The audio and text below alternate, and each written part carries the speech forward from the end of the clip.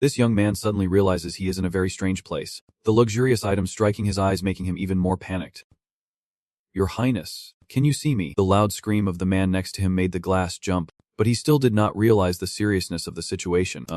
Hello, who are you?" The man was momentarily stunned. "Don't tell me you do not recognize me." Suddenly, he stopped and slapped his own back hard. "But do not worry. Even so, I will continue to serve you." Lihan even thinks that the person standing in front of him is crazy. However, now he is very thirsty, so he asks Garden to bring him some water. He acts as fast as the wind, placing a cup decorated with diamonds and precious stones in front of him. Lihan looked suspiciously at the thing in his hand. It did not look fake at all, and as he took the first sips of water, he also noticed a large mirror placed in front of him. The point is, the face reflected in the mirror is a completely unfamiliar face, not belonging to Lihan, and he has never seen it before. Lihan immediately choked on water, and Garden was startled. Every time he startled, he would scream louder than the emergency siren usually heard during shifts. Garden quickly grabbed a cloth to wipe the water spilled on his face, and at this moment, Lihan also seemed to realize something. It seemed like this was the world of Raquel Andrea Magentano, the brainless novel he had read before the day he got drunk, crashed his car, and fell into the Han River. "I am not lame, nor was I saved by anyone, yet I transmigrated into the world of a story. What kind of fantasy plot is this?" Lihan could not accept this truth, so he asked Garden to slap him. But the man jumped up. How could a servant like him dare to harm His Royal Highness the Prince? There is no other way. Lihan must rely on himself. Even though he slapped himself, the force was not small at all.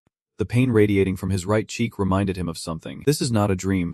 You have become the crown prince in that novel. You have become Raquel. That also means the mountains of debt and interest you had to bear when the clinic was losing money have become a thing of the past. Now, Lihan can live a carefree life without worrying about debts anymore. He was so happy he wanted to stand up and dance the full Gangnam Style. But before he could enjoy it for long, Lihan felt the world spin and lost control. Falling backward, Gadon quickly stepped forward to catch him. Now, Lihan just noticed that this body is very weak. To be more precise, it is too weak. Lihan began to rummage through memories about the Emperor kneeling on the sword novel. Raquel in that book is just a supporting character and appears in the first half of the story. She is a character who has always been weak and bedridden since childhood. And then, at 22 years old, he passed away. Lihan was momentarily speechless. Damn it. God just turned him from a lord into a ghost. Gadon, your voice is starting to tremble uncontrollably. How old are you this year? Your Highness, I am 21 years old this year. Gadon's honest answer sent Lihan's mood plummeting straight down to the 18th level of hell. He silently cursed. Only 1 year left. I thought I could forget that debt and live a life of indulgence because I am the crown prince. But now Lihan has become someone with only 1 year left to live. Raquel is the crown prince of this kingdom. So Lihan must have been treated with all the best methods of the era before I transmigrated into his body. But nothing worked, and it was mentioned that priests began to visit frequently to bless Raquel. However, in the end, he still died because he could not overcome the illness in the middle of the story. Lihan clenched his fists tightly, determined to survive, and now the only way was to save himself. With this thought, he ordered Garden to bring him many sharp needles. Although he did not understand what the crown prince was scheming, Garden still happily complied. That night, Lihan sat cross-legged on the bed and took his own pulse. What is being said is that he detected the 10 strange pulses, an unusual pulse group often seen in people about to die, hence also called the death pulse. At this time, Garden had also brought all the needles he had obtained to Lihan, but they were too large for him to perform acupuncture. Lihan picked up the smallest one among them and began to warm it over the fire. Garden looked at him suspiciously for a long time before finally asking in a hoarse voice, Your Highness, what do you intend to do with those gold coins? What about this? I was going to stick it into my body. Lihan said in a very calm tone, but it scared Garden to death. Immediately rushed to grab the communist's leg, his eyes like two broken faucets, starting to pour tears like rain. Your Highness, please calm down. You will be the heir to the throne. I understand you have suffered a lot of pain, but you must not harm yourself like this. Stop. It is not what you think. I am doing this for the right purpose, so if nothing happens after I implant this into my body, you have to believe me later. Lihan's tone was very calm, making Garden even more worried but unable to stop it. Don't worry, you won't regret it. Speaking of bullets, Lihan lay on his back on the bed, beginning to breathe deeply and evenly. The first needle needs to be inserted into the acupoint affecting the most important respiratory organ, the lungs, because Lihan needs to restore his respiratory function before thinking about doing anything else. And to do that, the first point of the 12 meridians he had to needle was the Taiyan lung meridian. Lihan cautiously inserted the first needle, but because the needle tip was too big, he could not hold back a few groans. Next will be the acupressure points on the upper arm, but just then, a simulation window appeared in front of Lai, with a few lines written on it. Your body is responding positively thanks to your proper care method. The functions of your internal organs have shown slight signs of recovery. Your lungs have started working again. Along with those words, I felt that she was breathing properly. I feel fresh blood full of oxygen flowing throughout my body thanks to my lungs exchanging gases better. The system immediately notifies that this event has helped Lei earn his first 100 geek points, raising his current total PEEP to 100 points. Is it Lihan? No. Now it should be called Crown Prince Rakiel. He stared at the virtual window for a long time, then tried to reach out and touch it. Seeing his unusual actions, Garden could not help but break out in a cold sweat. Clearly, there is nothing in front, yet Rakiel keeps twitching as if his nose is being pinched. This makes Garden really doubt if the prince has gone mad. Seeing him about to use tears to wash his face, Rakiel had to speak up to reassure him.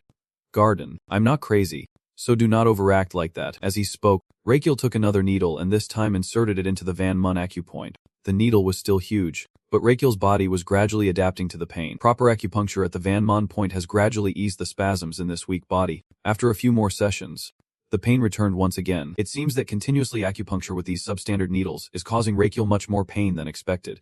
Garden, standing to one side, is constantly praying to God. He feels that the prince of the Magentano royal family has gone mad, as evidenced by his continuous self-harm and, most importantly, the fact that he cannot intervene. Seeing Garden kneeling at the edge of the forest without stopping, Rakiel was at a loss for words. But now, even if he explained, he would not understand. Garden could only focus on finishing what he needed to do. Therefore, he continuously stimulated the Xibai, Chinfu, Kongzu acupoints, and the Yuzi meridian. Rakiel's excellent acupuncture skills have opened many acupoints. When the pain subsided, his body felt light and comfortable as if sitting on a massage chair. But even so, Rakiel still did not feel any vitality. And finally, he decisively inserted the needle into the Xich Trach acupoint. The acupuncture for the left lung meridian was a great success. Rakiel is extremely excited. To be more precise, his two lungs are extremely excited. They started jumping for joy after being cured of those 5 diseases. Rakiel also did not understand how that hippie system worked to create such an unscientific effect. But before the rhythm of the two lungs, Rakiel's skin and intestines were also stimulated and merged into that noisy melody. Rakiel looked at the transforming characters on the simulation window, feeling deeply insulted by his medical knowledge. But never mind, being insulted a bit is worth it for gaining E. The skin and intestines gave you 100 E, and the two lungs gave you another 200 B. Currently, Rakiel's score has reached 600 points, enough for him to unlock the first skills. Seeing the word skills, Rakiel nervously starts pounding the table, because like in the game, swinging a sword creates sword light or shoots fire from a staff after casting magic. Skills, referring to the powers in fantasy novels. Just thinking about it is exciting enough. Rakiel immediately agreed to let the system display the skills that could be unlocked. There are a total of 10 skills, including pulse diagnosis, acupuncture, cupping therapy, spirit healing, herbal medicine preparation, herb identification, herb gathering, decoction, treatment fee collection, and Azrahan treatment method. Rakiel was a bit disappointed. Thinking the skill would be impressive, he himself is a doctor of traditional medicine, and all 10 skills above were things he had mastered in his previous life. Because he still had to choose one of them, Rakiel thought it over carefully. For every doctor, even TI, in traditional medicine, the origin of all treatment methods is diagnosis. Only with an accurate diagnosis can the doctor provide the correct treatment plan, so he decided to choose the first skill. Pulse diagnosis. Unlocking the skill cost 500 HB points, reducing Rakiel's total remaining points to 100. A new status window appeared before him. The system notified that he had successfully unlocked the level 1 pulse diagnosis skill. From now on, by sensing the target's pulse, Rakiel can assess their health condition and view the results in the basic general health report. The first thing Rakiel did after unlocking this skill was to take his own pulse. Now, you no longer have to make judgments on your own. The system does it all for you using that pulse diagnosis skill. After a very quick scan, Rakiel's basic general health report appeared. This young man is 176.2 cm tall but weighs only 53.3 kg. No wonder his body is so weak and powerless. In addition, the total scores of the 5 and 6 internal organs both reached the compression level. Overall, the pulse diagnosis results assessing Rakiel's body indicate an S-grade detachment, with an expected remaining lifespan of 91 days. Receiving this result, Rakiel was so shocked that he almost jumped out of his seat. He had vaguely guessed it, but he did not think his body was so damaged that his lifespan was only 3 months left. Just now, you use the acupuncture method clockwise, then reduce the force to rotate them. Then exhale while removing the needles with the support of the respiratory system and drainage method. When Rakiel pulled out the last needle from his body, the status window in front of him blinked and his lifespan increased from 91 to 92 days. This method really works. Rakiel was so excited that he immediately applied acupuncture to the other half of his body. But this time, after finishing, not only did his lifespan not increase, Rakiel unexpectedly coughed up a mouthful of blood. Bright red shoe-shaped window appeared, displaying a warning that his body was overloaded due to excessive acupuncture. and based on his condition, the system recommended only 3 acupuncture sessions per week. Gadon, seeing his prince coughing up blood, was about to cry, but Rakiel had no time to care about him. I was so happy just now that I forgot one thing. Acupuncture cannot completely cure the root cause of diseases. The important thing is that the patient must be healthy enough to endure the stimuli from the nerves and meridians. But Rakiel's body is currently in a critically weak state, according to the recent notifications. Acupuncture is indeed effective, but the problem is this body is so weak that it cannot regularly receive that effect. It needs 3 days of rest to continue. But the problem is if acupuncture is done every 3 days, Rakiel's lifespan only increases by 1 day every 3 days, totaling an extra month of life. That is still not enough, and he will still wither early as in the novel. Rakiel needs to come up with a more effective method. And perhaps the quickest, most stable way is through diet. It means that from tomorrow, Rakiel will need additional support from herbal medicine. Thinking about this, he started preparing Garden's essence again. I guess the royal pharmacy contained many good things, so I started asking if there were any poisonous ingredients inside. Like aconite. Garden looked at me hesitantly but eventually nodded. Yes, although it is not in the land registry. We still entered it because this is the crown prince's palace. Right. Good. Rakiel smiled happily, then asked Garden to bring him the aconite plant. Yes. But who needs it, sir? To eat, Rakiel answered briefly, but these 2 words were a horror to Garden. He immediately knelt down, tears barely held back welling up once again. Rakiel felt a slight headache, wondering why he had such a tearful subordinate. Rakiel simply explained to Garden that this was also part of the treatment process, then asked him to bring the medicine within 5 minutes, or else his life would be in danger. Garden looked at him suspiciously for a while before reluctantly leaving. Rakiel has also found this person's weakness. As long as it concerns his life, Garden will unconditionally fulfill his demands. It is just that the aconite plant is really poisonous. Not only a modern doctor like Rakiel knows this, but Garden also knows well, yet in reality, there are 2 types of aconite. Among them, the part Rakiel wants to eat is the smaller piece, also called the child piece.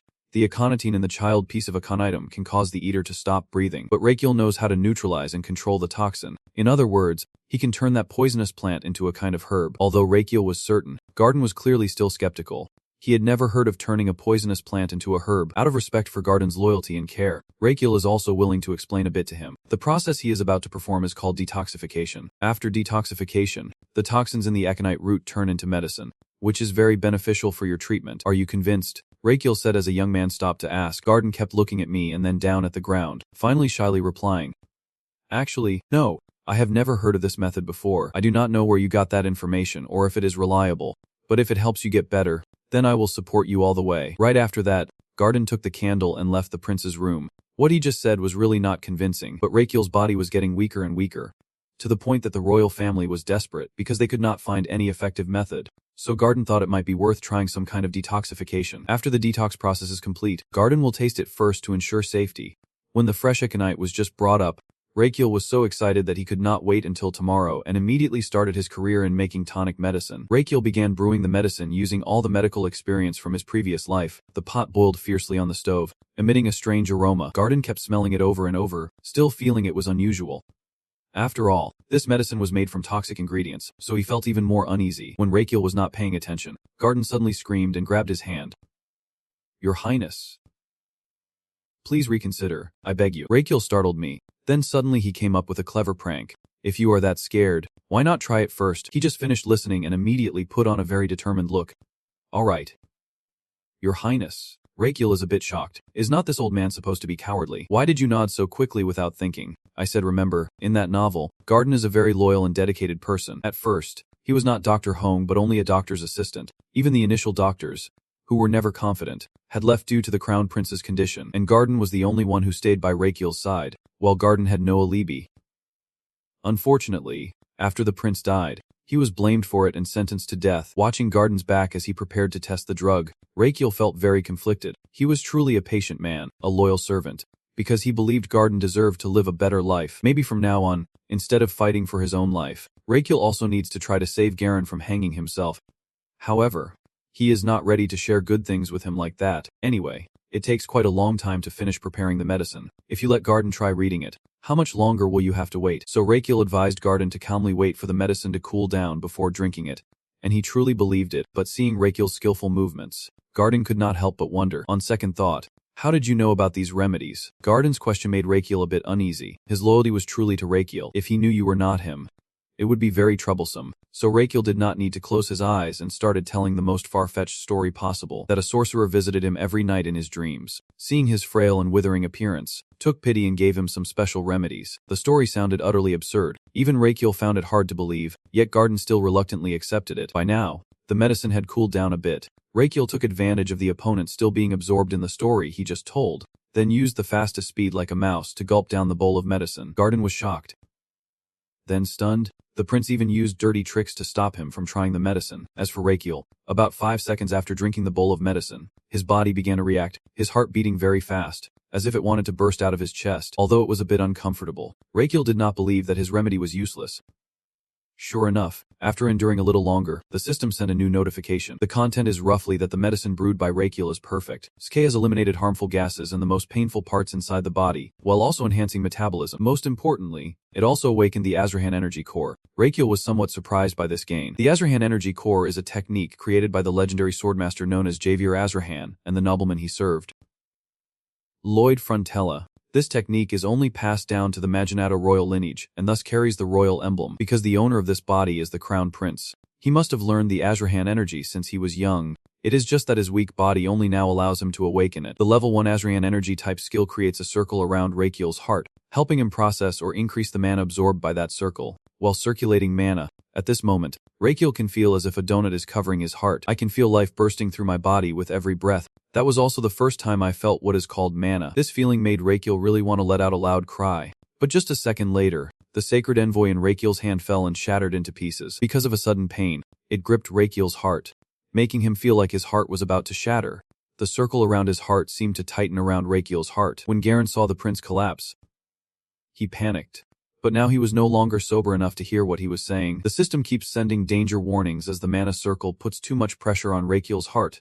The balance growth between it and his heart is no longer there. This leads to the risk that Rakiel's heart may stop beating. Rakiel tries to breathe to stay alert. The system says the growth between the heart and the mana circle has become unbalanced. This means the size of the heart and the mana circle are no longer compatible. Speaking of which, Rakiel has been weak since childhood and never had time to train his mana circle. It was not until he was 22 that he helped him unlock this skill. So you could say the mana circle is like a ring that no longer fits, constantly tightening his heart. Rakiel's right hand is placed upside down on the left, trying to squeeze the heart. If the situation is like this, he cannot shrink the heart, so the only way left is to expand the size of the mana circle. Rakiel gathered one last ray of clear reason, closed his eyes, and felt his body. He seemed to see the scene inside himself, as the mana circle kept tightening around his heart. If he wanted to live, Rakiel had no choice but to widen the circle. And immediately, he grabbed it, using force to pull it out. This is not an ordinary rope, but a mana circle, so it created an immense resistance. Rakiel felt like he was about to faint from exhaustion, but thinking of his failure in his previous life, his reason urged him to fight once again. Rakiel never forgot the moment the rumor that his clinic was an infection hotspot spread outside. The clinic had to close, and he lost all his patients. He was so stressed that his hair fell out in large patches, and on top of that, rent, debts, and interest kept piling up. At that time, Rakiel even had to pawn his house to pay off debts. Thinking of the beautiful house he had to mortgage, a strength from deep within Rakiel's subconscious seemed to awaken. I gave it my all, even though my body was almost numb, and the fighting spirit of someone who has failed before truly has a rebellious power. Rakiel succeeded in doing the impossible, which was stretching the mana circle tightly gripping my heart. When he came to, the first thing Rakiel saw was Garden's tear-streaked face, followed by a blue simulation window instead of the previous red alert. Thanks to the beneficial stimuli, the king of the organs, Rakiel's heart has also been awakened. Rakiel can clearly feel the steady beating of his heart in his chest. It feels like all of his internal organs are opening up to welcome the king's return. Although this body is still very weak, at least the healthy heart shows that life is gradually returning. The system also announced that the balanced growth between the heart and the mana circle has been reset, and Rakiel is the first in history to acquire a mana slot. Rakiel is a bit confused about the concept of mana slots. It seems quite similar to item slots in games. Anyway, during use later on, the features will become clear. Rakiel suddenly remembered something important.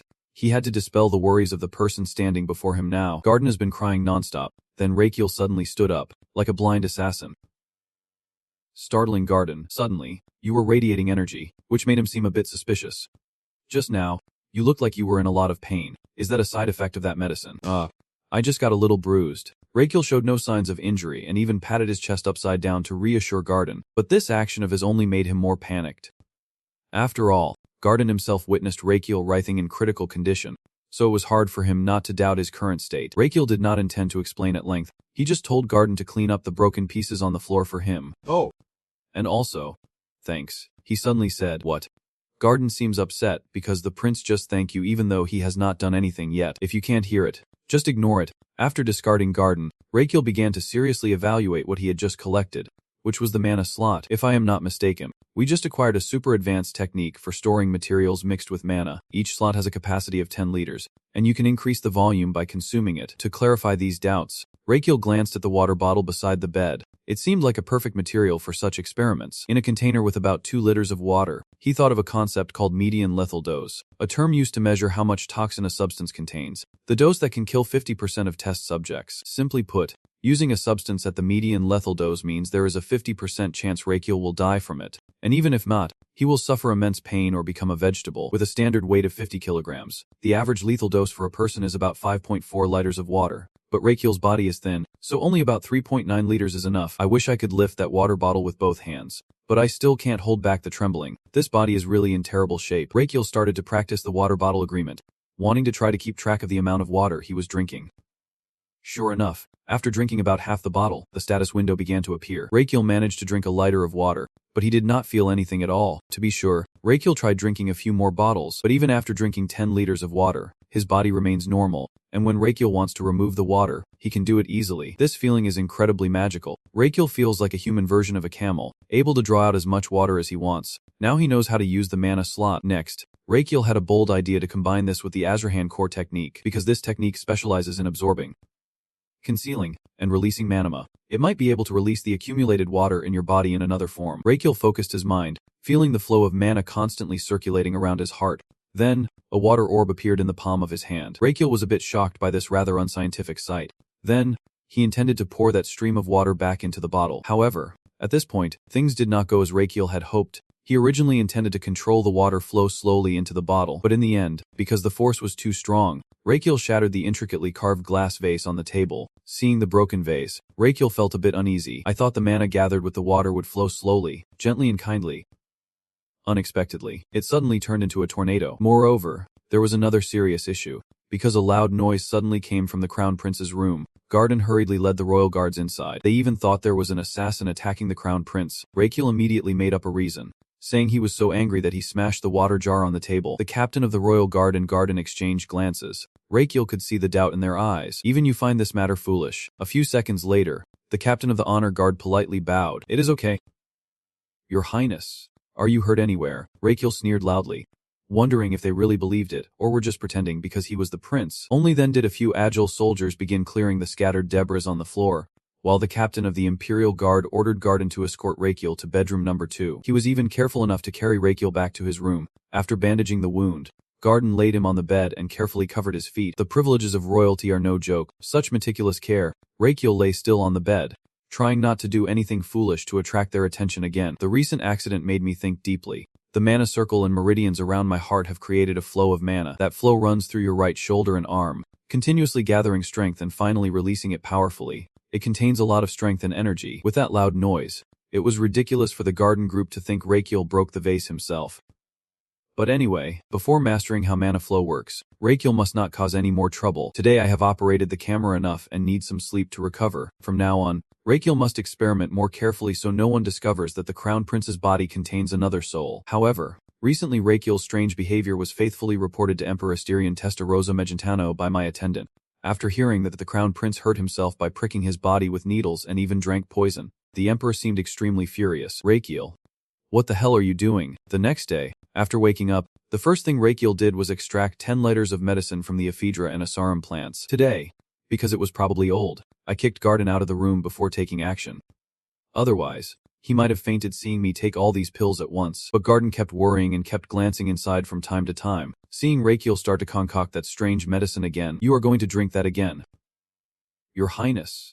But did not you say yesterday that drinking it hot caused you a lot of pain? I told you, it is just because I choked, but this time you prescribed too many drugs, so I am really worried. I told you this is just for the experiment. I will only drink a little, the rest I will pour out. Rakiel reassured him. Garden was skeptical, but lately the prince had been acting foolish enough. Yet once again, he was kicked out by Rakiel. After getting rid of that rice-powered camera, he immediately began his mana-gathering career. Rakiel used all his strength to lift the 10-liter pot of medicine, then gulped it down. With the mana slot ability, he successfully absorbed 10 liters of herbal medicine without feeling full, even feeling somewhat comfortable.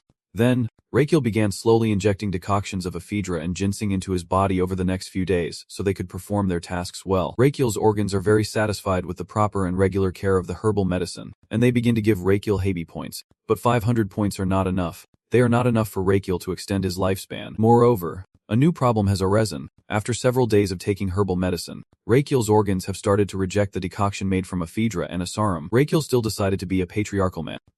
After all, the organs are his, so if he makes them drink something, they have to drink it. So in the following days, Rakiel continued to slowly sell off 0.1 liters of medicine at a time. Then one day while having dinner, Rakiel suddenly received a notification that his life had been extended by 50 days. He was so happy he jumped up. It really worked. The maid was carrying food and startled me, causing her to drop the plate she was holding. Rakiel quickly apologized for startling her, but the maid was terrified and knelt down begging for mercy. Seeing the girl's desperate appearance, Rakiel suddenly felt puzzled. "I've lied. No need to apologize to me. Are you hurt anywhere?" It was clearly a tone of genuine concern, but for some reason, the maid spoke even more fluently. "I apologize. Your Highness, I won't do that anymore. Please do not use the whip to hit me like last time, please." "Sir," Rakiel is astonished. Rakiel, with this frail body, actually managed to hold on long enough to use a stick to hit the servant. On top of that, he caused him to bump into this huge pot. "Joya, I used to beat you with Joya," Rakiel asked suspiciously. He just hoped that the maid would answer no. "No. Your Highness," the girl answered, but before Rakiel could even breathe a sigh of relief, she continued speaking. "You have never hit me on the butt before." The feeling of guilt rises strongly once again. Rakiel asked the maid to recount what had happened earlier. It turned out that, because she had spilled a drop of water on Rakiel's sleeve, he ordered his subordinate to whip her. Rakiel was filled with anger after hearing that weak crown prince was also a kind of beast. No wonder he was punished by heaven and never healed. "Alright, you clean up and then step back." Rakiel sat down on the bed in despair. The girl was even happier not to be beaten than to be late for the festival, and her appearance as she ran out of the room like escaping from prison made Rakiel even more agitated. Rakiel called Garden into the room, using the excuse of severe illness to explain his recent mental confusion and memory loss, asking Garden to recount what he had done and how he treated Garden and the other servants before. "Yes, of course it is you." Garden seemed eager, but was interrupted by Rakiel after just a few words. "If you dare to lie, I will drink the entire bowl of poison right in front of you." Just one sentence, but it completely countered Garden. With no other choice, Garden had to honestly recount everything,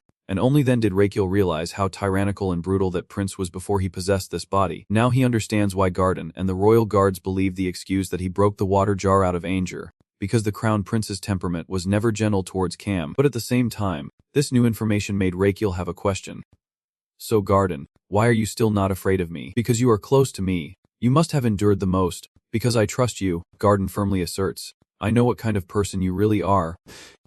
Dinah. Garden recalls when he was young and working as a doctor's assistant. Rakiel was just a kid about 3 feet tall, but one rainy day, while everyone including the prince was panicking because Rakiel had disappeared, Garden found him sheltering a chick under a tree from the rain. So, when he grew up and became authoritarian, Garden still believed it was just because of illness, and as long as he was cured, Rakiel's true self would return. "I am sure that now my trust has been rewarded," Garden said as he recalled the moment Rakiel sincerely thanked him. "Old man, do you like me to change my personality that much?"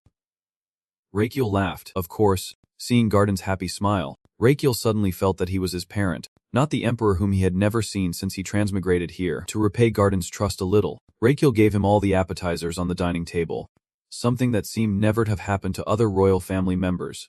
But this little food was nothing compared to Rakiel's gratitude towards Garden. That is why he swore on the honor of both his lives that he would survive, partly for himself and partly so Garden would not suffer the unjust pain of being hanged like in that novel. While Garden was busy miming putting the beef patty into his mouth, the prince's room door suddenly burst open. A servant rushed in to announce that the emperor ordered Rakiel to be summoned immediately. Now at the emperor's grand and majestic throne hall, Rakiel, dressed in the royal prince's attire, stepped in firmly and looked straight at the emperor. Immediately, he bowed to perform the greeting ritual, saying, "Prince Rakiel Adria Magentano, wish to express my respect to the emperor, the legitimate ruler of this land. He is Italian Gesterosa Magentano, the emperor of the Magentano Empire."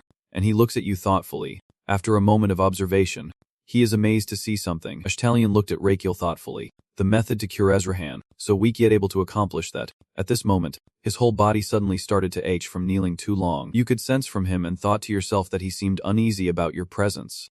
Maybe you were wrong about him. Waiting for the emperor's reply, Rakiel tried to endure, gritting his teeth as his legs grew weaker, trying to stand up again no matter what. Finally, Ashtalion spoke up, asking if life in the auxiliary palace was as he wished. He replied, "Yes, Your Majesty," but in his mind, he was annoyed, thinking, does he really intend for me to talk while kneeling? Suddenly he raised his voice and continued, "I heard you tried to hurt yourself with a needle and poison. Is that true?" Hearing this, Raquel immediately looked up and reacted strongly. "No, that is not true," he angrily scolded. "You fool, how dare you claim to be the heir of this royal family?" Ashtalion comforted him. "You are a proud member carrying my bloodline. You must not belittle yourself." After hearing that, you just silently lowered your head. He mentioned the crown and then said, "If you cannot bear the weight of the crown because of your health," your eyes lit up as you stared and listened. "Is not it time for you to make a wiser choice?" Jikyo looked at Ashtalion's suspicious expression. "A wiser choice? Huh. That fox must be scheming something for this meeting." He sat above looking down. "I won't hesitate anymore." Suddenly he was serious. "He wants me to give up the prince title and pass it to my younger brother, the second prince." You were secretly delighted, thinking it was something else. Jikyo immediately responded without hesitation. "Your Majesty, please forgive the mistake." You smiled and said flatly, "I refuse." Hearing that, Ashtalion was furious, his hand gripping the chair tightly. Vines bulging. "What?" Suddenly he stood up loudly. "Refusing? How dare you refuse me?" Jikyo calmly replied. "Yes, that is right. Yet you told yourself that the pressure was terrible, but you must not back down." Of course he would act like that. From the beginning, he had the right to renounce his title as prince. The reason he asked was because he wanted the eldest son to abdicate the princely title kindly, benevolently, and voluntarily recognize his younger brother. The horn deserves to receive the crown from the eldest brother. Truly a politically smart move. Even if I am still useless and untrustworthy, I will not back down. Jikyo was startled, seeing his furious expression, thinking he must be very uneasy. Ashtalion stepped down the stairs and asked, "Do not you respect my decision?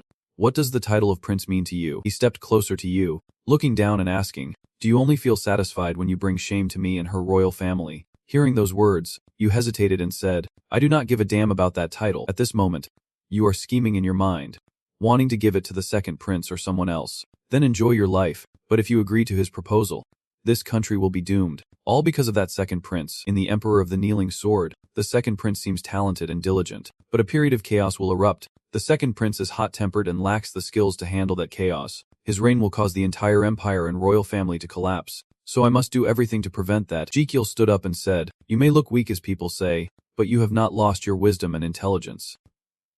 He continued, "The title of prince is not that valuable to me. What matters is the prosperity and peace of our royal family." The emperor's sharp gaze looked at him and said, "Well done." He was also full of confidence. Not just that, so Jikyo made a proposal. "So I want to make an offer." Ask Jelling did not understand. Offer? He placed his hand on the enemy's wave and said, "Give me a chance to prove who can endure the weight of the crown better, me or the second prince." At that moment, you had returned to your palace when a voice spoke kindly. Jikyo, tired as he walked, was followed by Garden, who asked why the emperor was so willing to train him. Hearing the question, he turned his head slightly, smiling as he answered, "Nothing. It is just that the king wants me to give up the throne to the second prince." Hearing this, he was stunned and jumped. Jikyo confidently waved his hand. "Do not worry, I already declined." Hearing that, Garden raised both hands to cover his mouth, still in shock. His face lit up with excitement as he turned around and gave a thumbs up. "I also challenged the second prince to a duel." Suddenly you became sad when you saw something.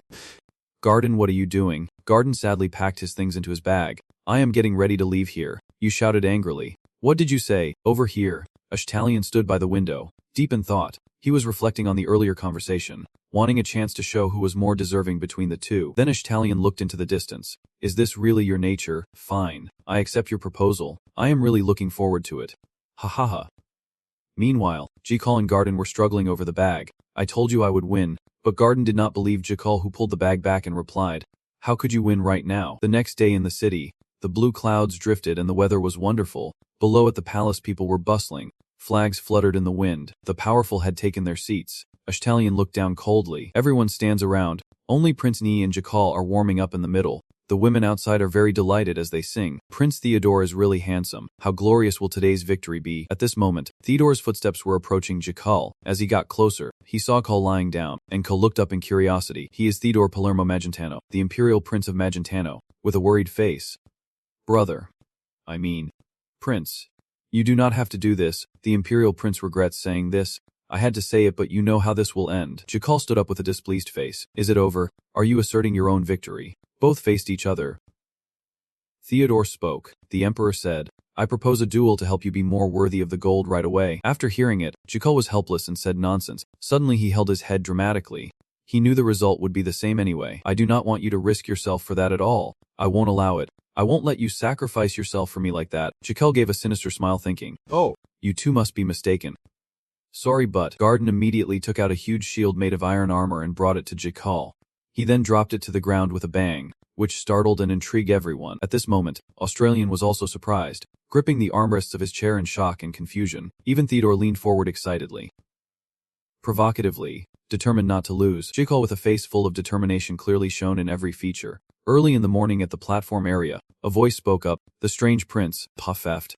What if someone hears it? At this moment, everyone is gathered in a bustling circle, talking among themselves. Do not you see, the second prince is gifted in swordsmanship and magic, and he even learned swordsmanship from a famous female knight. Jikul holds a huge shield standing with a confident smile. Garden stands outside, somewhat worried for him. The prince has no chance of winning. This is really a joke. Cut to the past, recalling when he was seriously training and said, jokingly, I told you I was serious. I want to win. At this time, Garden, with a sad and worried face, hesitantly said, but, Your Highness. Before he could finish, he was interrupted. It is okay. It is okay. I am also glad that no one expects anything from me, so I do not feel any pressure. After hearing that, he immediately put his hand up and shouted, Of course I believe I will win. Jekyll is unbelievable.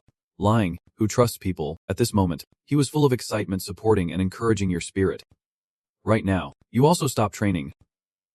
Breathe calmly, clasp your hands tightly, and say 3 times, if I can block 3 attacks from the second prince. Suddenly, he raised 3 fingers with determined eyes. I will win. Back in the present, Garden clasped his hands in prayer. Please, hoping that day will come safely. From above, Ashtalion spoke, making everyone look up.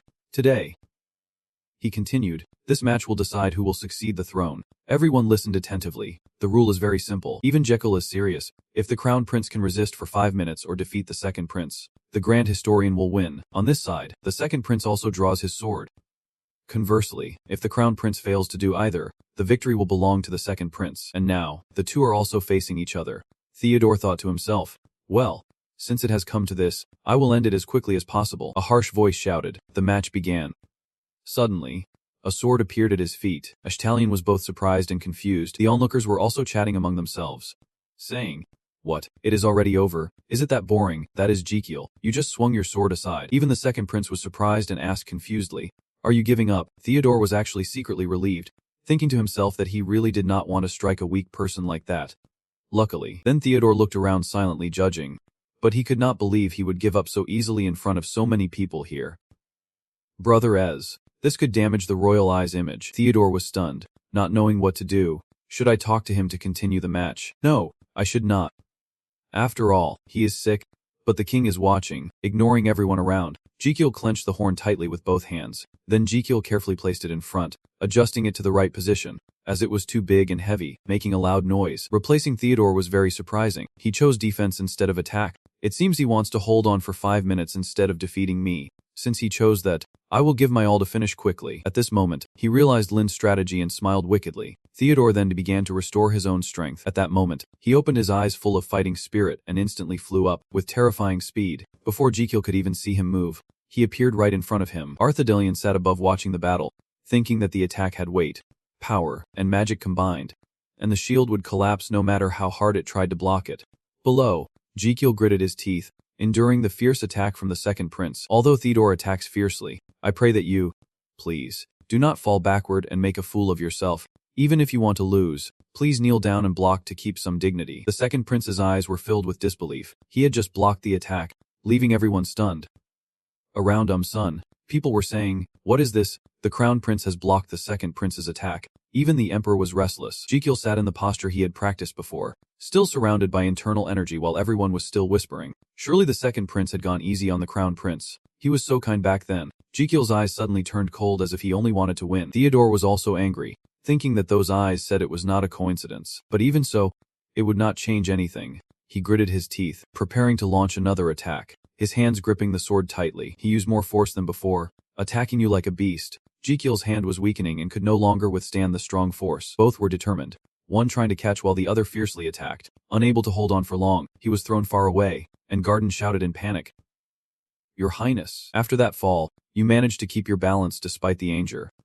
Damn it. My head is spinning. Jekyll's hands rolled over the floor. Now my wrists feel numb. You immediately recalled that in critical situations, when you were a police officer, you had stopped a whole bunch of things. So what just happened was nothing. Theodore was amazed to see the shield still standing firm. Both continued to attack and defend continuously, the shield along with its abilities. Yet, no matter how much effort was spent, the shield could not be moved. Theodore keeps attacking. Jekyll persistently defends, thinking behind the blocks that it absorbs the power of the strikes and is much better than he thought. Jekyll smiles confidently, knowing that in this case, this thing will be even more effective. After a while of attacking, the second prince was tired and said, I do not know that you are trying to win, but, before he finished, both shouted together, take this. At this moment, Theodore soared straight up into the sky, then dove down to strike, his sword scraping against the terrifying shield. He had been waiting for this move all along. Jekyll immediately took a defensive stance, having trained his lower body in preparation for this. At the same time, the system popped up.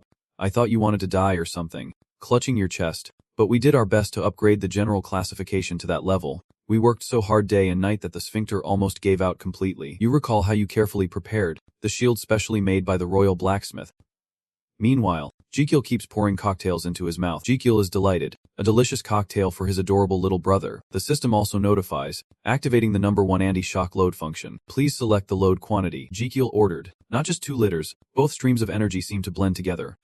Suddenly, Jekyll's energy wrapped around Theodore's legs, immobilizing him. Everyone looked on in confusion. The emperor was extremely feverish. Even Theodore was puzzled and said, what? Theodore and Jekyll stand in the crowd ready to face each other. Theodore holding his sword in a defensive stance while Jekyll firmly holds his cane. Theodore's whole body keeps spinning, his steps erratic as if about to collapse. His face was flushed red. Theodore's mind was confused, looking around not understanding what was happening. Theodore shouted and was full of confusion. What is going on? At this moment, Jekyll was very confident, looking straight at his opponent. Theodore was known in the martial world as someone who could not even handle a cup of wine. Seeing Theodore's staggering figure, Jekyll smiled triumphantly. I put a cocktail of 20 different strong poisons in there last night just for this moment. Theodore tried to maintain his composure and stammered, I am sure I defeated them all, but something just entered my body and mixed with my mana. His vision blurred. Everything was turned upside down. Something had penetrated. Something. But the fighting spirit pulled Theodore once again to grasp the sword tightly and face it. He had to focus his mind. The result won't change. I just need to defeat my brother within 5 minutes. He thinks of the king and the courtiers paying attention and praising when Theodore reaches the desired position.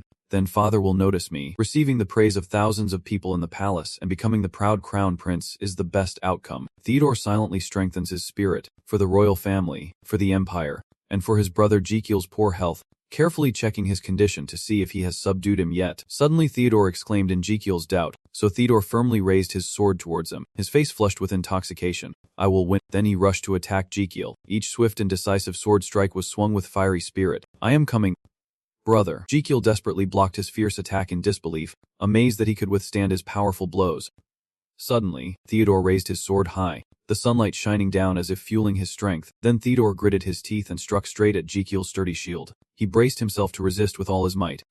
All right, the second round of the bomb cocktail. I will treat you. The system displayed a notification as requested. Not 1 liter of bomb cocktail letters inside the circle had been released. Jekyll's eyes burned with a silent fire, urging, drink it all in one go. Theodore suddenly opened his eyes wide as if sensing something invading his body. In his consciousness, he was sitting at a bar under warm yellow lights. Theodore looked around confused and exclaimed, where am I? I am supposed to be fighting. Facing him was a bartender slowly shaking a shaker in his hand. After a moment, he pushed an enticing glass of red wine towards Theodore. The polite staff member gestured to one side and explained that the gentleman over there had paid for his drink. Theodore looked in the direction of his hand and saw Jekyll nearby enjoying a fine glass of wine. Sensing someone was watching him, Jekyll turned to Theodore, who smiled warmly and raised his glass, inviting a toast. Cheers. Back now, Theodore in real life is panicking, his face turning even redder as he is offered more strong drinks. Ha! I was hallucinating. Jekyll confidently threw that heavy shield aside to face him. You take a deep breath. Let me help you sober up a bit. Then you confidently rush to attack Theodore, who is standing confused in a drunken stupor. The system announces that it is releasing the liquid contained within the circle. The Jekyll air it just absorbed concentrates into a small vortex in his palm. It will hurt a little. Then you unleash all the powerful magic towards Theodore. Brace yourself. Enduring the full force of Jekyll's heavy attacks, Theodore gasped in painful coughs. N was knocked backward by Jekyll without any resistance, and the sword that Theodore had tightly held was also knocked out of his hand. Theodore was helplessly lying on the courtyard floor in front of everyone. The onlookers could not believe it and all gasped in horror, clearly not expecting to witness such an unbelievable scene. Even Australian was amazed by the unexpected outcome of this battle. Jekyll smiled confidently, satisfied with his achievement, and began to withdraw his magic. The entire audience fell silent.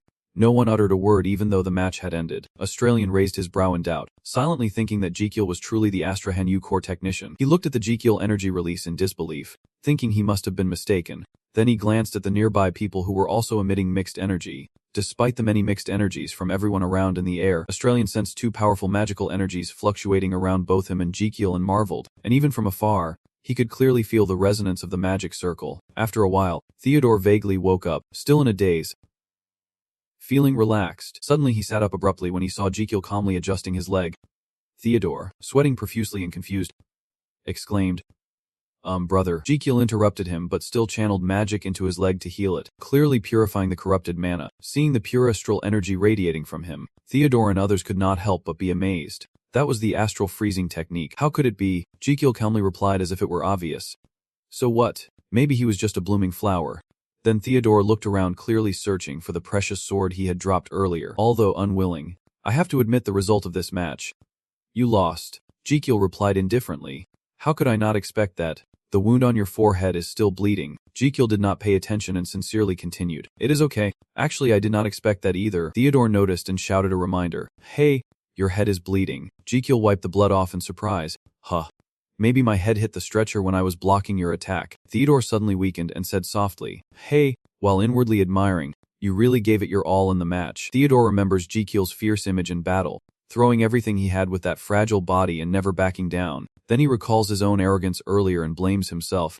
While your attitude in the fight was as if victory was already certain. Theodore sighed in frustration, feeling he had been too arrogant, when Jekyll interrupted his thoughts and suddenly exclaimed, then stood up with effort but still asked his younger brother, How are you feeling now? Theodore clenched his hand and exclaimed in self-reproach, I am extremely ashamed of myself. Jekyll found it strange when he heard this from him. No, he meant about your physical condition. Theodore replied in surprise, I feel much better now, while Jekyll proudly left, confident in his abilities. Is that so? He thought to himself smugly. Of course, I absorbed all the energy from your body. Suddenly Theodore rose, knelt, and bowed sincerely before him. With a solemn posture, he seriously declared, I am the second Prince Theodore Palermo Margentano. Theodore continued amidst Jekyll's astonishment, officially accepting defeat in the duel with Crown Prince Jekyll, loudly proclaiming it before all witnesses, including His Majesty and the subjects. Everyone was simultaneously amazed and stunned by Theodore's move. Then they all enthusiastically supported his words and loudly cheered with great spirit. Jekyll was also amazed, stunned for a moment. Garden, rushing with tears of emotion, exclaimed, Oh, Your Highness, it is hard to believe you are this happy. At this moment, Jekyll was very excited and opened his eyes wide with anticipation. Finally it appeared. Immediately after that, a series of system notifications appeared about his achievements. You have successfully healed someone other than yourself for the first time in this world. A skill has been unlocked from a major achievement. Request primary treatment fees. Your life increases as you extend the patient's life. Current conversion rate 2000 to 1. Looking through a series of system rewards, Jekyll excitedly clenched his fists and shouted happily.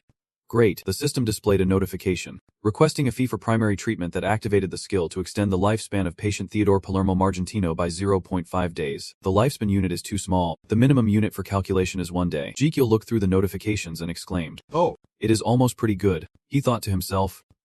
After all, the important thing is, he thought he was like a spearhead rushing at someone. Now when he treats patients then, Jekyll's nose happily absorbs Theodore's lifespan, increasing his own lifespan as well.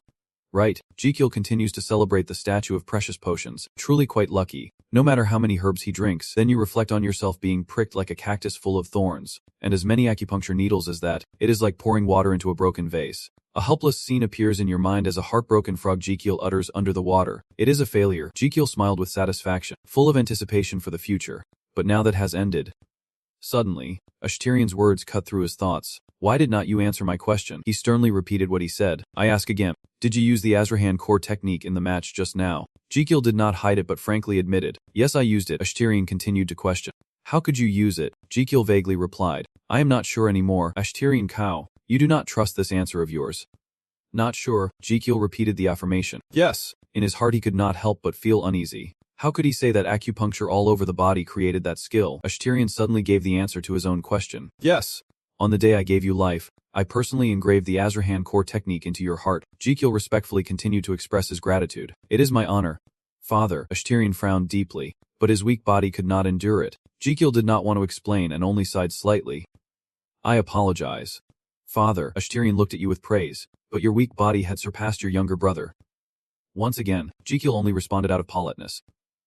Thanking you. Ashterian was so angry he nearly shouted a warning, saying you have ruined my mood and plans. Jekyll immediately bowed an apology, but his expression was insincere, apologizing while inwardly wondering if it was a compliment or a scolding. Having said that, Ashterian turned as if to leave, but a promise is a promise, and a deal is a deal. Today you defeated your sibling, so as agreed, I will not take away your prince title. Suddenly he turned his head halfway to look at Jekyll, but he continued sternly, I will keep watching you, constantly doubting and testing your ability to inherit the throne. Do you understand? Jekyll did not answer immediately but clenched his fist in frustration. Ashterian angrily turned to look straight at the boy and asked why he did not answer, and Jekyll then slowly continued respectfully.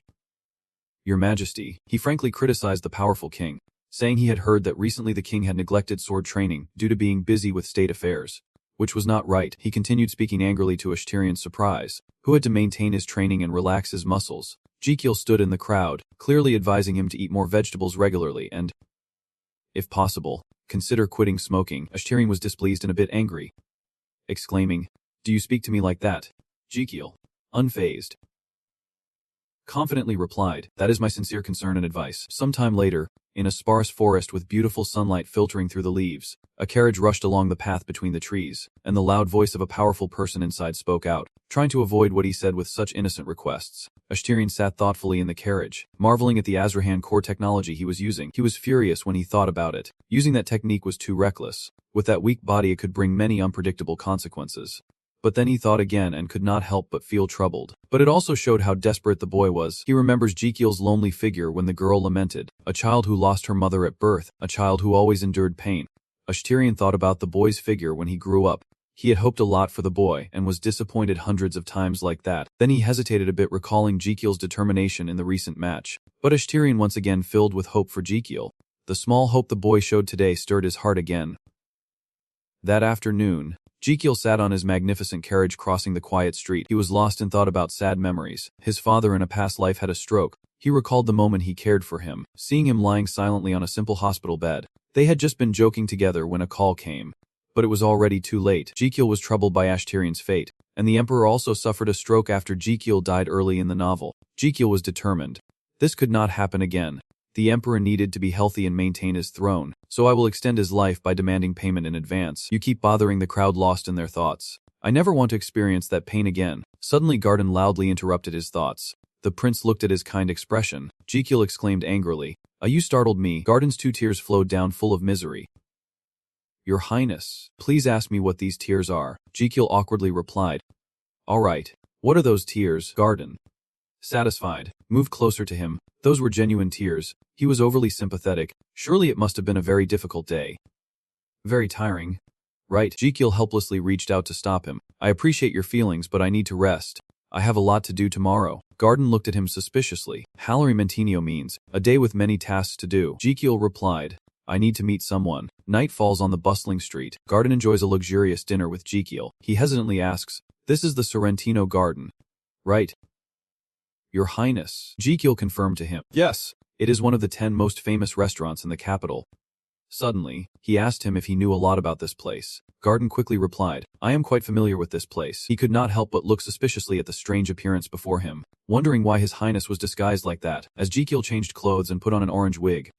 Suddenly, someone knocked on the door, interrupting their conversation. The employee stepped into the glass and asked what the customer wanted to order. Jekyll promptly listed the dishes he wanted. Pasta without water, saucer noodles, salad without seaweed. The employee continued to make requests, and based on what was made from each other, we will dine until sunset. Garden sat opposite, puzzled by his requests. The employee suddenly responded arrogantly, Then follow me. I will lead the way. Jekyll understood and stood up to follow him.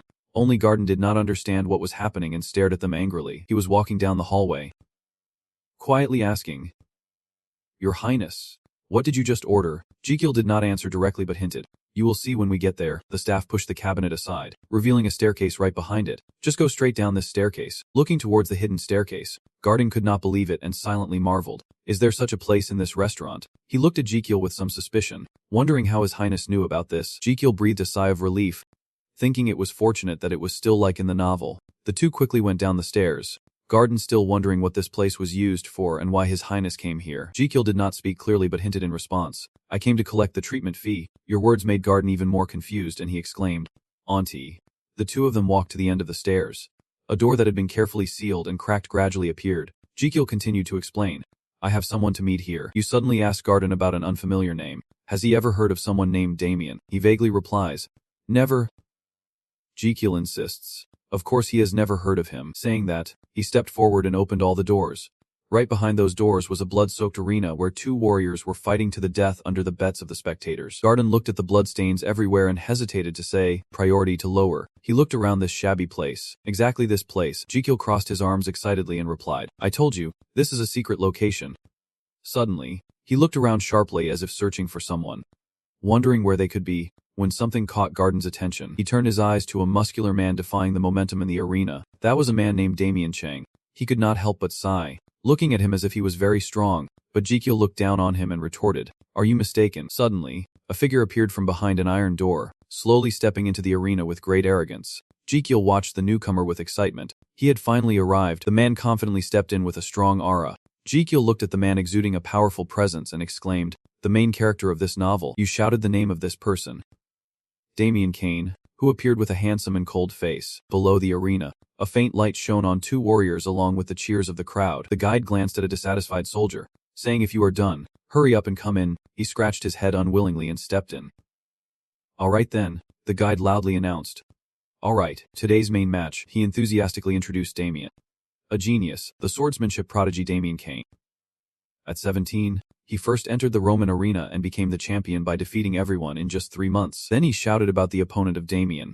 And today's opponent of Damien came from the depths of the dark corner, a pair of deadly eyes scanning the enemy. A huge foot stomped out of the iron cage with fierce momentum. A monster exuding a terrifying aura stepped out. His whole body roared with anger, threatening Damien with a fierce stance. Jekyll was a bit scared and stepped back a few steps because the monster was really a giant.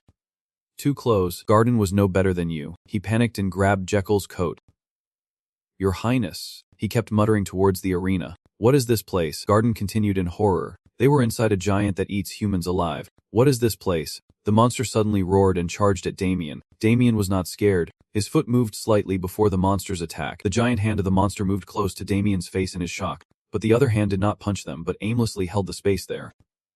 The monster, confused, approached aggressively again, and once more, unwilling, swung his hand to stab at Damien, but the result was the same as before. All of his attacks were quickly and lightly dodged by Damien. With his speed, Damien easily avoided his dangerous strikes. Suddenly, his eyebrows furrowed fiercely. Damien prepared to counterattack. Damien grabbed the sword at his side, intending to draw it and attack the monster. That monster kept roaring fiercely. A swift sword strike came unexpectedly at him. Damien, with cold eyes, slashed straight at the monster, blood splattering across his handsome face as the large creature was gruesomely cut in half by his sword. Everyone witnessing this scene was stunned into silence. Then they cheered excitedly for Damien's talent. Amidst the crowd's cheers, Damien paid no attention and coldly walked away. Jekyll was also stunned, silently amazed, thinking, can he handle it? He is more terrifying than I thought. Watching Damien's shadow leave, you become more certain that this is why he is the protagonist. You recall the novel's plot, where someone can rival Javier, a master known as the strongest swordsman in history, a genius in swordsmanship. Jekyll hurriedly prepared to leave.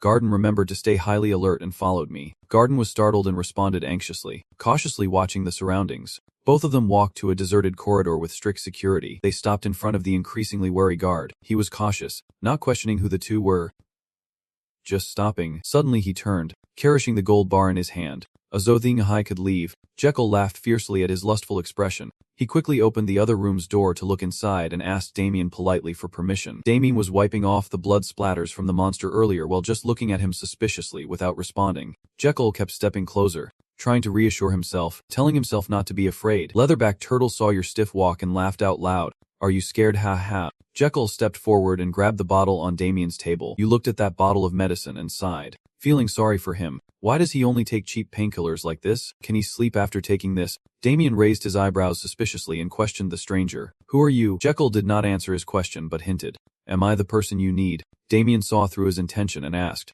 Did you come here to sell medicine? Jekyll replied amicably. Yeah. Something like that. Damien did not care. He threw away the patch a while ago and chased Jekyll away, saying he already had enough medicine. Jekyll also threw away the medicine bottle unwillingly and left, Wondering what good cheap painkillers like these could do, Damien frowned and clenched the sword on the table. Suddenly, Jekyll's next words made him straighten up. If he kept drinking these, he would never be able to relieve the pain in his back for his whole life. Jekyll looked excited at Damien's stiff expression. He had him now, time to perform. Suddenly, a screen lit up showing clear parts of the human body. Jekyll eagerly pointed at the screen with a small stick. All right. Listen up, you just pointed exactly to the back of the head in that photo. The most painful symptoms usually appear at the back of the head. Jekyll, overly concerned, approached Damien sympathetically. The head and back of the head getting stiffer. It must hurt and be uncomfortable. Then you rubbed his shoulder to please him. Does the back of the girl and his shoulder feel even stiffer? Jekyll looked at Damien with a probing gaze.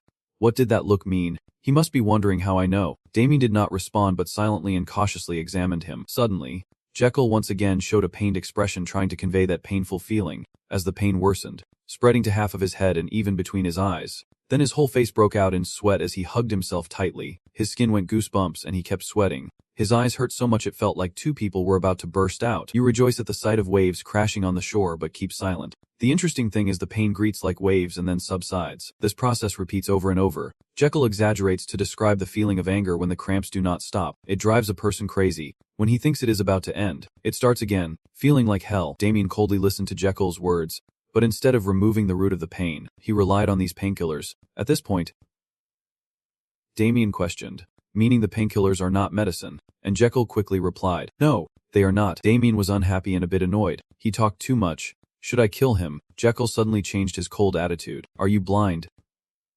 Say something, you poor fool. Damien angrily scolded him. Did you give me a chance to speak? Damien once again questioned Jekyll's identity. So who is your ally? Jekyll did not hide it but frankly admitted, I am the prince. Obviously Damien did not believe you and drew his sword to attack. Die.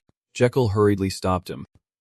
Wait, you once again confirmed your identity. I am not lying. Cussman sent me here. Hearing the name Damien, you might be suspicious. Cussman asked you to come here. Jekyll guessed the figure in both their words. Must be his sponsor, the mediator in the llama arena. Damien fell silent, pondering something, while Jekyll glanced at the scattered medicine bottles and continued, saying Cussman has been complaining lately about not having enough medicine due to supply difficulties this season. Damien paid close attention and asked, what do you mean? Jekyll adjusted his lapel and confidently affirmed, I have another way to relieve your pain. You are like a demon dragging Damien along. Do I look more trustworthy now? Damien is suspicious.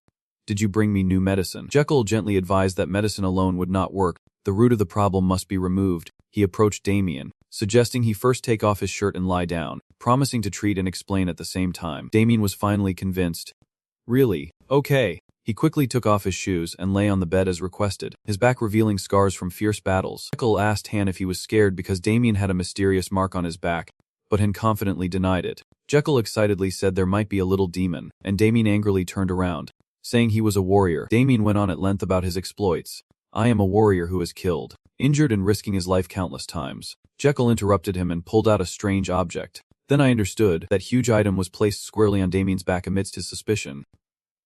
Jekyll hinted, please go ahead. The sly boy grabbed a blazing torch. This is your first time sensing, right? Jekyll brought the flame close to the top of the cupping device. Damien kept repeating his will, I am a warrior. The head of the device quickly caught fire, burning fiercely on his back, but Damien stubbornly insisted, this won't hurt me at all, and right after that was his terrified scream. The people outside the room could not help but jump at the scream. The guard was horrified and exclaimed, oh my god! Seeing Damien trembling with pain, Jekyll smiled sarcastically. You are just a kid. Do you still dare to boast about being a warrior? Hey, are you crying? On the outside, you look indifferent, but inside you care deeply for your patient, even thinking that it might hurt a lot but trying to endure it. Jekyll reflects on the mysterious mark on Damien's back, the reason why Damien cannot leave the underworld. Because of this mark, a mysterious mark with a sword right in the middle. The curse of those who bear this mark activates when the blood circulates. He imagines the battle moments of the puppets carrying that mark, moments enduring fierce fights in the arena. He will experience intense pain. Those people are like puppets controlled by someone to endure that pain, and the one holding the strings is Cussman. So he has to buy painkillers with money borrowed from Cussman, then fight another match to pay off the debt. Jekyll crossed his arms and clicked his tongue in anger at the ruthless exploitation by the one behind it. Fighting drugs. An endless loop, that damn Cussman. The room was filled with the hazy smoke from his cupping tool. The current state of Damien, you see, the head of that item is already more than half damaged, so high temperature is needed to erase the marks first. Suddenly, Jekyll laughed fiercely, thinking that if he could cure the protagonist and the strongest character in the novel, then keep him on his side. He would gain an extra ally. He sipped excitedly, thinking of a promising future. Everything would be even better if he could cure that fighter with the shaved head. Meanwhile, Damien was sweating profusely, gritting his teeth to endure the pain from the large device on his back. Yeah. After a while, the thick smoke gradually cleared. Jekyll exclaimed, "All done. Get up now." Damien groaned and sat up, a large red circle from the cupping therapy clearly visible on his back. Seeing the mark on his back gradually fade, Jekyll was very pleased. Glad it was fading a bit, he proudly lifted his nose. "Feeling better. Right, no more pain. Right, you are feeling ready to smoke, are not you?" Damien followed his advice and slowly felt the change in his body. Amazed to realize he was much better, he exclaimed in awe, "It really is better. I feel much better now." Damien's condition improved, his face showing warmth and happiness. Feeling comfortable like this for the first time in a long while, Jekyll rubbed his nose in satisfaction, saying there was no need to be so formal, but he still had not fully recovered. "You need to erase a few more times. I mean the word treatment a few more times," Damien replied confusedly. "Really?" Jekyll warned carefully. "If you have a leak on your back, do not touch it. Avoid excessive activity and greasy food." Damien asked suspiciously. "Excessive activity?" Jekyll suddenly stood up and shouted with some resentment, meaning do not fight anymore. But it was not understood. Damien hesitated to respond, but he clenched his fist and exclaimed that Cussman would not allow that. "Jekyll understands your feelings and reassures you. Do not worry. I will handle that matter." Damien looks at him in amazement, then asks suspiciously, "Who are you?" He continued softly with a hint of pleading, "Please tell me your name." Jekyll tilted his head back and spoke with flowery insincerity. "Oh, have not I told you? I am Prince Kao." The whole room suddenly fell silent for a long moment after his arrogant words. Damien innocently did not believe it but did not continue to question. "All right. Maybe he has his own reasons." Jekyll was speechless, not knowing how to explain. "I am serious." You coughed dryly for a few hours to avoid the issue, but from now on just do exactly as I say. You strictly instructed Damien that no matter what happens in the arena tonight, he must not run away and must stay quietly here. Damien was confused and asked again, "Why?" Jekyll suddenly became fierce and pointed at him broadly. "Do not question it, then you turn away and leave. Staying here will be safe for you." Suddenly you turn your head to look at Damien, cautiously advising, "Only then can you meet me again." Damien paused, contemplating something before responding. He suddenly knelt before Jekyll in a gesture of respect, and I understood. Stepping out of that room, Jekyll and Garden walked down the old corridor to leave this place.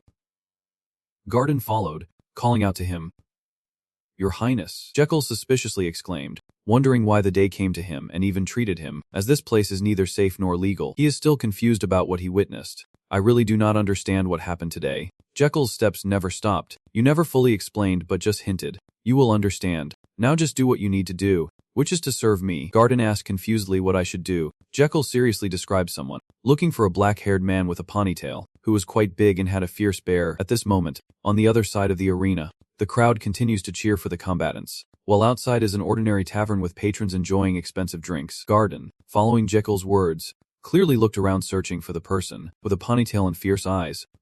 Suddenly, he noticed someone matching Jekyll's description. He glanced towards the nearby Jekyll, pointing at him, saying, "I think I have found him." Jekyll also looked in the direction he pointed. "Let us see." The man was a tall man with spiky hair and a fierce face. Jekyll thought to himself, looking quite similar to the description. He then happily pulled the chair opposite the man and sat down carefully to take a closer look. "You looked closely into this person's eyes. Truly fierce eyes." "Thinking so?" You suspiciously called out the name in front of him. "Cussman, you." But he did not refute and instead stared at you intensely, questioning, "Who is that?" Jekyll straightforwardly gets to the point. "So you must know Damien. Just one question. You seriously propose?" "I want to buy Damien Kayan." Cussman remains silent and thoughtful. Jekyll continues to ask, "How much do I need to pay for his debts and contract?" Cussman responded with an unimaginable number, 9 million trillion Majin. "Probably no one in the world could pay it except Prince Krata, haha." Jekyll calmly said, "Is that so?" "What a coincidence, because I am Prince Krot myself." "That is amazing." Cussman obviously did not believe you and grinned wickedly. "If you were Prince Krot, so would I. I am Prince Krot selling medicine." Jekyll was a bit surprised by this and repeated, "What, Prince Krot selling medicine?" Cussman was not only stern but also angry. "If you do not buy it, then get lost." Jekyll still kept a polite expression as he stood up slowly and left his table. Cussman looked at him with suspicion. He needed to scrutinize his face. I had never seen this guy before. Suddenly, he snapped his fingers to call the waiter over. The staff quickly approached respectfully, bowed, and Cussman gave orders, telling the kid from earlier to find out who Jekyll was, whether he was a worker in the arena or someone who hired him. The employee seriously memorized every word Cussman said, torturing if necessary. Suddenly he shouted fiercely, I endure, then tore him apart and threw him into the river as usual. An hour later, the tavern door suddenly swung open. Cussman was drinking beer loudly and angrily. What the hell is going on? A person staggered closer to him. Then the other person directly collapsed at Cussman's feet, his whole body covered in blood and looking very tragic. Cussman shouted in panic. Dilek?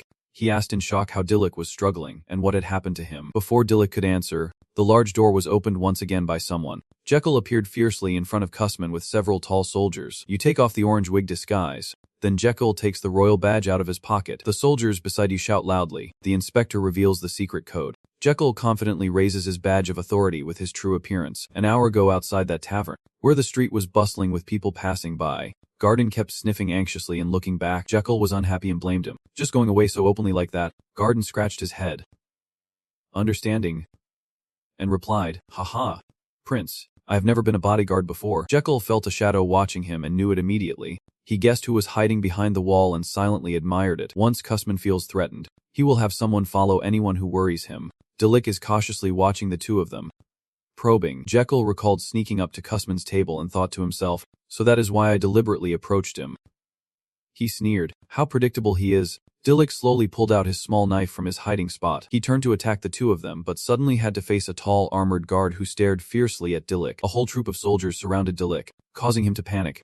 He had committed the crime of attempting to assassinate the emperor. Meanwhile, Jekyll confidently raised his noble badge in front of Cussman. The soldiers follow and you grow larger with each word. Royal spies come out. Cussman realized the disadvantage and bit down in tension. Garden looked at Jekyll in confusion.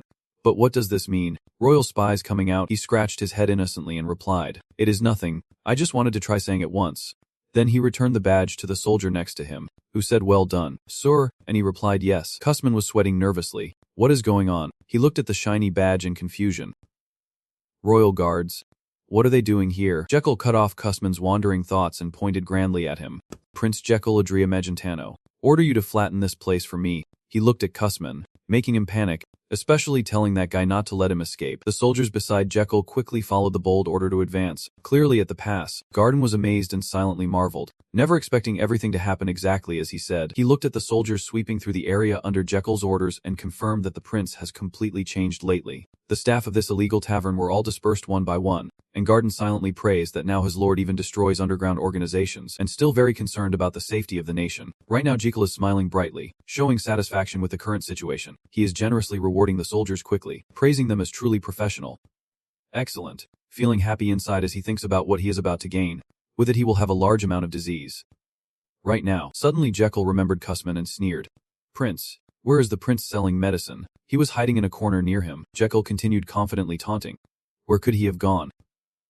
Hearing this, Cussman became even more terrified, silently panicking that if he got caught, it would be the end of him. Thinking so, he risked wiping quickly and leaving the tavern. As he left, he could not help but feel bitter. How could he really be the crown prince? And why did the crown prince buy Damien? What was the purpose? Not thinking much, he pushed everything aside and ran straight towards a nearby door. Needing to hide for now, he opened the door fully, intending to hide inside the small room until the situation stabilized. As Cussman stepped in, a row of swords pointed at him, his face filled with disbelief, looking at the soldiers who suddenly appeared, wondering why they were here. Jekyll laughed confidently, saying, "See, I told you he would definitely come here." After saying that, he asked Garden for 500 gold coins, but he was reluctant to give the money. Cussman was tense when caught off guard, wondering what was going on. Jekyll strode forward with the soldiers, looking confused, unable to understand.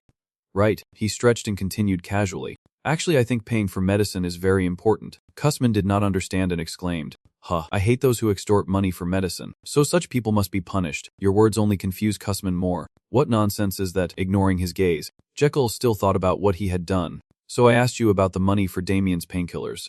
I asked you how much he owed and how much he needed to pay. Do not you remember? This time Cussman was speechless after hearing your words.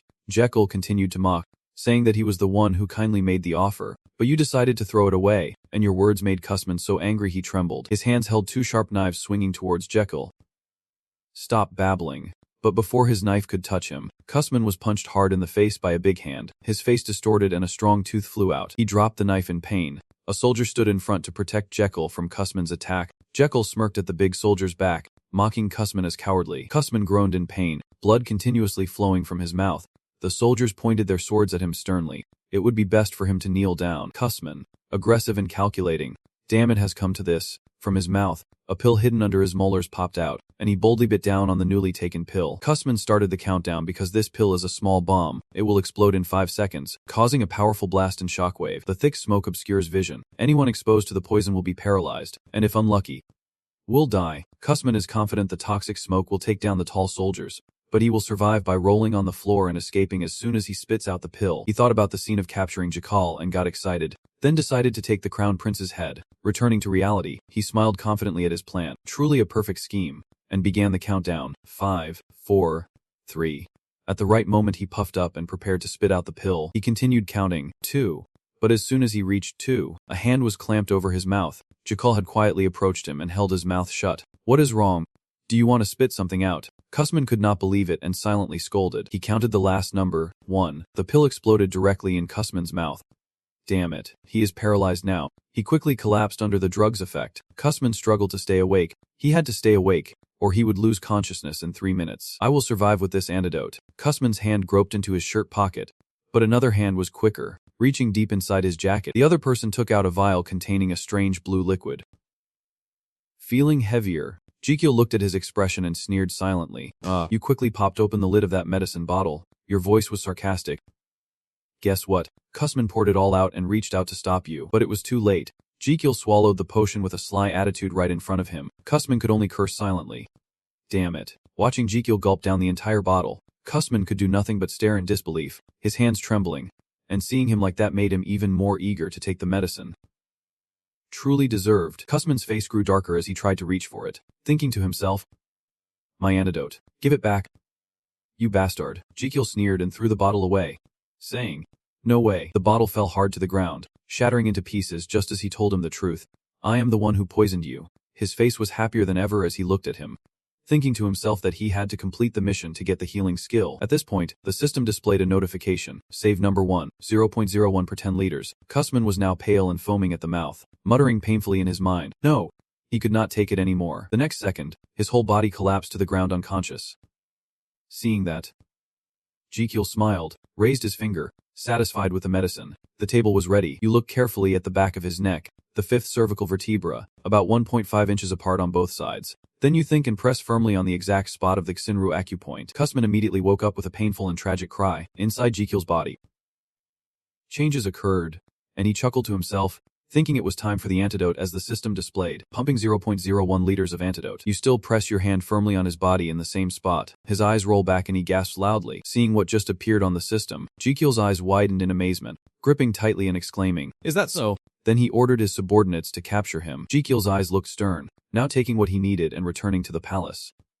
Meanwhile, inside the palace, Damien led the people to rise up and fight back against numerous soldiers. The last surviving soldier saw this overwhelming power and could not help but retreat with a wary expression. He looked at Damien and thought, how could these soldiers be so strong? Seeing Damien slowly approaching, the soldier panicked and shouted, I told you to be quiet. Just as he finished, Jekyll suddenly appeared, and the other soldiers exclaimed in surprise. The crown prince. Damien was also drawn by the loud voice and turned to look. He clasped his hands behind his back and asked, have you already accepted me as the crown prince? At this moment, Damien no longer raised his sword but slowly lowered it, as a dark memory of seeing his mother die right before his eyes in childhood resurfaced in his mind. Damien thought to himself, Mom, this is your appearance before you passed away. That day, during a heavy storm, I dreamed of that day again, the day I was left all alone in this world. No, rather, the day I was abandoned. At that moment, a loud call suddenly rang out, waking him up with wide eyes. As he regained composure, he sat up, with Jekyll and Garden standing ready beside him. Seeing Damien awake, he smiled and extended his hand, saying, allow me to formally introduce myself. I am the prince's doctor, Biero Garden. Hearing that, he reached out to shake hands in response. I am Damien Keen. After they finished greeting, Jekyll turned and stepped outside saying, the greetings are enough. Follow me. Today is very busy. Seeing you in such a hurry, Garden curiously asked, Prince, what are you planning to do? Are you leading the way? What do you mean? You do not trust me. Damien remained sitting silently on the bed, his face deep in thought. A while later in the cupping room, everyone had gathered inside sitting on the bed. Damien asked bluntly, where is this? Jekyll smiled and replied, the therapy room. Of course, Sergio was surprised to hear that, his eyes wide open as he continued. You not only saved us from that hell, but also let us stay for treatment. He asked again, why are you so kind? Faced with that question, Jekyll did not know what to say either. He thought to himself, it is strange. After all, I did not do this out of kindness. He looked towards them, Most of the fighters were in their 20s, with the oldest just over 30. If I could solve their riddle, I would gain more vitality. But if I told the truth, they would think I was crazy. Thinking of this, Jekyll declared boldly that nothing in this world is free. Do you think I am just being kind to you? Do not be mistaken. He crossed his arms and added, I am very weak. To be precise, I have all kinds of illnesses.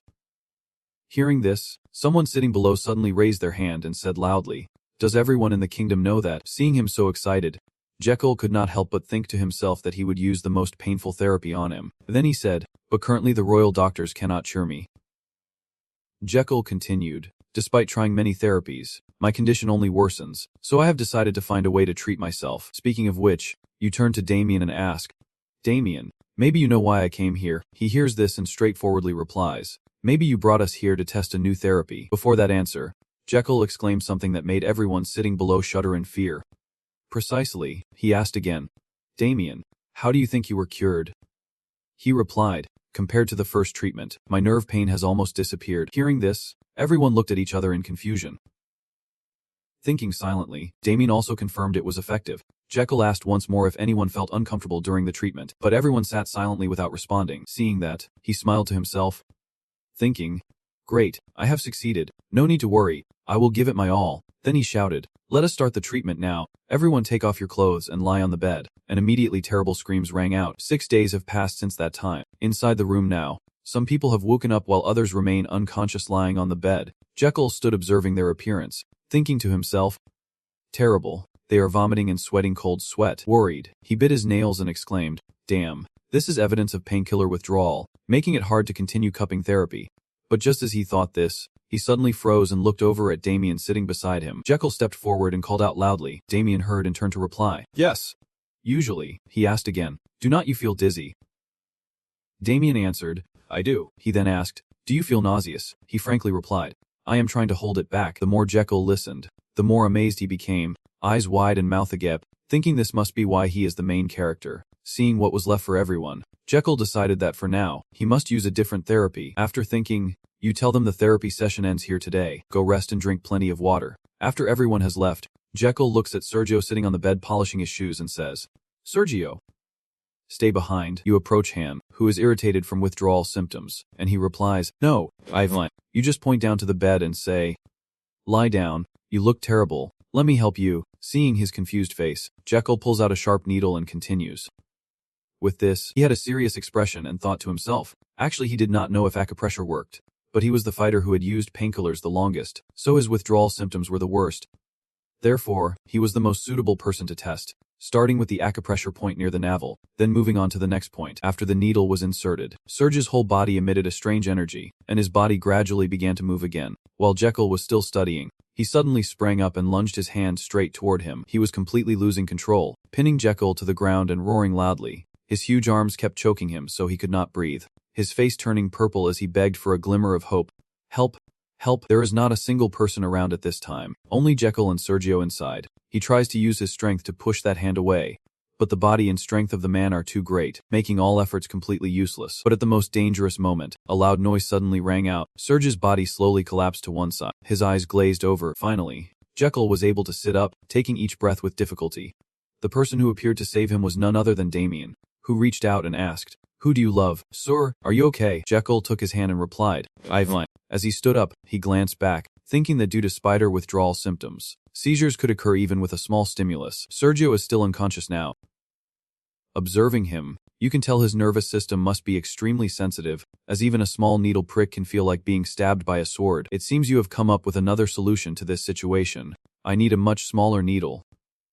That night, inside Jekyll's study, he was standing there holding a piece of paper that read, Sir, I am the blacksmith. According to your order, it is feasible to make a needle as small as a hair, but I am not confident that I can produce many such needles with consistent quality, and I am not sure it will work well as you intend. I think it would be extremely difficult if not for a dwarf. Sorry to bother you. After reading this, you sighed and put the letter down to think. This is driving me crazy. I do not have much time. The spider symptoms will only get worse. Jekyll grabbed his head, thinking and wondering what he should do. The system then showed that his organs had detected stress. Stress is the cause of many diseases. Your organs advise you to relieve it.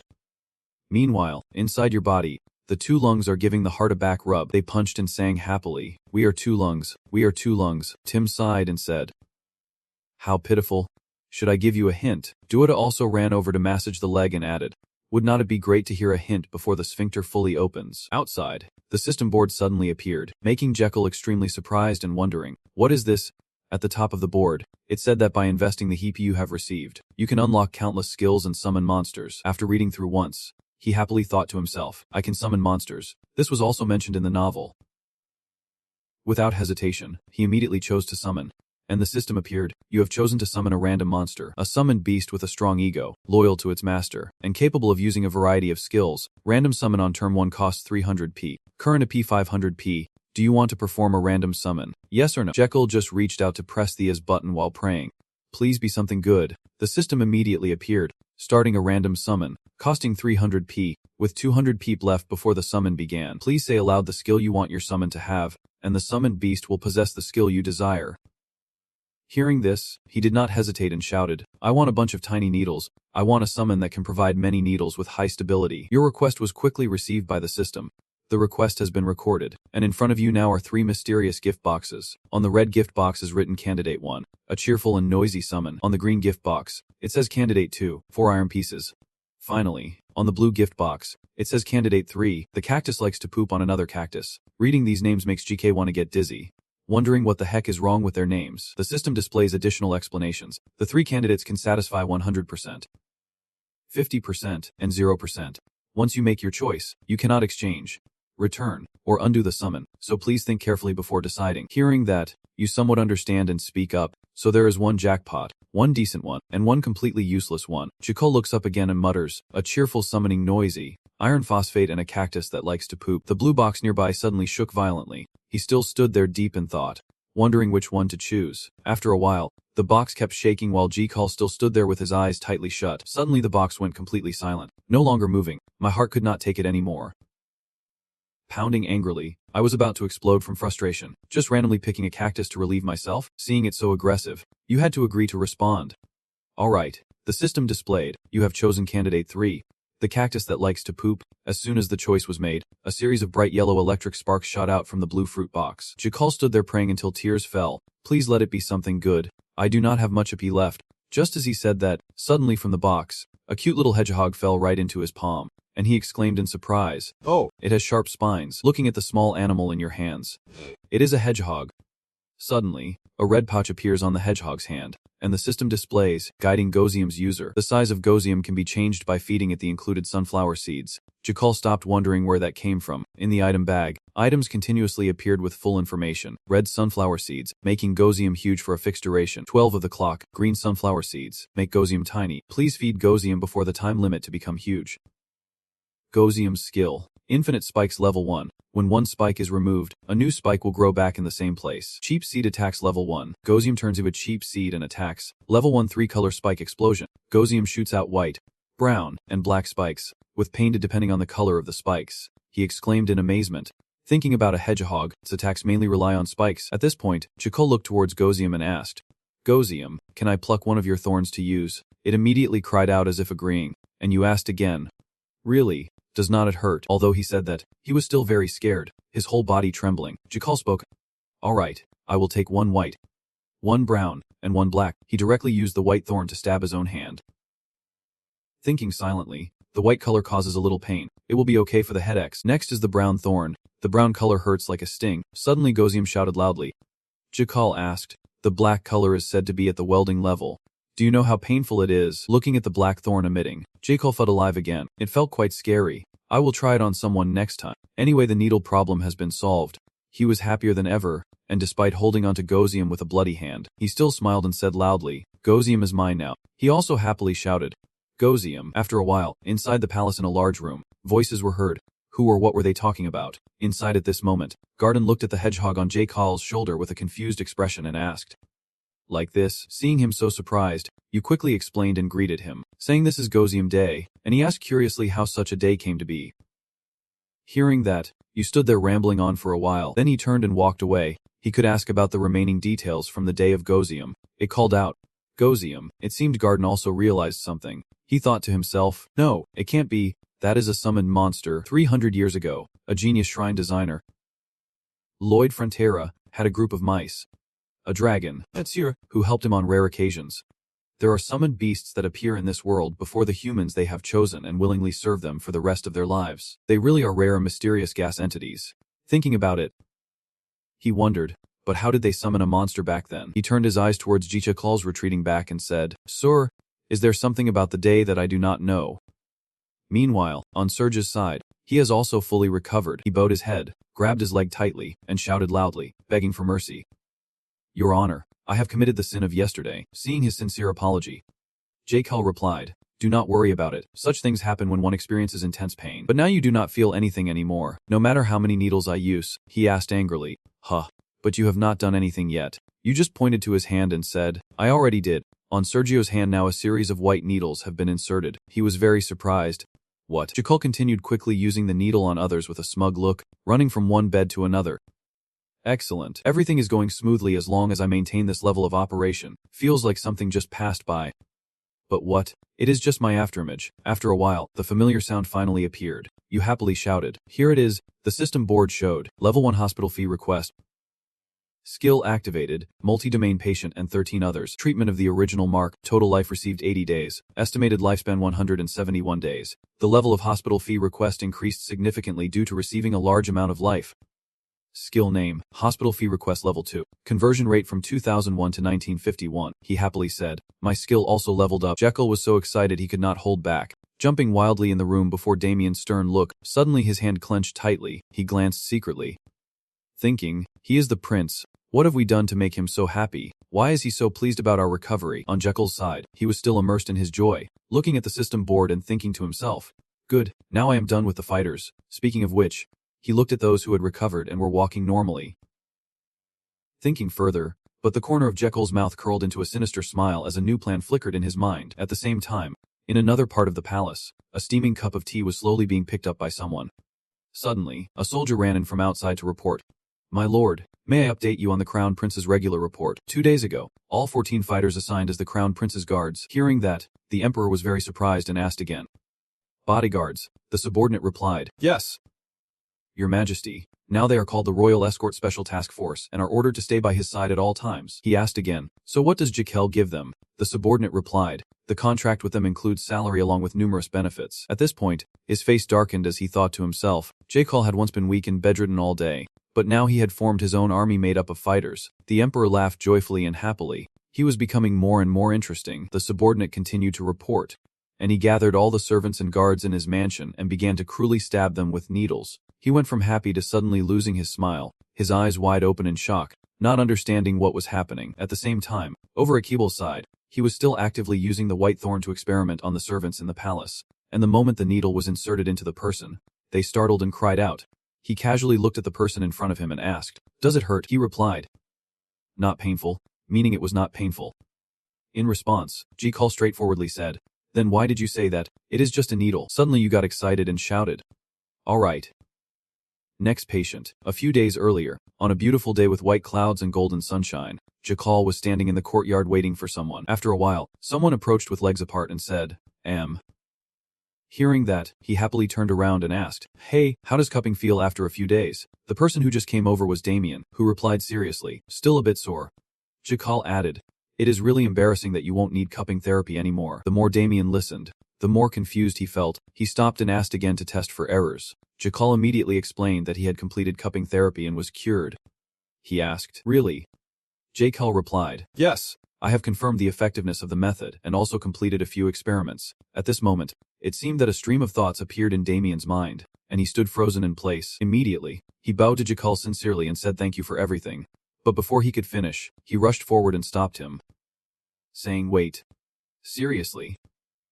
He continued, listen to me first. You speak frankly. I want your sword skills. I do not want to send you away. I do not want your talent to be wasted. So, Jekyll reaches out his hand to Damien and suggests, please become my bodyguard. Of course, I am not asking for trivial things like gratitude, friendship, or loyalty. I guarantee generous compensation, and you will also get a salary and vacation. Looking at Damien, you silently think that he will soon reach the level of a senior sword master, and will have to go through the sword master syndrome. He probably knows this too, as he understands his own skills best. The master swordsman syndrome is a level where a person's senses become extremely sharp, a level where those senses cannot be controlled, and the person will experience a drowsy state compared to when they received the mark. I can ask him to stay under treatment, but he will most likely choose to leave. From the known facts above, Jakal decided that, in the current situation, the most practical solution is to give and receive. Thinking of this, he confidently crossed his arms and said, "We will write a rental contract. You will also get maternity leave and childcare leave." After saying this and still seeing Damien not react, he forced a smile and continued, "Of course it has to be like that. All right. I will also add the freedom to quit whenever you want and even a villa." Jakal just stood there offering one benefit after another, unaware that a series of eyes were watching from the nearby bushes. "Oh, I see. You must have contract negotiation skills too." Finally, he pointed and said loudly, "A 4-day work week. How about it? Hard to refuse, right?" Hearing this, suddenly a group of other fighters rushed out from the bushes to respond. "Hire all of us too." Jakal was completely amazed by the scene before him and exclaimed, "Zia, when did you guys get here?" They did not want to answer but asked in unison, "You healed us to hire us, right? We also want to get paid." They meant they wanted to repay you and would protect you when Damien was absent. "Since you said you would help us improve." Before their words, Jakal asked back, "Is not it because I healed you all? Do you like money and power?" They did not hesitate to shout in unison, "Yes, sir." This answer really surprised me. Helplessly thinking, do I have to be this honest? Suddenly, an image of a paper posted on the wall appeared in my mind. Recruiting part-time staff. No staff. Looking for staff who like a home-like working environment. I exclaimed, "At least being this honest is good. People who keep nagging about loyalty easily cause grudges. Damn. It is also good to build your own exclusive force, because the royal guards do not belong to just one person, so trying to command them yourself can easily cause conflicts, and the emperor's orders will always take priority." After careful consideration, Jakal no longer hesitated and agreed with them. "All right. All of you are recruited. You will be my special exclusive royal guard team." Hearing that, all the fighters were so happy they could not stand still, raising their hands and cheering together. Jakal continued, abbreviated as SALT.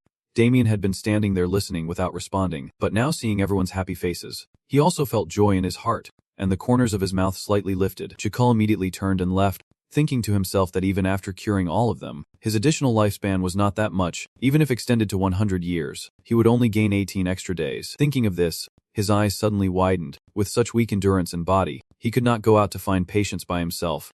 Right before him was a large palace building with a spacious and fresh courtyard. Time quickly passed to evening. The moon rose high, brightly illuminating the sky. Inside the large room, a faint light from outside the window shone in. Jakal sat there with a darkened face, seriously saying, "We must build a clinic in the Earth Palace." Hearing that, Damien, who was standing nearby, also curiously asked, "What do you mean?" He looked up and asked back, "Do not you know what a clinic is?" You answer, "I know.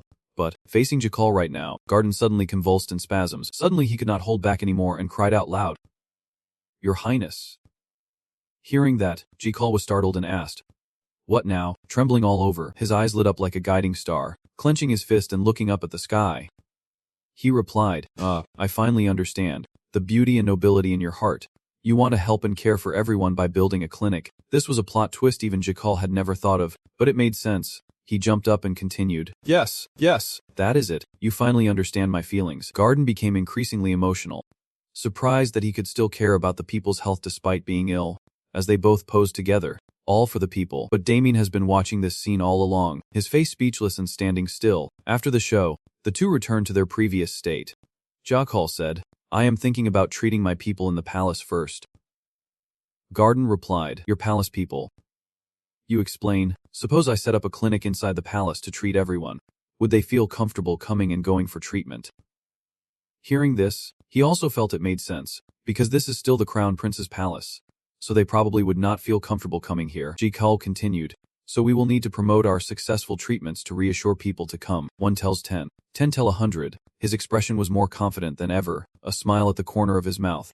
More and more people will come here for treatment at this traditional medicine clinic, with a doctor as kind as a mother. After running the clinic for some time, still in this room, Jakal stood there silently thinking. He had treated 500 patients, but suddenly he got furious and restless. Why were all the people here so healthy? You are so restless you can't stand still, pacing back and forth even after caring for 500 people. I only have 2 more days of energy left. It is not okay. I need someone who is truly very sick and seriously ill. But just as he was thinking about this, he suddenly realized something, his eyes wide open, exclaiming, wait. After a moment, Garden B, a paper village, placed it on Jakal's table and said, "This is information on 500 patients." He wiped the sweat from his brow and continued, "As you instructed, we have collected information about the families. their gender, age, and medical conditions. He looked at the pile of papers in front of him and smiled slyly, thinking to himself, if the staff here are always healthy, then I just need to find their relatives. I am truly a genius. Without waiting any longer, you reach out and start searching through the pile of information, sure that at least one person here must be seriously ill. Each sheet of information is flipped over one after another. Jakal still had that same hardworking expression, carefully examining without a single complaint. But despite his efforts, there was nothing in return. He frowned deeply, looking gloomy and complaining. Why can't I find anyone like this? Where are they? Your expression is getting angrier and angrier. Why are all these damn relatives so healthy? Only 10 more resumes left. Suddenly Damien spoke up.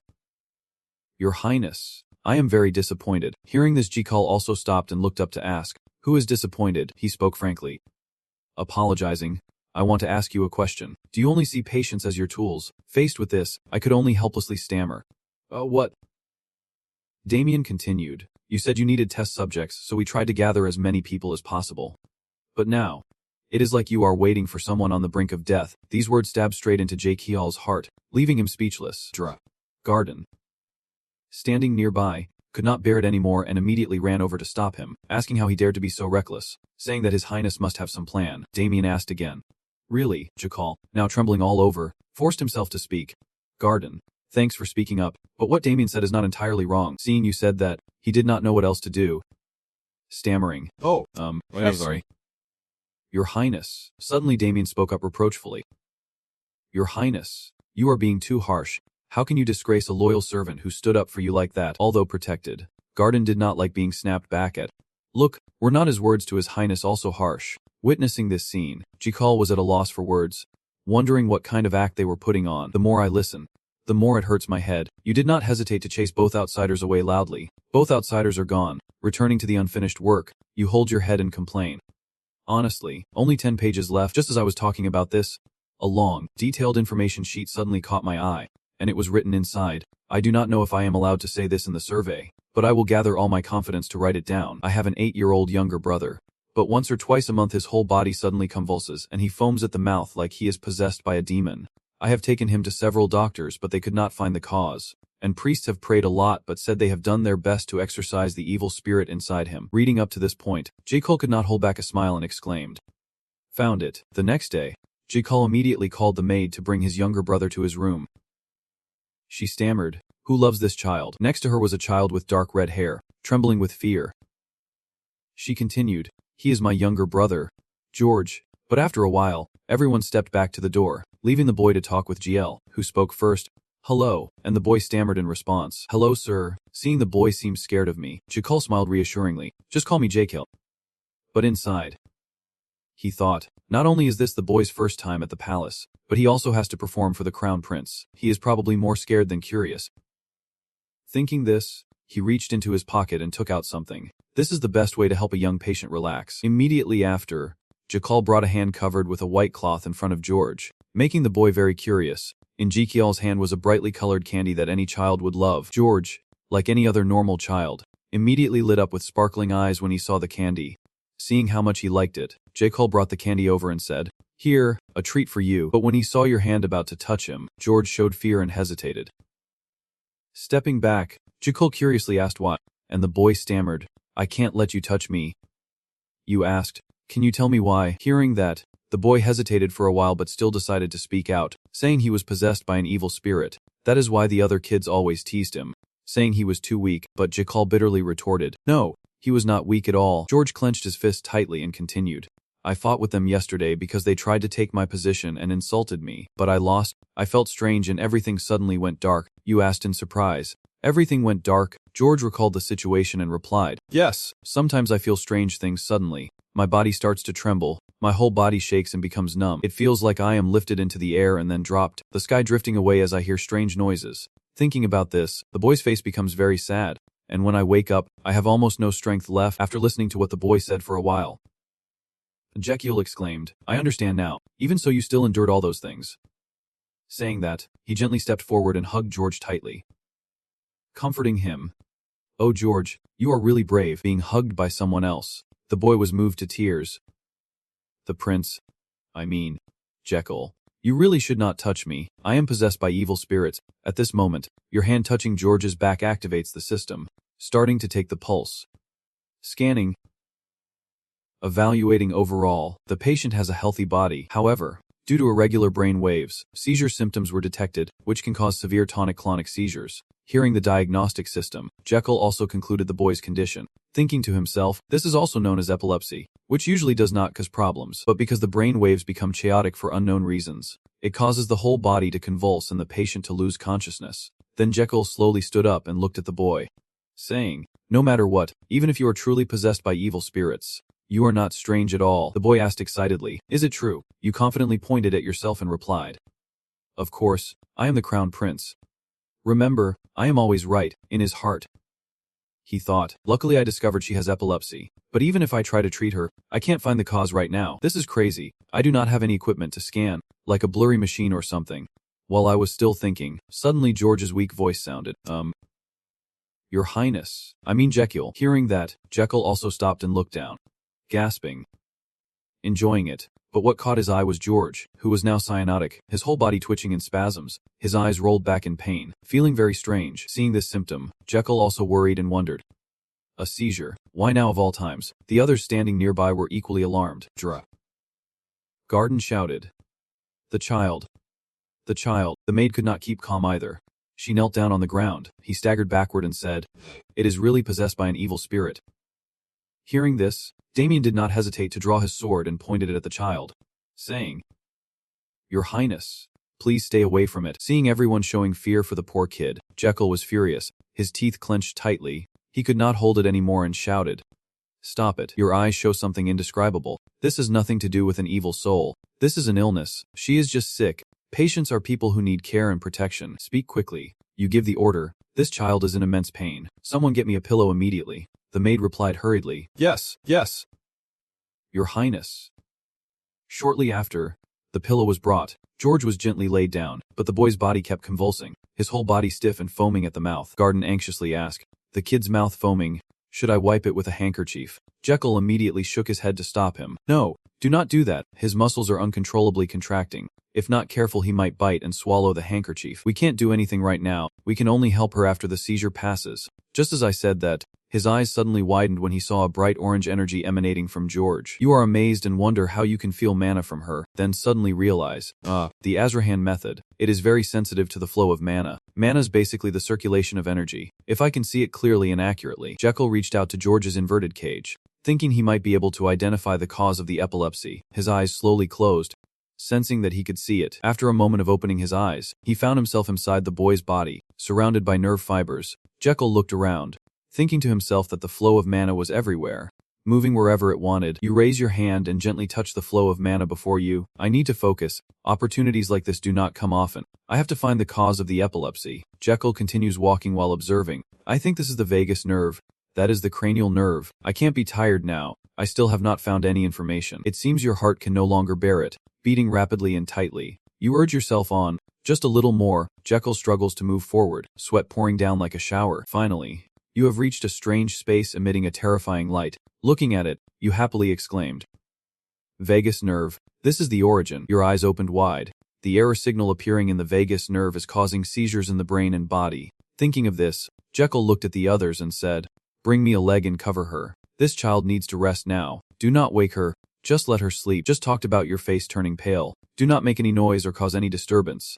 As soon as the sentence ended, Jekyll collapsed to the ground, unconscious. Everyone worriedly shouted, Your Highness. Although he fainted from exhaustion, Jekyll still wore a satisfied smile on his lips. Oh Lord, he fainted that day. Your Highness, are you okay? Your Highness, please wake up. Inside, he felt incredibly relieved. Truly relieved. Now he had found the cause and could treat her. It was already evening, the space covered by a silent night. Jekyll slowly opened his eyes, awakening from a long sleep. You sat up on the bed and reached out to touch your head. My head hurts so much. Did I faint? It seems the Azrahan elimination method was activated at full power when I lost consciousness. Just as I was thinking this, Damien suddenly asked from beside me, Are you awake? I froze and cursed. Damn it. You scared me. I thought you were the Grim Reaper. He continued, You have been asleep for half a day. Hearing that, he immediately asked, So, how is the child? Damien replied, George woke up in the evening, but Lo is still very tired. Jekyll sighed in relief and continued, That was predictable because Emmy's seizures were quite severe. Damien added, Yes, My went back to sleep immediately after dinner. Saying this, he stood up and got off the bed, thinking to himself, I guess this was possible, but I did not think I could diagnose accurately using the Azrahan elimination method. It is much better than X-rays. Jekyll thought as he grabbed a shirt from the closet. Now I know the vagus nerve is the root cause. There is only one way to treat it. Stimulate the vagus nerve. To do that, seeing Jekyll as if he wanted to go somewhere, Damien asked curiously, Your Highness, where are you going in the middle of the night? He quickly put on the shirt, a slight smile at the corner of his mouth. Confident eyes, Jekyll became increasingly excited, laughing loudly in response. Going to search and fight.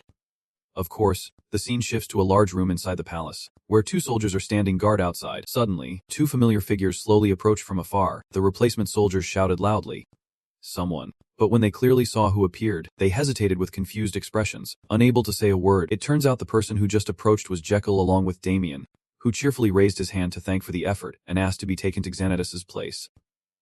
Hearing this, the two soldiers immediately went inside to lead the way for them. After a while of moving, they finally arrived in front of a large room, outside of which were special characters emitting a strange turquoise light. Jekyll did not hesitate to throw open the door and rush inside, where a person with long white hair, wearing pink cat pajamas, startled and shouted loudly, What the hell? After regaining his composure, he was stunned to realize and asked, Prince, here, you are the royal palace sorcerer.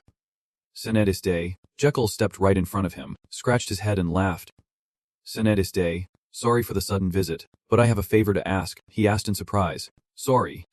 What for? You raised your hand and lightly tapped your forehead, asking the thunder magic to strike my back. These words hit Xanadis's hand, making him confused and exclaim, What? Going back to the previous day, Xanadis was summoned by the Emperor to confide that recently Jekyll has changed a lot and has been doing many strange things. Yes, he has been acting very oddly. The Emperor's worried expression continued, saying that he is also concerned about what Jekyll will do next. But as soon as he finished speaking, the corner of his mouth slightly curled into a meaningful smile. Xanadis was quick-witted. Just by looking at him, he immediately recognized it, his eyes showing some doubt but remaining silent. Thinking, that is right. Your Majesty, everyone becomes a fool with their children. I have served all my life.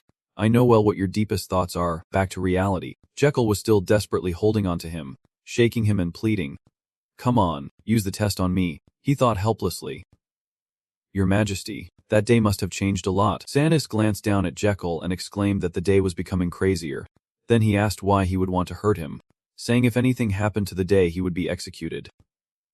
Jekyll replied, Wait, I did not ask you to do anything strange like kill me. I just asked for a little electricity that would not kill me. Jekyll smiled and continued explaining. I just need you to do this because it is related to something important. Keep it up for 3 consecutive hours. Xanadis thought silently, but that was definitely a strange request. As far as is known, thunder magic has great destructive power. Thunder magic used by a high-level mage can rival natural disasters, but wanting to reduce it to static electricity and maintain a stable voltage for 3 continuous hours, that requires extremely precise control. Thinking of this, Xanadis spoke up. Prince, do you know you are making an extremely difficult request? You stood there pondering for a moment without replying. After thinking it over, he said frankly, Of course I know. It is like driving on a road with a 30 km/h limit for 3 hours straight. That is why I came to you. Jekyll put his hand on Xanadis's shoulder with an excited expression. Praising, who else has such good magical control ability like you? Lord Xanadis. Hearing these flattering words, he felt extremely happy and rubbed his nose. Then continued, Who is the most talented mage in our empire? The whole heart and mind shouted. Lord Xanadis. After listening to him, Xanadis stroked his beard and thought to himself that he was starting to like the idea of accepting this challenge. Then he spoke, but before he could finish, Jekyll interrupted, saying if anything happens to me, don't worry, do not worry, I am not holding you responsible. Even if I get hurt or die, you won't be held responsible at all. Saying this, he pointed to the soldiers with Damien, who would be witnesses. They turned pale with fear.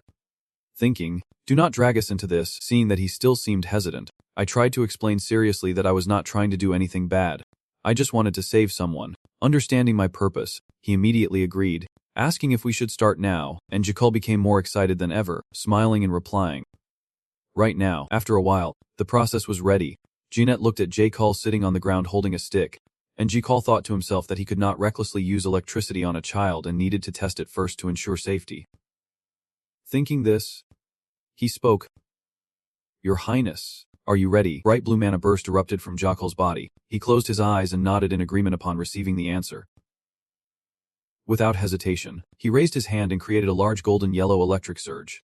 saying, "If that is the case, I will cast the spell." Jeanette tries to keep the static electricity as light as possible. Feeling it crackle, Jacal's a bit startled and exclaims, like an ant bite." He closes his eyes, smiles quietly, thinking, "Great, just like I imagined in a palace wizard. I know he can do it. Now it is my turn. I will absorb the electric current and convert it into electrodes. Then I will activate the electrical signal. I will directly activate the electrical signal symmetrical to the abnormal nerve signal in the child's vagus nerve, and completely control these nerve signals." The corner of Jacal's mouth slightly curled up in a satisfied smile. The Astrohand technique is really a powerful technique. It can control many things. I did not think it would succeed in one try.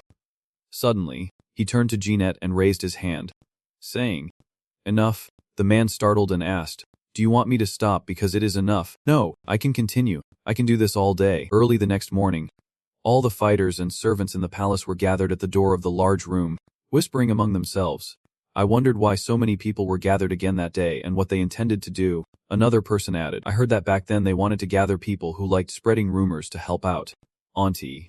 I really could not understand what was going through their minds. At this moment, the door slowly opened, and the scene inside startled the maid, her eyes wide with surprise. Inside the room, George was sitting opposite Cull, along with Xanadus. He held up a needle and smiled at the boy, saying he would not tell him to control his stress because pain is inevitable with bitter medicine and medical methods. "I am not saying I am scared," the boy stammered in fear. "Does it hurt a lot?" J. Cull replied, "Just a little, like a playful pinch." The more George looked at the sharp needle, the more terrified he became. It sounded like it would hurt. You reassured him. "Oh, this does not hurt. I promise," the boy asked again. "Really?" Not noticing that the needle was now stuck in his neck, Jaccal said, "That is right. I am already dead. You still can't realize it, right?" After finishing, Jaccal stood up and walked towards Xanadus. Both nodded in silent understanding. Thinking, the real pain is just beginning now. He no longer hesitated and directly aimed his staff at the person Jal had struck. A stream of energy was gathering in his heart, and he thought happily, "Good, let the energy keep gathering slowly, and this is why you gathered everyone together to have them see. Look closely, and spread the word to everyone. Spread the good news about this breakthrough treatment. This is known as the viral marketing method. Only Jer. Garden is not okay right now." Fainting repeatedly, I can't believe the prince is being roasted by X-ray. Jekyll gently touched the needle on George's neck. Thinking silently, now it is time to apply the treated electric current. Your whole body moved quickly inside the boy's body. After a while, you finally reached the section where the mana was hidden. But Jekyll seemed to sense something was wrong, his eyes wide with shock. "Wait, this feels very bad." He anxiously ran quickly and exclaimed, "Oh no, the mana flow is being blocked. It will explode soon due to the blockage. The convulsions are about to start." At the same time outside, George's face slowly darkened. The boy clenched his hand tightly and asked, "Jaccal, how much longer do I have to hold like this?" Inside, Jaccal was still doing his best, trying to salvage the situation. "We have at most 3 minutes before the seizure starts. In the worst case 1 minute." You looked at the increasingly chaotic mana flows and thought to yourself, "I need to activate the opposing signal at this pole. But there is not enough time. Even if I use the astral hand core technique at maximum output, this process will still take 30 minutes. Should I stop now and treat it next time? If I let the boy's seizure happen, they will spread bad rumors. Because of this, I do not know how much longer Lord Senetus can hold on. Damn it. Someone with a terminal illness like me won't have time to relax in this situation." Thinking of this, he called out, "Lord Senetus." Jaccal showed no expression as he quietly turned his head and continued, "Please increase the power of the inspection magic to 3 times the current level." Before this statement, Senetus was very surprised, eyes wide open, exclaiming, "Sorry. Could you repeat that?" "Do it now. I will explain later." The elder tried to remind him. "It will be very painful." But now Jaccal did not care about that. His face determinedly said, "It does not matter." Seeing that determined attitude, Senetus did not hesitate and directly tripled the training flood, striking straight at Japal's body. "Your Highness." Despite the pain inside, he silently thought, 10 seconds until the seizure begins. I need to absorb more magic to handle it and complete the treatment. Inside the body of the boy Jaccal, step by step, he is moving to find the root of everything and the place to focus on absorbing energy, the carotid artery. He continues towards the cord identified as the carotid artery, using a roll of paper to tightly wrap it. While doing it, you also estimate the time in your head, 5 seconds before the seizure. At the same time, outside, George seems unable to hold back any longer, his mouth starting to foam at the corners in pain. Amidst everyone's panicked eyes, Jaccal was still trying his best to count down the time. 4. The chaos of mana grew stronger, creating a huge wave, and the time had reached 2. Inside the carotid artery, Jal finally wrapped it tightly. He was extremely worried, sweat pouring like rain, thinking that when the countdown ended, A series of red and blue electric sparks would surround him, pushing Jikal back. No! George's body was turning purple and curling up, his voice weak. Then suddenly, the boy's eyes widened. His body felt much lighter, and he no longer felt any pain. The boy looked ahead in surprise and asked, Jikal. Jikal also tried to smile brightly and asked back, are you feeling better? Seeing that everything had passed smoothly, Sinetis felt somewhat relieved and let out a deep breath of relief. George's sister was also very surprised by the recent scene, thinking to herself, nothing happened. He usually loses consciousness when the pain starts.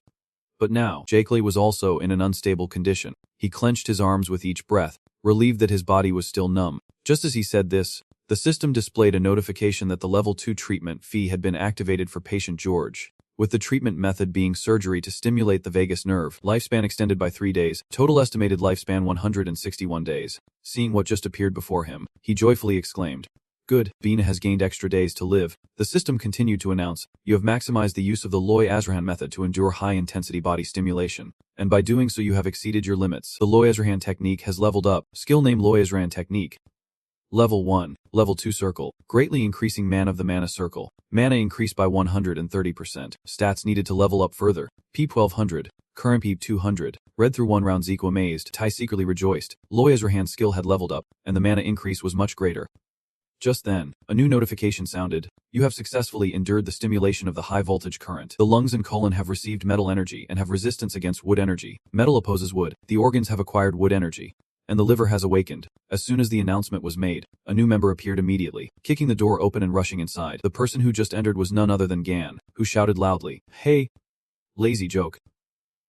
While speaking, he threw the briefcase to the ground and ordered, hold my briefcase. That scene made the other internal organs freeze in shock, not understanding what was happening. Unlike the happy expression of the large intestine, the heart coldly asked, who is the newcomer? As soon as he finished speaking, Rutjia tore off his shirt and ran over shouting with joy, finally escaping the human fate.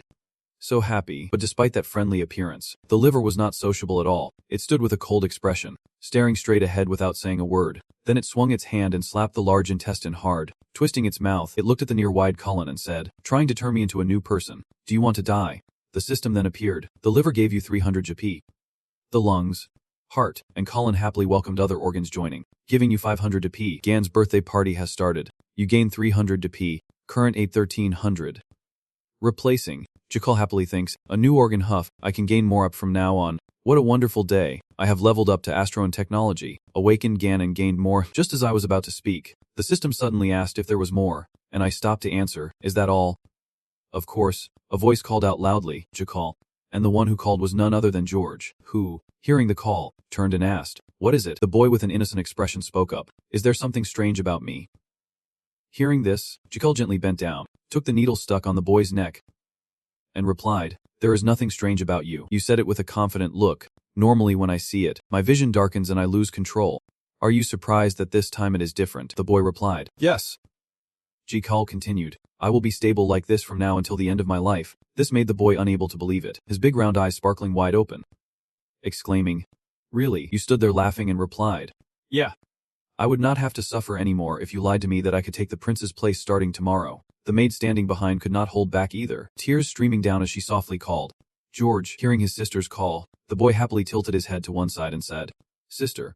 Then the two siblings kept wiping their tears and hugged tightly, bursting with happiness. Seeing them so joyful, Jikal also felt happy, smiling secretly and thinking, perfect success. Thinking about this, you observe everyone's expressions are equally emotional. Can everyone see clearly? Now is the time to spread your good rumors, as everyone will come here to heal her. The more I think about your face, the scarier it becomes. I will heal them all and extend their lifespan, living long and healthy. Here I come. Suddenly, the surroundings around Jikal darkened, his eyes blurred, and his head spun around. Right after that, everything before his eyes was just the shocked face of Dr. Garden and Damien rushing over. What? Am I out of breath again? The system responded. Of course. After all, you were too stressed. Time has passed again until evening. In Jikiel's large room, he is now lying on the bed resting after a long tiring day. Breathing steadily, suddenly, Lin Jim's eyes slowly opened and looked down at his feet, wondering how long he had been wet and why his body felt so stiff. Seeing Jikal awake, Garden, standing nearby, spoke up, Prince, are you awake now? You heard that. Turned to look at everyone, and smiled, saying, why are you all standing here? Do not you have anything else to do? Garden's face darkened. He muttered, I am tired, just watch him sleep. Holding the line, He could not take it anymore, emotions breaking into tears and runny nose. Saying, "That is why I hope you sprinkle early. I have prayed a lot." Prince, replacing Jakal, asked in amazement, "What is it? Why are you crying again?" Damien stood next to him and explained that he had been asleep for 2 days. Hearing this, Jakal was shocked and jumped out of bed, exclaiming, "Really?" 2 days later, Gianettis slowly approached after a moment of silence and called out, "Your Highness." His normally calm face had become even more haggard and pale. He looked at the young man broadly and said, "Do you want me to be imprisoned? How am I supposed to explain to the king if he falls unconscious from my light magic? You know you are also at fault. So you said nothing but sorry. Speaking of which, you suddenly remembered and asked, 'Oh, what about George? How is he doing?' Hearing his name, the boy suddenly appeared from nowhere, smiling happily and replied, 'I am fine now.' As he spoke, the boy ran over with a happy smile. Seeing this, Jekyll asked in surprise, 'Wait, what are you doing here?' The boy replied, 'I have polished everyone's shoes to come here.'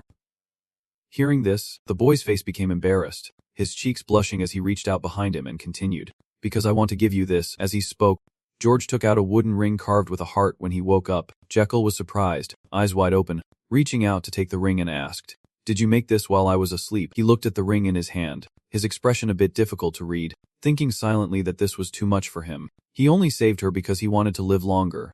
She did not know his motives. Suddenly, a thought crossed Jekyll's mind. George's voice rang out, 'Jekyll.'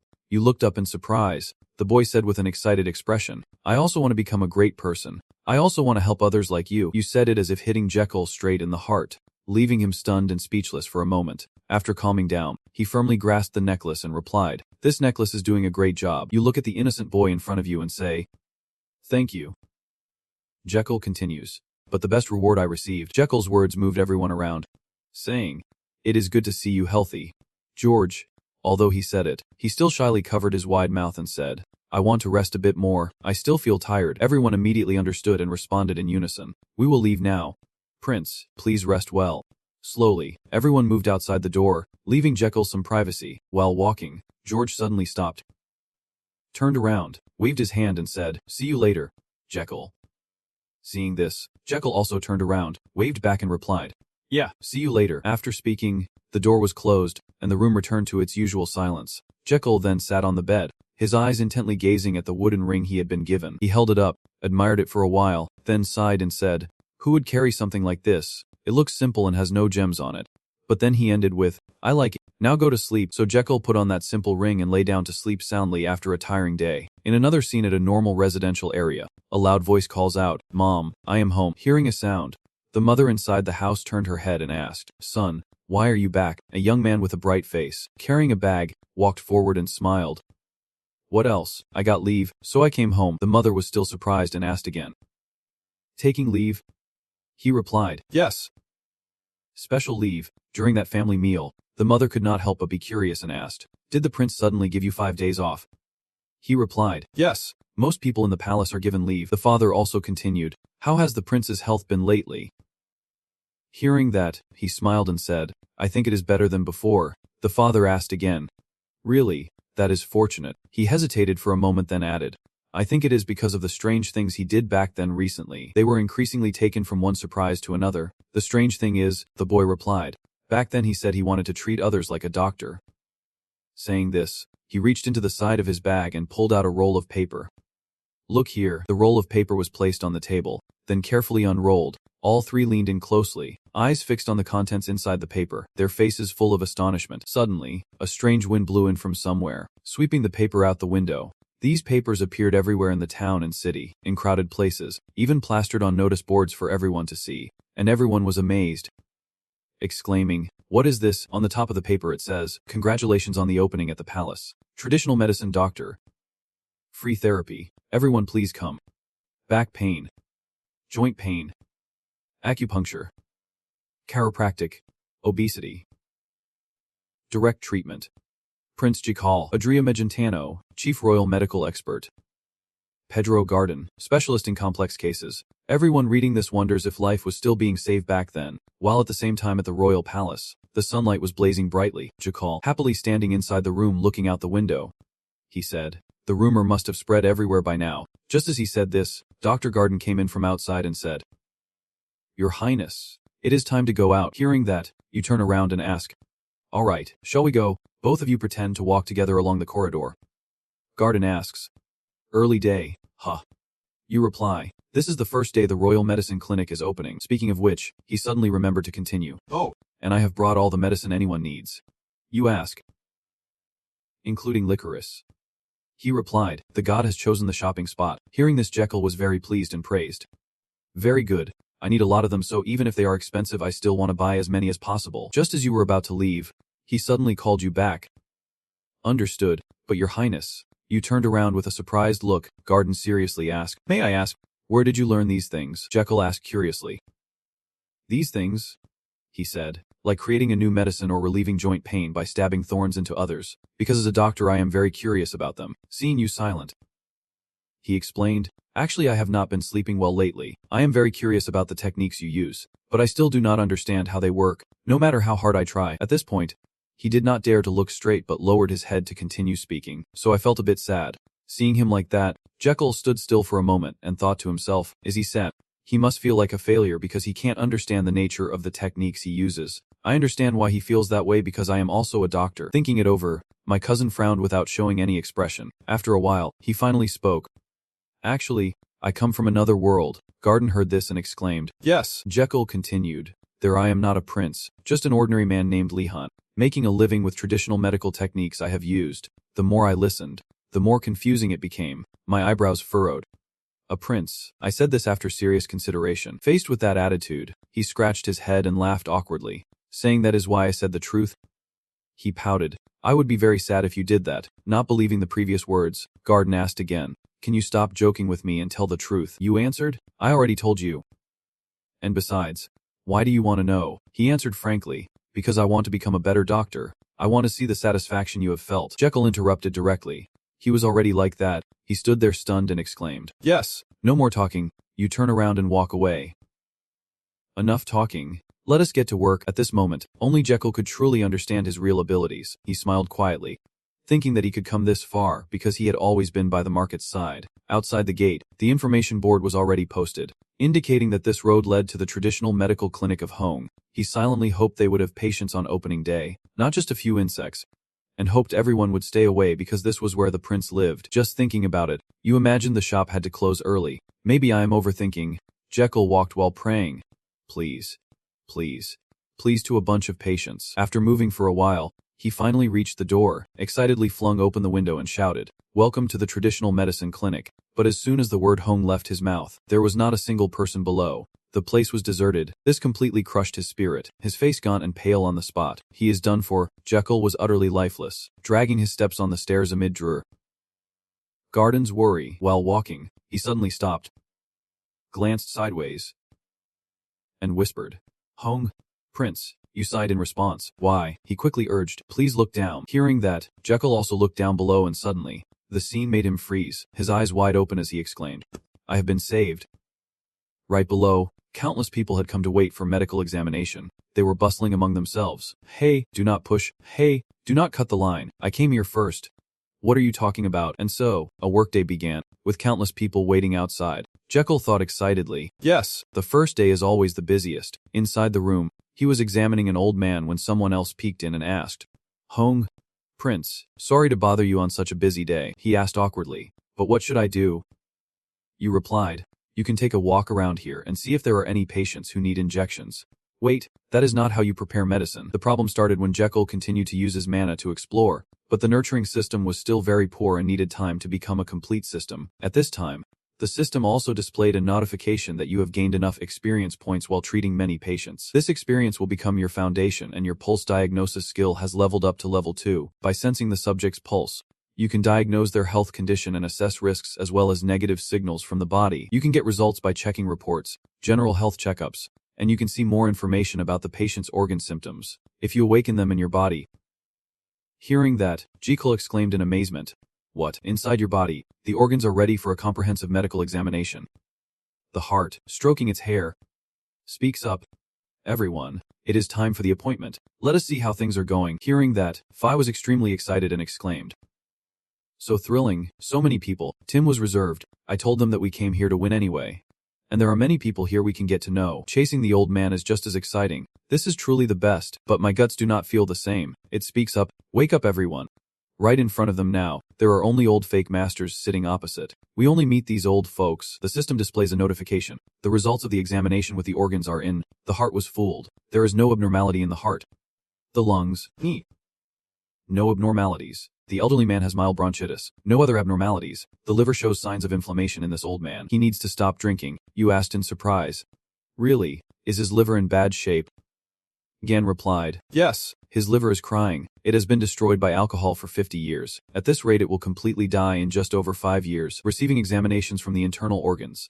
Jikal happily thought to himself that the information from the organs' communication was wonderful. Accurate diagnosis is the most important thing in treatment. I need to quickly awaken the other organs. Thinking of this, he looked at the man in front of him and said, Sir, your liver is seriously damaged. He replied, Yes. You continued, That is why you feel tired and your skin is yellowish. Because your liver is exhausted, I will prescribe you a small dose of Saihu for today. Take it for 10 days, and based on the next examination, I can prescribe more cinnamon and poria. At this point, Jikal's face darkened as he emphasized that he should stop drinking alcohol from now on, and his words struck like a slap, causing the man to exclaim in horror. What did you say? He asked. Because your liver is very bad. You won't live more than 5 years if you continue like this. He hesitated.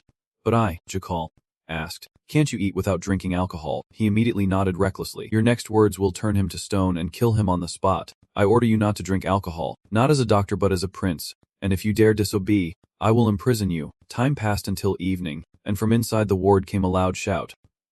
All right, that is it for today. All non-serious patients please come back tomorrow. After the recent meeting, everyone approached Jekyll's tray, praising him. You did well, Prince. I apologize for the mistake in preparing the medicine. I do not know if I did it right. Hearing this, he smiled reassuringly. Don't worry, everyone did well. Keep it up tomorrow. In his heart, he thought, because nurses do not exist in this place. This is good, but we will have difficulties if there are many patients needing nursing care. We need to establish a nursing system for rotating patient care. Speaking of which, you remember your former colleagues and Wishams. Kim and Mies, Lai were here now. At the same time outside, a series of hurried footsteps ran in unison shouting loudly. Here, Dr. Garden opened the door and looked inside, saying loudly, Prince, there is a patient who needs urgent emergency care. The man behind carrying a woman continued. I am the eldest son of the Dinreal family. I bow to the prince. The woman was in bad shape. Her face flushed red as she struggled to breathe. He pleaded, Please save my mother. Please. After a while, the woman was lying neatly on the bed. Jal sat beside her and asked, Her fever is very high. How long has she had the fever? He replied, Since the afternoon. She was fine before that while Jikal was taking the pulse for examination. He continued, She started feeling cold and her condition kept worsening. After some examination, he finally identified the disease, but it was unlike any ordinary illness. This is the disease that wiped out 40,000 soldiers. Jikal's face showed nothing but worry, a thought rushing through Napoleon's mind. According to what is known, epidemic typhus, a dangerous disease caused by the bacterium Borrelia, is the source. Jikal asked again, Hey, Lan. The nurse. She replied, Definitely. I have seen the fever bacteria in the liver of this woman. Hearing the liver's definite affirmation, you fearfully break out in a cold sweat, not knowing what to say. After calming down for a moment, he looked back at the man and asked, When was the last time she bathed? The man looked confused and said, Yes. Jikal explained, I need to know more about the patient's condition. He replied, Yes. She also bathed yesterday. You seriously asked again. Yesterday. He answered, Yes. She usually bathes with warm water every day. Faced with those answers, Jikal was even more puzzled. Wondering, is it true that such a clean person got infected? You kept asking about her house, especially the sleeping area. He replied, She is very tidy and clean. You asked, No lice or fleas? He answered, Yes. None. Jikal kept making her guesses. Maybe she had been somewhere unclean in the past few days. Hearing this, the eldest son of the Dinreal family thought for a moment and then exclaimed in shock. She did. He recounted that about half a month ago, her carriage broke down on the way back to Tulan to visit relatives, so she had to stay at a farmer's house. The couple let her sleep on their bed. Jikal sat silently thinking. Today she showed signs of fever and the last time she slept at the farmer's house was half a month ago. The more he thought, the more certain he became. Everything matched the plague. Hearing this, Jel turned and said, Maybe that is where she got infected. The eldest son of the Dinreal family was surprised and asked, Infected? He explained, Her disease is the plague, transmitted by flea and louse bites. Her condition is getting worse and worse. Really bad now. She is old and has a high fever. Jikal clenched his teeth, thinking that in the worst case, she could have pneumonia. organ damage, or gangrene in her limbs. After hearing that, you look towards the maids and give orders. Everyone, listen carefully. Send to remove her clothes and wipe her body with a clean warm towel. Then help her put on patient clothes. Upon hearing this, a maid asked, "What about her old clothes?" Jakel replied, "Burn them, the whole forest and the mattress she is lying on too. After bathing, you all must bathe again and burn all your clothes." He warned sternly, "If anyone disobeys me, they will be expelled immediately and face the harshest punishment." They were frightened and said in unison, We understand." Then, Jakel turned to the eldest son of the Dinle family and said, "You too. Please have someone inform her family about this news." You flailed your arms wildly. "Hurry up." They immediately rushed outside to respond. Yes, yes. As usual, after everyone went to work, Jakel also did his own work. He went to the kitchen. After struggling to cook the medicine for a while, he looked at it and thought to himself, "This medicine for treating fever is in liquid form used to cure Z fever, and it is very effective for such fevers. This medicine is made from wrong tree resin. Fever-reducing medicine made from wrong tree resin and mahong bird." Jakel brought the medicine to the lady of the Dinle family who was lying down and said, "Here, this medicine will help you feel better. Please take it slowly." She was cared for diligently day after day, from morning till night. There was no moment of rest. The maids also tried their best to keep her warm, but it seems like things are only getting worse. Her face pale and purple, sweat pouring down like rain. Jakel was standing nearby watching, thinking to himself, "It has been 3 days and I have already replaced 3 maids to take care of her. Each person works 8 hours a day, but the illness has not improved. Her condition is worsening due to high fever." You look again at the bowl of medicine. The herbal medicine still seems not strong enough. The balance of yin and yang has completely disappeared, causing the yin energy circulating her body to be almost depleted. I need to balance her client blood first, then the fever-reducing medicine will be effective. Jakel stood there with a sullen face, a kind of herb that can restore yin energy in the body. I need something like that. Thinking about it, this idiot is really useless when needed. Just as I was thinking this, suddenly my eyes widened and I exclaimed, "Oh right, it is that place." I smiled brightly and shouted, "Lord Garden, please prepare the carriage for me. The secret place hides countless precious treasures, but I can try to find herbs there. Only royalty can enter because it is heavily guarded." The journey quickly took place at night. The carriage disappeared into the distance. But I am the prince. I need to take advantage of this. I will get help from many kings. After a while at the door of a large room, outside Damien was standing ready. Inside the room, Jekyll knelt before the emperor and spoke, like a deity. Prince Jekyll Adriamegentano respectfully greeted his wise and powerful father. Seeing his son arrive, he looked surprised and asked why he came at this hour. Just by looking at his face, the boy felt a chill and thought to himself that his father still exuded a terrifying aura. After hesitating for a moment, he replied with the reason for his visit. "Your eyes show determination as you say you want to have a son to enter the secret electric ring chamber tonight." The emperor becomes more curious and asks, "What is the electric ring chamber for?" Hearing that, Jekyll sighed deeply, his face darkening as he slightly lowered his head. He explained that he had heard about you setting up a traditional clinic in the suburbs. "Many patients have asked my son for treatment. 3 days ago, a nobleman in very serious condition came to the clinic. After hearing the story, the emperor was surprised and asked, 'What does that have to do with the palace?' Jekyll replied that it was because of an important herb that he needed to have available in the palace. He listened for a while but did not immediately agree, saying he was not yet convinced that he was telling the truth. "Are you sure you are not using the patient to enter the palace for personal reasons?" Saying this, the corner of his mouth slightly curled into a smile as he thought to himself, "Son, this is interesting, testing me first. I really appreciate that." Before that statement, Jekyll's face showed a frown as he silently thought that this old man was clearly enjoying himself while interrogating him. This seemed like his father was scheming something, and as a middle-aged man who had experienced life's ups and downs, persuading his own father was truly difficult. Thinking of this, he stood up and said loudly, "We do not have time for this right now. The patient's life is in danger." The emperor's face darkened, his eyebrows furrowed as he asked, "How can you prove that your method is right?" He stammered, About that," he continued, saying that his youth was weak, with very little time to study, and now he wants to be a doctor, so he cannot help but doubt this. As he spoke, he angrily stood up loudly, saying he could not be sure that what he was doing was right, that the medicine would be effective, or that he could save people. Seeing your attitude, Jekyll calmly stood still and said, "I understand you want to test me." A smile crept to his lips, his eyes confidently asking, "Right?" The emperor no longer hid it. He looked at his son and replied, "That is right." He pointed to the man standing next to him and said, "The test is very simple. The royal guard captain is sick. Diagnose him, and if you can, I will allow you into the secret palace." This is a rare opportunity Jekyll cannot miss, so he immediately steps forward to take the royal captain's pulse. The ambitious emperor looked at his son and smiled secretly, thinking that it could not be his son. Only Roberto, his wife, and he knew about this. After a while of examination, Jekyll finally spoke. Captain, you ended with a sentence that left everyone stunned. Mouths agape, he is bald. The atmosphere became strangely silent. With no sound coming from the room, the Emperor pointed at the royal team captain standing there and said, "But look, his hair is still very real."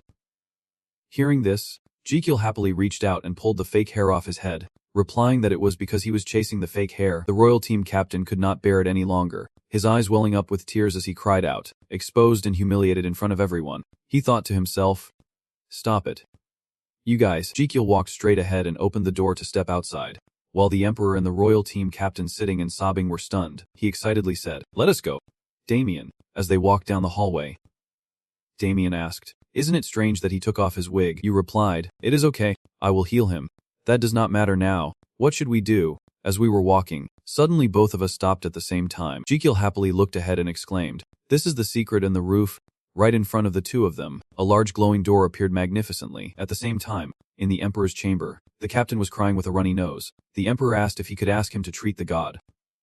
Hearing this, the Emperor patted his shoulder to comfort him and said, "Next time try visiting my son's clinic." At this moment, Jekyll and Damien stood before the door radiating a mysterious power. Amazed, this was the secret chamber of the palace. Seeing them, the night guard approached the glass frame and saluted. "Your Highness." He handed over a card and said, "Please take this." Jekyll looked at the card curiously. "This is the pass," the night guard explained to him. "The ticket to enter the secret bunker. You must have it to get into the secret bunker. What happens if I do not have it? All attack magic in the dungeon will be triggered, and the ticket also records the time you spend inside. If you stay too long, you will die." Then, he quickly revealed to him that according to the information, Sir was allowed to stay until morning. Hearing that, Jekyll panicked, looked at his makeshift watch, and exclaimed, "What? Only a few hours left." After speaking, you hurriedly ran forward, shouted, "Go now." But suddenly, the guard raised his hand to stop, saying, "Your Highness, wait." At this moment, you can clearly see there are 3 different doors. He carefully reminds that this is a high-end area. You pretend to scratch your head and laugh, saying, Sorry, I did not know." On the surface, it seems so, but he secretly scolded himself. This soldier is quick, he is not fooled. At this moment, Jekyll vividly recalled standing before the Australian. "Because you passed the test, I allow you to enter the basic area tonight and take out an item." Hearing what he said, you exclaimed in surprise, and seeing your confusion, he asked if you were being rebellious. You immediately denied it but still showed your attitude, saying, "No. I mean, it is not exactly rebellion." Jekyll tried hard to convince him, saying he worked hard to pass the test, but only got into the basic area. Australian remained calm and indifferent. Unlike someone who worked hard, you refused to give up and kept begging, but the person did not specify which area when giving the test card. He just changed his words after you passed, looking at you as if to say, "Son, you really have a thick face." Back to reality, Jekyll and Damien turned away with a heavy heart, the Emperor feeling exhausted, wondering if that person was really helping him. He placed the card on the door scanner while telling himself it was best not to seek that person again unless truly necessary. When the card was scanned, the machine beeped and turned green. Immediately, the large door in front of everyone opened, and the ceremonial guard saluted and said, "Farewell, Prince, until we meet again." After a while, Jekyll and Damien stood in the large room with huge shelves. The second son forced a smile at the scene before him. This would take all night. And then, the magical clocks began to count down. You immediately turned to Damien and said, "We need to find the necessary item here. How do we find it?" Jekyll thought for a moment, then answered neither quickly nor slowly, saying it was something like a magical pill covered in ice, or something similar. He handed him a piece of paper and a pen and said, "If you find anything like that, write down their locations, and we will come to check later." After assigning, the two split up, each taking half. "I will go this way, so I will go this way." "Okay." During the drifting time, Jekyll carefully examines each item on the shelf. Damien also focused, watching and taking notes according to his words until halfway through, and when he reached another verse, the time was almost up. Jekyll rubbed his chin thoughtfully, wondering if it was because this was a basic area that he could not see anything. He hoped Damien's side was not like his, which had nothing special. Just as he was standing in front of a special item, looking at it slowly, a little later, the two metas agreed and exchanged information. "Did the person record the location as I said?" "Yes." Jekyll looked at his ugly, backward writing and complained. What the hell was he writing? The scene shifted to the bright floor of the basic room. The two people slowly moved to the place where Damien recorded the discussion. "There are not many attributes here." "Right." Jekyll looked at the displayed item and said, "Is this our only hope? Let us see." The information board of that item is detailed. Name the universal snow, type of shield, Origin unknown. The basic classification describes that when the user channels magic, the center of the shield transforms the magic and creates an ice shield. Reading that information carefully. You repeat, 10,000 people snow. He stared at that item silently, like a bell in a coffee shop. Then, suddenly he noticed something and muttered. But what caught his attention was a line of information on the guideboard. The type in the center converts mana and creates an ice shield, which breaks when taking too much damage. The shards that break off when taking damage are pure magic and will disappear over time, but please be careful not to touch or eat them. Afterwards, Jekyll reached out and lightly touched the snow, which startled him with its coldness, along with the power radiating from his reversed cage. He tightly grasped it and silently repeated. An ice shield would form when mana was transmitted into it. The small holes on the disc sensed the flowing power and began to glow one after another, but it seems the power flow is too strong, causing the disc to shake, making him suddenly shout out. Wait, is this really the bell at the coffee shop? I feel like I should go get the coffee I ordered. Thinking this, Jekyll reminded himself to focus again. Alright, considering how much it rings each time the mana increases, I should not channel too much mana into it carelessly. There is a minimum amount of mana required to create the ice shield, so it remains at the basic level.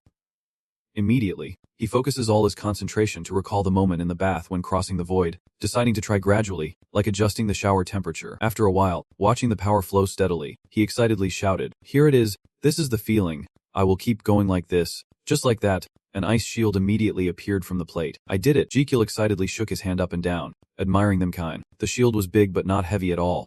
He looked through the ice layer happily cheering. And it was cold too. He could do it. He could heal the nobleman from Dunreal. Then, he turned his sparkling eyes to the person behind him, Damien, and said, "I think I need your help again." Seeing him like that, he wondered to himself, I really do not know what he is thinking. The secret conversation between the two quickly took place in that room. "Sir, what do you need me to help with? We will talk later. Let us go. It is time to get more time."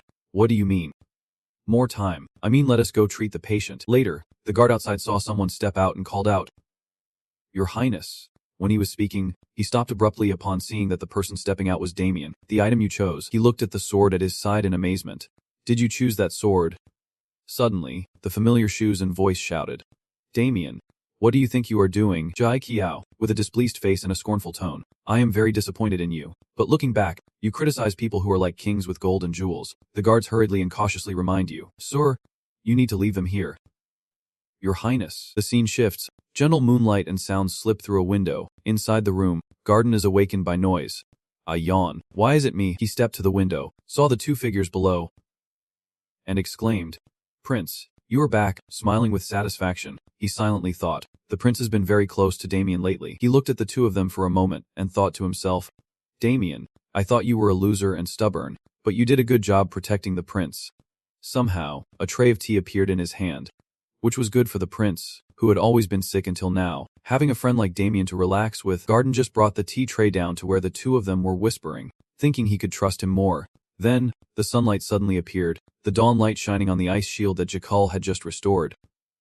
Seeing this, he frowned. "What is this?" He kept looking confused at Damien drawing his sword, wondering why he did that. As soon as he spoke, he immediately leapt into the air. He struck a powerful sword blow at your shield without mercy. And from this scene, the tea tray in its owner's hand fell into the air. Garden was shocked. Hong held his face and screamed.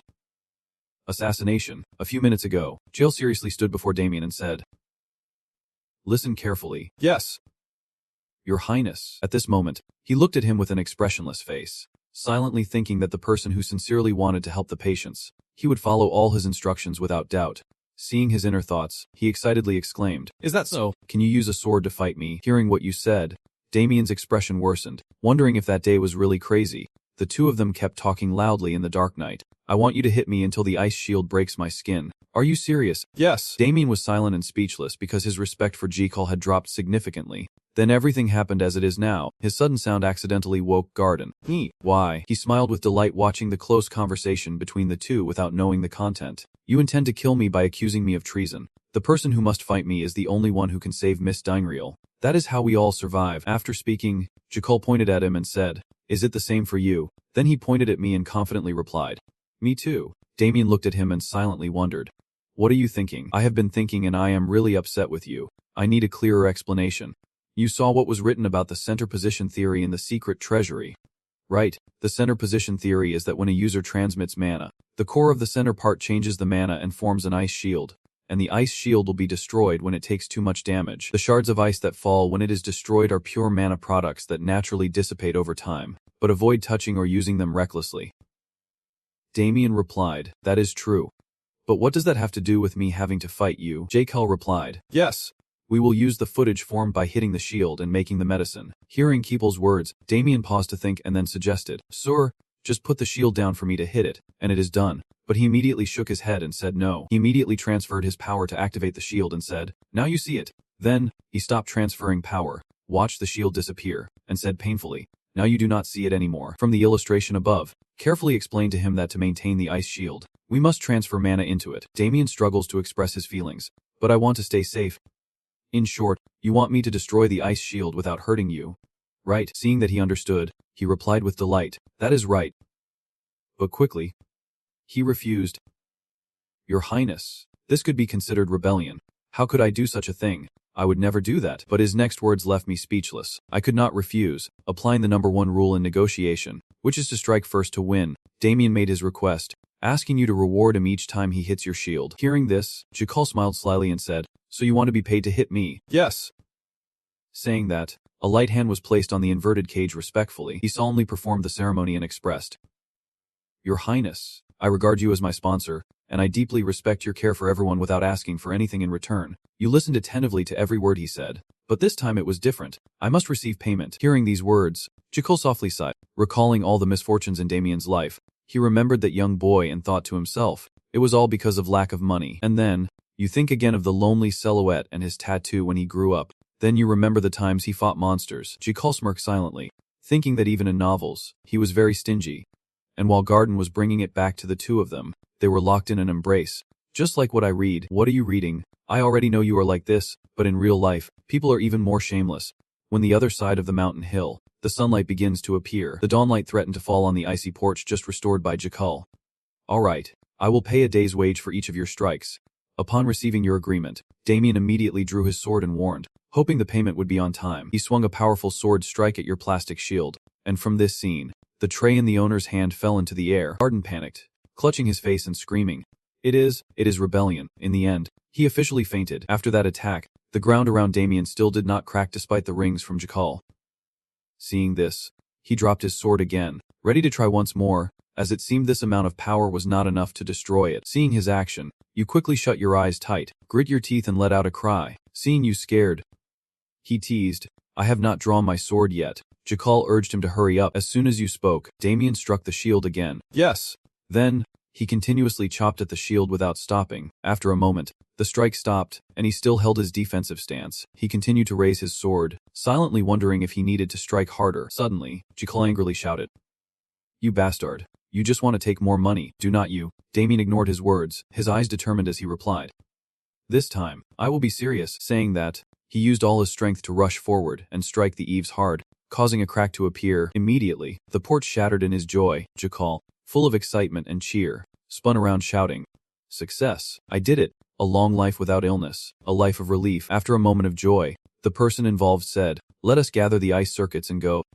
Suddenly, they noticed Garden fainted far away, wondering why he was sleeping outside. The scenery gradually changes. Jakel is now standing in the kitchen starting to prepare medicine with kudzu root, ephedra, bitter apricot seeds, licorice root, peony, ginger, and Chinese cinnamon bark. This is a simple kudzu root soup. Just keep adding the next item like that. Now I will add the ice shards. Put this into the cycle. After you add the ice, the system displays a notification that your experience has advanced significantly thanks to using a new method, a new skill. The tonic has been unlocked. Level 1 tonic refining skill. Signature tonic will be 10% more effective than regular tonic. Through ingredient analysis, you can find detailed information about effects, side effects, and toxins in the tonic. Immediately, a bowl of ice-cold medicine was placed on the table with the sound of the system. You must find a new formula based on traditional tonics and kudzu root supplements. The system withdrew the notification, and Tim with a happy face loudly called you, Sir Jakel. This is the medicinal supplement made from kudzu root combined with the bandage you requested. Then, the system appeared again asking for your opinion. Do you want to activate the skill of medicine preparation and ingredient analysis? Yes or no? Jakel gave a sinister smile and decisively chose, Of course. There is, a gentle sound played, a series of analysis information appeared, the supplement made from kudzu root combined with bandage, described as a dark brown viscous substance, used to restore water energy and reduce fever, to be taken 3 times a day after meals, with a note that patients with angina or myocardial infarction should not use it, prepared by gel. Looking at this information, you clench your hand with silent delight. This skill is amazing. Now I do not need to test the medicine myself. It even restores water energy. What's this? Dynreal, Jakal, full of determination and confidence. He affirmed that now he could save her. With that thought, he and Damien carried the tonic to another room. Seeing them enter, the people in the room quickly stood up. Your Highness. The boy carried medicine and approached the eldest son of the Dynreal family to ask how she was doing. He slightly lowered his head and slowly replied, "She is still not well." Hearing that, Jakal quickly glanced in a certain direction. You observe Lady Denreal and silently assess that her energy levels are gradually decreasing because of this medicine. You scoop a spoonful of the medicine, praying that it works, then you gently put the medicine into the lady's mouth and say, "All right, madam. Drink it. It will be a bit cold." Tasting the medicine, she painfully cried out, "Too much, Jakal." A soft laugh and a word of advice. The more bitter the medicine, the more effective it is. After taking care of her, you sat down to talk with the Dynreal family, and when night falls, you sit by the lady's bedside, carefully watching over her, until the next morning. You go back to the kitchen to make a new batch of medicine. It went on like that for 10 days, and now the servants with sparkling eyes full of strange admiration appeared. They looked at the back sitting on the chair and wondered, is he always like this? He is completely different from the sensitive bastard before. Your Highness. Now I really respect you. Even Garden did the same, biting his handkerchief to hide his tears. I always believed in you. Your Highness. Those people admire you without knowing how extremely poor your health is. Your Highness. Jakal's face looked withered and gaunt, lifeless and pitiful. Somehow I endured it, but I am so tired. I diagnosed, acted as a nurse, and even arranged the medicine myself, Jakal.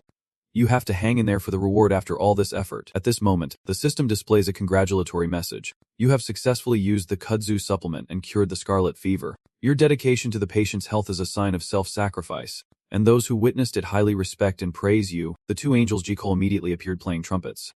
More than the rewards you have been honored with, the effectiveness of the level 2 fee demanding skill has increased by 0.5 times. Reading this, his eyes widened in surprise. What?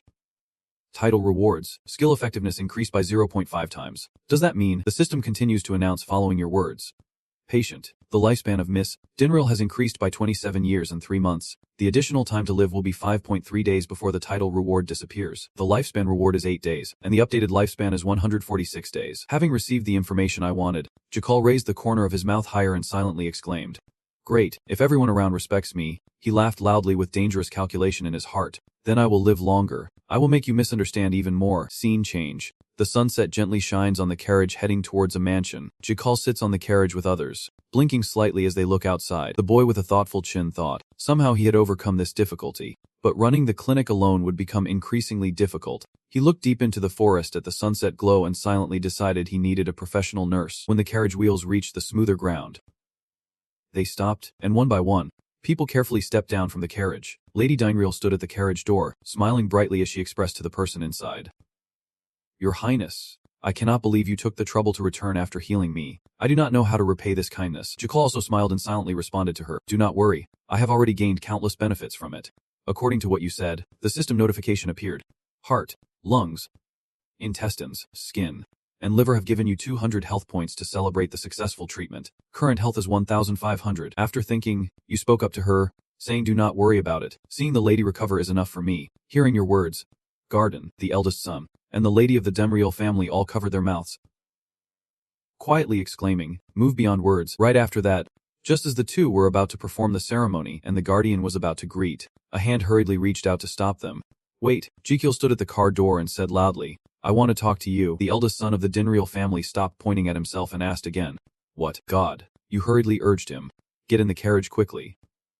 Immediately, the luxurious carriage shook slightly. At this moment, the eldest son of the Dinreal family sat in the carriage seat signaling to the person inside, saying, "Prince, shall we sit and talk like this?" "Yes. We have things to discuss while sitting like this." Just like at Shinsegae, a department store chain in Korea. Just like that, everything sank into silence until a flock of small birds flew by, and the forest was quiet without a sound or a shadow. The eldest son of the Dinreal family gently reached out to rub his shoulder while Jekyll glanced at him from inside. His weak throat moved slightly as he swallowed nervously, wondering why he did not say anything that day. Just as he thought that, the boy let out a long sigh. "You keep punching your own shoulder while complaining. Oh dear, I feel sore all over. Hearing that, suddenly the eldest son of the Daimyo family felt uneasy. Do not tell me. Jikiel, with an attitude on his face in every word, said, I have spent many days taking care of the lady without sleep. Hearing you, he immediately shouted. I know. After thinking it over, he cautiously made a proposal. Your Highness, I am considering compensation in the trial. You should know that I do not charge for treating her. I will lose patience if I do not do what I say in the advertisement. But Your Highness, I want to repay you in this challenge. Hearing what he wished, Jikiel exclaimed happily. Really? But you are not my patient. I do not take anything from patients. And of course, he seemed to feel something just shattered. Stammering, yes, sir, you are right. Then, he took out a stack of documents to review. From what I heard, you looked at the information sheet of Denril's son and asked if he was a fire soldier. Right, he quickly replied. Yes, I am just an amateur. Then, his eyes suddenly became determined and cold as he said, I want you to make some things for me. A few days later at the bustling Frontera Square, a bald man started a conversation with the boy in front of him. Did you hear? What is it? That man revealed shocking information. The prince is looking for a servant for the palace. The boy heard it and wondered why he was told. The man with a sly look placed his hand on the boy's shoulder and said, I think you have an interest in it. You have been unemployed for 5 years, hitting the weak spot. He angrily retorted. Landlord, why do you care if I am unemployed or not? Please stop talking. I do not have the rent money anyway. He coldly reached out to him with a threatening look. You have run away twice already. Immediately he changed his attitude and ran off. I will go earn money now. He just ran past the shadow standing there, who had heard everything all along. The person wearing the cloak held the apple tightly in their hand. The man scowled, revealing a crooked tooth, lost in thought without saying a word. The scene then shifted to a museum decorated with banners, hosting an exhibition of the eldest son of the Daimyo family, attended by the people of the Daimyo territory. People are gradually moving inside the museum. Inside, a large crowd is gathered in front of a giant painting. Jekyll clapped beside him, congratulating the exhibition owner on becoming a professional painter. Thanking you, Prince. He looked at him confused and wondered why his face was getting longer. Oh this. He glanced at the painting of Jekyll in a stylish suit with the words, I want you, then looked at the trio painting titled The Trio of Life and hesitantly said, I feel like. He kept looking at the painting, life returning to you. Paused briefly, then looked at Damien wanting to draw his sword with the painting. Sometimes I also cry threateningly. I do not know why, but I really want to cut this painting. And the eldest son of the Denreal family truly expressed, is this a scam? Jekyll smiled brightly, patted his shoulder to reassure him. It is okay. It is okay. People use Photoshop all the time. Hearing you say it is hard to understand. Photoshop is yes. Then, he expressed his curiosity. Your Highness, do my paintings really help you advertise? He pointed to the giant painting covered with bees and proudly replied. Of course, it will be useful. Damn. Good. Very good. Wonderful. Bring the nutrients here. The emotions of the viewers at this moment were bewildered. Ecstatic. I came because I heard the drawing was free. What kind of drawing is this? After a while of chatting, they suddenly noticed a piece of paper on the corner podium. The paper announced that by bringing supplies here, oil paintings on canvas, you could become one of them. The white-clad angels learn experience and happiness in life by becoming a caretaker. Plus you will get paid by a handsome boss who is a prince. Sign up now. Reading this recruitment line, is there a voice of spring? Brother, I have to be honest, my dream is to become a caretaker. What? Because of that recruitment line, the registration office was crowded. The entrance exam was full of discussions. The salary is so good. I heard the monthly salary can pay for 2 years of rent. Among those people were the 2 sellers from the market earlier. The young boy holding the registration paper crying, Mom, I will become a well-paid caregiver and repay the upbringing. The registration form clearly explains all the necessary information. Working hours depend on the prince's health and mood. The requirement is to move inside the capital. So fill out the form and go to the office at Frontella Square for the test. The information that the person wearing the black shirt paid attention to was the request to move inside the capital. After reading the instructions, the person in the black shirt tightly clenched the piece of paper, and Jekyll at the back of the crowd chuckled with delight. Damien, seeing his excited, drooling face, reminded him, Prince, is not it a bit embarrassing to be so happy? Realizing he was a bit much, he wiped his mouth calmly and replied, Of course, why would not I be happy? Jekyll looked at the bustling crowd and explained to him that if they could attract talented individuals to the electric company, they could cure even more patients. You once again reached out towards the big lake. Why was that? You boldly sang a song. How could I not be happy? Then joyfully thought to myself, my lifespan will be extended. Watching your performance, I secretly admired it. Those days were wonderful and well paid. Then, 6 days later, the familiar figure in black swiftly passed by, the blazing sunlight shining directly on the fluttering banner in the sky. Bringing the nurse here, the crowd has now gathered densely in front of the gate of an extremely luxurious mansion. The person wearing a black shirt quietly glanced upward ahead. That person is Annis. She is proud and eagerly waiting telling herself it is time. As she finished speaking, the host picked up a microphone ready to say something. He shouted loudly, "Everyone please pay attention," he declared boldly. "We will begin the first part of the selection test." The crowd below looked up and listened to every word he said. Organized by the prince. Bringing the nurse here. The first part, the host shouted at the top of his lungs. "It will be," he lowered his voice again and loudly repeated, "It will be." The host standing on the pirate wave podium declared the cheers. Organized and sponsored by the crown prince. The ancient poetry nurse selection. Show your ability. After speaking, he pointed forward and shouted that the first task was to proceed to the interview location. At that moment, there were murmurs in the crowd. Strange. It felt like I had heard this all week. You are overthinking. Then, the gatekeepers immediately instructed the people to enter, all divided into 5 groups of 10 for inspection. They handed out a detailed guide map, starting here and moving quickly to the main building of Din Fu Palace, with only the first person of each group being interviewed. As soon as the soldier finished speaking, the people panicked. What? Wait, what about the other 4 people? The guard replied, "Those not in the top 10 are not qualified," while they were still complaining. Ridiculous. The host shouted for them to run for their lives. "All right, group number 1. Start," they shouted and ran at full speed past Garden and Jekyll's position. After counting for a while, Garden raised his hand to stop a person behind the commander and declared that those behind were not qualified. And then, he looked at the runners gasping for breath and said, "Very good, but," he pointed to the plates on the table seriously and said, "We will start the next mission right now." The second task is for Garden to watch the contestants start checking the ingredients, identifying which of the 6 herbs on the table have been affected by improper storage. Just as those people were focused on practicing, a man wearing a strange shirt suddenly shivered uncomfortably and cried out in pain. Then, the lower part of that person's black robe suddenly fluttered gently. Suddenly, the person wearing the black robe fell heavily to the ground, startling the others. The people around fell silent, standing still and looking at the person lying there, feeling a moment of panic and wondering if they were okay, why no one was helping, and whether they should help. But then another thought quickly awakened them. What am I doing? There is no time. The test is almost over. Jekyll has been silently watching them all along. Feeling cramped, he turned and nodded slightly to Garden. Then, the sound of light footsteps echoed in the air. Garden stepped up to the contestants and told them to stop. "All right," he smiled gently and thanked them. Happy to see everyone so focused, and the successful candidates would be notified at a later date. Hearing him say that, those people reluctantly turned away and left. I could not find that herb. Was I eliminated? After everyone left, only a person in a black robe remained lying there. Jekyll approached the person and ordered, "You can stand up now." As soon as he finished speaking, the person in the robe stood up. It was Damien. He lightly brushed the dust off his shirt and slowly said, "Luckily we fooled them all." You quickly exhaled and continued, "I was worried it looked too stiff." Hearing that, the eldest sister asked why. After saying that, Jekyll immediately pretended to be in pain and fell down for him to see. Look, then he sat up, wiped the blood, and confidently showed off. "Is not this more natural?" Garden cried with admiration and gave him a perfect 10 as a reward. Crown Prince, you truly can do anything. When Jekyll spoke up to invite, did you want to take an acting class? But in the end, you chose to ignore it and change the subject. Well, whatever. Thanks to Damien's acting, I was able to accurately assess them. So what are the results of the other 9 candidates? You quickly and coldly replied, "All are eliminated." She closely spoke heartfelt words. The exam profession always learns. But Damien calmly continued, "You mean character is what truly matters more." You see the bright sun in the sky agreeing with him. That is right. That is why they do not meet the standards, especially for future nurses. Come on, next group please. The next group continued to perform for that, but no one cared, so no one passed. The third group was the same as the first 2 groups, with no one passing. And the fourth group continued like the first 3 groups, with the same result of no one passing. Witnessing this situation, Jekyll officially collapsed, unable to believe his eyes. Is this for real? No one among them cares about the fallen person. Desperate, he spoke up and suggested, "Damien, let us take a walk for a bit," and Damien immediately agreed.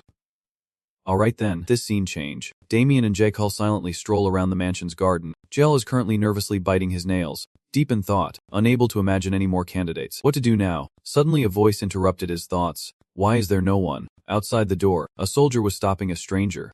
Because she was not human. Hearing this, Jekyll stopped confused. What was he saying? She was not human. The one bitten was Anis. She angrily retorted, "I am human." But the guard firmly insisted, "No, you are not." This argument made him angry on one side, rolling up his sleeves and cursing. "You bastard. Why did he say that when we still do not have enough candidates? What else could she be if not human?" Just as you were about to rush forward, Damien's words made you hesitate. She is a human. Jekyll looked at Anis with a judging gaze, calling her skinny.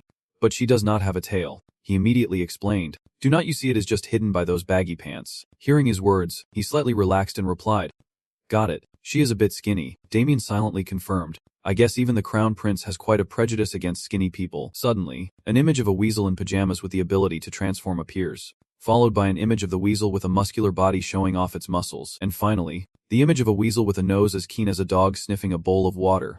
Thinking of that, Jakul became excited, salivating and shouting loudly, "Perfect for a traditional medicine nurse. Looking at you like that, Damien could see it on your face. I was worried for no reason." Returning to the argument between Anis and the guard, she firmly asserted, "I am also a citizen protected by imperial law." The contemptuous name of the guard is soft, but she loses control and occasionally turns into a beast. Hearing his taunts, she grits her teeth in anger, saying that is just prejudice. She clenched her hand tightly to assure me, "No, that won't happen."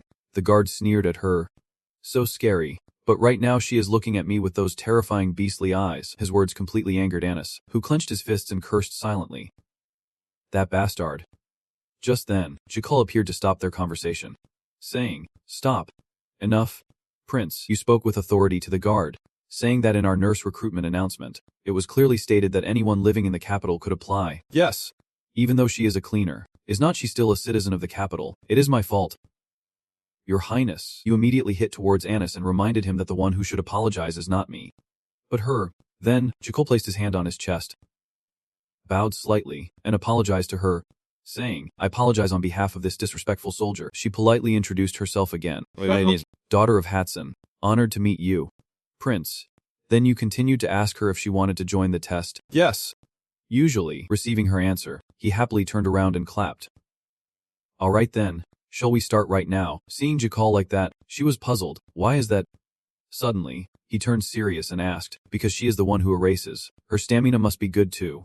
"Right, but I have never seen it with my own eyes." You just pointed to the soldier who was arguing with Anis earlier and said, "So if you can outrun that soldier, we will consider you to have passed the first test." The scene changes to a small fountain in the courtyard. Jakul pointed to the fountain and said to them, "From here to the fountain is about 400 m. Whoever runs there and back first will be the winner." "Okay." As soon as he finished speaking, Anis laughed, took off his shirt excitedly, and shouted, "Let us go." You quickly turn to the soldier and remind him to get ready quickly. The soldier hesitates but still complies. "Yes." After a series of cold, sharp sounds, the soldier is left only in his shorts, ready and prepared. Both competitors, Anis and the guard, are ready for the race, each determined to win decisively. Joe lightly raised the flag in his hand and shouted loudly, "All right. Get ready." Immediately, Jakul lowered the flag and gave the command, "Run." As soon as you spoke, Anis dashed forward, surprising the guard. With her strength, she quickly left the guard far behind. You witnessed this scene and exclaimed in admiration, "Look at this speed. She keeps taking long strides and rushing forward." She ran like that until she was just a short distance from the small fountain. Then suddenly, Anis pushed off the ground and jumped straight up. Her hand reached out to gently touch the pillar on the fountain. She grasped the pillar tightly, spun lightly in the air, then landed on the ground. As soon as she landed, she immediately started running forward again. At that moment, the gate guard ran over, saw her turning back, and flew out looking disdainful. Without thinking much, he exhaled strongly and tried to slip past her. At that moment, Anis glanced at him and silently judged, "Too slow. I will go straight ahead." At the same time as her thoughts, the gate guard's terrible expression appeared, gritting his teeth and angrily cursing. "Damn it." Suddenly, his ankle twisted to the side, exposing the red bone. Immediately after, he fell to the ground and rolled several times. Following that was a sound that made Anis pay attention. She turned her head and saw the guard groaning in pain, wondering if he had a shoulder dislocation. Her forward running speed seemed to slow down. She was momentarily silent and thoughtful without making any sound. After a moment of silence, Anis clenched her teeth in frustration. Immediately, she stomped her foot and cursed. "Damn it." She quickly turned around and ran back just when she was almost at the finish line. She sprinted forward powerfully, shouting loudly, "Regretful. Damn it. I wanted a decisive victory. That is life." Her action caught Jekyll's attention, and he watched intently. Anis ran at full speed straight towards the fallen gate guard. Startling him, without many words, she grabbed his shoulder and arm tightly. Startling him. "What is she doing?" Her voice was full of terrifying threats as she held his mouth and kept his shirt still. Then came a small impact accompanied by the sound of cracking joints. Her move caused the gate guard's pain to be deafening. Just then, a familiar figure appeared to rescue the guard, who flew away dazed. "Good, that is enough." Jekyll presents a heart-shaped necklace as a symbol of acceptance, declaring she is hired. The scene now shifts from outside to inside the office. You push forward a stack of papers with instructions. "This is a recruitment contract. Please read it carefully." Anis takes the stack of papers, examines it carefully, and exclaims, It seems quite complicated. You immediately laugh and cheer her up, telling her not to worry. Just take it easy, take it easy, take it easy. Seeing you like that, Guard and Damien behind quietly discuss, saying he suddenly turned into a middle-aged man like himself. He must be more mature than his real age. While Ennis was focused on the papers, he silently observed and evaluated her. Jekyll was satisfied and commented that she had impressive physical strength and was very wise. Truly perfect. But he had already seen it. You briefly recalled the moment of the shot and felt a chill. She smiled while massaging his shoulder joint. Snapping out of the memory, you laughed so joyfully that you shrugged, confusing the two people behind you. Although she pulled back gently, she did it painfully. There are many difficult patients out there who surely won't be happy. Feeling uneasy, you look up at the sunset sky and sigh. But unfortunately, you wish there were more people like her, and after finishing reading the contract, Annis gently placed it down. Jekyll, with a happy expression, leaned in to ask her how the contract was. She replied calmly, "It is good," but her deep eyes made a request. "I want to add a few additional clauses." Hearing her say that, he broke out in a cold sweat and asked desperately, "So what are they?" Annis slowly opened her mouth and spoke each word. "Actually, oh," and what she said next left Jekyll stunned. The leader of a tribe of about 50 people. As soon as she finished speaking, his eyes lit up with a gleam of greed. Repeating, there are as many as 50 people. You immediately flew back to her to massage her shoulders and win her over. If only she had said that earlier. In your mind, you were imagining the scene. Thinking, who could resist having 50 top-tier nurses? After saying that, Annis continued to ask him, "So please let them take the nurse exam together." Jekyll nodded without many words, agreeing with his own thoughts. "Come here with me." Ranks. And it does not stop there. She continues to suggest making you hesitate. "And also, please solve the innate problem of our tribe." Hearing that, I wondered and asked, "Innate problem? Do you girls lack food?" "No." "Then what is it?" Annis immediately recalled and explained that our tribe had encountered many awkward situations in society. Because of that issue, she pointed to the dangling things behind and said, "Those are our tails." Jekyll blinked in astonishment and exclaimed, "Tails?" She imagines the image of the wolf dog with a wagging tail, suffering and complaining because our tails move on their own. Her simple mind, still full of confusion, asks, "Is that a bad thing?" At this moment, Annis lowered his head sadly. Because we could not hide our emotions. Thinking about how their tails move when happy or sad, he seemed to realize something and quietly exclaimed, because their feelings are easy to read, they often become targets for scammers." Thinking about it, Jekyll looked at her outfit and said, "So that is why you wear those baggy pants to hide your tail?" Annis gently rubbed her hands together and replied, "Yes, but even so, our tails are too strong and we can't hide them when we get excited." You immediately asked several questions. Even if the tail got caught on her leg, she shook her head and replied, "It would find a way to escape on its own." Suddenly, the tail seemed to have a mind of its own and scolded, "Hey, I like to do what I want. Mind your own business first." Seeing this, Jekyll shouted in panic, "Does it have its own consciousness?" Then you asked in another way, "What about removing it?" Annis quickly replied to you, "We have tried, but it would be difficult for us to walk normally. Living normally without a tail is impossible. Besides, she also revealed that it would grow back after just a month, which made you imagine the bizarre image and laugh out loud. Like that god back then. But soon after, his attitude changed to silence. Jekyll trembled in his eyes and thought to himself, "Wait, do they want me to solve this problem?" A random thought flashed through his mind, and it was the only way he could get rank nurses. Gadden and Damien stood beside him, looking at him with desperate frustration, complaining that they had never tried healing the tail before. Jekyll's face was serious and pale as he groaned, "I still can't think of any solution." Jekyll approached Annis and stood beside her, saying, "What if I become your bodyguard?" Annis was confused and asked, "What do you mean?" According to Jekyll, the image of the Xo tribe with its distinctive emblem appeared, meaning I will use my status and authority to support her tribe. Hearing this, she immediately raised her hand to refuse. Annis said, "I am very grateful for the offer, but I must decline." She shook her head helplessly and said that it would not solve my core problem. In the room, Annis's determined voice echoed, saying, "If something happens to you or you change your mind, won't we still be the same or even worse?" Looking up at Jekyll, she said, "I did not come to you for a temporary solution." Hearing Annis say that made him reconsider. Jekyll sighed. She wants to find a solution to the core problem. Right. Catching her point, she immediately replied, "Yes, Your Highness." You sighed and said, "All right." Hearing Jekyll agree made Annis excited and hopeful, saying, "So you will help us?" You said, "Yes, I have no other choice." She asked if you had come up with a solution yet. Jekyll, with his eyes closed, said somewhat helplessly, "Actually not yet." You said we will start looking for a way now. Annis looked at Jekyll admiringly, thinking to herself that he is truly honest. Watching him continuously think passionately about what to do, she silently judged that if he were the type to make empty promises, she would be really disappointed. Annis stood up and said, "All right, I will leave and wait for your contact. Jekyll replied, okay, do not go anywhere else. Just stay in the frame and wait for me. The door of the room closed as Anis left, and the room suddenly fell silent without a sound. Contrary to his calm exterior, inside he was screaming. They were too talented for him to refuse. I have to do it. I did not expect there to be as many as 50 of the best nurses, but they could not cure that tail, so they did not work for me. Jekyll lay stretched out on the sofa, waving his hands and tapping his feet on the chair, while his mind was still filled with thoughts. Wait, what should I do with this tail that has its own consciousness? Jekyll clenched his teeth, grumbling in discomfort. His face suddenly turned pale and he collapsed quickly. You sat on the chair taking a book in the library with a very haggard face. Jekyll thought to himself.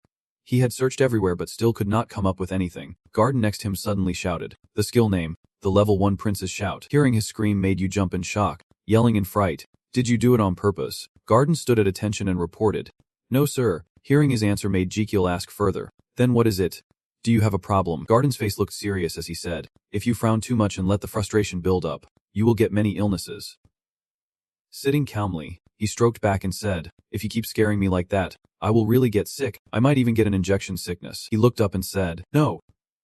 Crown Prince. Jekyll looked down and asked curiously, what right do you have to decide whether that disease exists or not? Garden's ear only points to the middle of the forehead and says, if you frown too much, it will leave wrinkles there. He says with a face full of concern, once wrinkles appear, you won't be able to erase them, so why do not you stop frowning? You say calmly. Really? Mysterious smile appeared on Jekyll's face. Looking at the shelf full of books, he thought to himself, is he trying to make me feel better? Clearly yes, and at the same time, I feel both ashamed and grateful. In Jekyll's mind appeared a shining line of text. He is really kind. He shrugged and said nonchalantly, it is okay. What if I have wrinkles? I just need to use fill and BQ-def. Garden did not understand what Jekyll said and asked, try to explain to me. But what are fill and BQ-def? He helplessly shook his head and explained. That is something I know. They are very good at helping to erase wrinkles. Noticing something in the previous sentence made Jekyll widen his eyes and think to himself. Wait, in his mind appeared images of countless tiny Lydith viruses. Botulinum toxin, the full original name of Botox. In Jekyll's mind, countless thoughts unfolded. Among all the poisons known to humans, they are the most paralyzing toxins. The image of the Reaper's tail appeared, and he continued his reasoning. The muscles in the Reaper's tail can move on their own will, so he would paralyze those muscles, and Cussman appeared vividly in Jekyll's imagination, and it just so happened that he had poison to use. His face was still mischievous with a mouth curved into a crescent shape, leaning down. Jekyll said, Garden, I need Cussman's poison. You keep it in the secret warehouse, right? He replied, yes. His joy and excitement became clearer as he spoke, bringing me and taking me to Anis's room. In another room, Anis was doing push-ups. Counting 1, 2, 3, 4. Suddenly something caught her attention. She opened the door and saw Jekyll and Garden standing there, and she asked, why are you here at this hour? You push Anis's shoulders into the room and say, the condition she requested. I think I have found a solution. Let us go. In Jekyll's gloomy mind, there are two things he needs to figure out first. The first is the place to carry out the method. The hand you place behind your back emits a white aura. Through the hand, Jekyll senses the major and minor acupoints connected from the brain throughout the body, and in his mind he exclaims, yes, I see it now. Looking at Anis Jekyll's brain, I could immediately tell that the flow of internal energy in her body was completely different from that of a normal person. Observing the acupoints on her shoulder, I silently concluded that aside from the position of the main meridian, it was quite different from my assumptions. Anis's lower abdominal acupoints down to Jekyll's legs continue to be evaluated. The strong sternum and stomach acupoints on her hips are farther apart than in humans. Focusing intently on the different blood vessels, he makes a judgment, and in between is something humans do not have, a blood vessel leading straight to the tail. Jekyll's eyes grew serious again. I will stop talking from now on. In short, she is similar to humans in most important aspects. You clap your hands and say nothing. Now, can you turn into sand for me? Anis turned around in surprise and asked, is this a test? In the room, Jekyll's loud voice echoed. Because your acupuncture points will change when you transform. We need to check and find out where they are. She was silent in thought. Anis stood still like that for a while. After some consideration, a sharp ear appeared on top of Anis's head. Below, her legs were also spreading wider with confirmed claws. After transforming, Anis became a large beast, her appearance retaining fangs and confirmed claws. Jekyll saw Anis's form and said, I thought you would get bigger. You look like a black pearl. She was confused when she heard you say that. Thanks. Jekyll, without any embarrassment, cheerfully explained, that is the name of the dog I used to raise. Your explanation made Anis angrily growl. Seeing that she could not speak surprised Jekyll, wondering if she could not speak because her mouth structure had changed. Holding Anis's hand, he happily said, Which hand? Seeing Jekyll treat her like his pet made her uncomfortable, so she sent it up. Knowing he teased a bit too much, Jekyll immediately raised both hands in surrender and apologized. Apologized. Apologized. He just made a gun shape with his hand pointing at Anis, saying peace, and she happily rolled around on the ground joyfully. Garden looked at the two of them with a fond gaze, and Anis's voice echoed in the room. Seeing her angry, Jekyll quickly apologized, saying it really worked, and with a relieved smile, he continued, Sorry.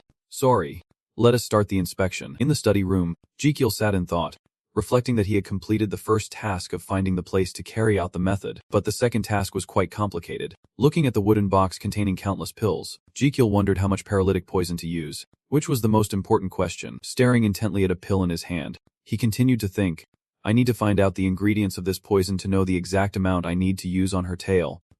Suddenly, an image of Cussman appeared in Jekyll's mind, and he wondered, do I need to ask Cussman? The thought in Jekyll's head was immediately dismissed. No, he could not trust him. Putting the pill into his mouth, he silently thought about trying it, storing the inscription in his protective mana circle and checking. The system suddenly displayed a red alert from the internal organs.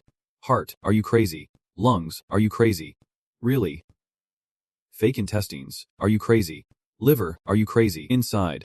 The internal organs are circling each other with a flickering light. They bump heads with different expressions. The heart looks incredulous and asks if he really ate poison, while the liver looks bored and asks, then who will detoxify it? The fake intestines still do not believe it and ask, does he really want to test it himself? The liver angrily said loudly, here I am. Why not just fight a monster and feed it poison? Receiving reproach from you. Jekyll's mind flashed the image of the little hedgehog who said, you want a small, cute monster to try poison. Aren't you being a bit too much? The internal organs.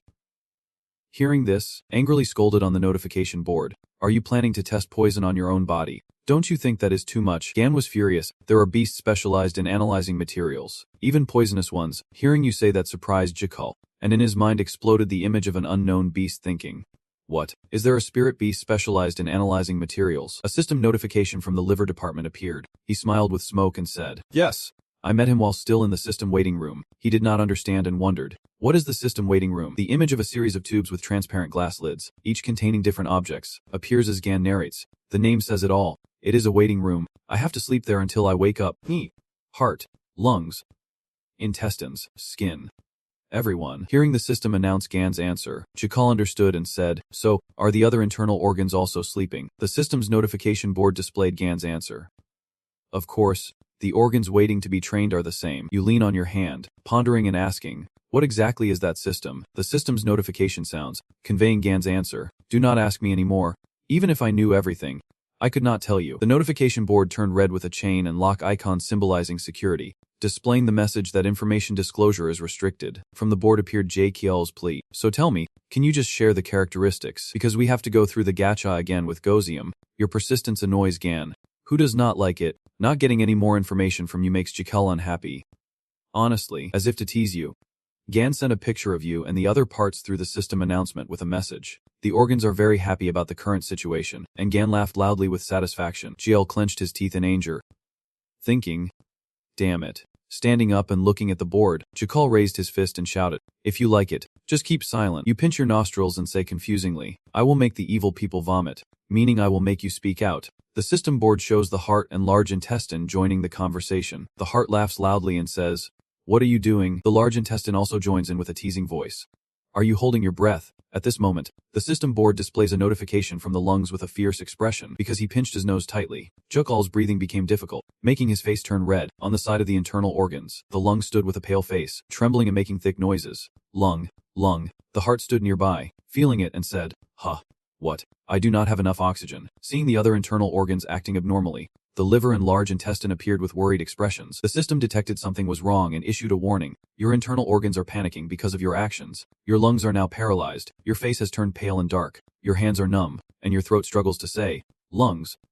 Finally, the lung collapsed lying on the ground. Tim beside it also looked pale and weak, kneeling down on the ground. In the current situation, the liver and large intestine angrily shouted, the lung is about to die.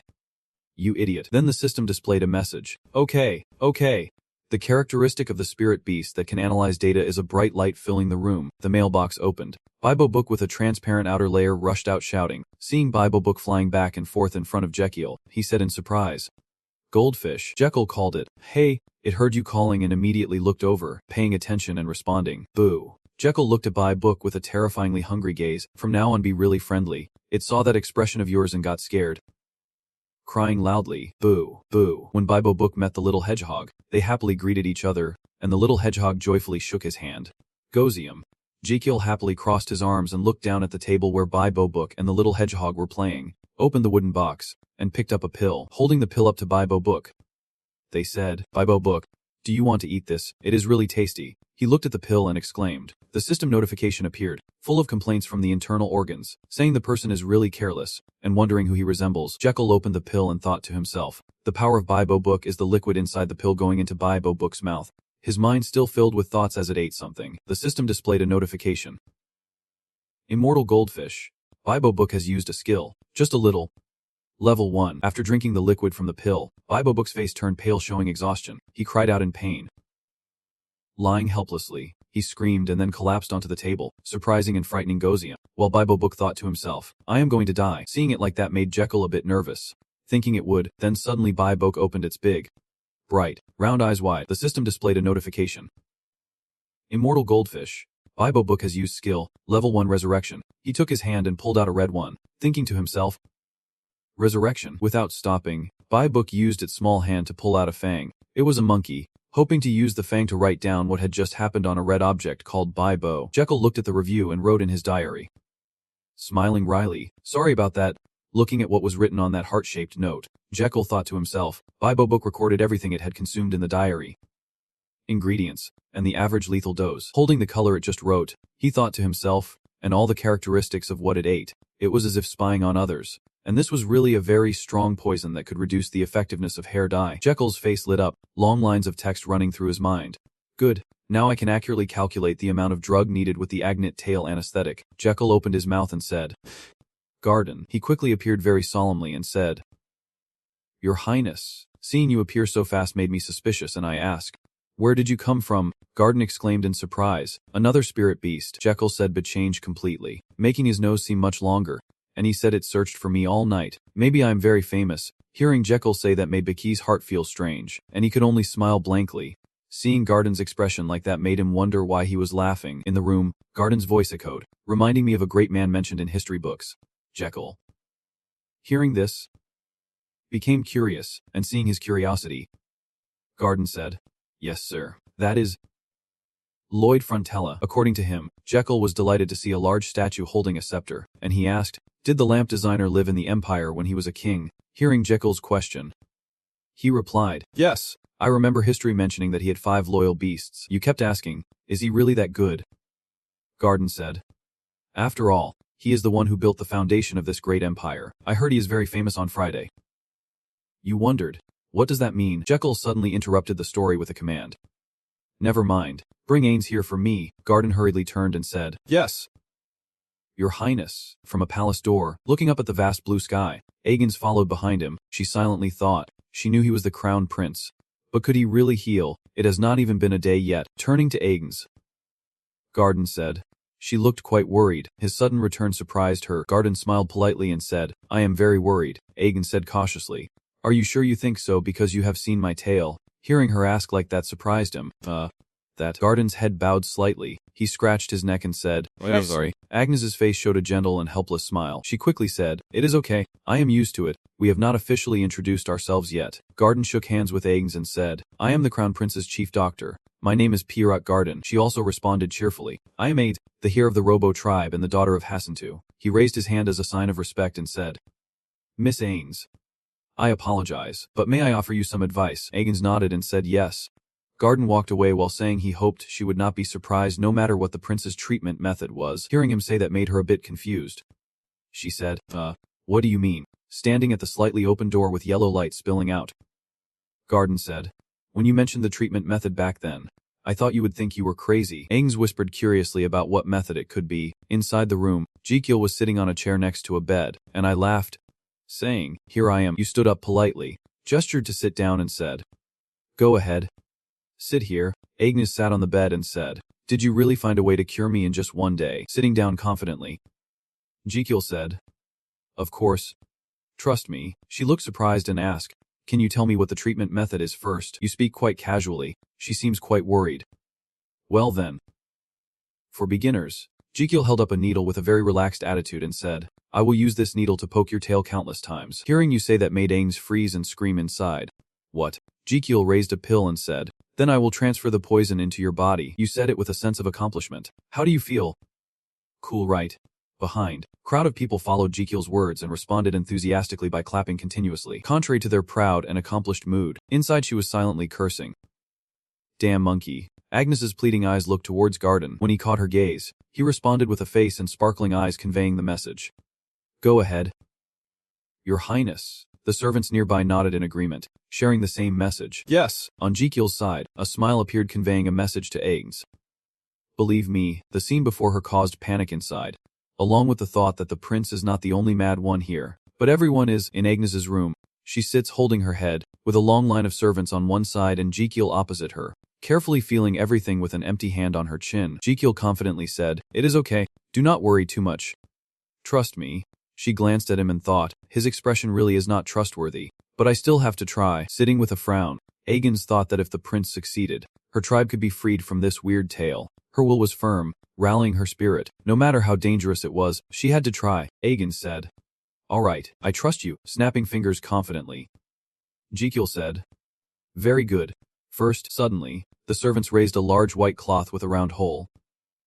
Surprising her, two maids slowly approached Aegon's, making her stop and widen her eyes. After a while, Aegon's was neatly lying on the bed, covered with a white cloth revealing her tail. Jekyll stood to the side, frowning, raised his hand in front of his face, turned around and said, Everything is ready, let us proceed. The servants stood to the side, watching every action of Jekyll with admiring eyes, or sometimes comparing. Jekyll placed his hand near Aegon's tail, transferred a blue energy, and then a heart gradually appeared before him. Through the recent energy transfer, Jekyll could vividly feel and imagine Angus's body, making him silently exclaim how truly amazing the Azrahan technique was. Jekyll stood among the intersecting straight lines, thinking to himself that they were proof of the existence of acupoints. Even with thousands of years of experience and accumulated knowledge, combined with modern medical equipment, no one has yet verified the acupoints. He always felt quite uncertain about this issue when studying traditional medicine. Afraid to enter a bright spot, Jekyll thought to himself, although he believed, he could not verify it. Now it was different. He could not only confirm but also see the acupuncture points. He opened a handkerchief containing many needles and thought,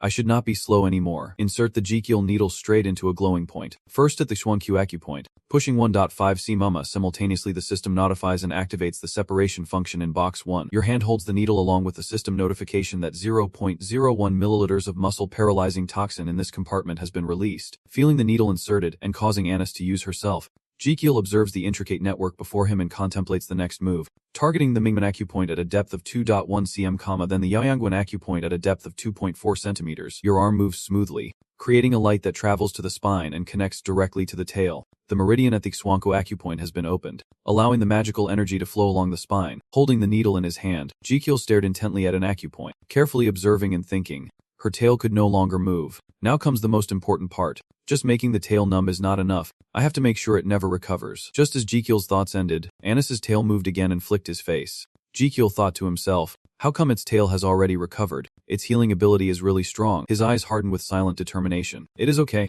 It is still within my plan. Jekyll's speed on the network of acupuncture points grew faster and faster. He stabbed into a bright spot with continuous thoughts of obedience. It is time to speed up. The love point. And finally, Jekyll's tense face. Teeth clenched, stabbed the needle behind Anis's ear, the brain point. Feeling the needle prick the back of her, she was full of puzzled discomfort, wondering what was going on. Did this guy just poke the needle into her? I only asked him to handle the tail, so why did it go all the way to the head? A current ran through Anis's thoughts.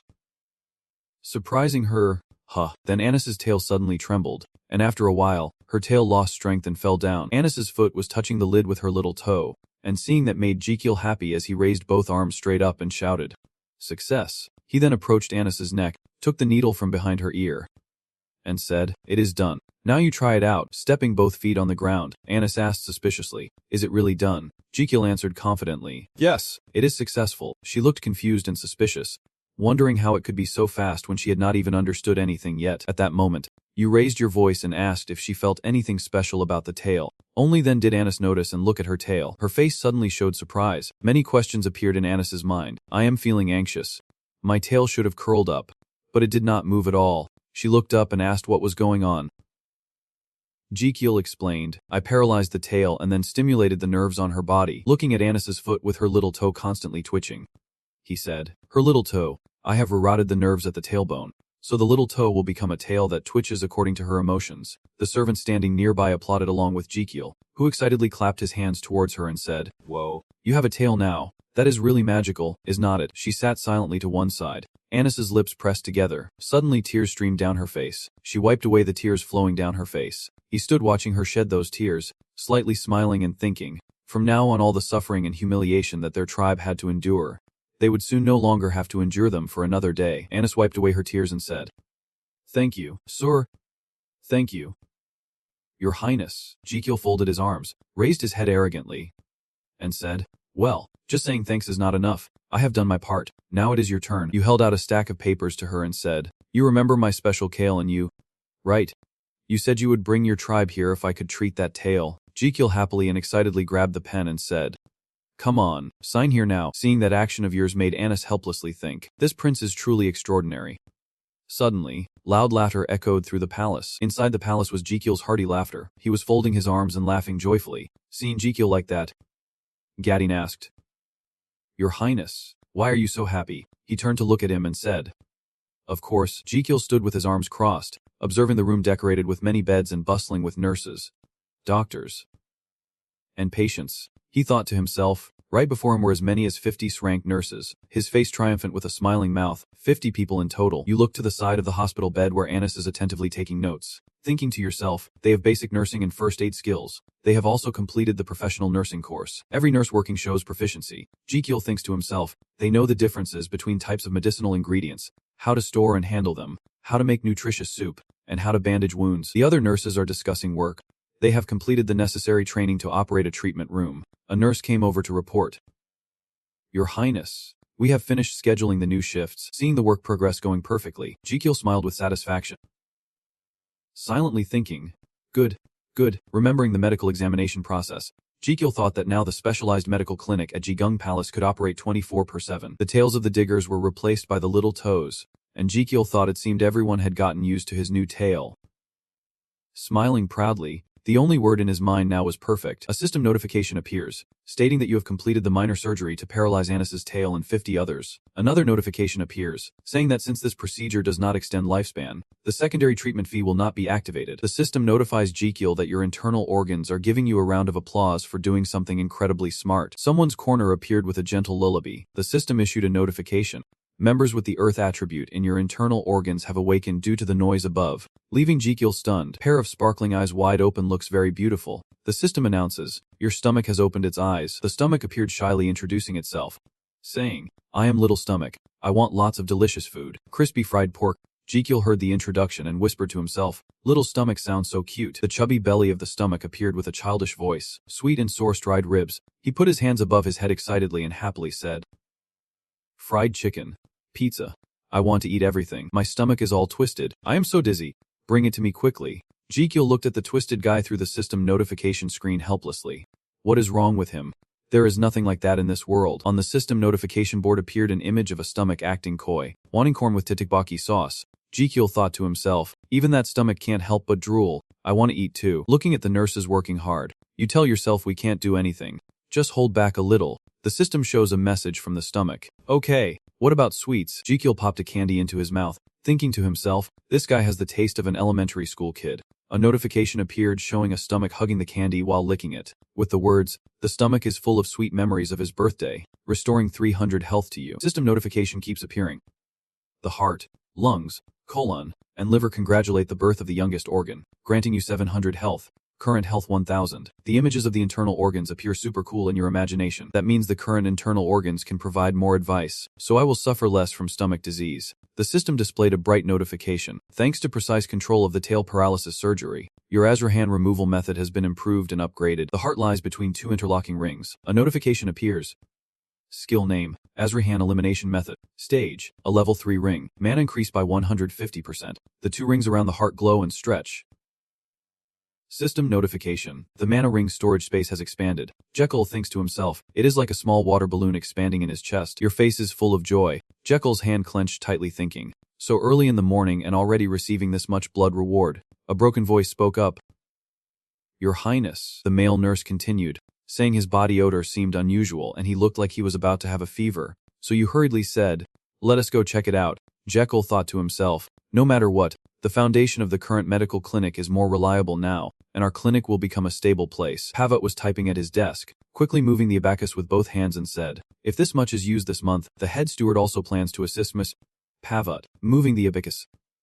Pavat said, "Did I miscalculate?" Putting the abacus aside, he took the book and examined it carefully, saying it was impossible. Holding the book, he lifted it up, causing the book to rise as well. The book was slammed down forcefully. He screamed with a face like the sky was falling. Pavat's hand thumped. "We are doomed." His legs hurriedly ran away. Pavat pushed the door open and said, "Your Highness." Jekyll was sitting on the chair and the two people standing beside him were startled by Pavat's scream. Jekyll was surprised and turned to Garden, saying, Startled, what is going on? Garden, you are here. He continued, "Pavat, what is the matter? Are you feeling unwell?" The man bent down, gasping, "I have urgent news to report. Please forgive my rudeness." Jekyll was puzzled and asked, "What is it?" Pavat leaned close to his face and whispered, "Your Highness." Actually, the bookshelf manages the harem.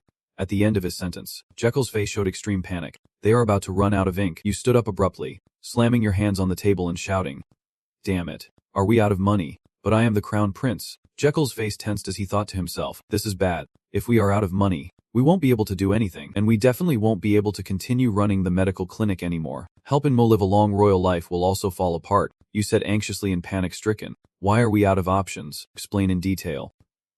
Pavat said, "I am really sorry, but," he added, making Jekyll's face extremely shocked, that he had cut the operating budget of the OL in the fall last year, which he secretly thought was because of him. Jekyll spoke bitter words to himself. "Jekyll, you damn madman. You fool." Pavat saw him like that and thought, "Does he really not remember?" Moving to the sofa, Jekyll and Pavat sat down to talk properly. He said, "I thought it was because you would not live much longer, which made me very thoughtful." In the room, a voice from you said, "Does that mean I have chosen to give up?" Pavat replied, "Yes. I think you have your reasons." Back then, CV Fung did not have as much budget as now. Hearing you say that made Jekyll say faintly, "I have been struck by karma," Pavat shyly said. "But your Highness, this year you look healthier than last year. I think you should be happy about that." You discourage yourself to the point of falling to the ground, saying no. "No way, not happy at all." Seeing Jekyll like that made him helpless. You blocked her and said with closed eyes, "How can you be happy when you are out of money?" Jekyll, salty and angry, said, "Everything is about money." Really, lying on the floor staring at his feet. He thought, Jekyll Andrea Megentano, do you really want to play like this? Huh. Why would you do this to me? Jekyll imagined lying neatly on the bed, his mind continuously flowing with thoughts. Sighing. Returning. Not that he could not empathize with Jekyll, and complaining did not solve anything either. Suddenly, he sat up and said, "Is not it that this year we can request additional operating budget for the auxiliary palace?" Pavat's answer was like an invisible knife stabbing straight through Jekyll's ray of hope. "No way." He sat with his legs folded, looking very serious, saying, "No money. We will have to close the traditional medicine clinic and I will die." He saw Jekyll say that and wondered. "Your Highness, how is closing the traditional medical clinic related to the death of the day?" No answer. He just asked, "We cannot ask for more favors." In the room, the conversation between Jekyll and Pavat arose. He said, "No, that won't do. It will undermine the Empire's power. The budget for a year can only be requested at the end of the previous year." According to Pavat's words, the image of the Emperor appeared. He said, "The only one who will not be demoted by the rules and can do something is the Emperor." Hearing that, Jekyll became excited again, clenched his fists tightly and said, "All right." Jekyll added, "Then I will ask my father for help." Without delay, he rushed the carriage like a gust of wind. The horse carriage rushed back quickly with the news that the Emperor would not help, and hearing this made Jekyll weak and appear completely lifeless. Looking at the cup and plate on the table, he thought to himself, "I can't let the clinic close just because of money." Jekyll's face changed, carrying the determination in his eyes. "I won't let money stop me again. If so, this is the only way." You asked him, "Sis, Wirt, who has the list of the concubane's assets?" He replied, "Of course he does." Jekyll excitedly said, "Good. Bring them here to me." "Sis?" Wirt asked. "Excuse me, why?" The expression on his face became eerily frightening as he said, "I will sell them all." In the exhibition room, there are countless beautiful paintings and statues full of solemnity. Jekyll exclaimed, "Paintings? Stone statues." Looking towards another direction with neatly arranged dining utensils. He said, "Dining utensils made of gold and silver. Sell them all." Hearing Jekyll's arrangement, "Sis," Wirt cried with sorrow, touching the paintings and saying, "Oh, My dear, I have taken good care of you all. He turned to the prince to persuade him. Your Highness. Please reconsider. Jekyll, with a cold face without any emotion, said, No, I will not change my mind. Unable to convince you, Wirt's father turned away crying miserably, saying, Prince, I hate you. A few days later, in Jekyll's office, Jekyll said seriously, All right. Listen up. In the room, your voice still echoes. I have sold the luxurious and unnecessary things for us, but this is only a temporary plan. Damien heard Jekyll say this and immediately asked, Sir, have you prepared the next step? You confidently said, Yes. This temporary method will make things a bit easier for us. If we can't establish a stable source of money to ease the debt, the funds we just obtained will run out in the blink of an eye. Uncle Wirt wiped his tears and said, Your Highness, we have sold everything we could. Jekyll laughed loudly and said, I know. From now on, we will make medicine and sell it. What you said surprised Damien and Wirt. Jekyll, you smiled and said, Yes. From now on I will be the apothecary prince. In the bustling district with crowds passing through Frontella Square, he laughed and asked the nurse on duty, Hey, have you heard the latest news about the palace concubine? He replied with a tired, blank face. Consort few.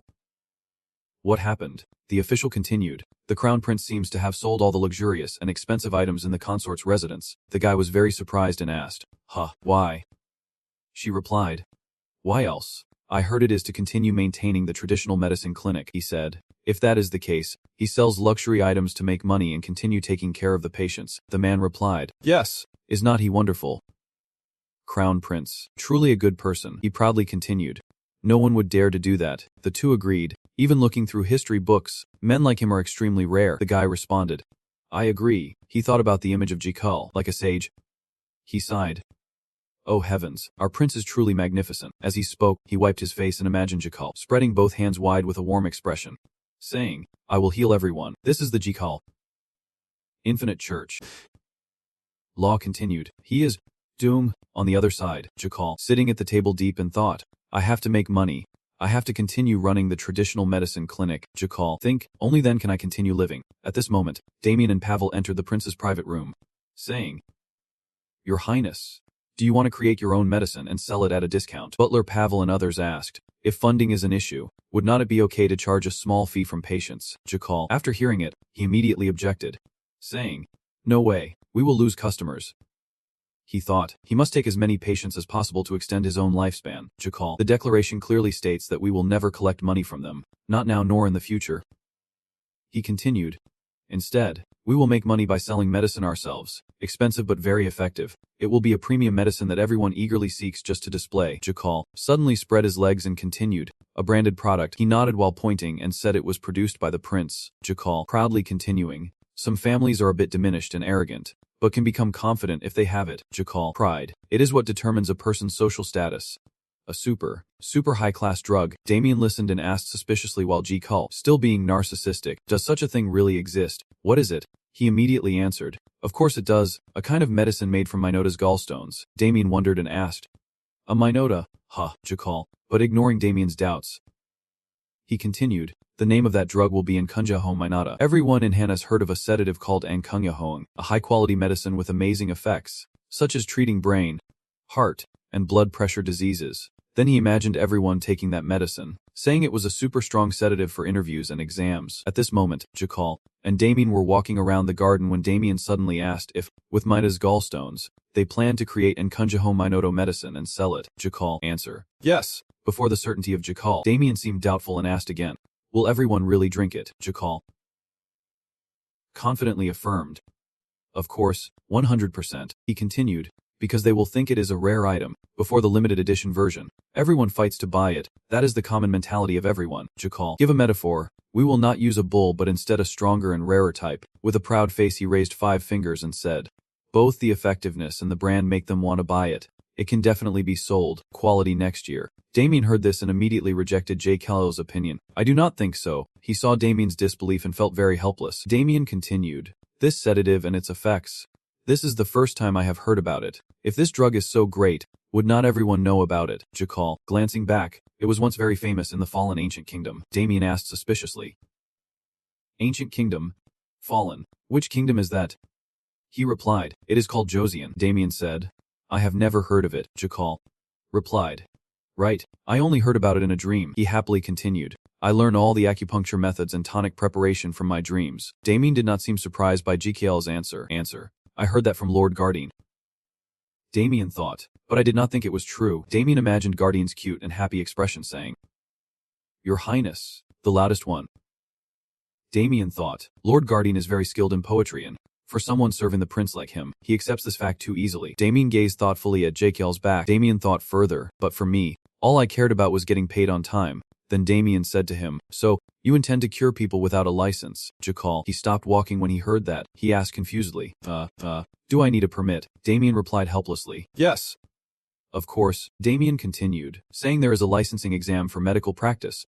Guardian has already passed it. And upon hearing that, his face turned pale. Jakal forced a smile and replied, I do not know. Just thinking. It won't deceive me later. Right, Jakal said we need to solve the capital problem first. We have to go get the Minotaur's gallstones. Damien asked, Are you planning to send someone to buy a capital from the herbal shop? Jakal, No. When I went to buy other ingredients, they did not sell Minotaur gallstones here. Maybe this place does not use bison as medicine ingredients. Damien asked curiously. So how do you plan to do it? Jakal provocatively said, We will buy a live Minotaur. We will go to Zemo. On the map, the state of Zemo is drawn, with its capital Magenta. Jakal, walking and talking. The shopping center is at the northeast corner of the empire, where the top monster auction house is located. Damien asked suspiciously, Are you planning to go there yourself? He replied, Of course. Jakal laughed and said, I will come to check the condition of the Minotaur myself. I also need to check its gallstones. When Damien heard GL's plan he thought, he must really be short-circuiting somewhere. On the other side, the horse carriage is moving. Anis is sitting on top of the horse carriage. Jakal, step forward happily and say to Damien, Come on, it is time to leave. Damien wonders, is it really now? Jakal walked to the carriage and said, All right, let us go. Damien asked, Are we leaving right now? He immediately replied, Of course, time is more precious to me than anything. Suddenly, Jakal seemed to see something that made him extremely angry. He broke up and shouted loudly. Damien got in the car immediately. He is on his way. Damien was confused about what was happening. The carriage started moving. The driver's voice rang out, and at the same time Garden ran over. He was crying and shouting loudly, Prince, why did you leave me? I am the main doctor of the day. Jakal, in the carriage, waving his hand. He said, I need you to look after the clinic. Garden quickly waved back. Your Highness. In the carriage.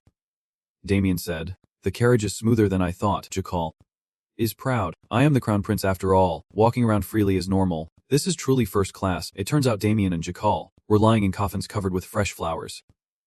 Very tearful. Damien continued, but the feeling was a bit strange. Anis lay on the roof of the train thinking it had been 8 days since she left Magenta. Suddenly she opened her eyes. Anis jumped up with a shocked look. She felt the lips of the sea. Anis finished the announcement. Prince, I see there is a seaport. Upon hearing this, Jakal and Damien looked up. The two people see the beach scene with the dazzling sunlight. Jakal says it is Zemo Port. At Zemo Port, trains are arriving with crowds of people on the shore. The horse-drawn carriages are moving into the port. Jakal, suspicious or speaking. That is. He continued, the monster city in Zemo. Before him was the scene of a magnificent underground palace. The carriage was moving but suddenly stopped. The people suspiciously said, He must be blocking the way. The old man said, Move the carriage somewhere else. It can't be left here. The coachman got off angrily and asked, Hey, do you know who is sitting in the carriage? He heard that and usually said, Who else? Could it be the crown prince? Jakal smiled happily from inside the carriage. Then he was very surprised to see that, and he stammered in fear. Crown Prince. Inside the Monster City house, everyone was discussing enthusiastically. He hurriedly ran to the market. He asked, What is going on? It turned out this was Ajil Zemo, the market of Zemo. He collapsed, gasping for breath. Hong hong hong. Ajil Zemo did not understand what was happening. Suddenly Jakal, he stepped in, pointing towards Jakal and his large group of followers, saying the Crown Prince is here. After hearing that, Hong asked, What? Crown Prince Hong. Ajil Zemo hurriedly stepped over to Giles' place, flattering. Oh heavens. Your Highness. He anxiously sweats and asks, What wind brought you here? Jakal heard that and immediately laughed. Oh, I have something I want to buy here. Ajil Zemos, in that case, I will provide more soup for your Highness. He replied, I do not need it. Then Jakal pointed to his subordinates and said, I already have many like this. He hesitated when he heard that, but Jakal said happily, I will leave after taking a little walk, so do not worry about me. Ajil Zemo continued to suggest that even so, you have come a long way here. He frowned at the polite words of that man. Thinking it was troublesome, Jakal, go ahead in front of Ajil Zemo and say, I will come to your house later. Mayor, he heard that and replied, "Yes, Your Highness." Ajel Zemo immediately ordered his subordinates to move quickly, clean up the front yard, and do whatever they could to make sure everything was tidy. Hearing this, he sympathized, feeling sorry for them as if he were a military officer suddenly inspecting the barracks. At the auction, inside the cage holding an item, people took turns raising their paddles to start bidding. In front was an iron cage containing a motionless beast. Damien noticed the atmosphere here and said, "This place is quieter than I imagined." Jakal responded in agreement. "Yeah, I think so too." He asked suspiciously if this was a monster auction house, and Damien replied, "I think so." After all, monsters would wake up if there was too much noise. The auctioneer successively presented different items, and everyone eagerly competed to bid. Jakal, yawning sleepily, "I thought it was almost done. No minotaur for sale today." At this moment, the dogs were pulling a very heavy auction item, making them pant heavily. It turns out to be a minotaur sitting in a cage. It growled softly, then suddenly roared loudly. Jakal was extremely amazed by the giant minotaur. He thought that was enough to make 100 portions of rice and beef stew. "It is so huge. I think it can lift a total of 30 tons for 3 weightlifting exercises at the gym." The host standing on the podium excitedly introduces, "Today's special is a minotaur." He continued, "The 7 best hunter teams from the southern mountains joined forces. This is the main dish of the day. Race. Minotaur. Size. Much larger than usual. Status. Peak condition. Trait. Extremely ferocious. They hunted it for 3 months and barely caught it alive. This is our best specimen so far. Highly valued for breeding or display." The minotaur roared angrily, and seeing that, Hong Fan thought she needed to have it. Jakal was excited like a child, eyes sparkling, thinking they must have used a large amount of anesthetics and various sleeping pills on this animal. "But it can still be like that. I will kill it.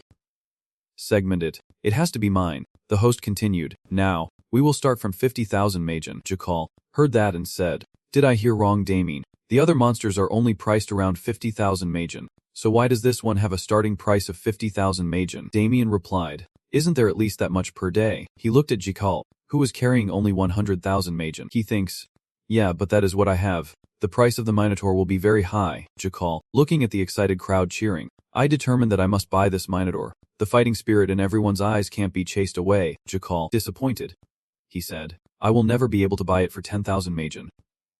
Damien replied, "So what, Jakal? I can't accept this truth."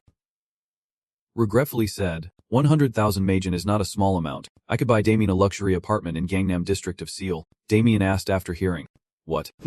Seoul? Gangnam?" Jakal angrily thought, I really do not want to miss this chance. Think. My brain." Suddenly he came up with an idea and called out, "Damien."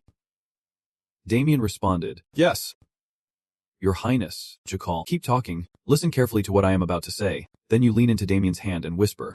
Damien, unbelieving, asks, "Are you really going to do that?" He replied, "Of course." Damien asked again, "Really?" "Your Highness, I do not know." He continued, "How would you feel when you hear what I am about to say?" But the order given sounds just like a child throwing a tantrum. Jakal heard that and did not feel guilty at all, laughing and replying that being compared to a dump truck does not cause harm. Damien stood up and said, "I will be right back." Jakal replied, "All right. Good luck." At this moment, the host shouted, "We have someone bidding 50,000 Majra already." Another person raised a board to bid. The host announced 53,000 Mayer. Someone else bid higher, 55,000 Mijer. Jakal, seeing that, angry thoughts arose. "Damien, what are you doing? There is not much time left." Suddenly, Zemo stepped forward and said, "Your Highness." Jakal asked suspiciously, "Mayor, what are you doing here?" He replied, "What?" Jakal was confused, thinking that the person would bring more guards. He asked curiously, Zemo was very scared when he saw that. He thinks his political career depends entirely on his quick thinking. I can see from his expression that he wants everyone to know his identity, so now I have scored points. Zemo paused for a moment, then shouted, "Oh, Crown Prince, please listen to my plea." Everyone was very surprised and whispered, "What? The Crown Prince? Is he here? What is he doing here?" Zemo continued to speak loudly. 100 Special Forces soldiers were waiting to hear his orders. Jakal also responding, "Thank you, Jakal."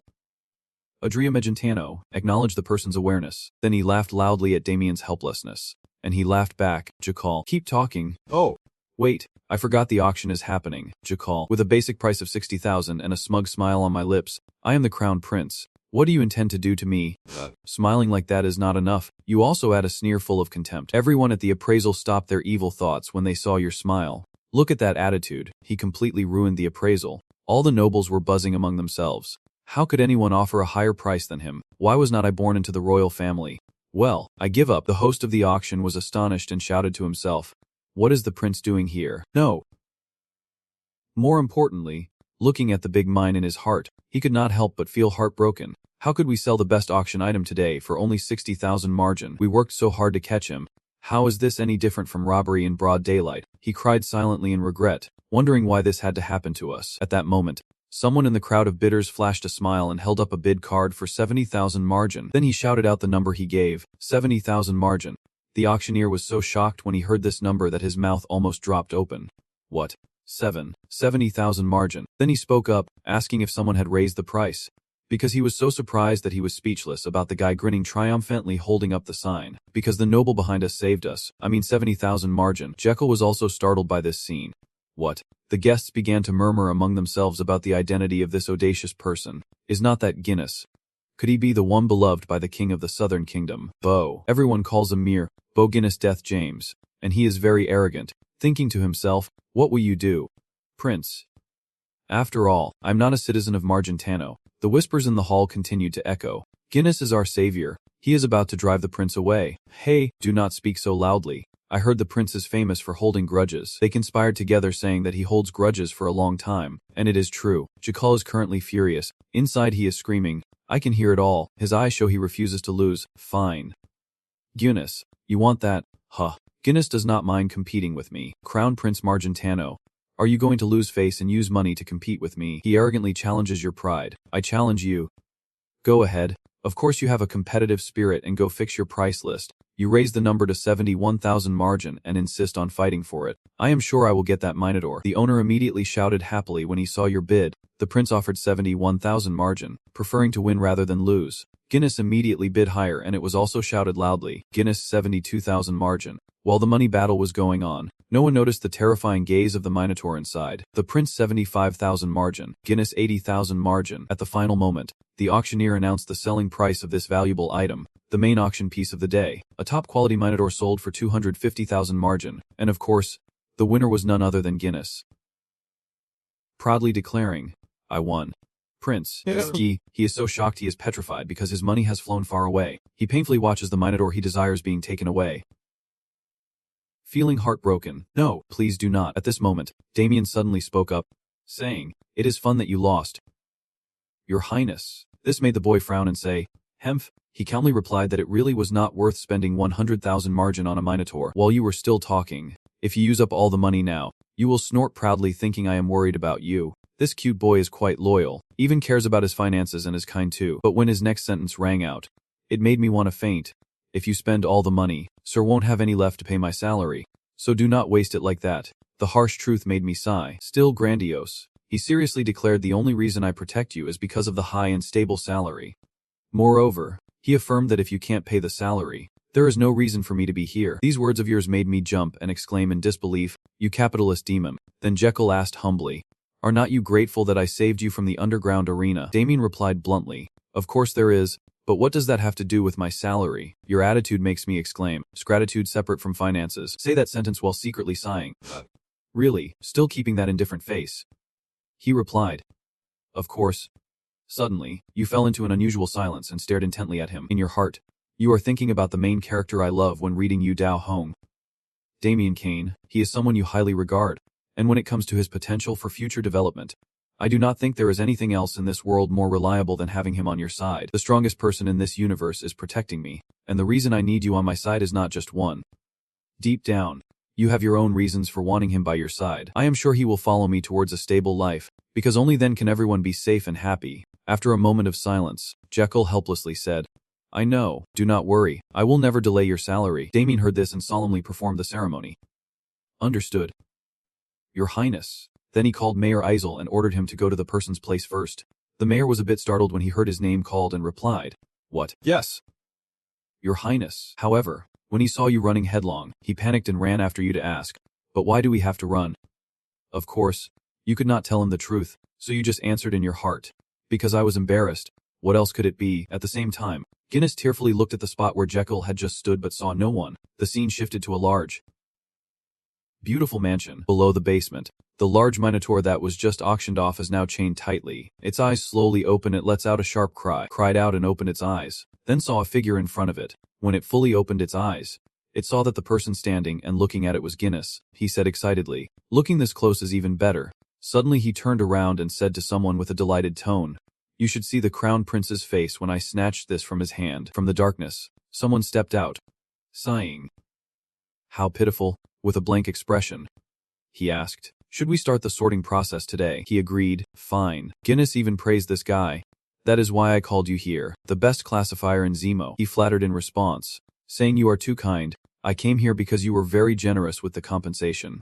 Then he looked towards Minotaur and asked for his opinion. "But may I ask, what kind of classification do you prefer?" Guinness proudly requested to make it look as grand as possible. "So we will take it out and present it to the king at the birthday feast." The other person understood immediately, so he wanted a strong image. Suddenly he mentioned something. "Did you tell the wizard I asked to make the classification more perfect?" Guinness replied, "Of course I did." Then he gave the order, "Go in." The wooden door slowly opened. A man with disheveled hair stepped in and said, "You must be very busy, so I will start right away, but with magic and declaration. I will kill it cleanly using vacuum magic." As soon as I said that, he immediately attacked poor Minotaur. It gritted its teeth in pain when attacked like that, remembering its small family and crying out in agony. Those cruel humans. It remembers its poor child being killed, then recalls being trapped in a cage and tortured. These things piled up into a rage that made it want to fight back while being restrained and attacked like this. Even Guinness was stunned by the scene. Suddenly Minotaur let out a roar and broke the chains that were holding him in the Izel Market's house. Jial lay on the bed complaining, so tired and sore all over, and Demian seeing this said, "You pushed yourself a bit too hard. I agree with you that the internal organs in Jikal, our organs are protesting your tight schedule, no matter who objects to what. Jikal is still upset about the auction earlier and is determined that tomorrow we will definitely buy a Minotaur for 100,000. Suddenly, loud footsteps echoed in the hallway outside. 2 guards rushed in and shouted, "Your Highness, please wake up, something serious has happened." Seeing them in such a hurry, Damien asked, "What are you guys talking about?" Jikal complained while putting on his shoes. "What is going on? I am very tired." One of the 2 guards urgently said, "We have to take you to a safe place immediately." This sentence makes you confused and ask for an explanation. But before you can hear it, a muffled explosion sounds in his room. Damien saw the danger and immediately protected him.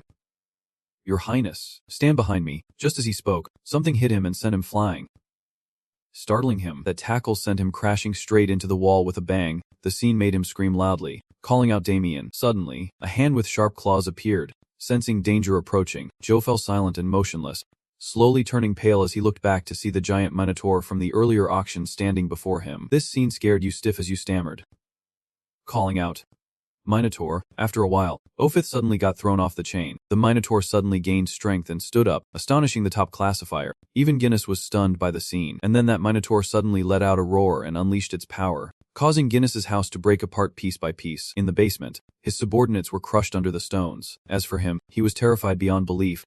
How could that be possible? At this moment, the Minotaur roared again, calling you the most evil person, then raised its hand high and slammed it hard next to Guinness, startling him badly. In this situation, he still has the strength to fight. "You filthy monster. Do you know who I am? I am a prominent merchant of bar and your master." After a while, a foot hurriedly ran on the ground. This merchant, who was just dealing with someone, now had to run for his life because he was being chased. "Don't come near here. I won't be your master anymore. I won't do that anymore." No matter what he says, this Minotaur still clings to him fiercely and shouts loudly. Knowing his strength was limited, he quickly thought of a way to find a safe place to hide first. After a while of looking around for a hiding spot, he discovered it was the house of Market Zemo, so he pointed that way and shouted, "What is that?" The Minotaur just looked at Guinness foolishly. While those opportunities disappeared, by the time it remembered and looked for him, he had already hidden in a corner, sitting and trembling. Back in the present, it appeared at the market house, Zemo looking at Ezekiel angrily. He himself was startled and stammered, "Minotaur." The scene was extremely tense. He kept staring at you. You stood frozen looking at him. Damien was knocked out in the corner, and the Minotaur with red eyes roared. Ezekiel was also paying attention to its eyes. "Wait a minute. Why do its eyes look like that? I have seen those eyes many times when I worked at a clinic in Korea." You realize that although the eyes are angry, they are full of tears, implying something. It is painful but has no one to rely on.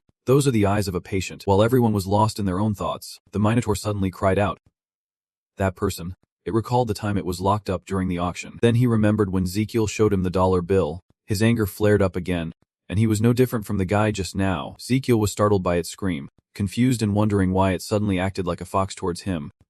Suddenly, it crouched down, let out a cry, and looked at him with angry red eyes. Then the arm swung, preparing to punch him.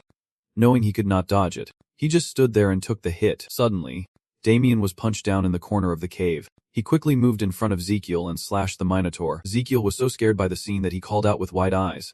Damien, before he could even process it, he hurriedly demanded, "Your Highness, you must get out of here quickly."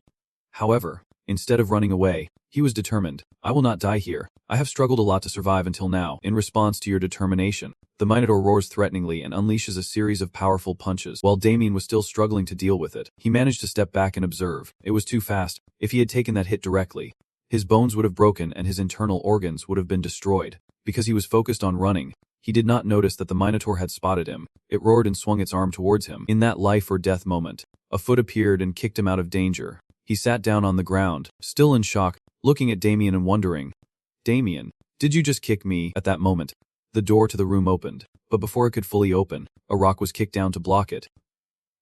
Startling Jekyll. In this situation, Damien still had the energy to tease, saying it seemed like both of us were trapped here, which made Jekyll angrily retort, "Do you think I do not know?" Suddenly he fell strangely silent, his eyes scanning around before saying, "Your Highness, I have something to tell you." His voice faltered as he said, "If we survive today," he bluntly demands Jekyll, making him confused, "then reward me." This request makes him immediately retort, "Are you asking me, what if I do not do it? If you do not mind answering, then I will run alone." This answer made him helplessly say, "You are really mean." "Damn it. Not letting you scold me," he quickly said, "when I count to 3, I will charge at the Minotaur and open the way for you to escape." This plan made Jekyll a bit worried, but looking around being surrounded on all sides, he wondered, where should I go now? Hearing him ask, Damien just pointed at the hole in the wall that made him startled. "We are on the second wall after all." Despite your protests, Damien bluntly replied, "It does not matter, just jump down." Which made you retort, "It does matter to me." Damien was equally stubborn, fighting with one hand and answering with his mouth, saying it is better than being crushed here. The reason he insisted on making Jekyll jump to escape quickly was because, based on the noises outside, the guards were preparing to deal with the Minotaur and the damage it caused. Just as he said, below the market, Israel was ordering the guards, saying, "We won't let our efforts go to waste like this." Rescue did it. Your words make Jekyll ask again, "Do you mean that even if I fall and break my leg, they will take me to a safe place?" At this question, you immediately affirm that this is the only way to get out of here right now. Damien's hand gripping the sword is now tighter than before, and then he quickly executes the plan to distract the Minotaur. "Alright, I am starting now." 1. The Minotaur is now only focused on catching him, while he fights it and counts continuously. 2. The way you count scared Jekyll so much, you count so fast, so in the moment Damien was fighting the monster, you hurriedly ran away. Just as he was about to jump down, the Minotaur howled, tears streamed down his face in helplessness, and he thought to himself, "Really, why is my life so tough?" Just as you jumped down, something suddenly swept past, and you accidentally grabbed it. Then the 3 dots scene of the best in the world appeared, and instead of jumping down, Jekyll clung to the Minotaur's hand. Strangely, instead of being afraid, you are panicking over what you read on the system board. What? At the same time, the system displays a red warning, announcing an emergency status. Then the system scans the entire body of the Minotaur, then produce an emergency summary sheet for the Minotaur King. Named Euros. Minotaur species. Male. 48 years old, 712 centimeters tall, weighing 14,923 kilograms, blood type C2, with cardiac compression function. Based on these parameters, conclude that the summary is due to prolonged captivity, sedative injection, and forced consumption of a large amount of grains, causing severe bodily imbalance, with the heart being the most affected, leading to the statement, "This heart is not okay." After observing Euros's heart condition, the diagnosis was unstable angina. The heart attack has worsened, and if it continues, it will lead to myocardial infarction and collapse. Jekyll himself understands the pain of this disease. Angina means the coronary artery is half blocked, and the pain is definitely terrible. At the same time, I realized why Euros went crazy, like being run over by a car backwards. It was because of the pain that he lost his mind. I'm sorry. While you were still feeling guilty, Euros suddenly shook his arm, making you cling to it in shock. "Damn it. But it seems I can't heal him right now." You were clinging tightly while screaming, "Because right now it seems I am even worse off than others." Not good at all. Your eyes looked down and you thought to yourself, if thrown out, your whole body would definitely be shattered. Just as this moment of peace was happening, Euros suddenly raised his other arm.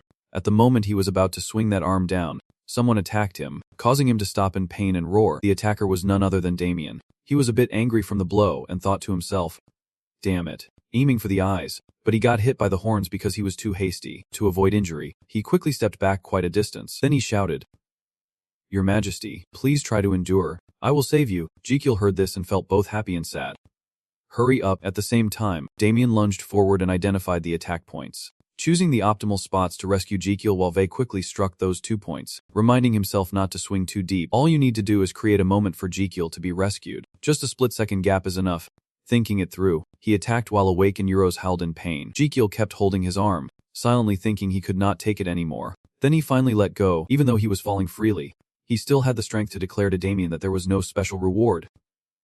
After declaring, he prepared to close his eyes and die, thinking it would not be very pleasant to die here. Suddenly, a shadowy figure jumps high. Anis in beast form as the heroine saving the beauty as Jekyll. Her silhouette and bravery made you exclaim in surprise, "Hey, Anis." Just as she set you down, there was a shout. "The base is broken." The 2 guards asked Han anxiously in unison if he was okay, and he stammered in surprise and confusion. Oh. Ivan. Once Go confirmed Jekyll was safe, he ordered Anis to leave quickly. The safety of the lower tank is the top priority, so run away now. So the whole group carried him away, leaving the Mitre Rose behind. At that moment, it seemed to sense something was wrong and let out a roar, and when it discovered Jekyll had escaped, it immediately became furious. It growled terrifyingly and then glanced at Damien. He was not afraid at all and even laughed, saying, "I can't catch your highness."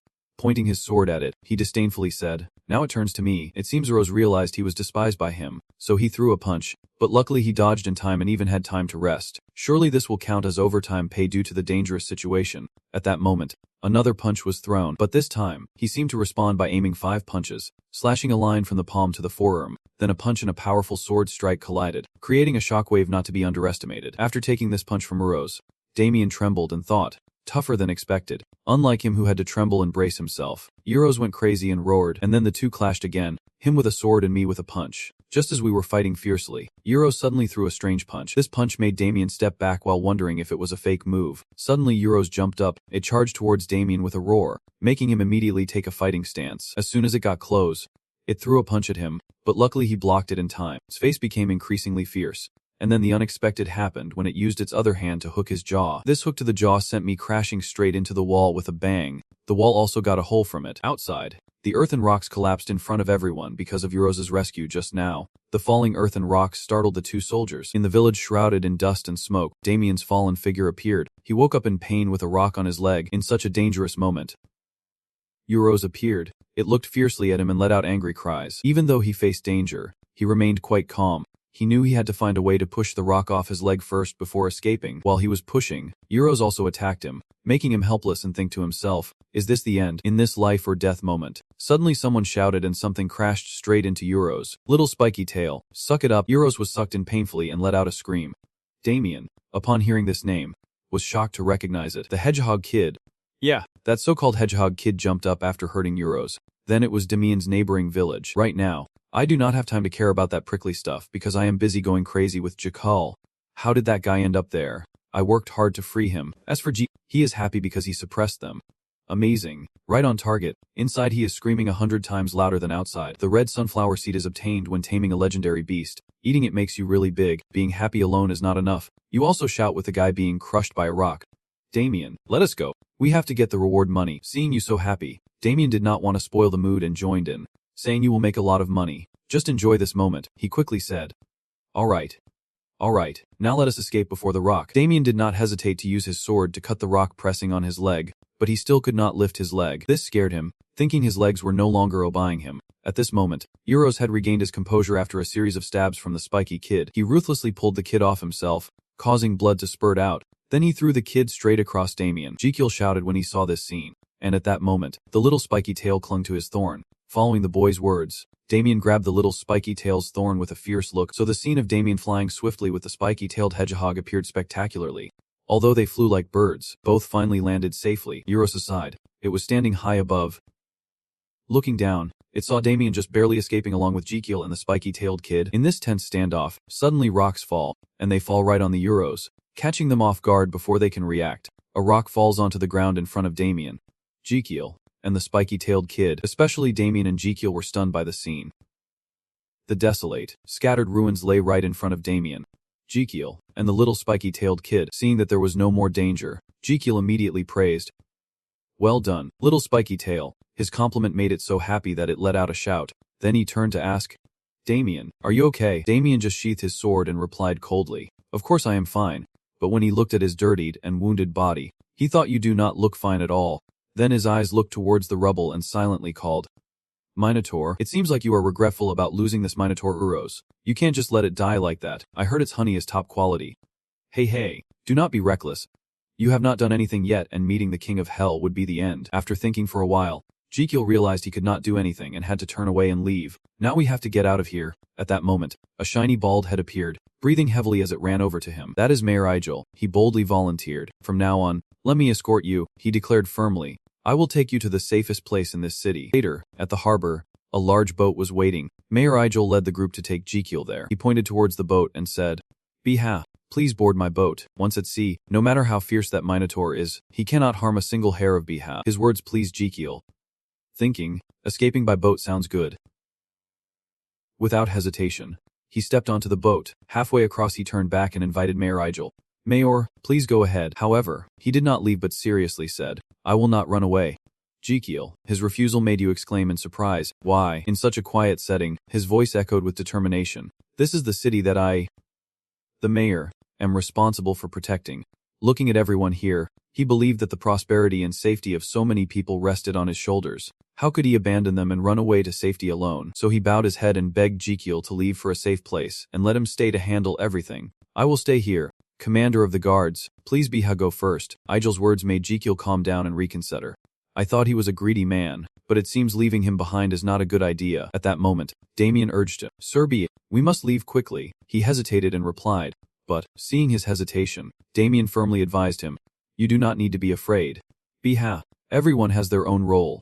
These words awakened him, and he immediately boarded the boat with the thought. Yes, the mayor's role is to protect this city. Looking back at everyone on the ship, Jekyll realized their role was to protect me, and I also accepted myself, with my role being to survive and carry the royal family. As soon as everything was settled, a loud shout gave the order to raise the sails. On land, Mayor Igel and everywhere were holding a ceremony to send Jekyll to a safe place. Suddenly, a sailor on the ship shouted in horror. What is that? It turned out to be Euros, who had returned and was chasing everyone towards the harbor. Suddenly it took a run and jumped straight onto the boat, making Jekyll scream like a wildcat. The wooden boat shattered because of its weight. Then it roared angrily, suddenly grabbing the mud flap on the boat. Jekyll saw this and hurriedly shouted a warning. Everyone, lie down. As soon as he finished speaking, Euros swung his wing cleanly across his head. The current situation left him completely confused, not knowing how to respond. Going crazy. What to do now? Running was the best option. But there was no way out. Moreover, when looking at the raging sea, you can't do anything. And I do not know how to swim. At the same time, the system displayed a red alert. Your internal organs are contracting violently due to fear, and all your organs are trembling uncontrollably. Tin said, Jekyll, why not think about escaping instead? What uses a brain right now? At that very moment, Damien appeared behind him and said, Your Majesty, keep crouching low. The fallen boom might actually be useful. He pointed ahead and instructed him to stay close to the wreckage at the stern and the path. You heard that, so ask again to be sure. Hiding there, he immediately affirmed. Yes, right now that is the best way. Suddenly Jekyll remembered something and quickly turned to ask Damien. What about you? Damien calmly replied. Today I've received a lot from His Majesty. He stood up straight without fear and declared that it was time to work. His bravery left Jekyll speechless, but he did not dare hesitate any longer and immediately turned to run. On Damien's side, he is attracting Eurus's attention. And when he attacks it, Anis in beast form also jumps. He gave it a sword, then she scratched it, causing it to writhe in pain. Suddenly, it grabbed her tail, slammed her to the ground, making her hurt and growl. Right now, the army along with the spiky kid appeared from afar to attack it. But of course, these people are no match for Eurus, who easily flirts with the whole group with just a flick of her wrist. As for Damien, one of his legs is no longer okay, making it difficult for him to stand up. The scene was desolate and ruined, with soldiers crying out in pain. Jekyll was scared pale by the scene but tried to stay calm. Crazy. Going crazy. Stay alert. And Lee, if this keeps up, the whole group will die. His eyes focused on Eurus. His breathing. His movements.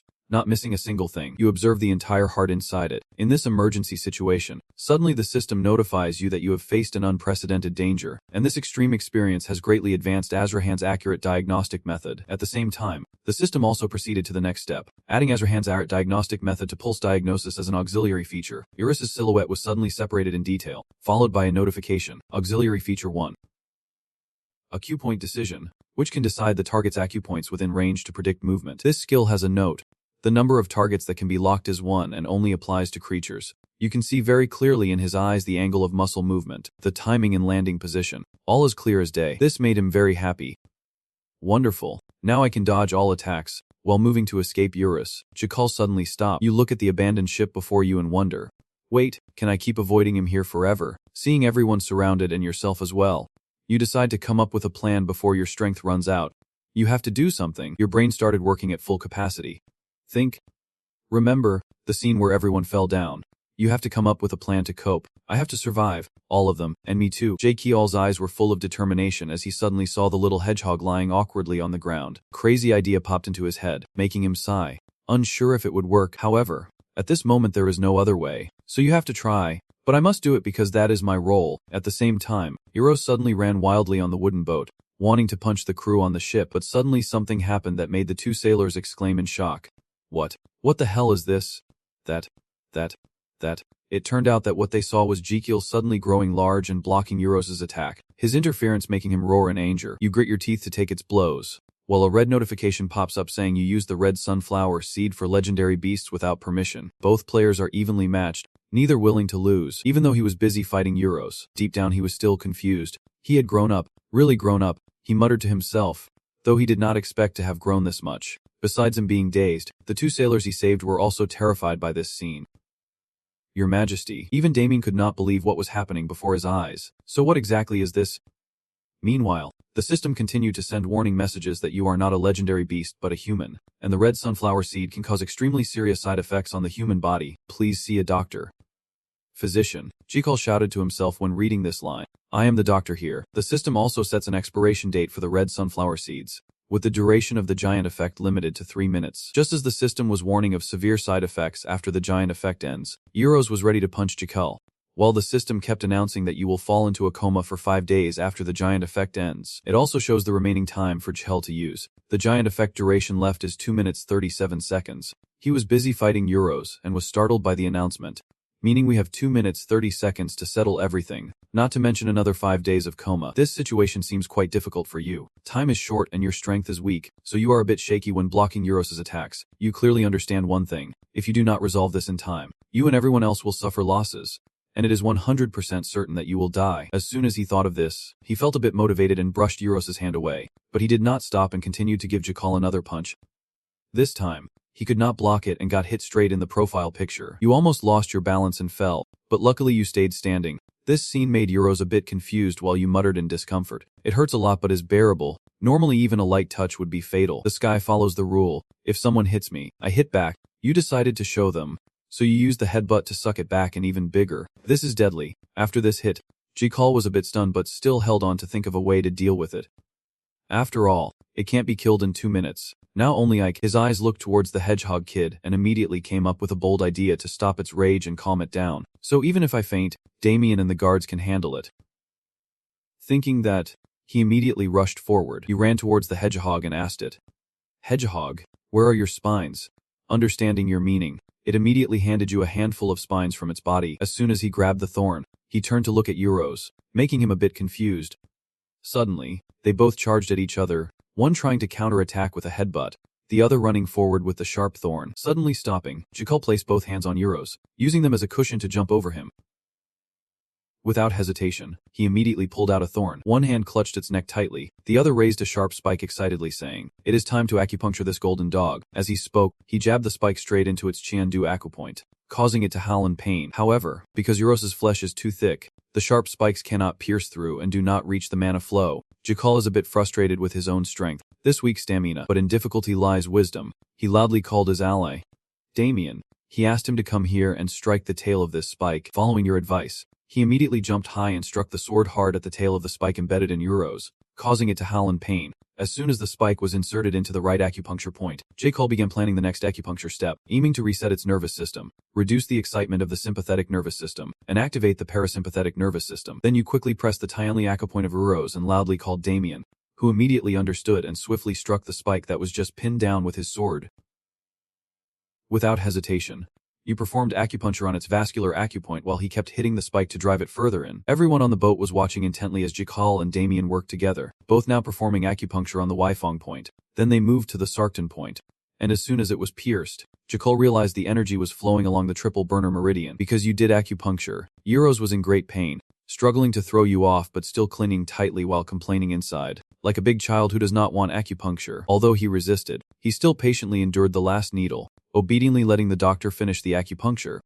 Just as he thought about telling the kid there would be candy, Damien plunged the needle deep into the last point, the ermine point. Euros's eyes gradually changed, no longer aggressive as before. After a while, he calmed down with a very confused face, making a few sounds. Seeing that everything was settled, Jikil gently removed the thorns from its body, feeling satisfied that not only had its aggression lessened, but its chest pain had also disappeared. However, this pain only disappears temporarily. It is not really because of acupuncture. It is just a coincidence. Unstable angina is inherently like that. You yourself understand how this pain feels. It hurts like dying but then suddenly disappears while you were busy thinking. Anus, the little hedgehog, and everyone else were amazed at what was happening before their eyes. Oh wow. Even Euros was quite confused and wondered. Ha, ha, ha, ha. Strange. The pain is gone. It turned to look at Jikil and saw him talking to Damien on his shoulder. Well done, Damien. Then suddenly its hand reached out, then gently placed on his shoulder. This action made him startled and wide-eyed, and he was even more surprised when it spoke. Thank you, human. Its cry made you breathe a sigh of relief because everything was resolved, and luckily the pain disappeared just in time, making it think you had healed it. Then you sat down on the boat and sighed. Well, whatever, I am exhausted. Right now the system shows a notification that your organs are affected by sudden changes in the body. The heart sends a message to Jikil. What the hell is this? Why is the body so huge? It just looked at its body in confusion and wondered while the stomach hugged itself tightly and laughed strangely. Moreover, the blood flow feels so strange, and the breathing is odd too, as if something is about to happen. At this moment, the cold intestine smiled and said, since the body has grown, my burden has also increased.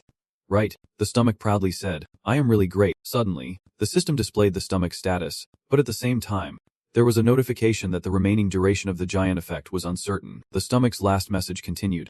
It seemed to be shrinking, and immediately outside, Jikal, who was huge, suddenly started to shrink amid the guards' anxious calls. Your Majesty. They gathered around you and called out loudly. Your Majesty. Your Majesty. And you hurriedly said, I have something to say, now. You used your last bit of strength to leave a message. You will be unconscious for 5 days. Do not make a fuss. It is already dangerous enough, so everyone can rest assured.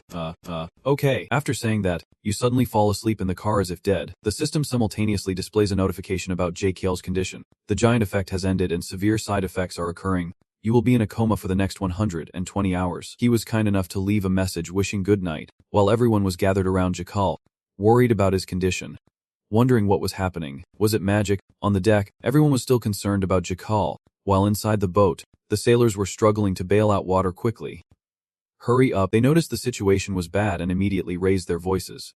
Captain, the water stain is getting bigger. It can't be sealed. We must get on board quickly, otherwise we will all die here. The captain has been bailing water all this time and does not know the situation above, so he cried out, there is a monster rampaging up there. At the same time on the boat, everything suddenly tilted to one side.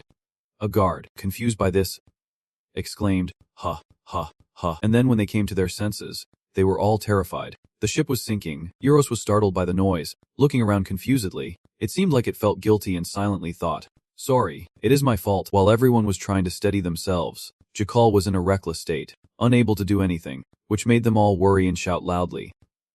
Seeing this, Euros roared, I will repay you. I will save you. Just after howling, it suddenly grabbed Jikal and jumped out of the boat, leaving Anis and Damien stunned. It placed Jikal on top and slowly moved through the sea. This made the guards scream in terror. Your Royal Highness, how dare you touch the pond? Damien could not process the situation and only called out in despair. Bua. Damien was dazed in his seat, unconscious, slowly waking up from the coma. When he looked down, he saw himself blinded and a rat running across his feet. Then he looked up and wondered, was it a dream? Suddenly, he smiled mockingly and nostalgically, thinking it had been a long time since he last saw this scene, just like the place he grew up as a child. In the silence, the guy sitting opposite him spoke up. How ridiculous. This guy is an interrogator from the Emperor's investigation team. Arrogantly saying, in this situation, how can you still sleep? I do not know whether to call you stubborn or brave, he seriously asked Damien, who still had not realized the current situation, and he straightforwardly replied, I am aware. Hearing that name, he asked, yet how could someone still fall asleep so openly? His question made me smile. so I did not bother answering and just thought to myself, because you have not let me sleep for 3 days straight. Suddenly, the interrogator gritted his teeth and said each word. His Royal Highness the Crown Prince has been taken by that monster. He slammed the table and shouted. It has been 6 days. The incident of Jakal being taken by Euros has been reported to the Royal Palace, and the news took 1 day to reach the Royal Capital. At that moment, a stallion ordered him to come here. The distance from home due to this place is quite far, and it took me 2 days to get here. As soon as he arrived, the news still had not found Gel, which made him somewhat angry. Yet for the past 3 days, you still have not found His Highness. No, not even any clues or traces.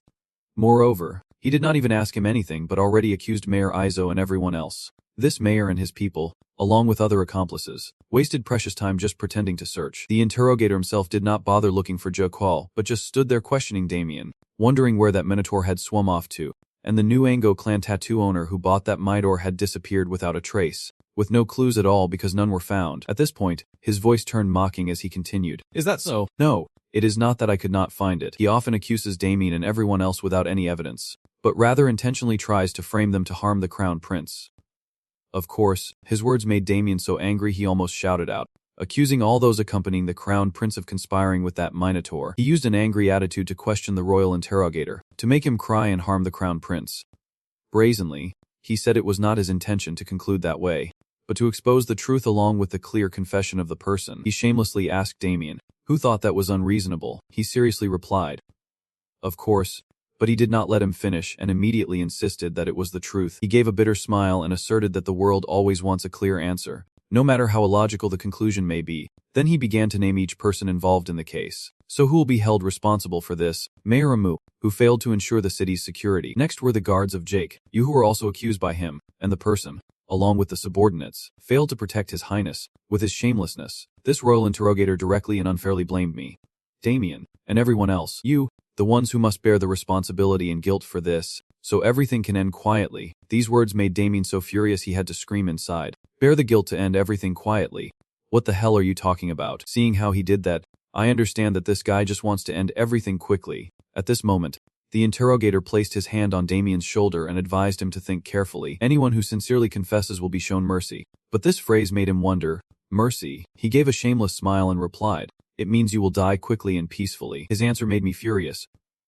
That bastard. Seeing me resist so fiercely, he calmly said, all right, if you find it hard to answer, I will use another way. Suddenly, a good person stepped in, and they stood respectfully in front of Damien. As soon as he saw them, he understood what was about to happen to him. Later, he was thrown into a cage, and then the cage was hung up high. Besides you being imprisoned, Mayor Isel and others were also imprisoned, and as soon as they saw you, they shouted in panic. Damien, at the same time, you were also shocked to see everyone imprisoned like you. Damn it, Anus. Even the mayor. Then he glanced down below. He smelled the oil and saw the soldiers pouring it onto the pile of wood placed under the cages. The smell of oil he intended to burn us alive. At the same time, someone approached. That person was none other than the bruised interrogator. He boldly spoke up, saying now that everyone is here, let us discuss the conclusion once more. He stubbornly asked if everyone was ready to testify, maintaining his old attitude. Damien firmly replied, I do not know what to confess, but I am ready to tell the truth. Hearing you say that, he got conceited and immediately told you, oh, is that true? Tell me. You calmly uttered each word, under the name of interrogation. With all his anger, he accused him of obstructing the search for the missing crown prince, which made him so angry that he had to ask again. What? He still holds his anger and interrogates him, saying I am the one who can find the crown prince the fastest, yet you are doing these useless things. Even now, this interrogator is still stubborn and sighs, thinking the person intends to escape, and then he ordered his men to eliminate Jaikiel's subordinates. Anyway, forget it. Now the interrogation ends here. Seeing the situation has come to this, Damien thought to himself, sorry, Your Majesty, I do not want to die meaninglessly here. I must survive. Just as the tension was boiling, suddenly there was the sound of quiet footsteps. Euros appeared from somewhere, making Damien a bit surprised. His eyes widened in amazement as he silently called, Mino, Mino. Euros easily cut the string hanging the cage high up. He held the cage containing Damien with one hand and gently landed on the ground, carrying another person on his shoulder. It was none other than Jakal. His appearance startled Damien, Anus, and even Mayor Izo. Both the interrogator and his subordinates became fearful when they saw you and Euros. At that moment, you slowly raised your head and questioned them. Why are you here? Before returning to why Jakal can safely come back like that, Let us check out the short documentary by the Prince of Medicine about where he has been these past few days. This episode is called The Prince and the Golden Dog, a special episode. 6 days ago, Jikal, the crown prince of the Magentano Empire, woke up in a coastal cave. Rose, who wanted to kill Jikal just yesterday, now looks so adorable that when I woke up, his expression scared me half to death. What the hell? It startled me. Then he gestured dramatically and told me the whole story, but I only managed to summarize one sentence. Oh. You said you were the one who saved me from drowning, so you sincerely thanked him. Thank you. Now we are friends. At that moment you thought to yourself, it seems the misunderstanding between us has been resolved. Meanwhile, the system also asked you about this 180-degree change in relationship. Why did you suddenly become close to Euros? You replied confusedly. Well, it seems our friend Tote the cow misunderstood a bit, thinking I cured its illness and seeing me as a benefactor. But the real reason is actually just that its pain naturally disappeared. However, you did not intend to explain this misunderstanding, but I think this misunderstanding is not bad. The system received this answer from Jikal and immediately wondered why you thought so, and you hesitated to respond, because a smile of admiration along with the answer you blurted out can be exploited. He will think so and follow me. This special episode ends here with the Moonbeat King script, the pop legend, the dark painting, the short documentary The Prince and the Golden Dog. That is all, along with a comment scolding Jill. This devil, back on the island. You proposed to Euros that you wanted to help him just like he helped you. Right. This made him let out a questioning sound, while you explained with a smug attitude. Actually, the person's heart disease has not fully healed yet. If left like this, they will hurt again like before. Hearing you say that, they also let out a sound as if to say they understood. Then he placed his hand on its body and said, First, let me check the condition of that person. It did not resist him but cried out a few times as if wanting to explain. I am not a golden dog but Euros. At this moment, the system notified that the auxiliary feature, O-point scanning of the pulse-taking skill, had been activated. After checking Euros' condition, Jikal sighed in relief. Fortunately, the angina had not worsened, so we can return to the tome and start treatment. Then you check another part of it. So what about human honey? After checking, if unlucky, you ask it, Hey, you there, have you felt any stomach discomfort lately? Cried out a few times as if to say yes, receiving its confirmation. You immediately requested that there is something inside the stomach, and if taken out, the person will no longer feel uncomfortable. Now I will take it out for you. Just follow my words. Jikal pressed a series of key acupoints on the meridians, then pressed the Yuan-Yi point on the armpit line, the 4th rib, the Ryuan point between the 5th rib, moved down 3 kun to the Wutong point behind the Q-Vi point, and finally the Zonggon point on the line from Danzong to Dun. After finishing in one go, you told him to just press with his finger as you said, and he actually listened and did it. After pressing, Euros' thing changed, making him panic and shout. Seeing this, Jikal encouraged him. Well done. Almost there. Now clench your fist and punch hard against the opponent. His words made him a bit worried and he cried out twice. Understanding its worry, you immediately reassure it. Trust me. Punch hard. Right now. Trusting you, it immediately punches back at you repeatedly. Those punches made it cough as if it wanted to spit something out. Seeing that, you silently encouraged it. It is big. Almost out. Immediately after, Euro spat out something huge, and Jikal was shocked when he saw it. Damn. This thing. At this moment, the system announced that it had received an S-class large honeycomb. Looking at the huge honeycomb in front of him, he could hardly believe it. Normally, a cow's gallbladder can't be larger than 5 centimeters, but this one is at least 20 centimeters. Holding this fruit in his hand, he turned to Euros and asked, So, golden dog, comfortable yet? Feeling relieved, Euros replied with a series of whistles instead of an answer. Seeing that he had fully recovered, he happily said, I am glad you are no longer uncomfortable. Congratulations. On the surface, he seemed like that, but inside he was excited thinking, now you belong to me. After a long time of treatment, Jikal finally spoke, but now we have to move. His words made Euros cry out in confusion. In his heart, he thought of Damien and everyone and said, What return, especially? You remember Damien's face when he was taken away, thinking that my companions are in trouble. In response, you hear Rose's hesitant and painful cries. You immediately understood the meaning of this cry. It was worried that we would have to fight again when we returned to the star. Knowing its concern, Jikal confidently declared, Come with me and no one will dare to bully you. Really, your promise made him immediately trust and agree. So Euros took you back to the mainland as you promised. Really? I promise. As soon as you arrived in Zemo, you saw the royal flag. This made him somewhat curious. Investigating directly under the Emperor. But then he quickly figured out the situation. Indeed. Returning at the right time, back in the present, Jikal stood on Euros' shoulder and loudly demanded to know who was responsible here. The interrogator was somewhat startled by his sudden appearance. Seeing no one answered me, you got so angry that you tilted. and then you grew too big. I ask again, who is responsible here? Suddenly, someone stepped forward. At this moment, the interrogator spoke up, and that was me. He took responsibility. You just stepped down, Uro said. You stood in front of him and asked disdainfully. Asian. You feel a bit annoyed by his attitude. He questioned him.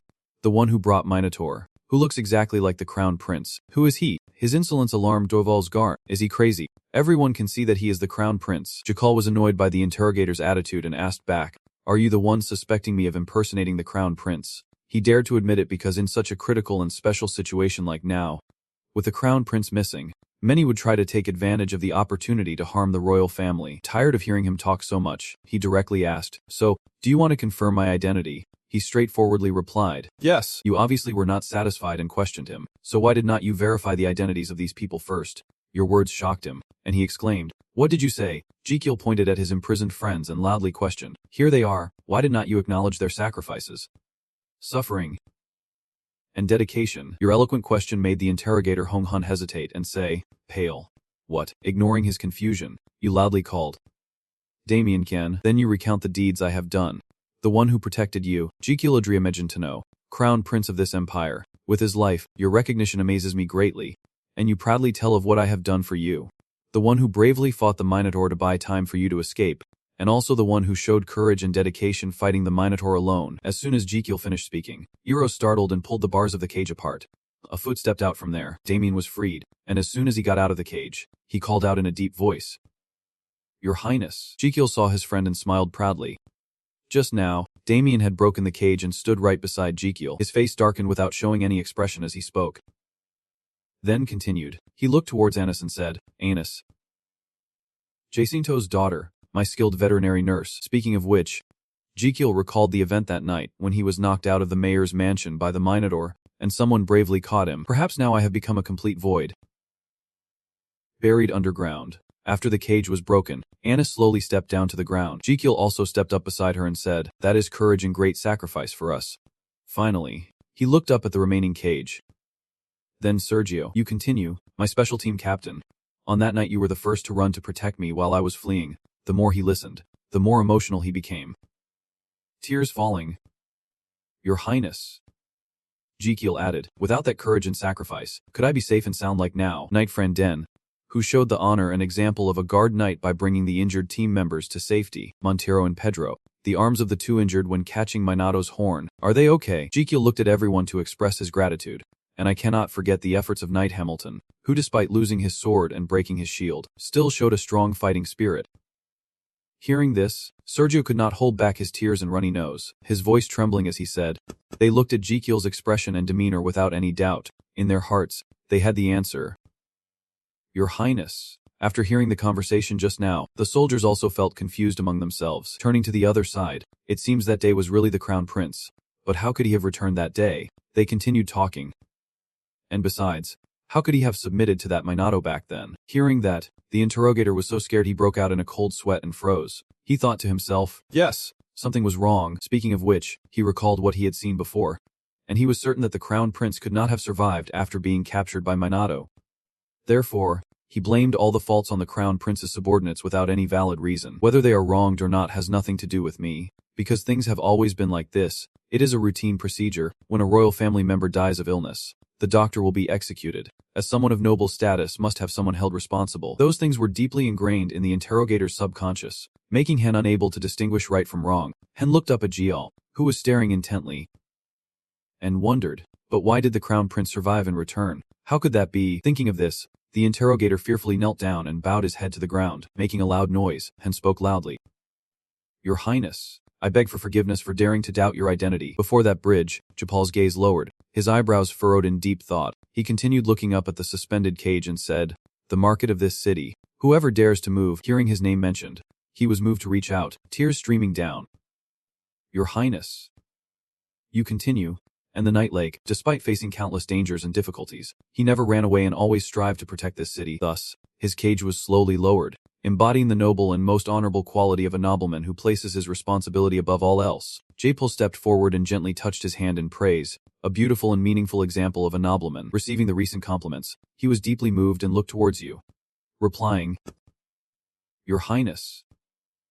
After speaking, Japal directly turned to the interrogator and shouted loudly, "And you, the interrogator of the investigation team." When the Han heard that, they were afraid to shoot me, sweat pouring like rain, and they asked me to prove my identity myself, in front of everyone's eyes. You continued speaking, "But it was not me who proved myself, but not me. It is those who have been by my side, those who do not hesitate to sacrifice for me." Jal's face showed a fierce determination, loudly proving it to me. Looking at this attitude, the interrogator knew he was completely wrong, his lips trembling, unable to say a word. Before he could speak, you cut him off, saying, "There is no need to explain because I know exactly what you want to say." You recalled that people with such qualities lived in a past life, and I have seen through you, just like in Korea. Thinking of this, you asked again. I asked who was responsible here, and the person stepped forward themselves. Japal did not hesitate to ask directly, "Does anyone understand the meaning of that?" The person responsible must bear the responsibility, must be held accountable for their sloppy investigation, and must be appropriately punished. Just like that, everything was resolved beautifully, and by the next day, the rubble had been cleared. While cleaning, they chatted, and one of them asked, "What was that stupid interrogator's crime?" Another person added that it was intentional superficial investigation and obstruction of the search for the crown prince. The charges are really long. The heavier the crime, the longer the charges. If unlucky, he will be executed. At least he will spend his whole life in prison. That is for sure. Sadness came to Lee. One person curiously asked, "Hey," he looked seriously at the others and said, "Is that true?" The older man heard this, looked serious, and recalled that evening. I personally saw Minoto holding him back, obediently listening to His Highness. It moves according to His Highness's instructions, breaking through the twin swords. Truly astonishing. Not far from there, someone is also trying to listen carefully. And moreover, I do not know how His Highness's body suddenly became as huge as Minoto's. The conversation got more and more intense, attracting everyone's attention. Then they fought him barehanded, and afterward those sharp thorns stabbed big spikes into his back and neck. After hearing that, someone who did not believe replied, "Come on, man. Stop lying. I can see he does not believe you." The angry man shouted loudly.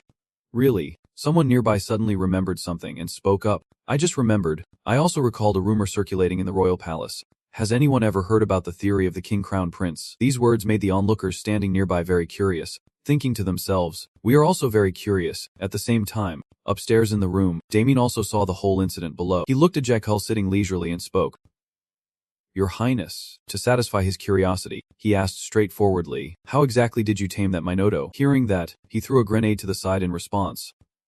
"Taming it? I never tamed it. It misunderstood on its own and I just let it be." The more Damien listened, the more confused he felt, his eyes wide open as he exclaimed, "Huh."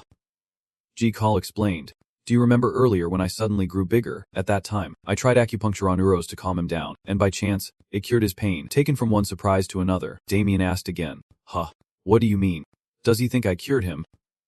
You replied, "Yeah, he sees me as his benefactor." Jackal asked, "It is good, right?" Damien replied, "Yes, it is good, for me too." You naturally asked again, "How lucky is that?" "Because I will receive a hazard bonus." You are surprised. Now you no longer hide the money matter. Right? Both of them burst out laughing without teasing each other. Work must be clear. Huh. Really thick-skinned. Damien increasingly felt like staying with this prince longer. He smiled secretly, thinking he had to practice more. Thinking about the reward but not completing the task well was really shameful. Thinking of this, he covered his mouth and cleared his throat, saying, "Anyway, the reason I can confidently answer like that is because I completed the task you assigned last night." This statement made Jackal exclaim in shock. "What? You found all those medicinal ingredients in just one day?" Damien replied, "Yes. Damu is the largest seaport and commercial city in the Northma, and there is more news."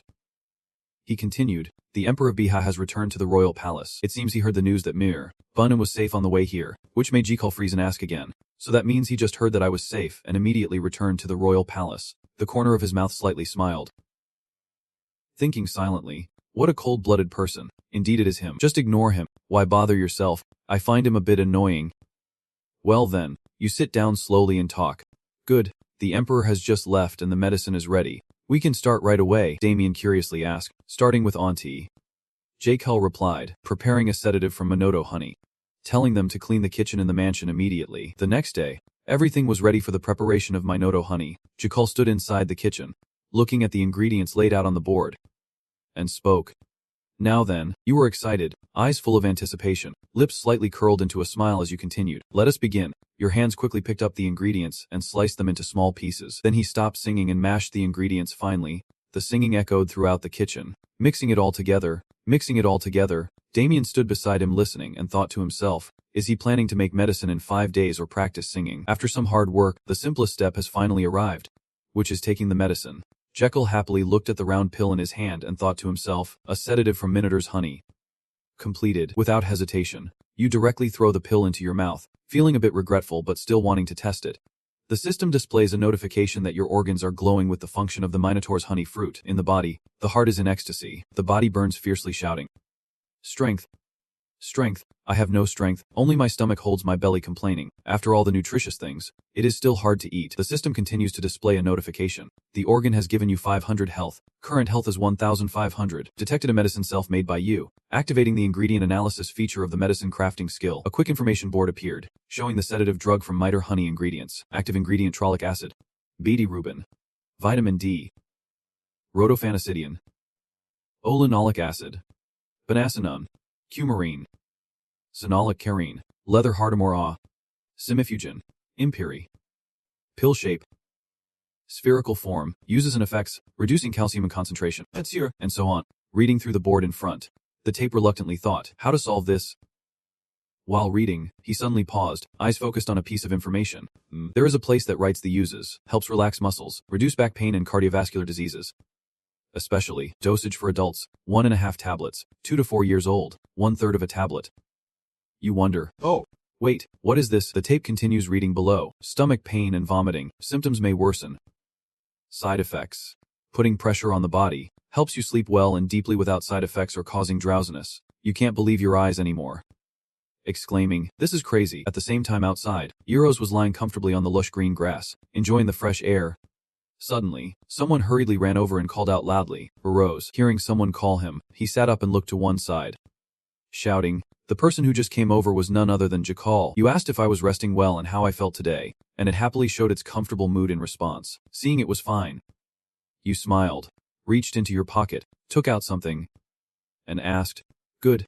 So do you want to try this? As he spoke, Jackal handed Euros a bunch of newly made pills and said, eat this and you won't have back pain anymore. Seeing the pills in his hand, his eyes gleamed as he sat silently for a moment as if thinking. After careful consideration, he did not hesitate and immediately put the pills into his mouth, replying, I trust you. Hidden person. The pills gradually enter the body, supporting Euros's heart and helping it become stronger. Each blood vessel and nerve in its body is steadily restored. It can feel its body transforming, eyes wide open. Screaming, Jekyll stands below, pleased.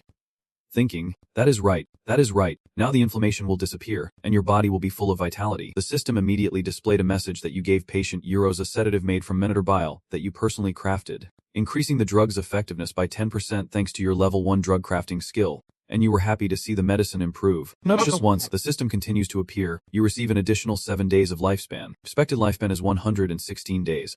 Your companion is happy with your achievement and gives you 600 health. Current health is 2100. Have another drink to feel refreshed. Today is a perfect success for Jekyll. He happily lies on Uros's body to relax.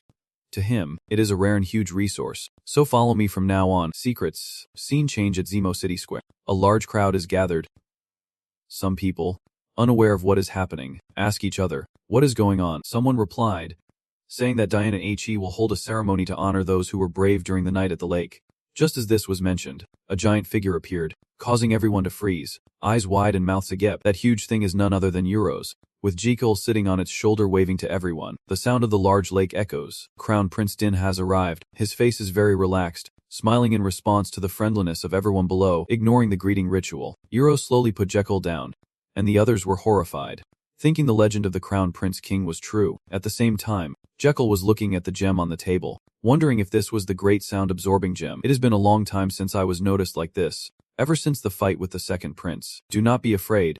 Anley, after calming himself, he gently touched the large sound sphere. Then he loudly spoke before everyone, Damien Kane and the other three. You fought bravely without flinching against the ferocity of the Minotaur to protect the royal bloodline. As he spoke, Jekyll reached into his shirt, and on behalf of the Crown Prince, I acknowledge your contributions. Then he took out a box with a shiny pill inside the large lake and gifted you this medicine. Seeing that, everyone froze in shock and exclaimed together, well, only the mayor was extremely pleased, and I smiled with satisfaction. You looked down at him thinking, the mayor is truly skilled at handling situations. He is a very efficient talent. To understand what happened, we have to go back 2 days ago. While Jekyll was relaxing, suddenly someone approached and asked, you called me? Your Highness. Seeing this person appear, he smiled happily and said, I have something I want many people for. You looked at Isozimo and continued, I am planning to hold a medal awarding ceremony to promote the new drug. He was surprised and asked, a medal awarding ceremony to promote the new drug? Jekyll nodded in agreement. Yes, because the last incident caused many people to worry. So I want to take this opportunity to award medals to those who protected me. Saying this, he raised a pill and continued, and I want to give this medicine as a reward. Jekyll explained the sedative made from monitor bile that we just prepared. Seeing that pill, Isozimo was startled with a frightened look. Thinking, what does he want? After a moment of thought, he exclaimed, I understand. But before he could finish, you interrupted. I have not finished yet. You continued.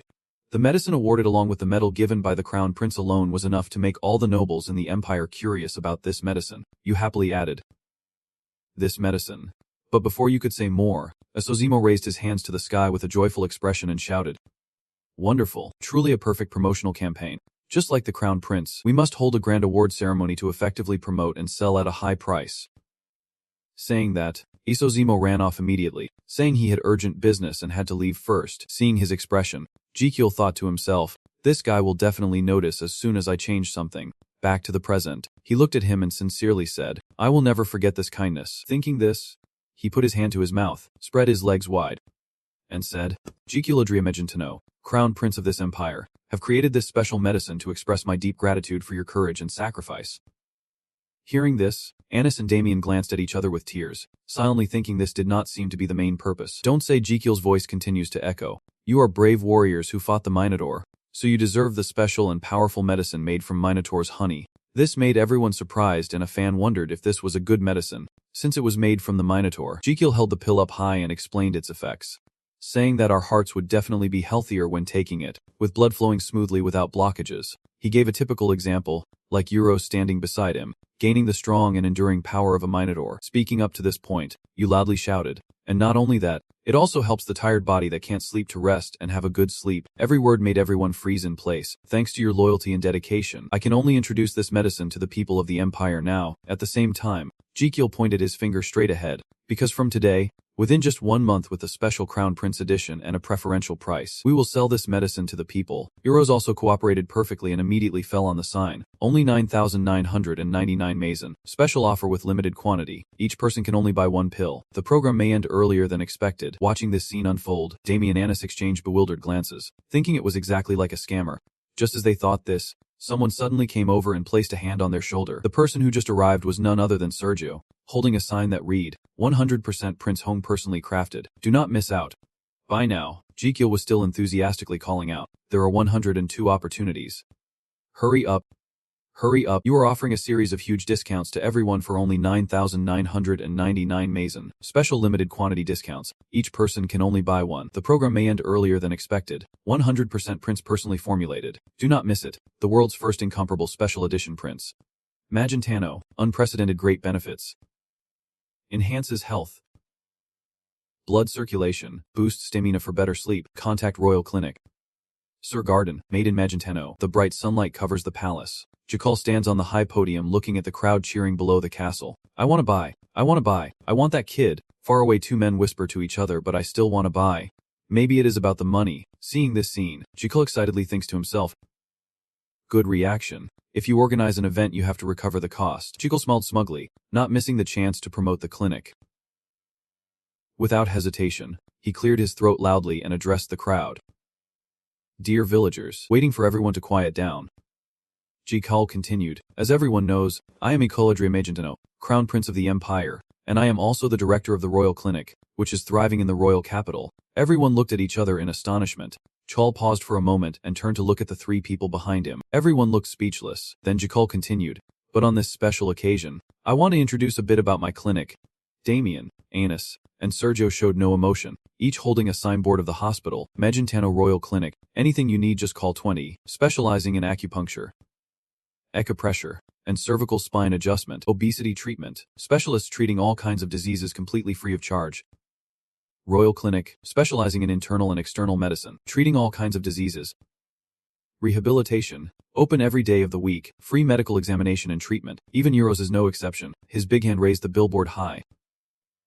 roaring excitedly, specializing in rheumatology. Come to Royal Clinic. Open 24/7, treating all kinds of diseases. Jill continued enthusiastically promoting, saying that although the Royal Clinic was established not long ago, we offer medical services in a completely new way. Then he cheerfully asked everyone if anyone here had ever heard of the Royal Clinic. The silence was so complete you could hear a pin drop. Suddenly, an old man and a young man raised their hands. I have heard of it. Me too, Jikal said proudly. It turns out quite a few people know about it. Luckily, under the disdainful looks of Damien and Anis, he continued muttering, since I went through the trouble to come here, I have to prove it. Right, then Jikal happily said to everyone, I can't just advertise empty words. Can I? He said while thinking to himself, it is time to release the bait. Jikal excitedly said, Zemo is such a place, the most bustling and beautiful commercial center in Badhai, the heart of the empire.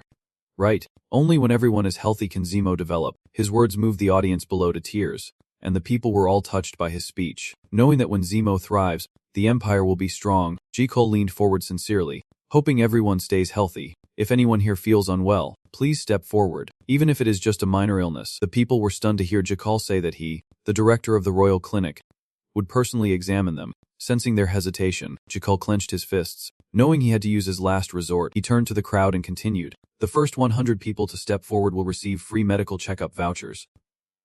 Hearing this, Anis immediately objected, is not it always free? Damien could only sigh. Jel clenched the crystal ball in one hand, raised the other high in the air, excited beyond measure, free of charge, first come first served, let us begin. As soon as they heard the word free, everyone rushed to grab a spot. Jikal smiled smugly, oh my precious guests, thinking of everyone competing with each other. Jikal's smile grew even wider. Oh no, the long-lived customers. The people lined up neatly waiting for their turn. In front of Jikal was an old lady. Please take this. He handed her a piece of paper. Take this voucher to the Royal Clinic. We will prescribe you the best medicine to improve your constitution. Next, the old lady also heard him say that of course, all travel and accommodation expenses from here to Hongdu are fully covered. Of course, it is free, and the old lady kept nodding to express her gratitude to Jahal. Thanking him. After the old lady left, Jikal clapped excitedly, unable to hide his joy. I have issued 100 free vouchers. Only 10% of them need to come to the clinic. That should be more than enough. Contrary to Kiel's excitement, there were at least 10 patients. Great, Anis thought gloomily. Free medical treatment, plus travel expenses to Hongdu covered. Can I manage this later? Jijal casually smiled and asked Anis, are you okay? Anis could only cry silently inside. Thinking, the head of security, maybe we will have to sell all our property. Then she heard Jikal constantly imagining the bright future of the clinic. Now Azib, surely everyone knows about our clinic. He even asserted that this is a win-win investment, a marketing strategy. Damien stood guard on one side, worriedly watching him. It has been 9 hours. Are you okay? Later. Jikal stretched. Oh God. Tight. He painfully held his arm. Have I overexerted myself? The system displays a message. Your organs require you to comply with labor laws. The intestines protest, working continuously for 9 hours without rest. Is this guy crazy? The liver also angrily shouts. Hey, when will we finally get a break? Jikal's legs felt heavy. He felt like he could not hold on anymore. No. Everyone was watching. He had to act cool. The image before his eyes blurred. The panicked faces of everyone appeared. He could not show weakness. But in the end, you still could not hold on and fell to the ground. Damien immediately rushed over. Your Highness. Your Highness. In response to everyone's concern. Are you okay? Your Highness. Jikal reluctantly smiled to reassure them, but inwardly thought, this weak body. Suddenly, a system notification appeared before you. You have diligently treated many patients in less than a day. As a result, you have been recognized, and your image has caught the attention of the people of Demo. The image of the Crown Prince collapsing after wholeheartedly treating the people deeply moved them. The villagers felt your sincerity and are very grateful to you. Their admiration, gratitude, and praise have created a new strength for your medical skills. The Geepied Red Doctor Point attendance system has been activated. Jikal's ear still echoes with the inquiry. Your Highness, are you alright today? But right now you can only focus on the new skill. The so-called GDP score is a type of reputation score, earned by healing and saving people, building social prestige, creating achievements recorded in history, or moving many people. You received 101 P. Current GDP is 101. Jikal thought to himself, the roll call sounds good, but what is it used for? The system immediately responds, you can use GP to buy free lie tickets. Free lie tickets are a type of coupon that can be purchased with 100 GDP per ticket. When using the voucher, the designated person will trust absolutely and forever in your lie. After hearing this, Jill stopped sending evil messages. Driving. What the hell? Then, Jill felt as if he was filled with vitality again. The Eshjima system. He grasped the hand extended before him. Then, Damien slowly pulled him up. The system reminder was still in front of him. When using the voucher, you must specify the target, and each time the voucher can only be used for one target. Each time, the voucher can only be used for one lie. Note when using, gods or creatures close to gods can recognize the effect of the ticket. Seeing you still in a daze, Damien hurriedly asked with concern.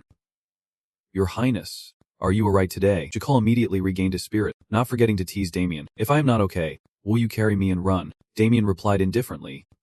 Of course, you pay me. The sky is clear blue, warm golden sunlight.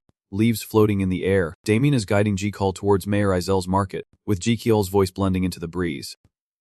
Truly human. The market was tearful, hands trembling as they asked Jakal, are you sure you want to depart right now? Your Highness. Although Jakal appeared cheerful as usual, he was still worried. His body had not fully recovered. Jakal smiled and replied, I just had a cramp and fell down. Don't worry too much. Market. Anyway, at least you should rest one night before setting off. Jakal, it is okay. I can sleep on the carriage. The market still asked with concern. It surely is not as comfortable as a bed. Right. Despite Damien's helplessness, Jakal still cheerfully replied, sleeping on the carriage is very comfortable. Jakal placed his hand on the market's shoulder and said, no matter what, I have received your wholehearted support during my time here, and today's medal ceremony was also very successful. The market responded emotionally. That is thanks to your Highness's efforts. Before Jakal got in the car, he turned around and said, if you have a chance, please visit the royal clinic, along with Roberto. The market was surprised. Your Highness. Remembering the image of the skinny snake, with tears and snot from Roberto, the market was overwhelmed, but luckily Jakal just said, nothing. See you later. Jakal stepped onto the carriage, not forgetting to turn his head and wave goodbye to everyone. The carriage wheels rolled, gradually leaving the capital city of Magentano. Everyone panicked looking at the scene before them. What the hell is that? A giant monster followed the convoy. Suddenly there were hurried footsteps running over. Your Highness. As soon as he saw him, Euros immediately startled. Euros glanced with sharp eyes and sniffed the person closely. The man quickly shook his head to regain composure, then raised his hand in a loyal salute. He continued to introduce himself as Captain Mikado, Company Commander of Company 1. Battalion 2. Regiment 6, Imperial Defense Corps, requesting an audience with His Royal Highness the Crown Prince. Ezekiel opened his sleepy eyes and asked, all right. What is the matter? Then Captain Mikado respectfully handed Ezekiel a letter. This is the Imperial decree issued by His Majesty the Emperor. Your Highness. Ezekiel received the letter, opening it while thinking he had a bad feeling. Happily staring at the words on the letter in his hand, Ezekiel was shocked to read the contents of the letter.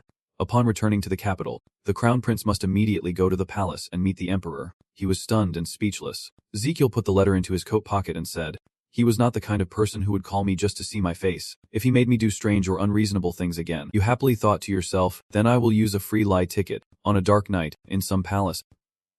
Ezekiel bowed, kneeling on one knee in the palace. Crown Prince Ezekiel Adria Magentano, requesting an audience with His Majesty the Emperor, the legitimate ruler of this country. The Emperor sat on the throne, silent, only quietly watching Ezekiel. Ezekiel knelt so long that his legs went numb. He thought to himself, he is playing this trick again. If he called me here, just get straight to the point. After a long while, the Emperor finally spoke slowly, not wanting to ask why he acted so irresponsibly and incompetently, causing his subordinates to suffer. Ezekiel immediately understood. It was indeed this matter, thinking about getting seriously beaten by Euros. He could only cry inside, irresponsible and incompetent. I almost died. Then the Emperor continued. Have not you heard that the Minotaur attacked the chief's mansion? Ezekiel answered honestly. Yes, that is right. Your Majesty. Emperor, on that day, why did not you escape faster, making your subordinates endure danger in vain? Ezekiel looked up in amazement at the Emperor sitting high above, his anger boiling over. The Emperor was speechless, wanting to say he had tried his best. But he was wrong. He should have avoided danger before it approached. If he understood the importance of his position, he should always be prepared for every situation. Ezekiel tried to suppress his anger, silently cursing. How could I have known? Am I a fortune teller? Old man. His master remained silent without answering. The Emperor furrowed his brow and asked, what are you thinking about? Ezekiel bowed his head and said, it is nothing. The Emperor immediately flew into a rage and pointed at Ezekiel, scolding him. The result of that oversight is that the followers have to face danger and hardship. Ezekiel angrily thought, he does not care about me at all. It is so unfair. In the silent palace, only the Emperor's shouting could be heard. The one who would inherit the throne. Care for, guide, protect, and be responsible for millions of subjects of the empire, yet allowed a few dozen subordinates to fall into danger and difficulty. At this, the Emperor flew into a rage, pounding his fist on the armrest with a loud shout. How shameful! The young master bowed his head in frustration. Though frustrated, I could not refute him. He was right. Stop being angry. The Emperor spoke softly. Reflect on what has happened and never repeat the same mistake. Do you understand?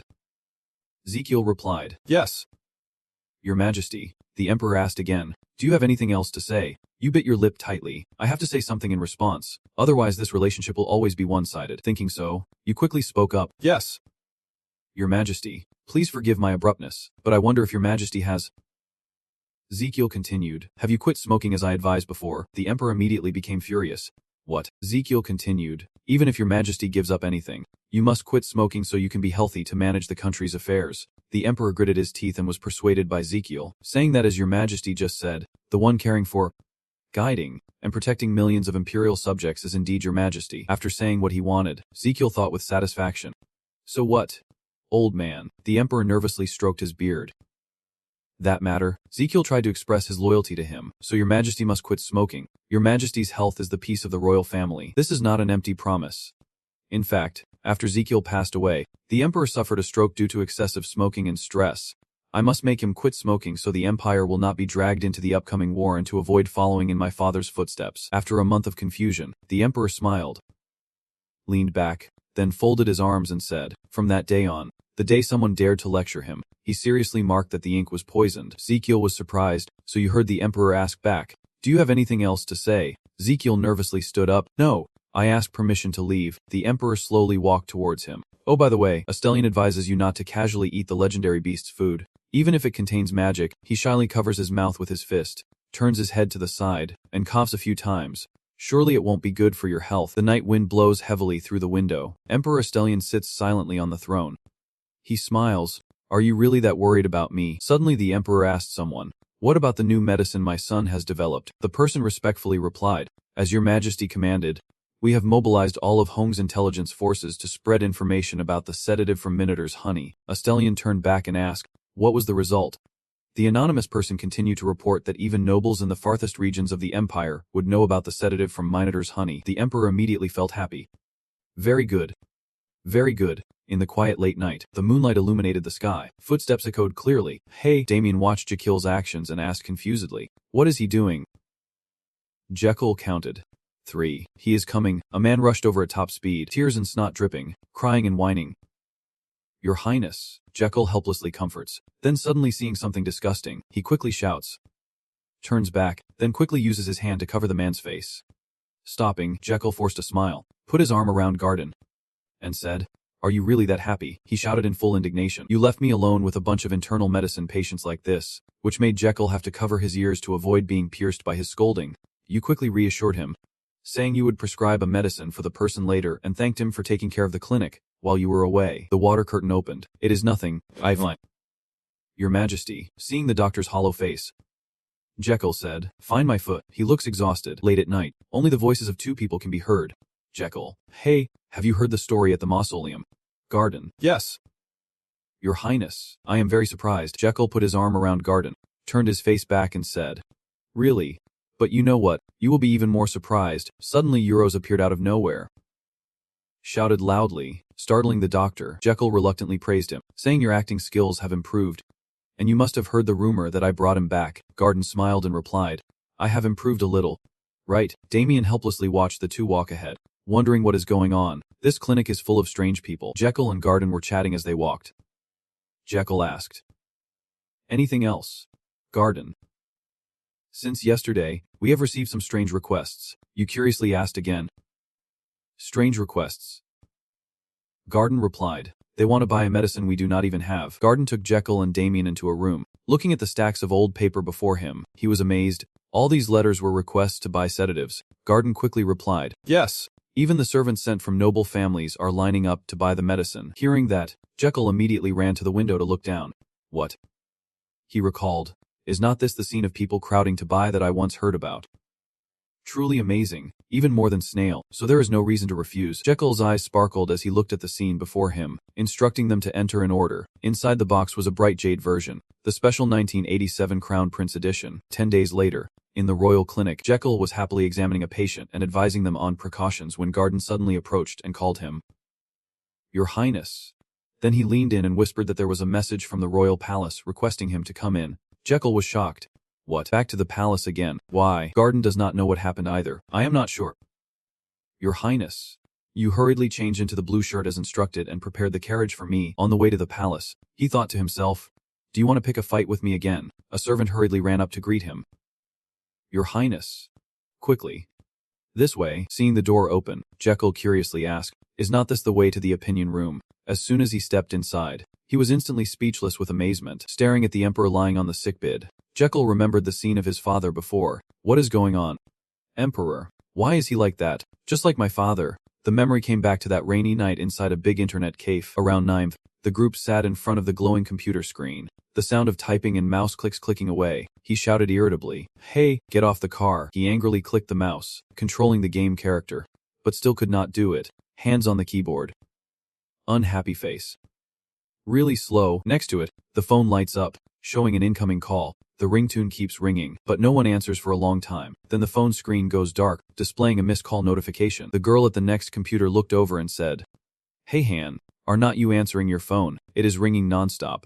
But he just ignored it. The computer screen displayed the words game over. Probably frustrated from losing, he furrowed his brow. The phone next to him rang, and he dropped his hands from the keyboard to pick up the phone. Without looking at the caller, he directly answered the phone. Hello. The news he received shocked him, causing him to jump up and slam his hand on the table. Right after that, he grabbed his bag and ran off in the pouring rain. When he arrived, his hand holding the bag was trembling, soaked from the rain. Gasping with a sorrowful face, he stopped tears and looked ahead. In front was the hospital bed, his mother lying beside it crying bitterly. His hands dropped, the bag falling to the ground. On the hospital bed is your uncle, wearing an oxygen tube.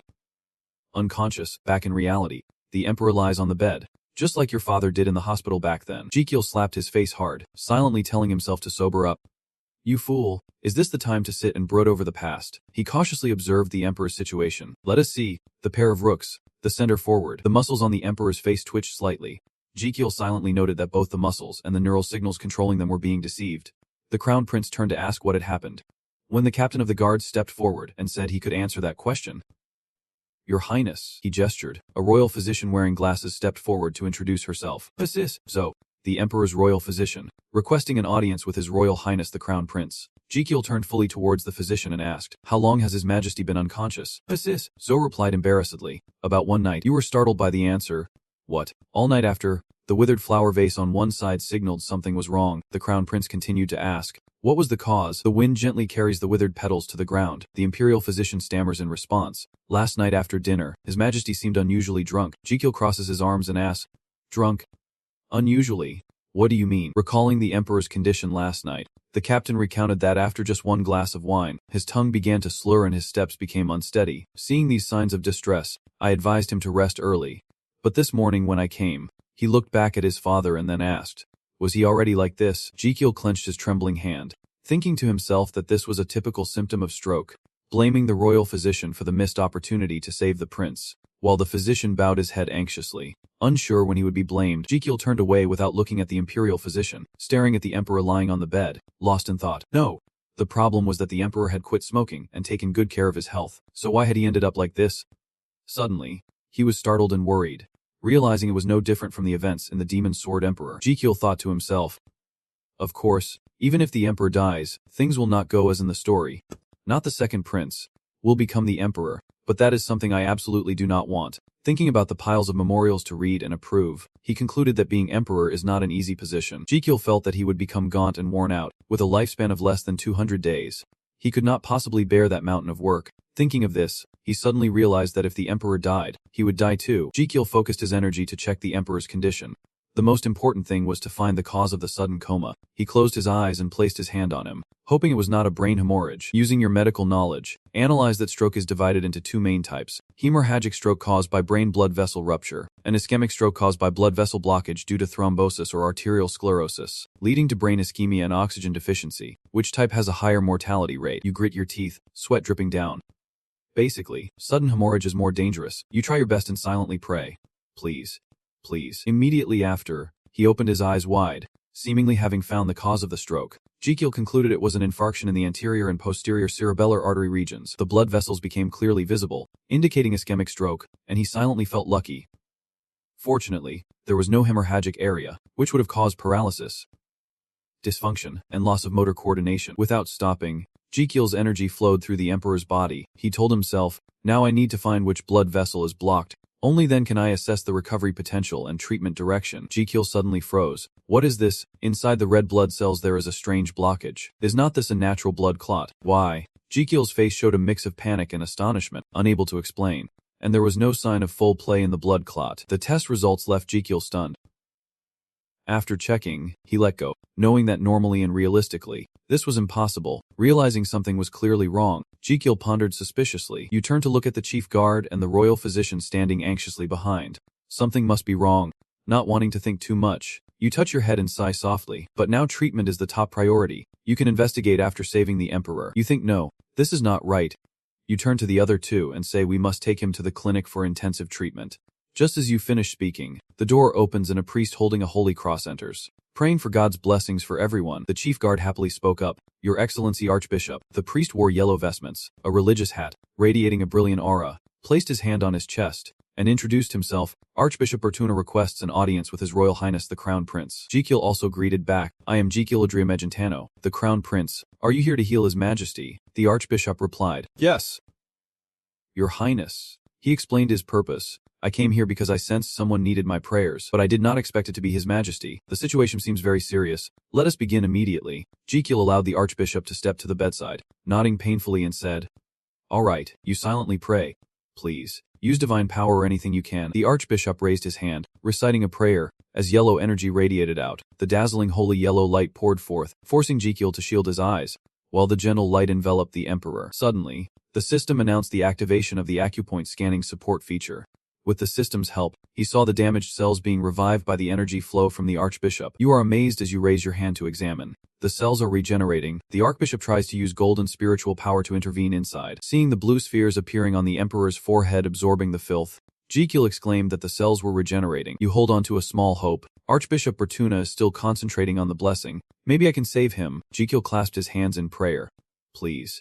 Please. After a moment, the blessing ended. The yellow energy around Bertona disappeared. Just finished the work.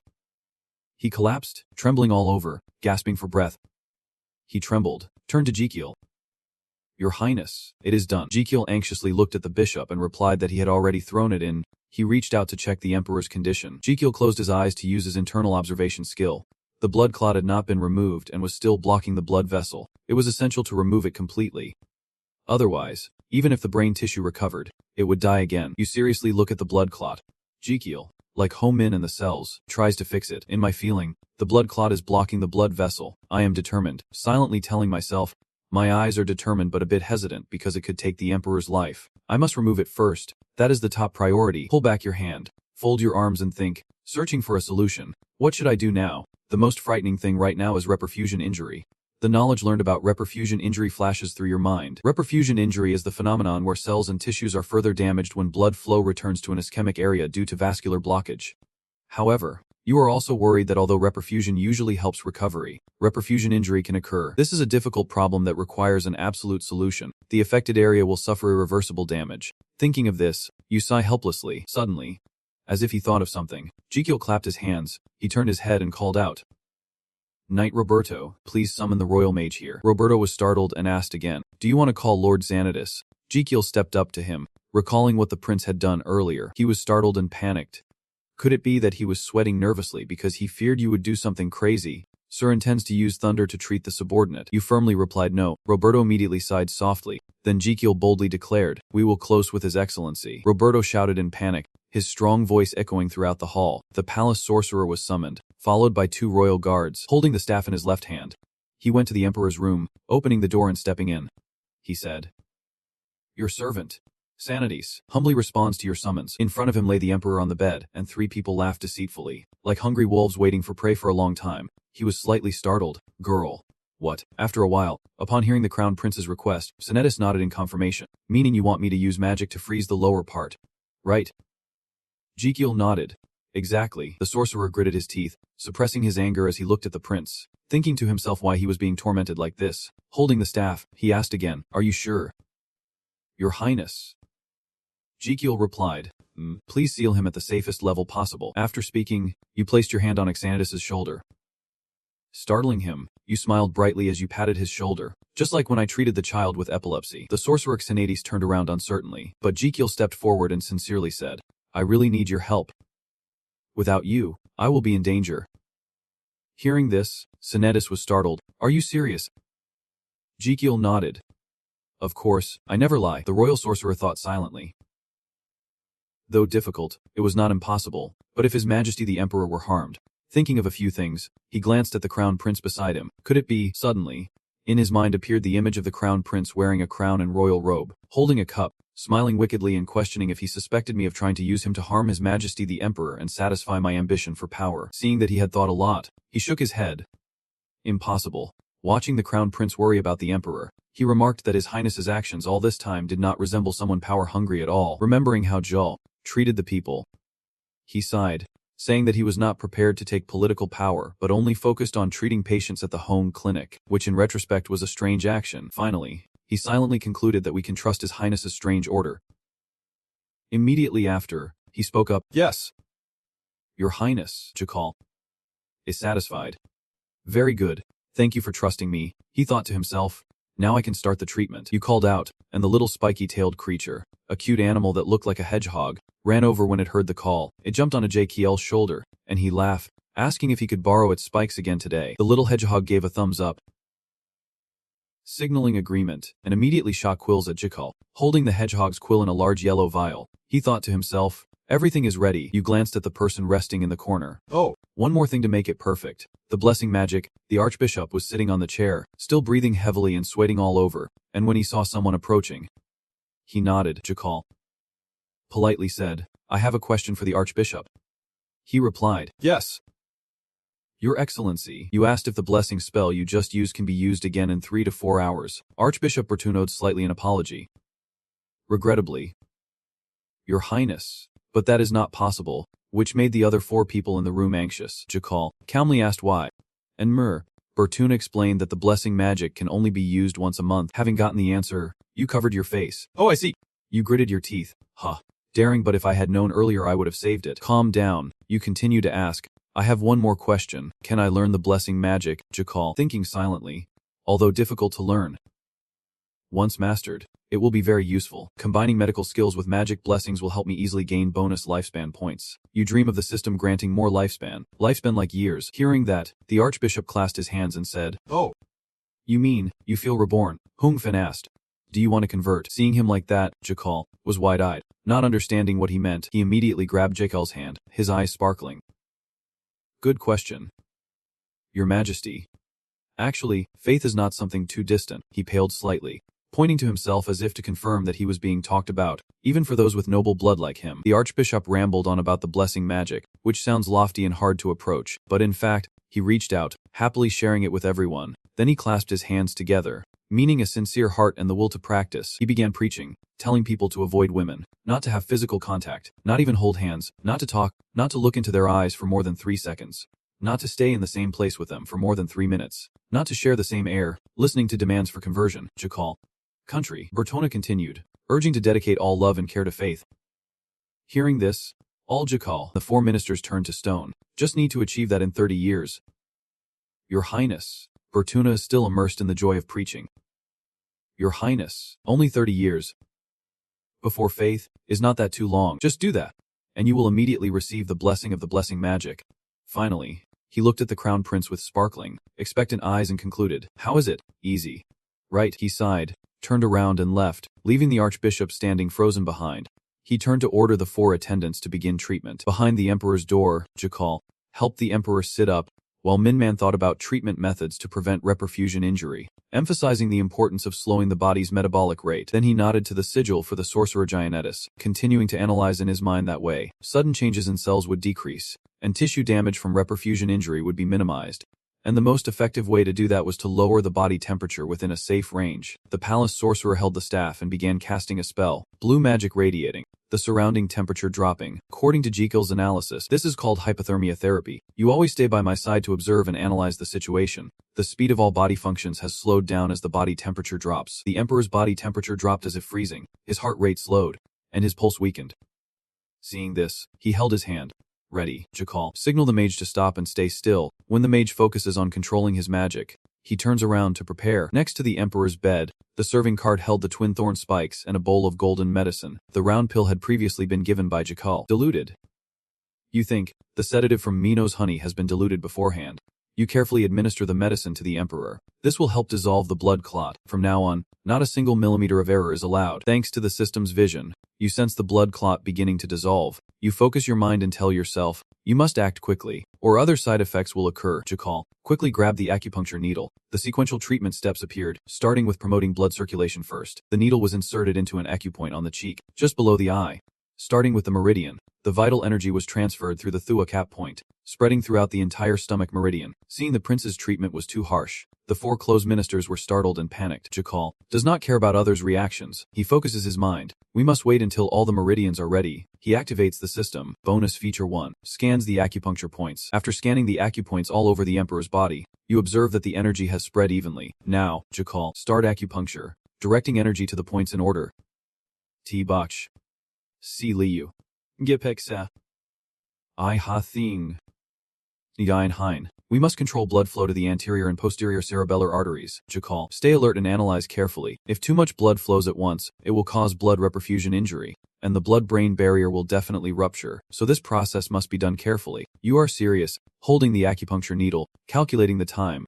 Faster. The acupuncture needles continue to be inserted into the dai and aquan points. You reach out and feel a reaction of mana, a small ripple spreading. At this moment, the sorcerer giantess was sweating and starting to feel a bit tired. Knight Roberto frowned worriedly and called out, Your Majesty, the healing process is still ongoing. The sorcerer and the prince are highly focused, while the courtiers can only stand outside watching and praying anxiously, just sensing the Emperor's body condition. The blood flow has decreased by about 20%. There is still hope.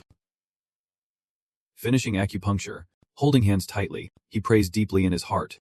The rest, I can only leave to fate and the Emperor's vitality. Whatever it is, please be different from last time. Jakal sank back into memories, returning to the scene at the hospital. You remember sitting beside the hospital bed, the egg machine showing very low readings. You whispered, Please wake up. Your trembling hand clutched the blanket. If you wake up, Dad. You were on the verge of tears, promising to behave and listen to him. And you. Before you could finish, the monitor showed 0 readings. The patient had passed away. His hands dropped down. Even though I prayed earnestly, you were overwhelmed with sorrow, collapsing beside the bed and crying loudly. But in the end, he still could not open his eyes. The day tears welled up like rain, cold hands contrasting with the warm urn box. He wished he could hold his grandfather's warm hand just once more, even for a moment. Back to reality, a small whisper by the ear. That day fell asleep, eyes half open, waking up, feeling the warmth in the hand. He looked over. Jekyll was surprised. Fully awake, his inner self screamed. Awake now. On the bed, the Emperor woke up. Smiling kindly. My son, is that you? Glancing at the water and towel beside the bed, he said. My son, Jekyll. Thank you. Jekyll bit his lip, thinking to himself, but I am not the son of the day. He advised the Emperor. It is okay. Do not try to talk. Just rest. Hearing that, the Emperor nodded, then closed his eyes to rest. Jekyll frowned, turned his head away, unable to hold back his feelings, saying he could not endure it any longer, and went outside for a while. You fell silent and walked down the palace corridor, painful memories resurfacing. You remembered that rainy day. Blaming yourself, wishing you had received the news earlier. In the silent palace corridor, he kept making assumptions. Suddenly, it started raining outside. Jekyll stopped in front of a glass window, looking at the rain outside and thinking, if only had arrived on time that day. Today is another rainy day, he thought silently, but Jekyll clenched his fists, placed them on the wall, rested his head on his arms. This time I am not late. Emotions that had been suppressed seemed to find release. Jekyll's tears fell like the rain outside. He whispered, Sorry. After crying his heart out, he sat down by the window, outside the rain still drizzling. He shook his head, reminding himself, No. Stay alert. Hanini, you clench your fists. Regain your determination. This is not the time to be sad. If you lose your composure like this, everything will fall apart. You have just overcome a major challenge. There are still many difficulties ahead, and nothing guarantees there won't be setbacks. Jekyll closed his eyes and planned the treatment. I also need to plan rehabilitation for him, depending on the severity of the aftereffects. Just 1 more month of persistence, and I can use blessing magic to completely cure him. Suddenly, the system displayed a notification that you treated the patient with hypothermia therapy. Precise acupuncture, minor sedative, and dedicated care. Jekyll was surprised to see the notification on the system. Estelian Testarossa Magentano had passed the critical condition and was on the road to recovery. An unprecedented miracle in history was achieved during treatment. You were the first on the Lorazer continent to introduce the concept of fresh blood regeneration injury. leaving an important mark in the medical history of the Lauraser continent. The system confirms that the concept of reperfusion injury you proposed will be recorded in future medical textbooks, and medical students will cry, suffer headaches, and complain while preparing for exams. Who was the first to discover this? Future medical students will always invite you because the test scope is getting wider. The system announcement keeps ringing. You receive medical attendance, and the accumulated experience increases. Few lied for free. You received 121 jadip. Current jadip is 222. Number of free lies available. Who? You smiled with satisfaction, thinking to yourself, 2 tickets. Quite a surprise reward. The chief guard beside the emperor stepped forward and spoke. Your Highness. Your Highness, you have saved His Majesty and me. Imperial physician Pissarro bowed his head in shame. Through this incident, I have realized how incompetent a doctor I am. I was too complacent and subjective. Jekyll responded faintly. You have realized it now. Royal physician became even more confused and embarrassed. Yes. Your Highness. You stood up again and said, then you should also be aware of your responsibilities. This statement startled the royal physician. Jekyll patted Pissarro on the shoulder. When His Majesty was close to death, you could not even identify the cause or provide an appropriate treatment and handling method. After saying that, you turned your back on him. Did not I say so? The imperial doctor stammered. Jekyll walked away. So what should you do? You have to take responsibility. The imperial physician was alarmed and worried. He turned around and called, Your Highness. But Jekyll did not want to listen or turn his head. He just raised his hand. Do not make excuses anymore. Reflect on yourself. From today, I will personally take care of His Majesty. When the imperial physician Pissarro appeared again, he broke out in a cold sweat. As a doctor, he silently judged the physician to be truly incompetent. After taking a few steps, he turned back cautiously and said, Chief Guard, please ensure that no news about His Majesty's health leaks out. Now everyone, please leave. His Majesty needs absolute rest. The guards and the imperial physician responded, Yes. Your Majesty. Watching them leave, he considered inwardly, I cannot trust him, neither in ability nor in other aspects. Early the next morning, warm sunlight streamed through the window, shining into the room. Jekyll had stayed by the emperor's bedside all night, exhausted and dozing off, when he heard a voice calling, Your Highness. The chief guard stepped in and softly called, Your Highness. Your Highness. The crown prince woke up, rubbed his eyes with his hand, and asked, What is the matter? The chief guard raised his hand, bowed, and reported on what you instructed yesterday. The crown prince looked up and said, You have covered everyone in the palace frame. Right, the guard replied. Of course. Your Highness. You instructed us to tell outsiders that His Majesty has a severe cold and is resting. Jekyll stretched his shoulders and asked how many people knew the truth. The other replied, Only you, the gods, and those present at the time. The prince praised. Very good, you have worked hard, but it seems you have something else to report. The chief guard scratched his head, saying that the envoy from the kingdom of Angmar had arrived early this morning, requesting an audience with His Majesty. Upon hearing this, Jekyll jumped up so quickly and forcefully that the chair he was sitting on fell over, recalling the sinister character from the story that appeared in his mind. You asked anxiously with a hint of panic.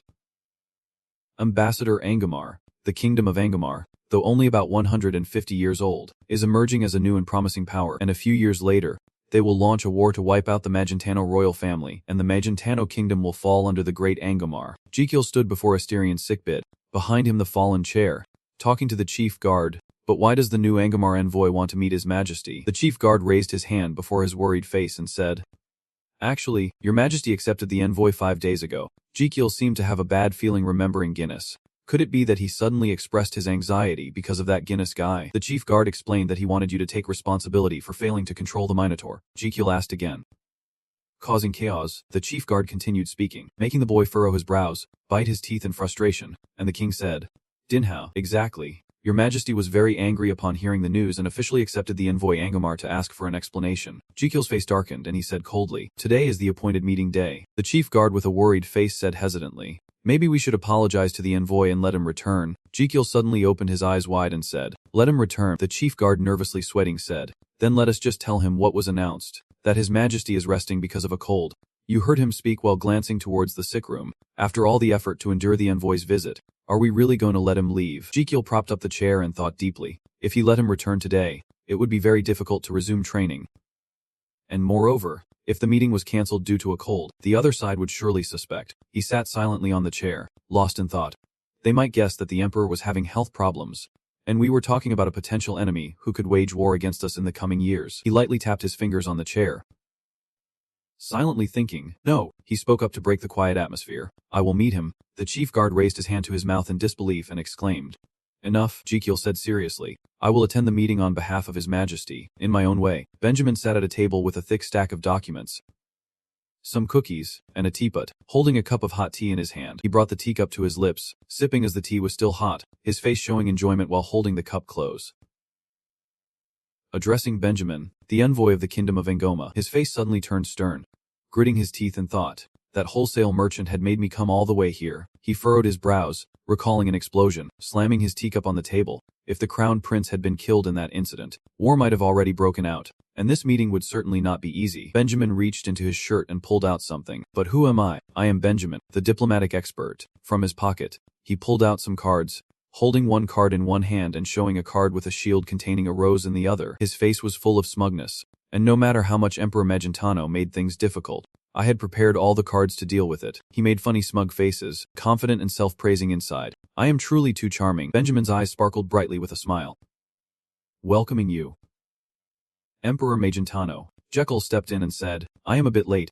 Have you been waiting long? Benjamin bowed in greeting, then looked up confusedly towards the door where Jekyll had just entered, wondering, where is the crown prince? The emperor. Benjamin's face stiffened as he forced a smile, placing his hand on his chest and saying, O Count Benjamin, envoy of the Kingdom of Angomar, I request an audience with His Royal Highness the Crown Prince. Jekyll's stern gaze made Benjamin cautious, while he reminded himself, as someone completely clueless about diplomacy, I can only do two things. First, do not act arrogantly in front of experts. Jekyll reached out his hand while Benjamin kept his hands modestly and bowed his head slightly, saying, Please have a seat. Jekyll thought. Secondly, he reached out to shake Benjamin's hand and said, Very pleased to meet you. He kept pondering, Let us pull him into my field of expertise and take control. Jekyll looked at him sincerely, making him awkward and speechless while he kept reminding himself not to let war happen. For my royal life and peaceful old age. Benjamin raised his hand to fake a cough to break the awkward atmosphere, his eyes looking away as he spoke, Your Royal Highness. This time, before Benjamin could finish, Jekyll interrupted with a smile and a pat. Our envoy is not in good health. Right? Benjamin itched, confused, and looked towards Jekyll. Jekyll smiled and raised a finger, saying, Can you extend your left hand forward? Benjamin reached out his hand towards him and asked, Like this? Jekyll said, No, reach further towards me. Benjamin still did not understand and asked again. But why? Immediately annoyed, Jekyll grabbed Benjamin's hand tightly. A blue swirl appeared. He looked at Benjamin's hand, gently rubbing it. You must often feel a heavy head every morning when you wake up. Right? Benjamin stammered in surprise. Yes. No. What do you mean? You continued. The muscles in your neck and shoulders are often tense, and you frequently have headaches. Right? Benjamin's whole body kept trembling, causing the table to shake as well. That is true. But first let me go. Jekyll continued speaking. And you have a habit of drinking and smoking. Right? A system board appeared above Jekyll's head with people giggling and chatting. Then his sad face continued speaking. Your eyes slightly drooped. Benjamin spoke up. Now is not the time to pay attention to that. Jekyll continued speaking as his fingertips trembled continuously. Benjamin sensed something alarming, a warning in his mind that something was wrong. Benjamin withdrew his hand, his face terrified and mouth agape, thinking, I am being drawn into the prince's game. I must see the emperor immediately. He called out, Your Highness. Prince. But Prince? Benjamin looked towards where Jekyll was standing, still babbling about something. He was helpless. He kept talking. He stood up and slammed the table, saying, Prince, today I came here to meet Emperor Magentano. Jekyll smiled dangerously, thinking, Does he want to take control from me? No way. Jekyll spoke. Count Benjamin. You suddenly stood up, making him stare wide-eyed. The envoy being a distinguished guest authorized by the Kingdom of Angoma with full powers to meet our empire. You walked around behind Benjamin's chair, and he slightly raised his eyebrows. You continue. In other words, you are the representative of the Kingdom of Angoma. Jekyll continues. But I cannot ignore when this distinguished guest shows signs of abnormal health. Would I just abandon that? Jekyll continued grimly. If the envoy falls ill and collapses here, how severely will our royal family be criticized? Jekyll suddenly reached out and grabbed Benjamin's shoulder. You raise your hand to your forehead, shaking your head as if it is not possible. Oh no, no, it can't happen. You say. Tell me. Jekyll suddenly bowed his head with a terrifying expression, his deep voice making Benjamin panic as he looked towards him. Whether aloud or not, he hesitated before answering fearfully. No. Not aloud. Benjamin broke out in a sweat, biting his lip, thinking desperately. Failure.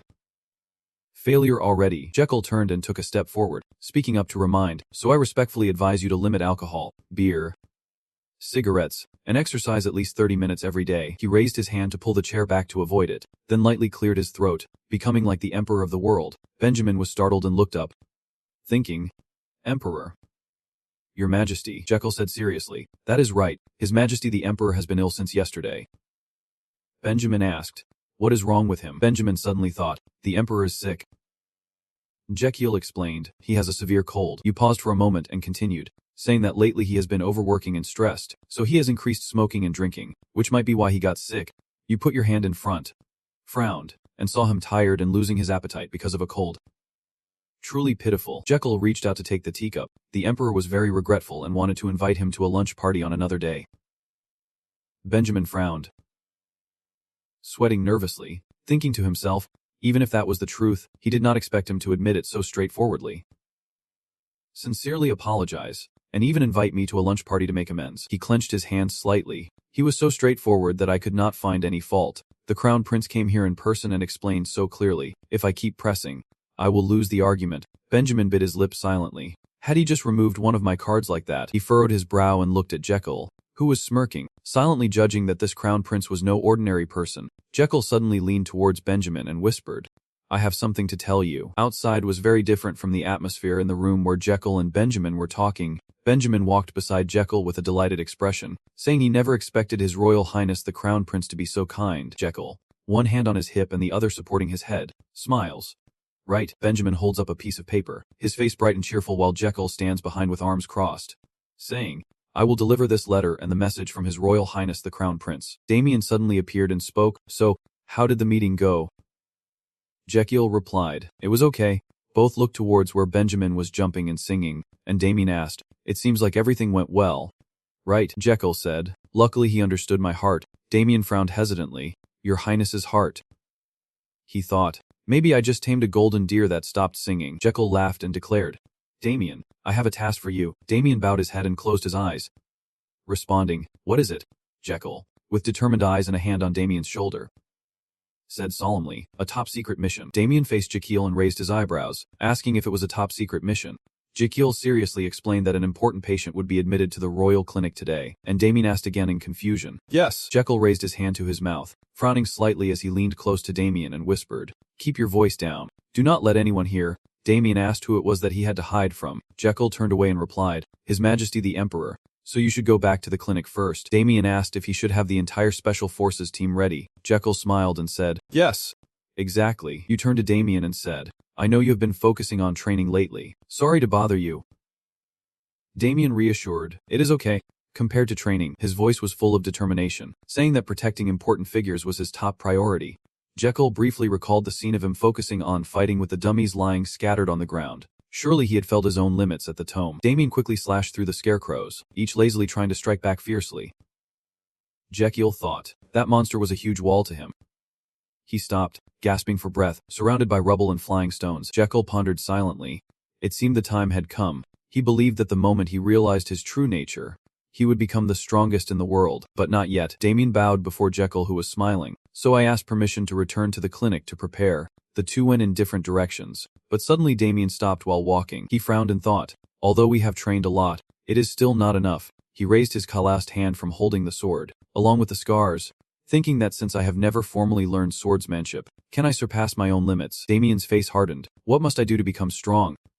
At night, Jekyll pushed Australian, who was sitting in a wheelchair, out of the room. "I cannot let the Emperor stay in the palace." You pushed the wheelchair forward while thinking, "Because I do not know who among his close associates has bad intentions." Jekyll paused briefly. "Moreover, the Emperor is still in critical condition. I must stay by his side until I can use the Archbishop's blessing magic. In another month." Jekyll looked towards the servants whispering around, thinking, "But if I stay in the palace, they will suspect the Emperor is not just having a common cold but a serious illness." He continued pushing the wheelchair where Estelian sat forward, best to avoid suspicion. Jekyll pushed the cart towards a door, thinking that today, he should also prepare to welcome the next VIP. He smiled slightly, a scary smile. Surely the effect had begun to take hold. Early in the morning, a voice echoed throughout the massive Guyana building, saying Benjamin had returned. A servant placed his hand behind his back and bowed next to Morovak sitting on a chair, saying, "That fast?" He gritted his teeth thinking, Emperor Megentano is not an easy opponent. His face full of anger, hands clenched tightly. Eyes sharp, King Merovac of Angoma. The door suddenly opened. Benjamin stepped in. Benjamin bowed before Merovac. Your Majesty, I have returned, Merovac replied. The angry person had returned. Merovac's eyes darkened as he raised his hand to stroke his chin. How did everything go? Benjamin deals with people again. God. Benjamin's words made Merovac frown. The god has not met Emperor Magentano. Benjamin continued. Instead, Benjamin's face smiled. Surrounded by sparkling lights, he raised his hand to give a thumbs up. The god had met the crown prince. Benjamin recalls the conversation with Jekyll, who said, "Let me summarize the main points of today's meeting." Jekyll began rambling. I believe the Angoma royal family has also grasped the situation in Zemo. He did not understand why you brought this up, but still nodded in agreement. Of course. Jekyll continued. So I want to propose, no, to demand. Benjamin anxiously asked, Love, what do you want? You smiled, a golden glow radiating around you. Princess Adeline Bow of Angoma, the first heir to the throne of Angoma, must stay in the Magentano royal capital for 6 months. A lightning bolt flashed past Benjamin's head, and he exclaimed in shock. What? He thinks he wants to take my daughter hostage. Is he crazy? He kept bowing his head looking away, clenching his fists in thought. Angoma's an independent country, not a vassal of Magentano. Benjamin's face was veined and red with anger. Truly a humiliation. He spoke angrily. No. Jekyll grinned. Suddenly, the system window appeared, using a free lie ticket, and Benjamin began to be enchanted by your lie. Jekyll said, Actually, I am very interested in building a friendly, peaceful, and constructive relationship with Angoma. You put your hand forward to show sincerity. No, actually I want to befriend you. The system window pops up, meaning Benjamin will trust your lie absolutely and forever. Benjamin raised his hand to rub his chin. Thinking. Connecting, his voice excited. Can you tell me why? Suddenly, a thought flashed in Benjamin's mind. He raised his hand to his mouth as if discovering something while looking at Jekyll. Thinking, could it be that the crown prince has feelings for my daughter? He thought about the prospect of Jekyll proposing to his daughter if the princess came and stayed for 6 months, then seeking affection from the crown prince. Suddenly he corrected himself. Wait, maybe it is a strong alliance through marriage or a federation. Benjamin was still lost in dreams. A great empire never seen before would be formed. Perhaps his name would be forever engraved in history. He murmured. The meeting laid the foundation for a great empire. Benjamin imagined being cheered by the people and the great diplomat leading the meeting. A hand slammed on the table. An angry voice rang out, snapping him out of his dream. What? Merovac pointed angrily at Benjamin and said, He wants Adeline to stay for 6 months. He dares to treat our kingdom like a vassal and take my daughter hostage.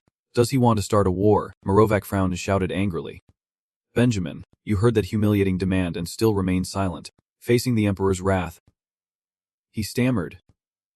Your Majesty, but Benjamin, the son-in-law, awkwardly explained that it was a reasonable request to promote friendly relations between the two countries. Merovac asked what was said, and Benjamin bowed his head to explain that Crown Prince Magentano wanted to use this exchange to build a close relationship between the two countries and befriend the princess. Merovac asked. Connecting, Benjamin still continued.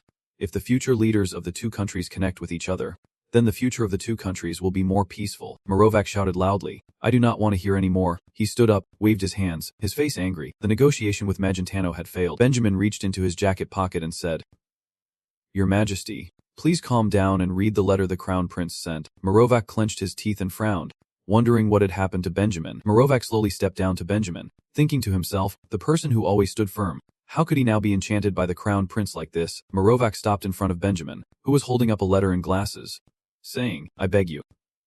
Your Majesty. Merovac snatched the letter angrily, saying, All right, I will read it. As he slowly opened and read the letter, surrounded by blue lights, Merovac held the letter tightly, his voice deep and noble, as if I had underestimated him. After careful thought, I realized. Merovac's face relaxed slightly. He laughed heartily and said, Crown Prince Magentano is a man with great foresight. I like him very much. The sooner this matter is resolved, the better. Benjamin's eyes gleamed with joyful anticipation while Merovac folded the letter, pointed elsewhere, and smiled, saying, Call Adeline here. The soldiers around frowned, speechless, looking at Merovac with the same unspoken question.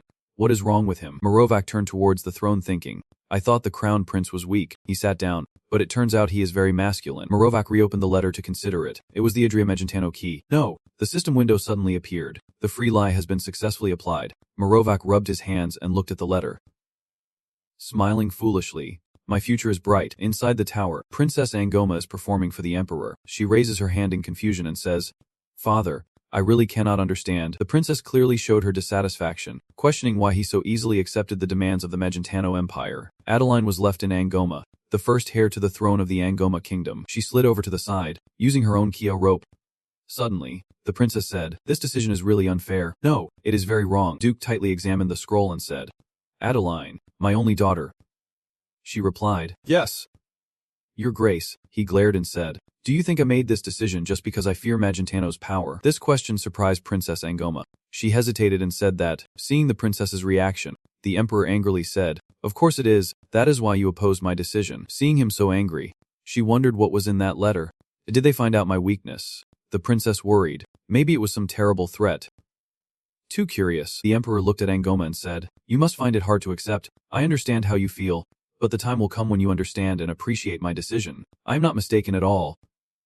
"My daughter," hearing such words, the princess felt indignant and said, "But your majesty, I see the princess still continues to intervene." He shouted, "Enough!" Inside the castle, the emperor was very angry and said loudly, "I do not want to hear any more objections.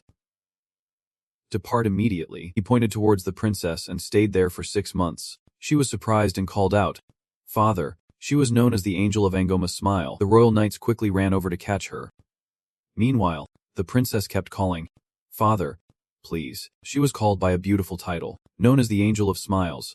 Because she was kind-hearted, the knights could not hold the princess. She is too strong. Is it because she is called that or because of her kind and warm personality? That is not the exact words. No, she struggled to break free. How could that be? She is very strong, a mid-level master swordsman, a top warrior. The princess has a strange habit when fighting. With just one strike, the princess defeated all the knights by smiling coldly while taking down her opponents. She threw the knight against the wall. That habit is why the princess is called. She sighed in relief and smiled slyly. The smiling angel. The emperor was extremely angry. Immediately he looked at the sorcerers. In the blink of an eye, they quickly surrounded the princess and chanted the holy spell. She could not escape. Surprised, she said, The chains appeared and wrapped around her. The princess could not break them. She said, "Damn it." The princess tried to break the chains but could not. Angrily said, "Let go." Then she was put into the carriage with chains wrapped around her, crying out, "Father." But the emperor was not very sad. Perhaps he was too used to this scene. He said, "Go well, daughter." The carriage moves at lightning speed, passing the gate knights. The knight shyly says, "Is not this the horse-drawn delivery service only for Angoma's VIPs from this morning?" Watching the carriage fade from sight, the knight beside him said, "That is right. It ensures the goods will arrive at dawn." The sun was about to rise. At another location, 10 days later in the morning, the princess stepped out of the car. The knight commander said good morning, but it was 10 days later. The princess asked curiously, "Is this Margentano capital?" Her eyes seemed to want to tear this place apart. The commander said, "Princess, from now on, you must show your composure." The knight captain continued, "The person is the face of Angoma." She sneered and said, "I understand." She stepped forward confidently. "I cannot show weakness." Someone is walking towards the princess. She blinks and thinks to herself, "It seems I have met this person somewhere before." The wind rustles, and he says, "Congratulations Princess Angoma on coming to the royal capital." Jekyll smiled faintly and said, "You have worked hard." Damien bowed. Seeing the prince, she angrily thought, "I remember now, Crown Prince Margentano." The princess placed her hand on the handle, looked at Jekyll's figure, and thought, quite different from that sickly portrait. Jekyll happily introduced himself and extended his hand. "I am Raquel Andrea Margentano, the Crown Prince of Margentano." She looked with eyes when speaking, Adeline from Angoma. He kept reaching out while she continued to introduce herself, not paying attention to Jekyll, the Princess of Angoma. Jekyll looked at his hand, smirked, and thought to himself, "Cold girl, I have met many like that before," remembering his past life. Jekyll thought, in Korea it was always like that, whether going on blind dates, chatting elsewhere, or secret meetings. He felt like he was about to cry. Jekyll thought, "Is this really done with skill? I can feel their rejection." To break the silence, he clapped and said, "It must have been a tiring day after a long trip." Jekyll guides the princess to the resting place, inviting Sir to go this way. He takes her to the dining room. "First, have breakfast." Jekyll looked at the princess and said, "Then I will take you to the palace where you will stay." The princess ignored the prince and remained silent. "You feel anxious and think Adeline is the key to stopping the Great War." Seeing the princess's arrogant attitude, Jekyll thinks that although Adeline has a competitive and warlike personality, ignoring Jekyll looking at her, she turned to the knight captain and asked if he was hungry. He replied he was fine. She kept thinking but preferred peace over war. Jekyll clasped his hands and thought, considered very intelligent. "Do you know how strong the princess is? She walks very powerfully, strong and mighty. Unfortunately, she suddenly passed away before taking the throne. Then someone else took her place, resulting in a distant relative becoming the king of Angoma. The country was soon destroyed because the new king was an extreme militarist, completely opposite to Adeline, and it was a disaster, the beginning of the Great War with Magentano. He sighed, thinking she acted as if born for war. Looking at the princess, Jekyll made a decision. I cannot let that happen. I must save Adeline and put her on the throne, while the princess was startled and said, What? Recalling what he had read. Jekyll thought. Based on Adeline's description of her symptoms in the novel, he guessed that she had a bile duct obstruction caused by gallstones. Actually, I know someone with a similar condition. You might remember a person. A webnovel author I know through two close friends Wenhao and Uzu. His name seems to be Becky Ong. He thought of ways to help the princess. After all, if gallstones have formed, they must be removed and preventive measures taken to stop recurrence.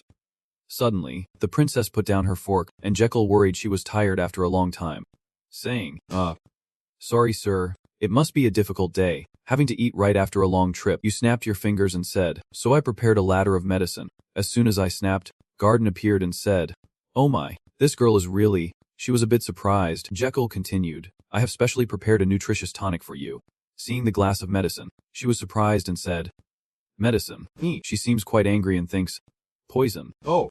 Really, the princess now clenches her fist, making the knight captain very scared. She slammed her fist on the table, shattering it. Everyone was scared by the princess's threat, and she continued, This is a formality. The princess clenched her fist and continued angrily, What insult is this? It seems she might have misunderstood something. The punch just now spilled water all over the table. Everything on the dining table was scattered everywhere. Jekyll asked in surprise. Insult, the annoyed princess said, is not summoning me here and making me sit still enough. You did not understand her meaning and quickly asked again. What do you mean? She clenched her hand tightly and said, I came here by summons, and that alone was a difficult decision for me and Angomar. The princess spoke loudly. You do not know. You seem very surprised to learn this. She bowed her head, placed her hand on her forehead, and said, So I must say in advance, I will stay here for 6 months, as requested by the crown prince to the king. The princess pointed at Jekyll and said, But that is all. Do not expect anything more from me. Jekyll tried to mediate, saying there seemed to be some misunderstanding, but she stood up and said, There is no misunderstanding at all. You placed your hand on the handle and said, Could the princess be afraid of something? Hearing that, she was so shocked she could not speak. Being told she was scared made the princess furious. She said, What did you say? Jekyll crossed his arms, looked at her, and said, I did nothing. Remembering the meal, he said, We only eat for 10 days. Remembering the pill on the table, Jekyll continued and offered a cup of nourishing medicine. Why are you afraid? You can't help but wonder why you speak in a void like that. Your princess, you say. I am not afraid at all. Jekyll anxiously continued. If you worry that the potion is poisonous, she angrily said.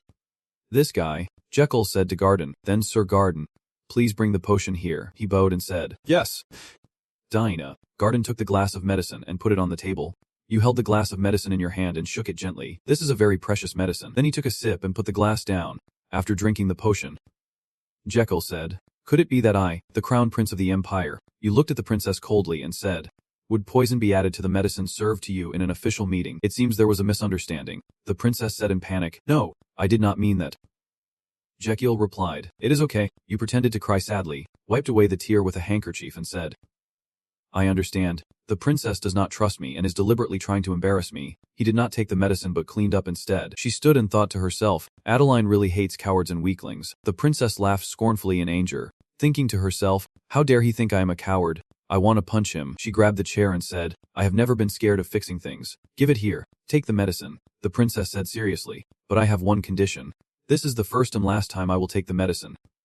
Jekyll said, Try it and then decide. Jekyll and Garden nodded and smiled at each other. She stared at the pill and thought, That does not sound very nutritious. The princess was worried and thought, But looking closely, this is poison. Never mind. She ignored all thoughts and drank it all at once. The princess felt strange. The taste was... She felt nauseous and thought it was like licking an elephant's armpit. Immediately, Jekyll suddenly came beside the princess and said, Come on, after drinking bitter medicine, you have to eat candy. The princess was sweating because of the taste. She said, Oh my god. He reached out his hand with a candy in his palm and said, After drinking, eating this will make you feel better. It is plum-flavored. The princess was shy and whispered, seeing the candy she wanted to eat but could not. The princess thought, I want to eat it, but my pride won't allow it. She could not control herself and thought, Princess Ngoma took the candy and ate it immediately. Jekyll offered the next candy and said, Here is green grape flavor. She thought suddenly.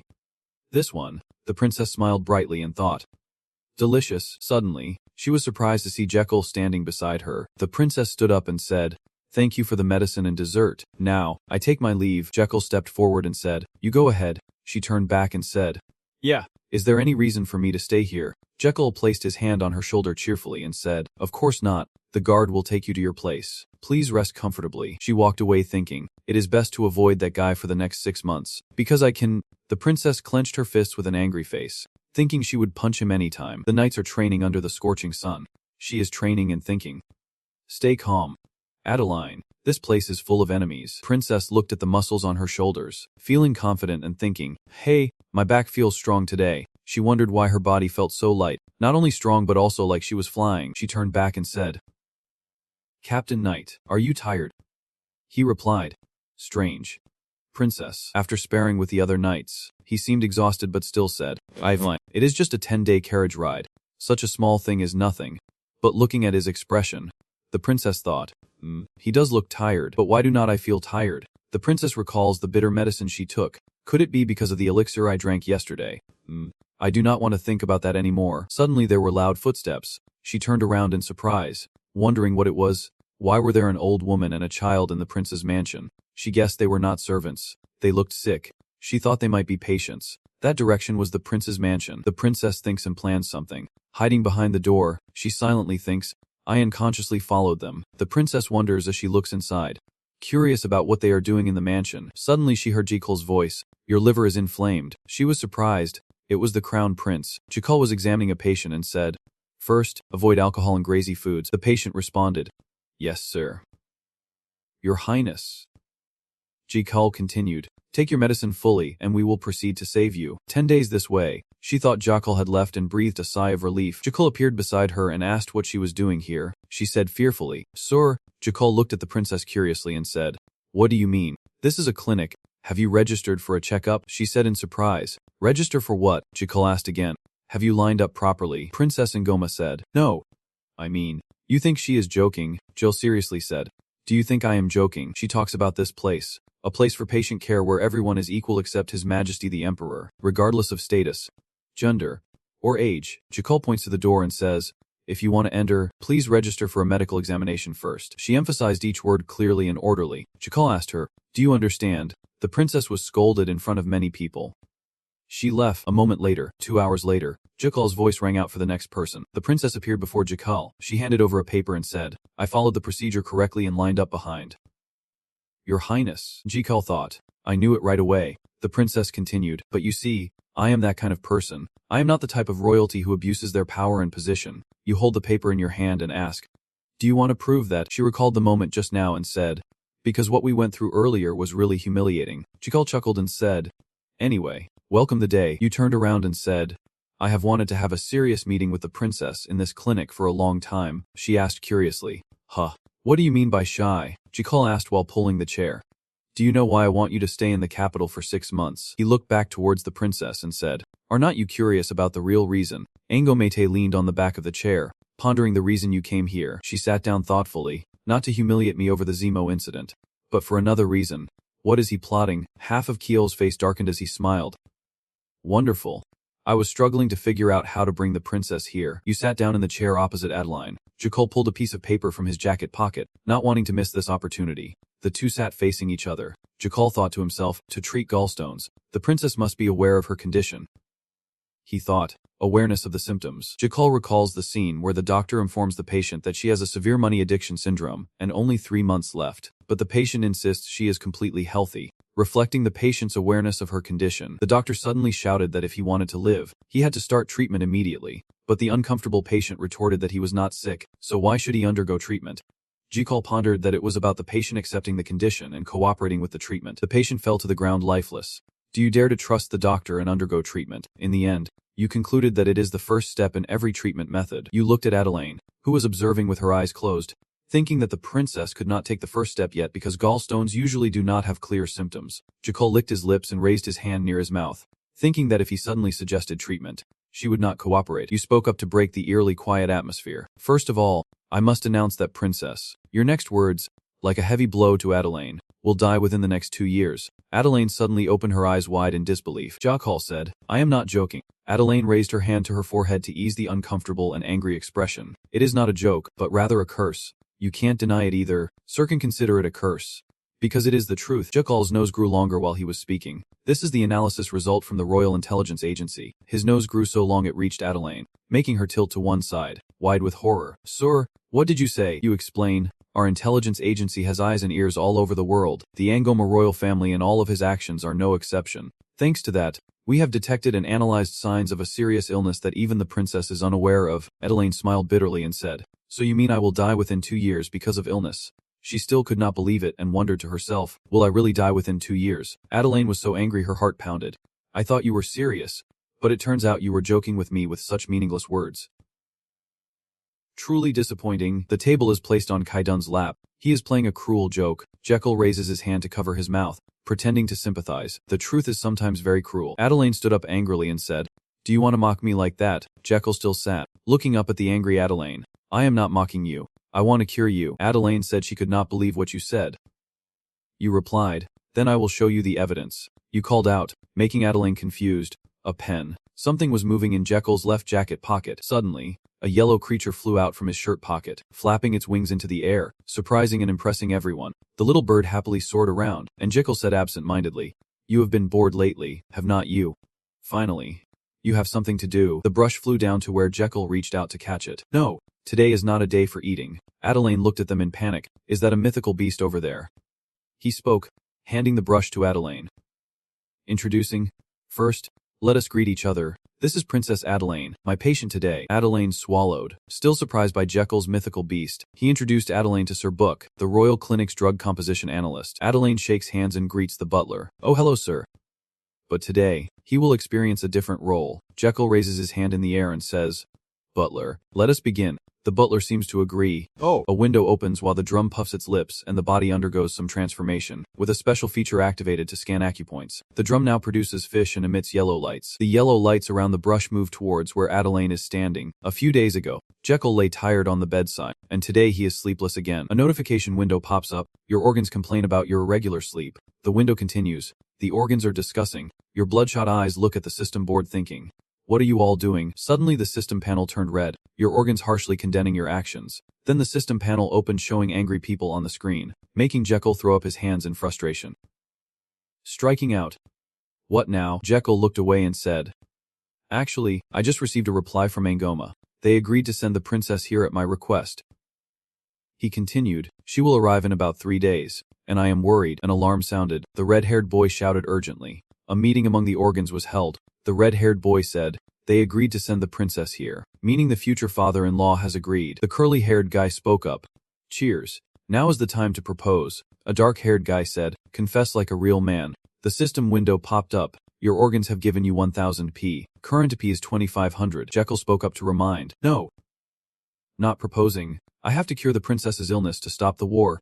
Right. The window showed the image of disappointed organs, their eyes glaring at Jekyll. The disappointed organs demanded the return of the HP given. Jekyll asked confusedly.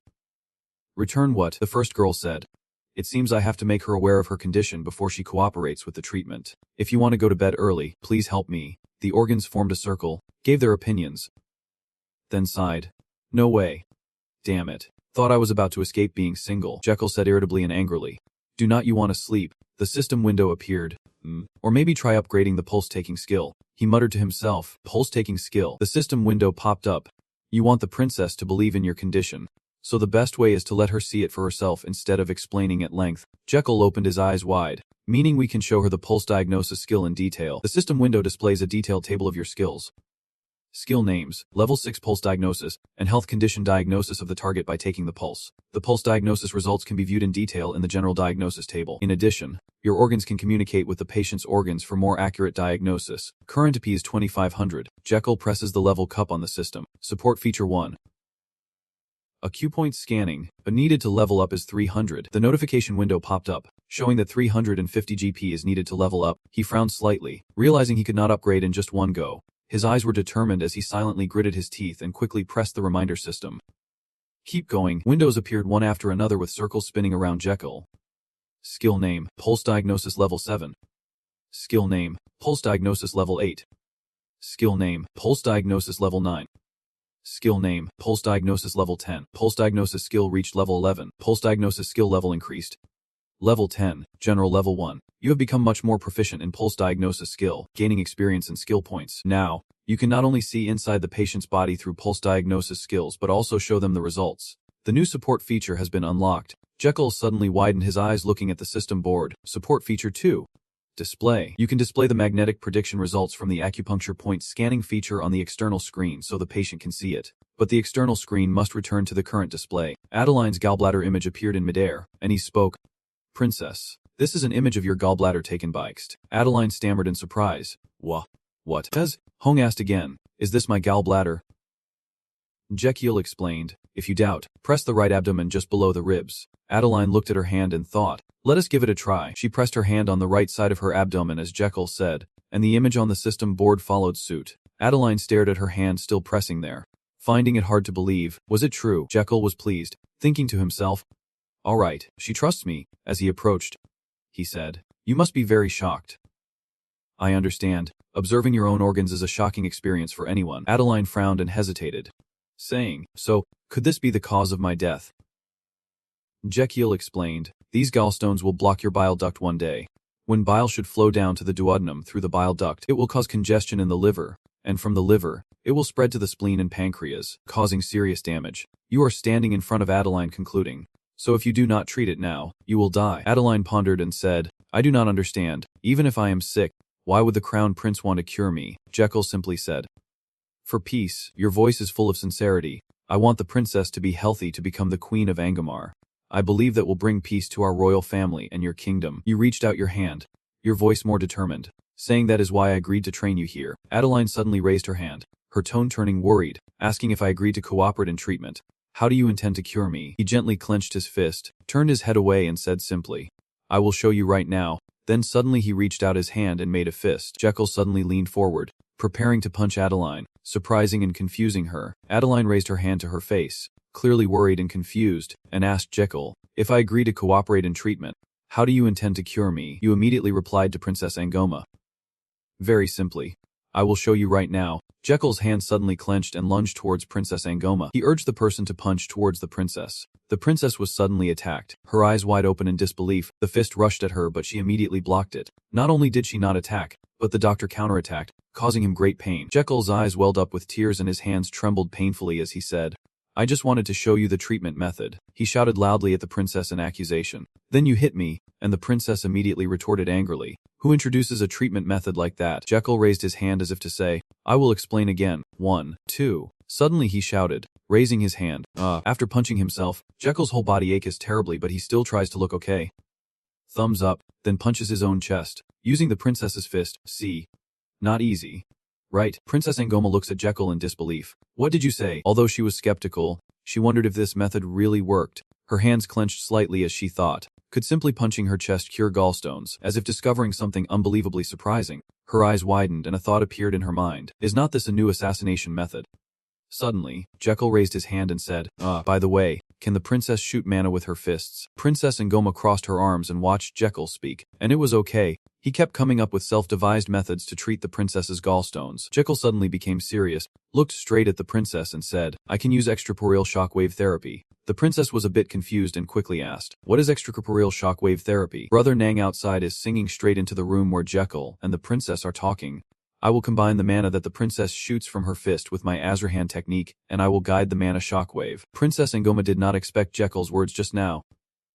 She thought, what do you mean? You explain it to her. As you know, the Azrahan mind technique can absorb and guide mana. Jekyll recalls past events, connects them, and says that is why when the princess shoots mana at me, I will redirect it. You and Damien glance at each other. Princess Angoma asks curiously, where are you heading? Jekyll reaches for the plate on the table, his face a bit serious. Damien reached for the sword at his side to draw it, suddenly swinging it towards the meat while Jekyll cast a finishing spell. Another hand of his reached out to a pebble floating in the air, the gallstone in the princess's gallbladder.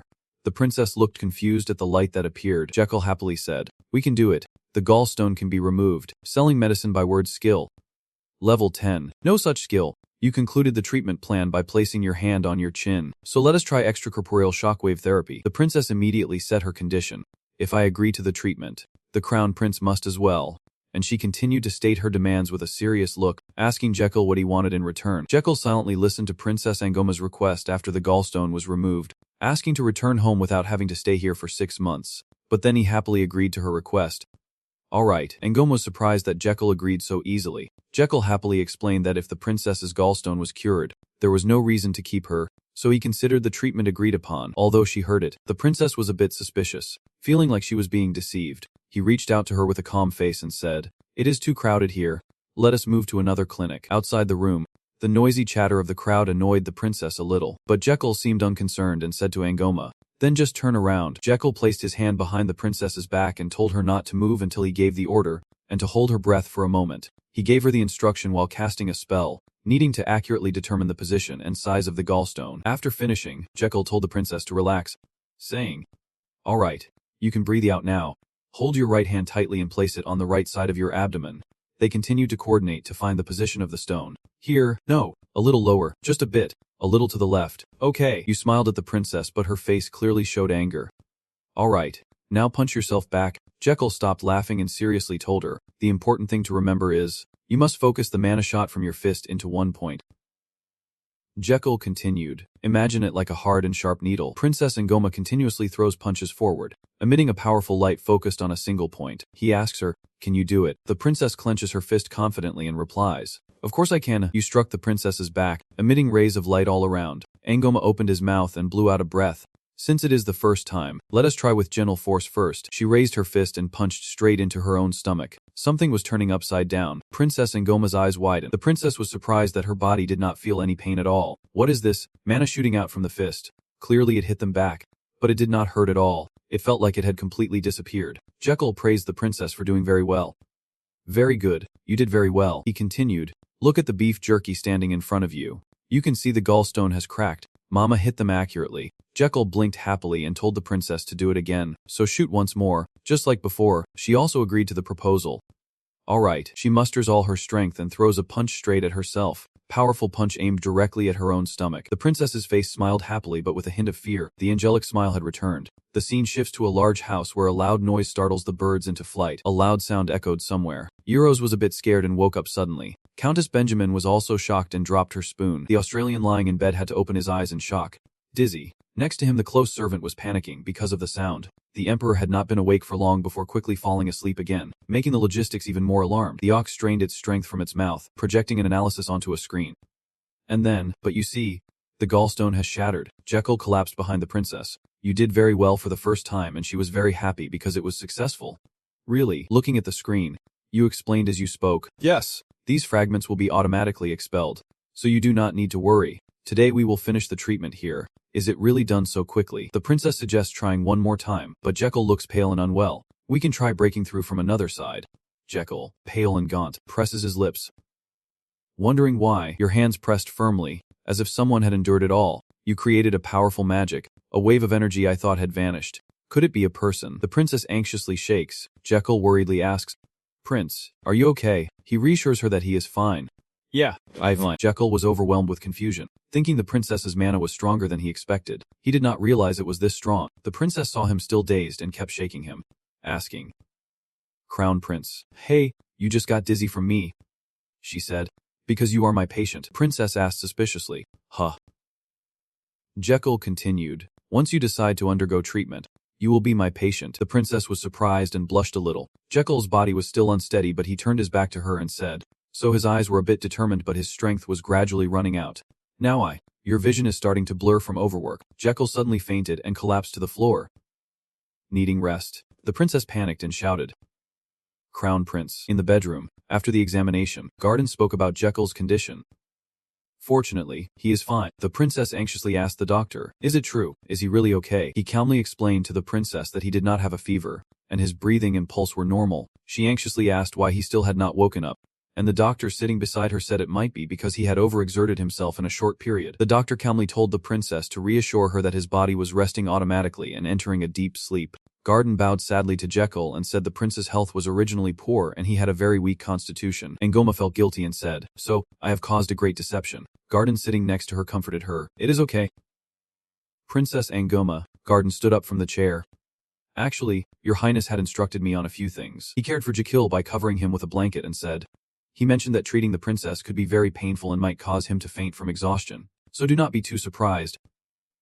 Princess Angoma, after hearing Garden, asked curiously, you mean, you and the princess talked about Jekyll? Your highness is usually like that. He always puts patients first, even above himself. The princess remembers what Jekyll once told her because he is my patient. The doctor shares with the princess about Jekyll, so I am always worried about him because I am the personal doctor of the crown prince. Angoma looked at him lying on the bed but was deep in thought. The crown prince. This person. All his actions were sincere. The notice appeared. Your dedicated actions towards the patient have touched someone's heart. No. You fool. The princess stopped thinking about the past. I feel petty for doubting such a wonderful person. The doctor stood up, wiping tears, heartbroken as he looked at Jekyll, realizing that your true feelings were just actions to achieve personal goals. But your heart, which even you do not realize, is sincere with the patient. The notice board continues to appear. This truth and sincerity will bring many positive changes in the future. Angoma's finger moved slightly. She reached out to hold Jekyll's hand and smiled gently. You have built the highest level of medical trust with Adeline. She held his hand up. She would not suspect any medical actions from you in the two-person system alert, the one being deceived, fool, and Jekyll is still snoring, unaware. So your organs are cheering you on wholeheartedly. He is a fraud, but it is okay. He tried his best anyway. The organ donated you 1,500 blood, current blood 2,500. The doctor discovered something. He saw the princess holding Jekyll's hand. He was so shocked he gaped. Huh. No, could it be? He was so shocked he covered his mouth. Emergency treatment appeared on his head turning green. What the hell is this? Outside the window, the scene was still very quiet. Angoma looked up at Jekyll opposite and asked, has the crown prince gotten better? You crossed your arms and looked straight ahead to answer. I have always been well. What did I say before I lost consciousness? The princess covered her mouth and said, very quietly, do you still remember? Jekyll was puzzled but still answered, no, I do not remember. Angoma laughed loudly, teasing him, saying, you looked me straight in the eye and said, what did you say? She relayed his words to Thekot's house. Once you decide to be treated, you will be my patient. Jekyll was embarrassed and angrily shouted, stop it. Suppressing the awkward feeling, he said broadly, anyway, it is good that nothing is wrong. The house is fresh now, and the two continue to talk. This is an unavoidable part of the treatment process, so you do not need to worry about the treatment being affected. Jekyll looked straight seriously and said, because I will spend the whole afternoon treating the princess. He clenched his thigh tightly, silently promising himself that today he would not faint. Absolutely not. Angoma was about to say something, but the princess smiled softly and decided to trust him. Jekyll was surprised to hear the princess say, I have witnessed how hard the crown prince has worked to protect me, and how much he has endured. Angoma placed his hand on his stomach and told Jekyll that all his trust was in him, so he believed he had to remove the gallstone to survive. Outside, sunlight filtered through the leaves, and Jekyll joyfully exclaimed, really? Yes, I am ready, and Princess Angoma reached out her hand to show her trust in Jekyll. Thank you. They looked at each other. She spoke up, I have wanted to say this for a long time. Jekyll shyly nodded, feeling a bit embarrassed. But this is for me. Suddenly you laugh eerily, so let us continue the treatment. You excitedly jump out of the chair towards Princess Angoma and say, let us get started. Like this? Jekyll said approvingly. Right. Cut to the big building. A loud noise echoes. A notification appears. You are continuously absorbing powerful mana shocks from outside using the Azrahan mind technique. A year punches straight into Princess Angoma's stomach. Behind the princess, Jekyll is also doing something to heal her. The notification board reappears repeatedly. You are continuously absorbing powerful mana shocks from outside using the Azrahan mind technique. Jekyll's face shows clear signs of strain. A bright salary appeared. Jekyll looked at the stones in amazement. He happily looked up at the system board. This sequence of actions has become valuable experience assets for your Azrahan interaction. The Azrahan mental technique level has increased. Skill name, Azrahan mental technique. Level, single circle level 4, mana amplification rate 170%. Health needed for next level 1800, current health 2500. Jekyll seems to have just succeeded in something, as the development of the Azrahan mental technique also affects the number of circle markers you have, expanding the storage capacity of the circle markers. The heart is now covered by a blue energy. Port number 1 has been expanded. The maximum capacity of port number 1 increased from 12 liters to 13 liters. Moving on, a few days later, Jekyll gasped, saying the 15th gallstone has also been broken. After treating the princess, his appearance became as withered as an old man. The skill name Azrahan. Level, single circle level 6, maximum capacity of slot number 1. 15 liters. In contrast, Angomar was full of vitality and happily said, there is only one more round left. Right. Jekyll collapsed to his knees, giving a thumbs up and saying thanks to the princess for her active cooperation. Despite his gaunt, haggard face like an old man, he spoke with great enthusiasm, saying the shot you fired was very powerful and heavy. Suddenly Jekyll vomited. Burped. Witnessing this made the princess worried. Oh, you make me feel guilty. He still forced himself to say, why do not you thank me? The princess approached and questioned. It sounds like you want me to repay you. Jekyll frankly replied. Nothing in this world is free. Angmar seriously asked Jekyll. So what should I do? Tay clenched his fist. The crown prince was pleased. Jekyll told her with a hopeful sigh. I only hope Angmar never goes to war with Magentano. Forever. Angmar stammered in disbelief. What? What flag? The princess seems a bit displeased with Jekyll's request. What did you just say? The boy thought confusedly. What surprised the princess? Princess Angmar shyly asked.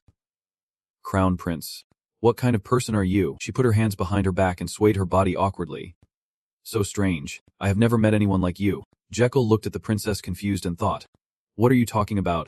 What do you mean? You stretched tiredly. Anyway, let us stop here for today. Jekyll turned his back and happily said, I have a patient being discharged today. Archbishop Bertuna, along with Royal Knight Roberto and Jekyll, stood beside a butler in front of Estellion's bed. The Archbishop looked at the Emperor and said, Then, Your Majesty, let us begin. The Emperor lay on the bed with his eyes closed, his face contorted in discomfort. The Archbishop created a stream of yellow light. The Emperor suddenly woke up. Roberto and the butler were amazed, joyfully crying out, Your Majesty. The Emperor gently waved his hand and said softly, I have no strength to speak. Give me a pen. The steward immediately handed paper and pen to Emperor Estellion. Yes, sir. The Emperor holding a pen and paper was writing something. Jekyll suddenly shouted, Father, what are you saying? The lines he wrote were as follows. I heard that you have done something quite bold. On the cabinet next to the bed are per-written letters seemingly to notify the Emperor, while I lie in bed. The Emperor, blushing and shy, happily hands the paper towards Jekyll. So which day do you intend to choose? Jekyll was confused and did not understand what the Emperor was saying. What choice? What was he talking about? While he remained happily poetic, Emperor Estellion said thoughtfully, That day was about Princess Angoma. Everyone in the room was startled. Huh, he slowly continued. I will not ask how you enchanted the envoy of Angoma. Everyone's eyes lit up, and I will not ask how you seduced that old fox. You are the one who will carry the royal family and the people of the empire into the future. The Emperor scolded and pointed directly at the crown prince. Yet you decided your marriage without consulting me. Jekyll thought to himself, Does he think I am courting the princess? That can't be, recalling the moment earlier when the maid saw you and the princess together. But thinking about it, it makes sense. Everyone was surprised. You feel that no matter what you say about the Great War, the Emperor will not believe it. The Emperor saw you silent and asked why the crown prince was silent. Jekyll was sweating as he heard that, his mind racing with endless thoughts. Explaining the situation was really troublesome. Then he spoke up to answer him. Actually, he honestly replied, I have been rejected. The Emperor suddenly widened his eyes. What about my child? In his heart, he silently exclaimed. Wonderful. It worked. Jekyll bowed his head in salute. You are right.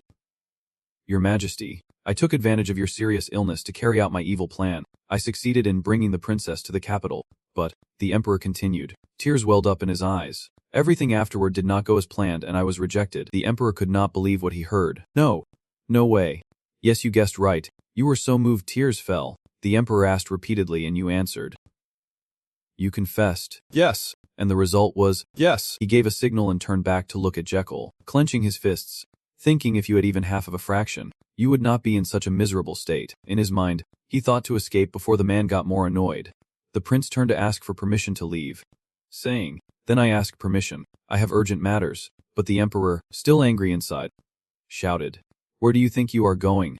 The matter is not settled yet. You seem unwilling to say more, standing there while the Emperor complains. And your younger brother, why are you so tactless from now on? Everyone around saw the Emperor scolding the crown prince and whispered around the temple. Do you see? Yes, I see. The two observed the Emperor's angry face and concluded that His Majesty's left nostril was flaring. Surely proud of the subject that day, he thought to himself, Now I understand the meaning of that reaction. You endure it in your heart, but I am not your biological child. You ask yourself a big question. Am I worthy of this kind treatment? In your room answering the Emperor. I understand your worries, but His Majesty is waiting. He angrily shouted, Go. You reminded the Emperor and respectfully told His Majesty what I said earlier. He seems easy to dismiss you. Cham will be careful. Now please step back. You still feel uneasy as you quickly leave the room. Unfortunately, I still have not found the person who tried to assassinate the Emperor. For now, we can only be careful. The Emperor now knows about it and will surely be more cautious. There is a royal guard riding fast on horseback to deliver the message. Hurry. Even faster, holding a scroll of determination. I must report to the princess immediately, in the morning at the Grand Palace. The Crown Prince rubbed his finger and said, after 16 days of being beaten over 500 times, there was only one session left. The princess suddenly said, earlier you said it was treatment. Now you say it was beating, so what is it? The boy darkened his face and raised his fingers. That was the number of times I was beaten unconscious. Now it is the final blow. The princess shows off her muscles. This time I will finish it. Your hand endures the power of her strike. The power erupted in a big explosion with a flash of blue light. He seemed about to collapse. The strongest blow ever, a pink power orb surrounded by blue light appeared as he thought.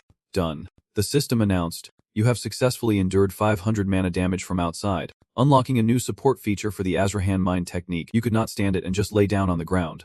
Panting, she turned back and asked, are you okay? The system voice continued, support feature 2. Unconscious immunity, once per day, lasting 5 minutes. You thought to yourself, unconscious immunity means once a day. I won't be unconscious for 5 minutes afterward. You remember the previous image. My survival proves that I am very strong. The system continues to report that your organs are rejoicing over the new support feature. You smiled approvingly at your effort. The organ gave you 2200 health. With a current total of 4700 health, you happily told the princess, it is done. And the princess asked in surprise, really? Am I cured? The two continue talking, still uneasy because the treatment is not over. The princess asks if more treatment is needed, and he replies yes, we must continue monitoring and caring. You silently diagnose that a young person like Adeline having gallstones indicates she is prone to gallstones. The crown prince has grown up. Garden. You advise giving her Ren Chenhao decoction for 15 days and monitoring if it suits her constitution. Just like the normal circulation and excretion of bile, the princess drank uncomfortably. The system displayed that the level 2 payment skill had been activated, and Adeline's lifespan was extended by 67 years and several months thanks to your treatment methods. You received 1 per 1950 of 67 years and some months, equivalent to 13 days of lifespan. Total lifespan received is 13. Expected lifespan is 176 days. He clenched his fist in admiration. Amazing. He realized that if she continued to take the Chenhao decoction, there would be no more risk of death from gallstones. The Princess of Garden's gaze startled him, and if she became the Queen of Angoma, the ancient war that destroyed the Magentano royal family would not have happened. He was overjoyed, so my royal life is truly splendid. Suddenly there was a knock on the door and voices outside. Is the princess in there? Urgent news from the homeland. The big door opened and everyone inside was shocked. Everyone looked over. Something big happened. He continued to report that Guiabalon, a royal family member in the west of the country, had rebelled, causing everyone to be alarmed. The princess asked the reason and purpose of his rebellion. The guard replied that he said he would overthrow the weak current monarchy because of Angoma. She asked further, do they have any reason to criticize the monarchy? The knight captain hesitated to respond. He only liked the royal family's diplomatic weakness when they easily succumbed to the unreasonable demands of Crown Prince Magentano. Jikyul pondered deeply. I worked hard to save her life. And yet, what? Rebellion. You seem incredulous. Rebellious. The princess hurriedly asked, how is the current situation? The knight captain continued that according to the news brought by the messenger, there have been many large-scale battles. He handed the letter to the princess, saying the central army has retreated to the forts and hills to establish defensive lines, and the casualties are higher than expected. Jikyul thought to himself, wait, the main force of Angoma is seriously injured. He smiled happily. If I treat those wounded soldiers, I will get a lot of bonus age points. Suddenly the system announced, your gift has given you 100 health because the idea has come. Current health 4,800. You are full of confidence. Even if criticized it is okay, it is done. No matter how tragic, I have tried my best. In his heart, he thought that instead, he should do what he can and benefit himself. Wiping the sweat from his forehead with a cloth, he said to the princess, Princess, I am very sorry to hear about Angoma. It is heartbreaking. You must want to return home immediately. Right, you continue. Then I also have a condition. You make a proposal. Take me to Angoma. The princess said doubtfully. Could it be? You answered confidently. Yes. I want to serve as a military doctor and treat the wounded soldiers of Angoma. I want to save as many lives as possible. The system exclaimed, our body is truly amazing. The princess was surprised. The crown prince, you immediately held my hand and thought seriously, silently and followed. The princess then bowed her head to show her gratitude and said, thank you, sir. Jikyul thought to himself, feeling a bit shy, and replied to the princess, so please prepare to return to your homeland immediately. He ordered everyone. Hurry up, we must leave now. The princess responded, yes. In the countryside, trucks carrying food stopped sliding inside. Lai Han, one of Jikyul's incarnations, got off the truck and immediately asked, what is this? You exclaimed in disbelief, how could this place be so dilapidated? Everything here is so messy and chaotic. You stretch and say to the two, I am so tired, I miss my first-class carriage. Damien beside you says, no matter how you look, it still feels unfamiliar. Garden standing beside him continued, Your Highness, shall we return to Margitano? You heard Garden's words with some anger. Your Highness. What do you mean? You are seriously angry with him. You should call him young Master Lihan, Lihan Belkin, the heir of the distant Belkin family. Going back a few days ago, the princess was angry with everyone. The luggage was packed. We should. Young Master Lihan entered and loudly said to the princess, "Let us depart." Princess. The princess was startled and replied, "Yes, yes." The princess advanced but was stopped and suspiciously asked, Who are you?" He then explained to her, "I am the crown prince." The princess suspiciously called for the night theory. She angrily confronted him and ordered, "He is impersonating the crown prince. Arrest him immediately." You hurriedly defended yourself. "No, I am the crown prince. I was hit 500 times to break 16 gallstones in the trial." Tears fell as you clenched the scroll and loudly proclaimed your innocence. "I even gave bitter candy and grape candy after taking the medicine." At that moment, the princess was amazed to believe the words he said. Could he really be the crown prince? The chicken beside him confirmed. This person is indeed His Royal Highness the Crown Prince. Princess Angamar, he shyly explained, but his conflicted expression turned angry. Looking outside was unbelievable. But the princess curiously poked him and asked, "Why are you in this state?" He explained while her hand kept poking his round belly. "Thanks to the status granted by the emperor. Before leaving, you went to the emperor to report carefully." "Your Majesty, there is news that a civil war has broken out in Angamar." The emperor was a bit suspicious and asked, "What?" You quietly reported that there would likely be many wounded due to the war. Ni still asked for your opinion, and you frankly gave your view. "So, what do you want to say?" The prince replied, "I want to go to Angamar and become a military doctor under the princess's patronage." The emperor asked, "What do you gain from that?" "You persuade the emperor that I will serve safely in the rear, overseeing the military administrative system and battlefield developments in another country, directly observing and experiencing them." The emperor silently turns away, and you plead once more, asking for permission to go. After thinking for a long time, "He also likes to challenge me." You said sorry to the princess, and after getting permission, I asked the royal wizard to use transformation magic. She was amazed, so that is why she was so chubby when she was young. You bowed your head and rubbed your belly. "I only changed my appearance with magic. If hit hard, the magic can be broken." The princess opened the letter and read, "What is this document? A distant noble has excellently completed the public health training course." You explained to her that it is just a fake identity created by the council. "So let us get going." On the way to Ngoma, Damien asked Garden if the clinic will be okay. He replied lightly, "Anis is there so it is okay." He said with full confidence, "She can diagnose common illnesses by smell, and I have also passed on to her the medicine formulas for each illness. So even if I am absent for a few months, the clinic will still operate normally." The voice of that man on the car did not stop. "And I will inform the outside that I am keeping the illness and limiting contact with outsiders." He turned back and suspiciously continued speaking to Damien, as if he was worried about something as the captain of our special forces team. Then he said, "Tiger, please continue." "Miss Annis, you asked a question that stunned Garden. Surely she will receive a special bonus, right?" He seemed about to cry. Thinking silently, "Poor Annis." With a face full of confidence, he silently lamented that as a doctor, he should run to help patients when they need it. But he was still too weak. Damien did not know what to think but suddenly smiled. The horse carriage traveled for several days, passing through many cities and fortresses, enduring many days and nights. Finally, we reached Ngoma's army and received help from Adeline to be assigned to the safe rear hospital camp. After giving the multiplication formula to Adeline, Tran Hao thought to himself, "I and about 10 soldiers sent here have arrived at the wounded camp." Standing in front of the camp, he sighed. It was unbelievable that there were no nurses here. The three looked all around. He came before a peach and hesitated. Wondering, he was amazed, unable to believe his eyes. "What the hell is this?" The three of them opened the curtain together and saw bodies scattered everywhere when suddenly a voice asked, "Who are you?" He turned around and saw soldiers behind him asking questions, and before asking who he was told to introduce himself first. He replied, "I am the manager of the wounded soldiers camp, an officer sent from headquarters. You go outside slowly and introduce yourself. I am a military doctor." He doubted your identity and asked again, "Military doctor? I have not heard that a military doctor would come here." You wanted to clarify the situation and asked him, "Do you know what is going on inside the tent?" He sadly confirmed your guess. "Yes. They must all be dead." He looked inside and asked, "Are there any survivors?" You suddenly exclaimed, "What?" He slowly sighed and said, Then it is swollen. I am afraid there is no more room for the next wounded." You do not believe it. Ask him again. "What does it mean?" He turned around and explained that it seems you are a new military doctor and do not know much about the veterans camp yet. He went outside waving his hand like he had just done something dirty. "Only when everyone inside is dead will we have space for the next wounded. There are already too many inside. It is really troublesome to clean up to death." You walked straight into the camp thinking to yourself, "Life is really something. I have come all the way here. Yet the condition of the camp is like this. How can I count the Bonner lifespan points?"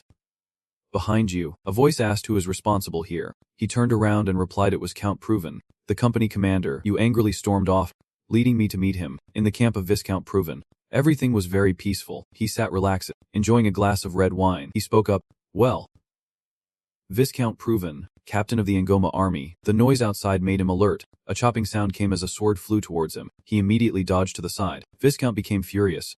Someone. He stepped outside holding a big knife, shouting, "Girl, what the hell is this? You told Damien. First just hit him." He hesitated to ask again, "How hard should I hit him? You made a request, like the feeling of losing 2 months' salary." Damien said nothing.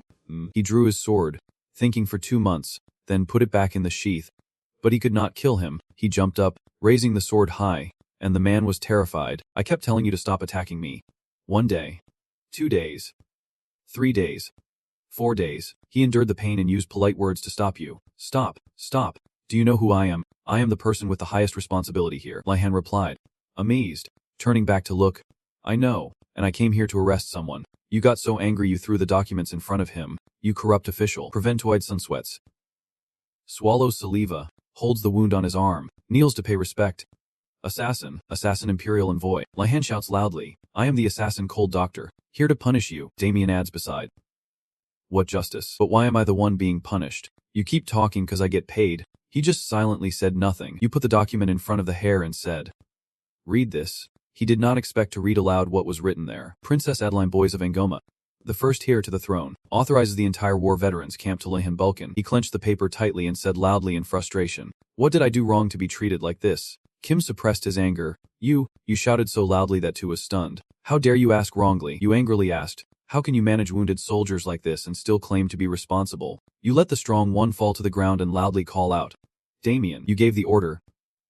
Release him." Upon receiving the order, Brother Lian responded, "Yes, young master." After handling it, Damien reported to Lihan, who then asked, "Did not the company commander resist when he was captured?" He answered blandly. He was quite obedient, muttering that his military career was ruined. His expression became a bit embarrassed. "But maybe we were a bit too harsh on him. Is that okay? Sometimes, a beating is the best way." You still hold some resentment and judgment. He only knows how to maintain the status quo. No matter how bad the current situation is, such a person is doomed. Wounded soldiers have no choice but to die. This is not a hospital for the wounded. You made a conclusion, but it is the morgue. Damien's eyes slightly narrowed as he looked straight at you, curious about his gaze. You asked why he kept staring at you. His expression turned serious as if nothing was wrong. Then he asked Lihan back, "Nothing. So what are you planning to do now?" You turn your back and walk away from Damien's spot. First, go meet Garden. In a tent where 3 people are sitting at a table, Lihan sits in the middle, deep in thought as if pondering something. In your mind, you calculate that compared to Earth's history, this place is like the 17th or 18th century, and this situation cannot continue. You turn and call out, "Garden." You carefully advise that first, we need to classify the wounded and prioritize treatment, replace tents with the best ones, and pay more attention to personal hygiene and medical supplies. Garden replied, "Yes, sir," when suddenly someone entered and interrupted him, a military doctor. That person is someone running to bring a severely wounded soldier, his face showing endurance of pain, shouting for help urgently. Quickly taken inside, Garden asked about the wounded soldier's condition while observing his state. "How is the soldier's condition?" he said. 2 arrows hit the arm and 1 arrow hit the side. Seeing this, I felt uneasy and thought the situation was not good. You speculate that the wound is over 2 days old, the moldy bandage proving it was not properly cared for, and you realize that while the wound itself is not fatal, the infection is very serious. He lay struggling, gritting his teeth through the pain. At this rate, even those who could save him would die. Lihan spoke up, asking, "Knight Garden, what do you think?" He concluded, "Surgery is needed immediately." You startled and turned to look at Garden, thinking to yourself that it was indeed right to bring along Knight Garden, the surgical expert. "Although I have studied surgery in the traditional medicine university program, I have no practical experience." "You are mistaken. If supported by Knight Garden, I can overcome my greatest weakness. His face is full of pain. My treatment range will be significantly expanded." Garden turned his back and walked away. Lihan looked back and asked, "Can you operate right now?" He seemed expressionless as he replied, "Of course." He went to his toolbox and started looking for tools.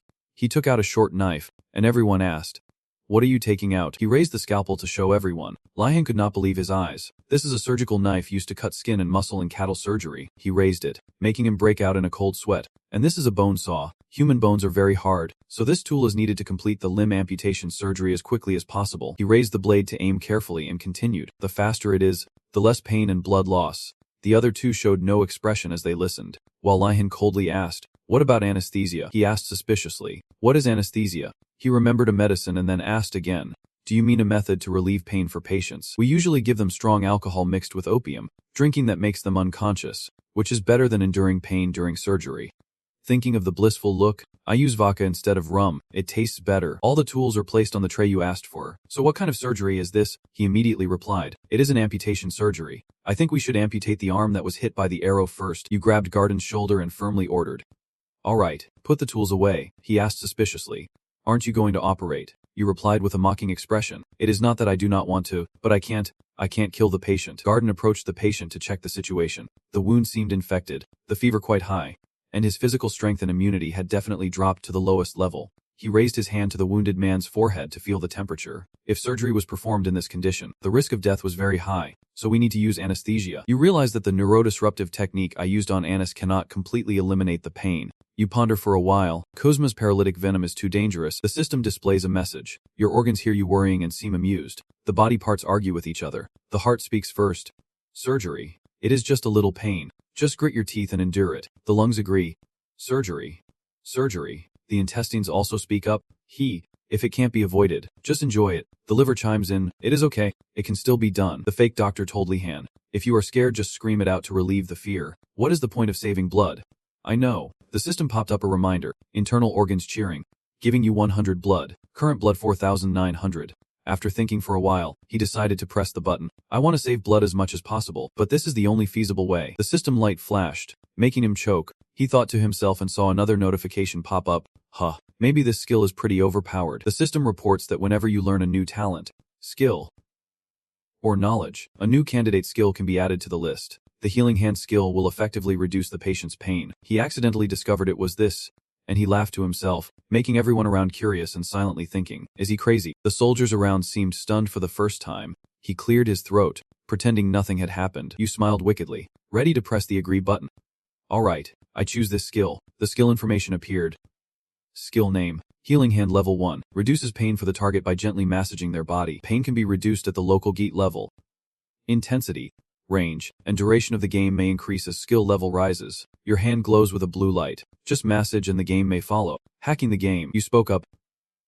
Night Garden. I take back what I said earlier. I suspected you did not understand what you intended. You turned back with a confident look at Garden and said firmly, I have found a way to win the game. Get ready for surgery. Garden's eyes lit up as he acknowledged. Yes. Laya looked at the person lying on the table and asked, what is your name? Hen sighed and replied, Daihop.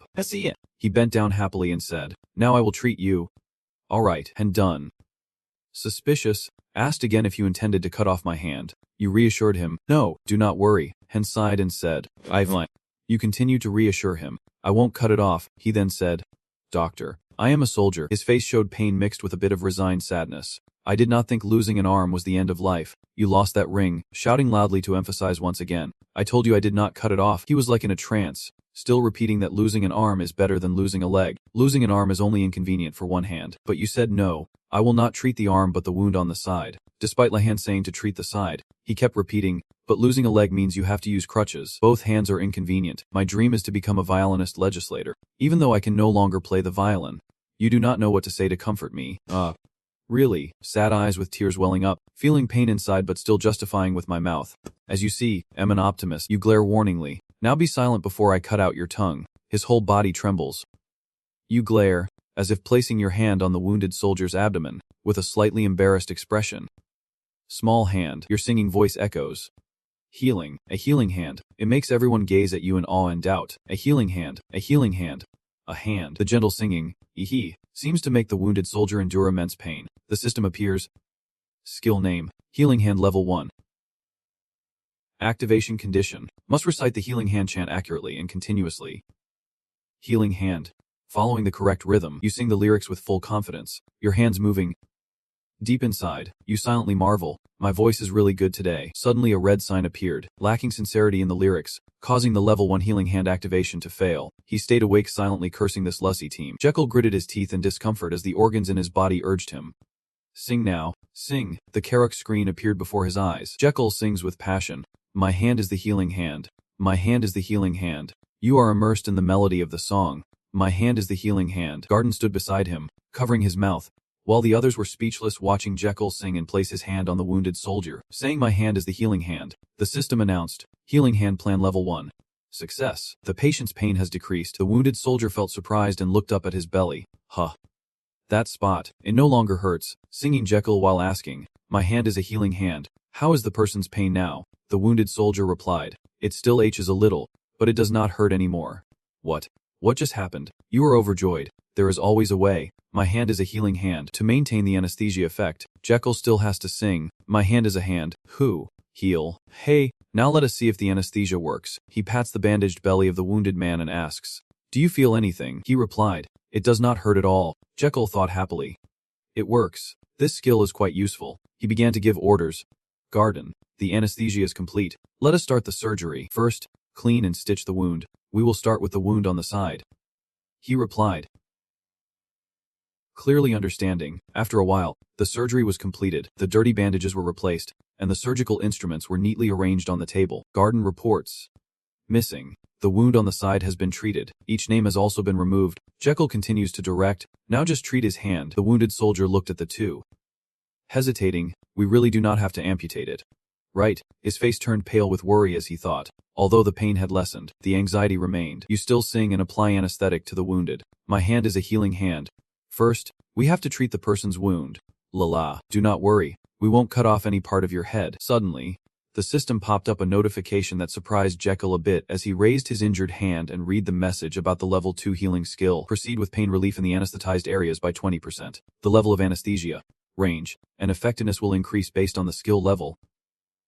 Immediately after, Jekyll pinched hard beside the wound. The wounded soldier did not react, just looked confused. He thought to himself, even if he pressed harder on the wound, he still would not react. The skill's effect was truly impressive. After finishing the test, Jekyll turned to Garden and said, let us start, and he nodded to show he understood. He held the sewing thread in his hand, skillfully pulling out just enough length. Then he used scissors to cut the thread, raised the surgical instrument in his hand. The procedure was quick and gentle, with intense concentration. Seeing that, Jekyll silently admired. His skills were truly extraordinary. Watching him arrange the tools neatly, you remarked that compared to Minthy's modern medical knowledge, he was indeed an exception. Jekyll acknowledged his talent and paid attention to his suturing technique. Surgery was his specialty. Isn't that the vertical mattress stitch technique? You looked at Garden in amazement and silently concluded. No wonder he became the royal family's personal doctor at a young age. He still sings to maintain the anesthesia effect, saying my hands are healing hands.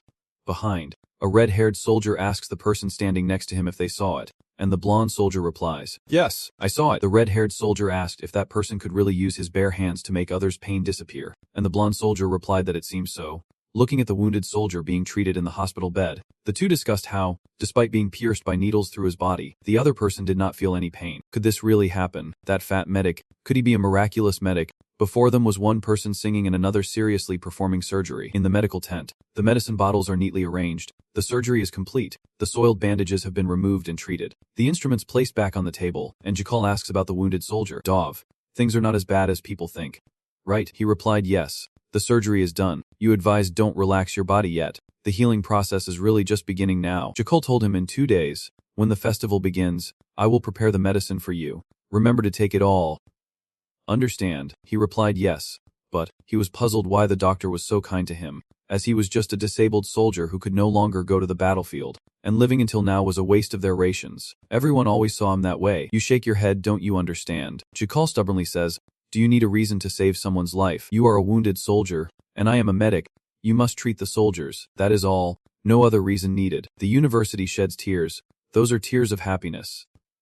Thank you. Thank you very much. Seeing the opponent happy, Jekyll was happy too. I only said that to earn some points. But it seems to have worked. The two soldiers behind also cried from being touched. The song was very cheesy. But somehow, it was really cool. You wave your hand. Stop overthinking. Rest now. The soldiers are still wiping their tears. So touched, Jekyll opens the medical tent and steps outside. The system announces that your organs are praising you. The organ group is praising. Our body is truly amazing. The sky gradually darkens. The announcement appears again. The university and the soldiers around are moved and surprised by your words. At night, the camp lights dimly flicker as the notice board appears. Whether your status changes or not does not matter. Now your story will spread throughout the wounded camp like a warm Jekyll fairy tale, and you will be regarded as a deity by everyone in the camp. Soldiers line up in front of the medical tent, waiting their turn for treatment. The system announces that above all, how you try to treat soldiers on the battlefield will earn you a solid place in medical history. Severely wounded soldiers are continuously brought in, and you receive 5,000 health as a reward for achieving medical accomplishments and a clear social status. The current blood count is 5,400. 2 days later, I had completely treated the critically ill soldiers along with Garden. Jakal's eyes gleamed as he looked at the system. And thanks to the admiration of the soldiers in the camp, my myth points rose to 98. System notification. The healing hand skill has reached level 3, allowing it to deceive the arm nerves, commonly used to cause numbness in the hand and shoulder during surgery. Seeing this, Jakal was delighted, causing numbness in the spinal nerves. Truly crazy, he excitedly sang while causing numbness. My hand is a healing hand. Jakal concluded that now we can cause T to the whole arm. In modern times, just a bag of fat injection or antibiotics is enough for these wounds. However, in this era, infections that were not treated promptly caused patients to have their arms amputated. At this moment, the two were treating a wounded soldier with an infected leg wound. Jakal said, "If we do not amputate, the wound will start to rot." But the boy insisted it would not happen, and Chal analyzed the situation. To prevent these soldiers from losing limbs due to cellulitis, we need to stop infection and spread with the correct treatment method. Then, while singing, you command Garden, "My hand is the healing hand. I have a plan. First clean and close the wound." Thought came to Jakal's mind, suddenly remembering a special method and cure used by the immortals who appeared near the end of this story. Dap picked up the old courage and got to work, understanding that he was still lost in his ideas. By applying their method, he was able to create antibiotics. After finishing the treatment, Jakal left the medical tent and called Garden. "Damien, let us go outside to talk for a moment. You spoke first." "Sir Garden," Jakal crossed his arms. "While I was away, I need you to improve the situation in the camp. Replace all the tents, sleeping forests, and even the clothes of the wounded with new ones," he replied calmly. "Understood, but what do you mean by going away?" You turned your head and laughed awkwardly. "I will be away for a while and Damien will go with me," he exclaimed in surprise. "Huh, what about me?" In a misty forest surrounding the gloomy continent of Oceania, with 6 knights of the kingdom and a guide, we ventured into the forest along the path. Jakal asked the guide, whose name was Timep Ni, and he replied, "Yes, my hometown is nearby, so I am very familiar with this area. I will lead you through the shortest routes." Damien was not too trusting of his master. He asked, "Are you sure you know the way?" Jakal's not happy. "Well, come on. I read that in a book." He asked which book. You answered vaguely. Who remembers? Does anyone remember the title of every book they have ever read? Damien, I won't ask any more.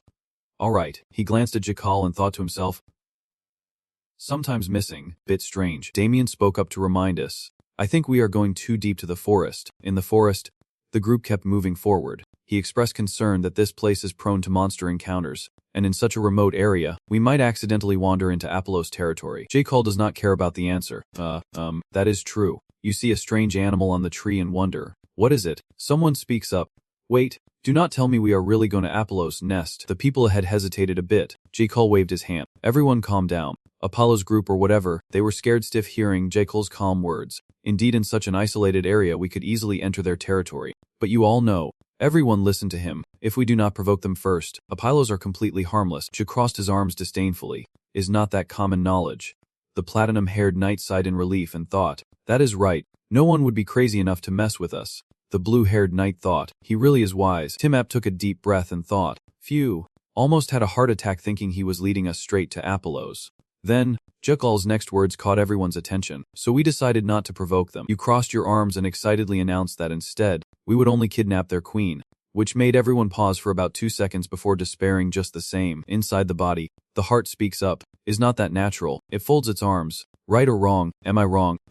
The other organs shout in unison. Yes, it is clear, so we will kidnap without causing injury. The organs standing around Dun could not hold back their laughter and burst out laughing. Whoa. Look at how he kisses and trains others. My heart also laughed cleanly.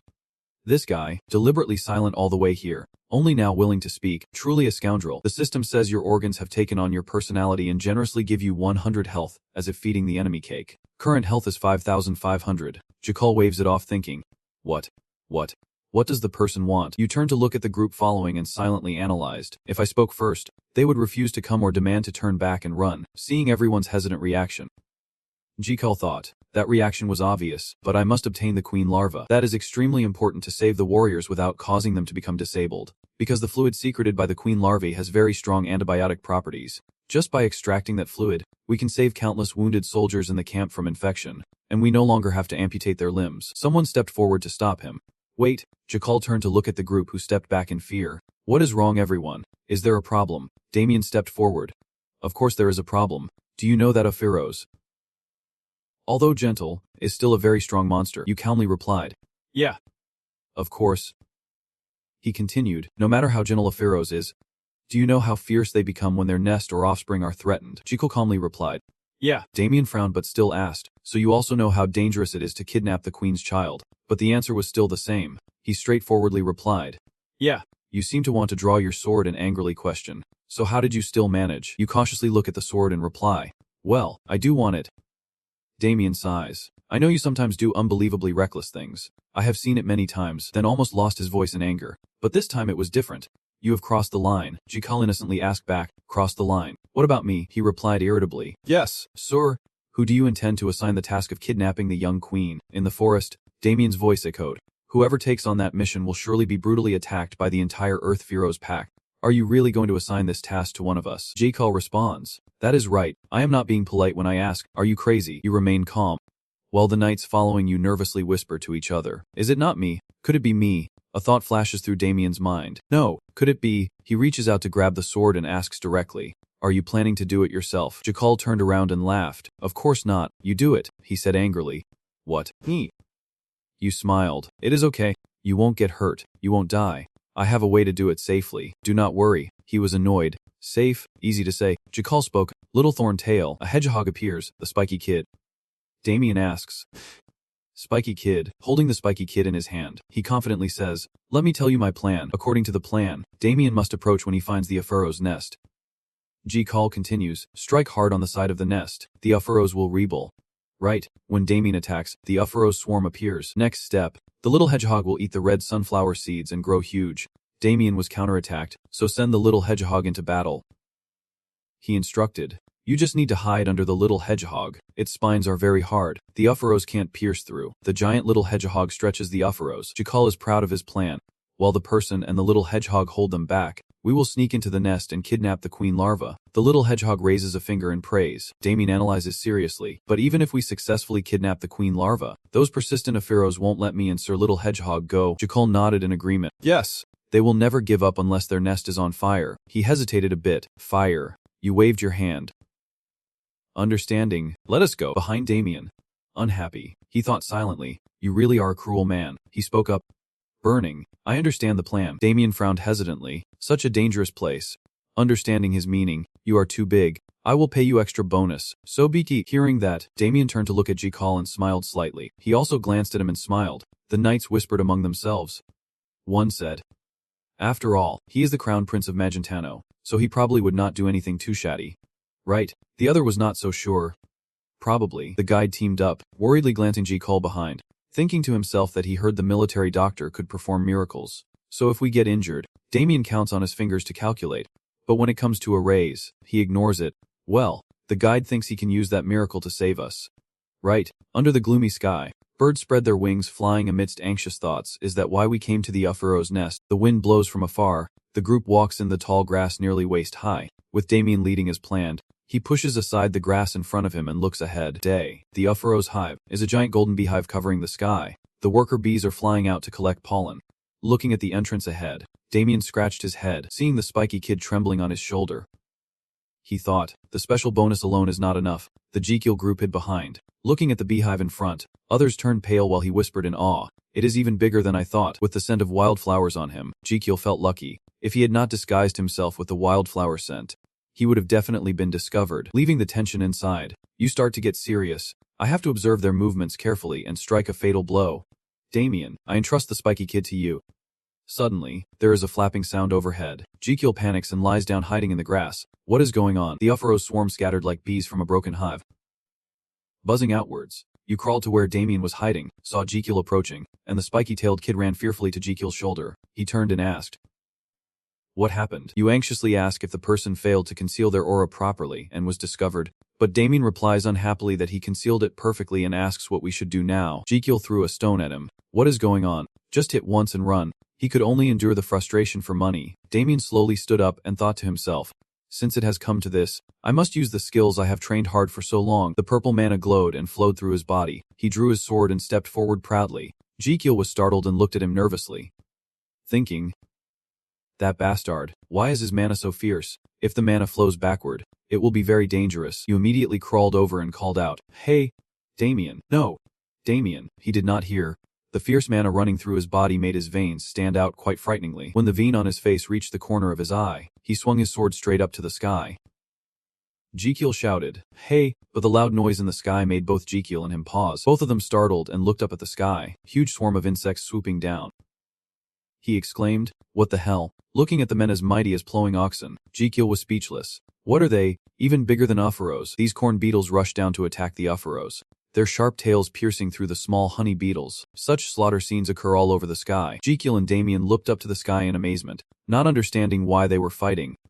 Suddenly, a loud noise behind them caught their attention. A giant mantis was rushing towards them. Jekyll and Damien were both stunned, standing frozen in the eye selection battle. He was slightly puzzled, wondering about the sound that resembled a helicopter. A giant Vesperos bug with eyes full of rage, seemingly starved for days craving food, suddenly lunged at the two people. It charged straight at them, but luckily they dodged in time, so it bit into a remaining uffaros instead. Damien climbed on top of Jekyll like a snake, but Jekyll barely dodged and breathed a sigh of relief, thinking to himself, "Damn, I almost died." Seeing it bite uffaros to death, he continued his thoughts. That was not hunting but a massacre. It bit deeply, terrifying everyone. Suddenly, a golden light enveloped it with a loud explosion, and the bees frantically swarmed the sky. Jekyll was surprised and immediately turned to ask Timep what that was. It was even bigger than uffaros. That was Vesperos. At that moment, he realized. Vesperos. Timep immediately explained to him that it was a monster similar to a hornet, whose main food was uffaros, a Vesperos that could easily kill hundreds of uffaros. But the problem was, he bowed his head, stood up, and at the same time called everyone to stand up quickly. Timep asked suspiciously, "Why?" Jekyll slowly told everyone, "We have been discovered." Timep was surprised. The giant Vesperos appeared and everyone was terrified. "We have been discovered." Vesperos shouted loudly to everyone, causing everyone to run in panic. He kept yelling for everyone to run quickly. Everyone tried to escape as Jekyll ran while shouting. Damien, the man running right beside, immediately took the order. "Your Highness." "Young master, you were running while wiping away tears and dust, asking, 'What should we do now? Can we escape?'" Damien shouted with full resentment. "I told you, why did you come here and cause this trouble? You gave a very valid reason. We must capture the queen larva to treat the wounded. You poured out your heart. I cannot just watch them die." The system displayed the skill name, level 10 persuasive medicine selling. In the deep forest, everyone ran as fast as they could to save themselves. Damien thought for a moment to come up with a plan. "We have to buy time." He was drunk when a purple light flashed. Damien swung a sword forward. He immediately changed direction to chase after everyone. Jael behind was very surprised but kept running. "You point to the rock in front. Everyone hides behind that rock." Everyone successfully paddled across. Even Jekyll with her round figure managed to get across the rock with the help of the app team. After reaching behind the rock, he breathed heavily and collapsed to the ground. The app team, exhausted and panting, spoke to Gia, the military doctor. "I have a problem I have not told you about," he asked suspiciously. "What is it?" Team Up hesitated to continue. "A Vesperos has a habit of cleaning up after hunting and slaughtering," he asked again. "Cleaning up," he confirmed again. "Yes, they will gather the Opheros together in one place," he continued to explain, "and during that process, they will search for and kill any surviving or hiding Opheros. After hunting and slaughtering, they will score the entire area without waiting for anyone, including us." Hearing that, "You came up with a way to deal with them, which means we have to run as far and as fast as possible." Looking at the fierce Vesperos, he thought to himself, he had to run anyway. But what about my queen larva? The Vesperos were attacking the Uffaros nest, and he thought that nest was doomed. No one could survive, not even the queen larva. Jekyll was a bit tense, squinting as he looked ahead, thinking that he could not possibly get the queen larva here. The Vesperos rushed towards him. But luckily, thanks to Damien and the app team, he hid behind a rock. All three tried not to make a sound. The Vesperos stopped to scout the surroundings. They discovered some people hiding behind the large rock in front. A kick was raised and slammed straight down onto the rock. The rock split in two, and everyone hurriedly ran away in panic. Damien drew his sword but still asked anxiously, "Your Highness, young master, are you alright?" You turned your head all the way, enjoying it. Damien suddenly grabbed your collar from behind with one hand. Using great force, he threw him far away and turned back to fight the Vesperos. The powerful throw sent Jekyll to safety in the forest. You tightly hugged the tree trunk full of resentment towards Damien, who kicked me in G1 and now throws me away. Jekyll's deep anger thought. Just wait. Damien, you will lose a month's salary. I saw something strange down below and looked down. Then I saw Timap and immediately asked, "Hey, Timap, why do you run so fast?" He explained. "He caught you with his head. I used to live in the forest, so I run very fast." Seeing that, Jekyll immediately asked where Damien and the Ango Knights were, pointing to the distance where Damien and the others were fighting the Vesperos. saying they were over there. Meanwhile, Damien was facing a Vesperos head-on. He slashed once, it counterattacked with its claw. He raised the sword to block a strike, then used his strength to slash again. The Vesperos was thrown back with a loud explosion, still stubbornly clashing weapons sharply. The weaker one was thrown away. You were asked by Timap on the neck, how did they find us so easily? He replied, maybe it is because of the scent of pollen, petals, and reason. The two hid behind the tree trunk and peeked out to assess the situation. You silently thought about the way to reduce Ufuro's hostility. It made Vesperos mistake as for Ufuro's. He immediately asked what to do now. Jekyll thought. Fight. Impossible. Even if Damien and the knights used all their strength, they could only block about 10. Meanwhile, everyone was standing on defense and Damien was knocked far away. You are upset. Think about it carefully, then suddenly realize. Yes. Jekyll saw the bag the app team was carrying and asked to borrow it for a moment. He rummaged through his pocket and found a team-up bottle, and the person next to him also looked suspiciously. Then suddenly he spoke up. Found it. He looked at the water bottle in Jekyll's hand and asked. Water bottle. What are you going to do with it? You bring it up to answer. This one. You reach out to open the cap. It is the disinfectant I carry for temporary sterilization. Jekyll takes a strong run up and throws it straight at the Vesperos. You guys are farmers. You must like relying on things too. Jekyll threw with all his might towards where they were shouting. Please. Like it. The bottle shattered, and the liquid inside spilled out as he thought about the difference between mere, maddened, plow, scattered everywhere. Everyone admired the Vesperos and was attracted to them. Matt hated the scattered ones, while Mir, Korn loved them. The whole army struggled to defend when suddenly the men turned around and changed targets. Seeing Damien fighting, they suddenly stopped attacking and flew over to compete for a share. Jekyll and T-Map are really great, happily looking at the results. The soldiers approaching you all give advice. Military doctor, this is the last chance. We have to run. That is right. We have to run now. You immediately denied it. No, if we run now, we will all die. T-Map then turned around and asked, what do you mean? You firmly confirmed that it is true. T-Map asks you. Now they are attracted by the smell of the liquid in the water bottle we threw away. So can we take this opportunity to escape? Jekyll turns around to explain to everyone. With such a small amount of liquid, the smell will dissipate quickly. Are you confident you can reach a safe place in such a short time? He asked hesitantly. So what should we do? You answered very coldly, lighting a fire. T-Map took out a torch. Damien heard the two talking and did not know how to react. T-Map disagreed a bit. Huh. What if the elf scolds you? Jekyll urged quickly. There is no time. Hurry up, he said. Yes. Damien sighed. You must have a plan. The torches were lit, and he asked everyone, are you ready? He reported to Jekyll. Yes. I have soaked the torch in oil and lit it. His eyes showed determination as he ordered to throw it, and the flame spread throughout the forest. The hornets were startled, feeling like they had no way to escape. The whole swarm quickly flew away, realizing the Ophiros were all burned by black fire. When flying down to check the situation, the fire spread to burn the fruit. Jekyll hurriedly shouted to everyone, if you do not want to be burned alive, run. Quickly, everyone ran out of the forest that was on fire. Jekyll ran while thinking, although he had burned the Vesperos, his lungs were about to burn too. Suddenly, he tripped over a stone and fell flat on the ground. Gasping for breath, he waited for Jekyll, who was coughing heavily, to stand up and ask, Doctor, are you okay? A notification appeared. Your organs sense serious danger and fear the end of life. They cheer you on and give you 500 health. Current health, 6,000. You seem to not hear everything around. Military doctor. Military doctor. Military doctor. Military doctor. You, master. Jekyll discovered. I lack oxygen. Damien beside him reminded. Master, if you faint here, you will die. Stay awake. Jekyll bent down gasping. I know. Damien reached out to take off his shirt and said clearly, let me carry you. He lifted Jekyll onto his back, using his shirt as a strap to tie him tightly, and Jekyll felt a bit embarrassed behind him. The soldiers behind whispered to each other, wondering if the crown prince was okay. Unsure what to do, you tiredly instructed him. Damien, as long as we get out of here, we will be safe, and he obediently responded, yes. Young master. Everyone was walking when suddenly there was a loud crash in front of the road. A large Vesperos appeared, its eyes full of resentment, letting out a loud cry. Tumap fearfully held his head. Lady. Queen Vesperos. We are surely doomed. Jekyll turned around and asked, what is it? Queen. The boy's eyes widened as he called out.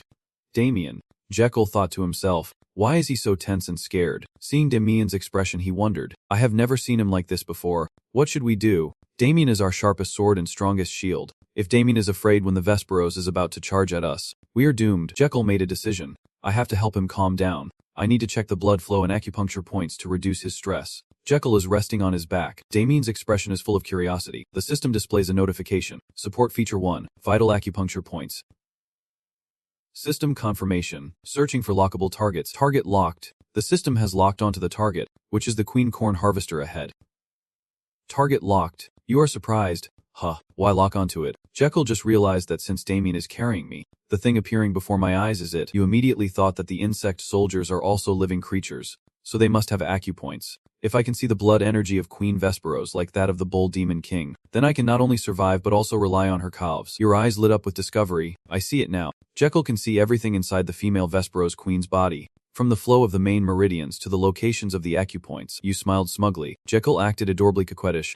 Damien, I have a good idea. He angrily turned around and said, in this situation you still joke. What good idea? You demanded Damien from now on. You must follow all my instructions. Go if I say go, run if I say run, attack or defend. All must obey me. He suspiciously asked again. What do you mean? Jekyll answered firmly. If you want to live, follow my instructions. I will predict its movements and guide you. Damien curiously asked. Guide how? Its movements how? He hurriedly asked again. But how? You suddenly stopped and sat down. The queen beetle rushed past. Everyone quickly crouched down to avoid it. Jekyll saw it coming fiercely and shouted, it is coming again. Stay crouched and take 5 steps forward. It charged straight at everyone standing there. Luckily, thanks to your words, everyone dodged it. Jekyll was stunned, thinking to himself, pale. What? Heart pounding. Save me. His son looked at them coldly. While the queen's son raised his hand, he ordered the soldiers to fall back, saying he and Damien would handle this. Yes, doctor. Jekyll just pointed at it and said, go, go. Damien, you stay silent.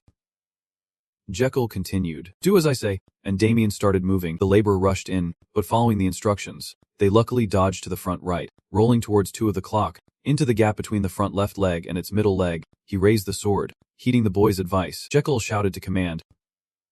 Leaping forward, every word like a desperate life cry, he shouted loudly. Jumped high, shouting with all his life echoing through the area, spinning clockwise and slashing horizontally from the middle upwards. A loud roar from the queen fell down. The soldiers hiding behind the trees talked to each other. It seems we do not need to intervene. He did so well. If we interfere, it will only cause more trouble. Tim Map seemed unable to believe what was happening and nodded in agreement with the soldier's words and stepped aside. Then Damien struck fiercely, making Jekyll behind him a bit tired. Jekyll continued to instruct. No need to imitate me. Focus. Jekyll guided him. He followed, avoided its claws, stepped 2 steps to the right, pushed it away, used the sword edge to push it left. He shouted. Jumped up. Damien carried him and jumped up. He followed Jekyll's instructions. Although his son was strong, he had never fought them. Landing on its back and stabbing down the left rear wing base, twisting the sword vertically, Damien dashed quickly. Shouting loudly. The wing was coming from the right. Dodging and feinting at it, the two jumped on its back and leapt away. Jekyll was a bit dizzy but still spoke. Landing behind the tree, he jumped high with quick agility. Only Cole was dizzy with fear. The two landed successfully. Damien was surprised and said to him, Your Highness, can you really see all its movements? But with this kind of attack, we won't be able to finish it. Jekyll replied, It is working, seeing Vesperos holding the statue. He counted. Ready. 1. He rushed towards him. Damien jumps onto a falling tree branch, continues the count. 2. Onto the last rope. Just as it attacks them, quickly jumps up to dodge successfully, counting the beat. He swings up onto the branch. We have about 3 seconds. Wait, you shouted Damien to coordinate and let go of the branch. And at that moment, he landed hard and stabbed the sword into it. Flash of power struck the bee directly.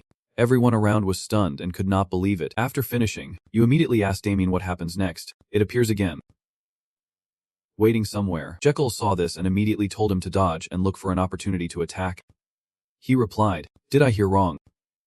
He continued, Don't move yet. Just wait. The queen bee's eyes shone brightly with a fierce aura. The queen Vesperos angrily slammed her claws down. Damien impatiently asked how long he had to wait. Jekyll reassured him it would be soon, his face full of excitement. He grabbed both sides of Damien's hair and shouted, Now is the time. Act now. Come here. Queen Vesperos.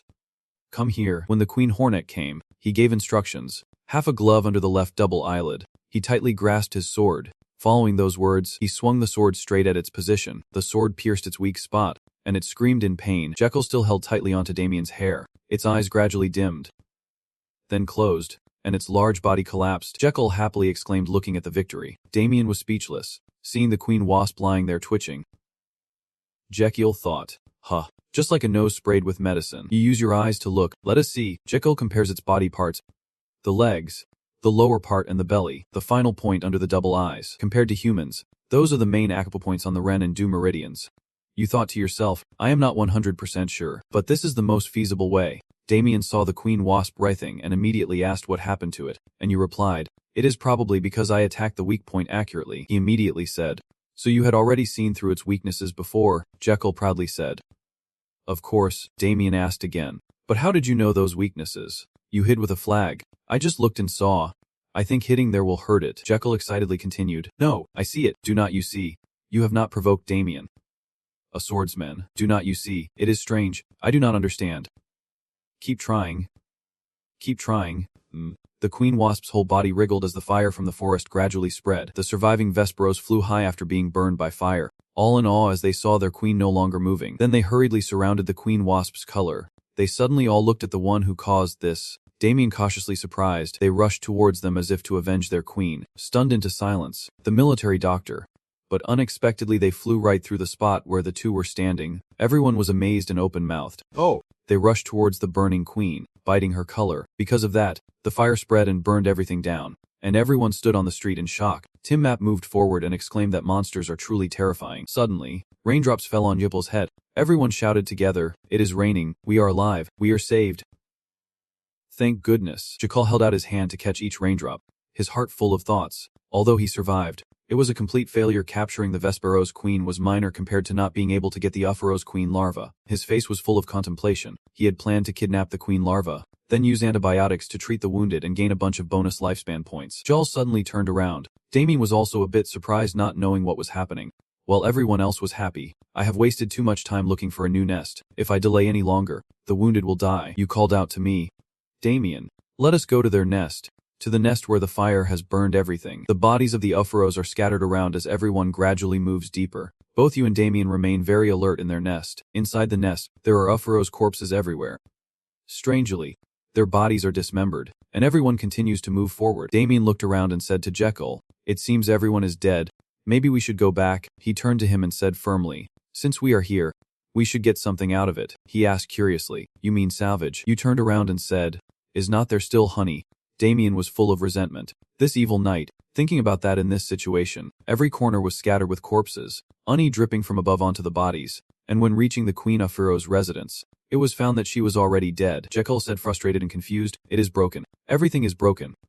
He agreed. It seems He continued, gaining no benefit. He did not know how to relieve boredom and fatigue. Suddenly hearing a sound. Enjoying it, Jekyll looked around and then patted Damien on the shoulder, saying, it seems like there are still some survivors. Young master, you go downstairs first. I will check ahead. He walked slowly step by step as if inspecting the basket behind, with Damien following closely. Damien seemed to see something, so he immediately asked, what is it? What is it? Jekyll quickly realized it was Queen Upharos, who looked like she was about to die. Everyone stepped forward. Damien moved ahead. Everyone trusted him. He drew his sword and touched it to the creature to check if it was still alive. Damien sheathed his sword and turned to everyone, saying it must be dead. Seeing this, Jekyll ordered. There was movement in the torso, so Damien and I pushed its belly out. He immediately obeyed. Yes, sir, the young master quickly shouted. It might be something expensive and valuable. Come on. Damien. I agree. Yes. A light flashed from below. It flew up and scratched. You shouted loudly. Drove. Something came out. Damien anxiously gripped the sword handle tightly. Be careful. Young master. A small, adorable Upharos crawled out and flew up to the sky, calling out, making him and Damien admire it. Jekyll was about to speak. Is not that, it flew up and fell straight onto his face. Damien called out worriedly. Master. You reach out and grab it, holding it up with a suspicious look. It looks at you with sparkling, adorable eyes. Jekyll immediately asked, This is the larva of Queen Upharos. Right, it seems to be responding. Jekyll's heart silently sighed. It looked like a cake. He looked at it closely. Indeed, it seemed to agree and cry out. Damien immediately suggested, since it is a monster anyway, why did not we just hit it lightly? It might be surprised and not want to scream. Seeing this you thought, what? Could it understand human language? It looked pitifully and cried. Meaning, are you going to hit me? Jekyll then realized. It understood. Jekyll was overjoyed. Do you understand what I am saying? Left, it turns left. Right, it immediately turns right. You lift it up excitedly and shout. Look, it is the queen larva, and it agrees. Shouting too. You think to yourself, After all, we have the queen larva, so it is a success. Jekyll, with a very happy face, hugged it tightly, suddenly remembering that in the Demon Emperor sword it was mentioned that Queen Ophiros and its offspring could communicate with elves. Could it be that they have high intelligence? And shyly told Jekyll, making him astonished. He could not believe his eyes. Really able to communicate like with the spiky tail kid. Jekyll immediately asked, "So your mother is strange?" It replied. Jekyll understood and continued, "What? After fighting with it, your mother slept far away." He looked at the Vesperos bug, the queen lying next to the Ophiros. The queen asked, "Are you talking about this?" The kid replied. At this moment, he realized that they had fought each other and both died, leaving only this kid. Jekyll understood his wish and asked, "So, you want your mother to wake up soon?" You immediately made an excuse to tell it that your mother said she was tired from fighting the big ugly Sarkia, so she needed more sleep. The little one agreed and you patted its head, saying stay with me until your mother wakes up, and it happily agreed. After speaking, he felt uneasy. Lying like that was a bit much, but since the Ophiros herd was destroyed, if the kid was left here, he would surely die. The little one seemed very happy. He wanted to leave immediately and lied to him, saying if we keep talking here, your mother will have trouble sleeping, so let us go outside to play. The little one immediately agreed and everyone was surprised. He rubbed its belly, thinking that although it was a larva it was very soft and warm. Then a system notification popped up. Your organs feel soothed by the softness and have named it Jekyll. Jekyll looked up. You were a bit surprised. Ophiros cuckoo queen larva. The system continued to appear. Your organs applauding your quick thing in protecting the innocent heart and awarding you 500 health. Right now, the blood is 6,500. You hold it up happily and say, from now on your name is Cuckoo. His bright eyes look at it. If you want to go out and play, you have to help me with something. Can you do it? It agreed to respond. You smiled happily and cheered everyone on. Now the little spirits are shouting. Everyone, turn back and run. Everyone is happy among the moss. The little spirits are also joyful. The scene shifts to a forest that has been burned down. The trees withered. Only the spirits remain sitting there in despair. One spirit angrily clutching the soil, holding the ashes in hand. Angrily said, daring to burn the forest. In my time this never happened. Our generation would never think of such a thing. I shouted loudly. Really, kids these days, their power bursts out explosively. If you scream loudly, I will definitely find you and make you pay. Through the thick dust and haze, the silhouette of an army appears in the misty scene. The swirling dust obscures everything, revealing the pristine mountains and beautiful sky as the dust gradually thins and the powerful army advances with fierce momentum. The camp was set up on flat land. Garden rushed over as soon as he saw something. Jekyll got off the hedgehog and said to Damien, "Sir, Garden is truly the best." Right, Damien? The spiky tail kid also seemed excited to respond to his master. Garden was excited when he met Jekyll, bowing and asking if the day had come. He calmly asked about the situation in the camp, if anything was happening, and how the wounded were doing. Jekyll answered while curiously looking at the little animal beside him. Yes, they are resting, but seeing his confusion, Jekyll took the initiative to explain. This kid, that kid is Cuckoo. The Queen Ophiros youngling. Jekyll talks Cuckoo, greeting him. This is Night Garden. Cuckoo understands the greeting. Cuckoo. He is a bit awkward about the current situation. Meaning, the Queen's offspring. Jekyll talks Cuckoo. Cuckoo. We have arrived. This is the trading camp I mentioned, while Cuckoo still makes its familiar sound. Cuckoo. Garden strokes the instrument with astonished eyes. Queen Ophiros. Jekyll steps forward and commands, from now on, you must help me stop the monsters and treat the wounded. Damien obeyed the order and replied. Knight. Prepare yourself. Garden seems a bit confused. Yes. What do you mean? Jekyll looked at his friend. Hedgehog. It is heavy, is not it? Give it to me. The hedgehog cried out. Garden exclaimed in horror. Son of that great plowman. Jekyll smiled with satisfaction. He looked at his huge plow on the truck, the Queen of Vesperos. Garden was startled. But who took it from where? He replied excitedly. I picked it up on the way. He looked at his son with great curiosity, wondering why he picked it up. Jekyll placed his hand on the bottle and answered excitedly, to soak in wine. He was shocked again by Jekyll. Yes, wine. Jekyll's answer made the atmosphere incredibly mysterious.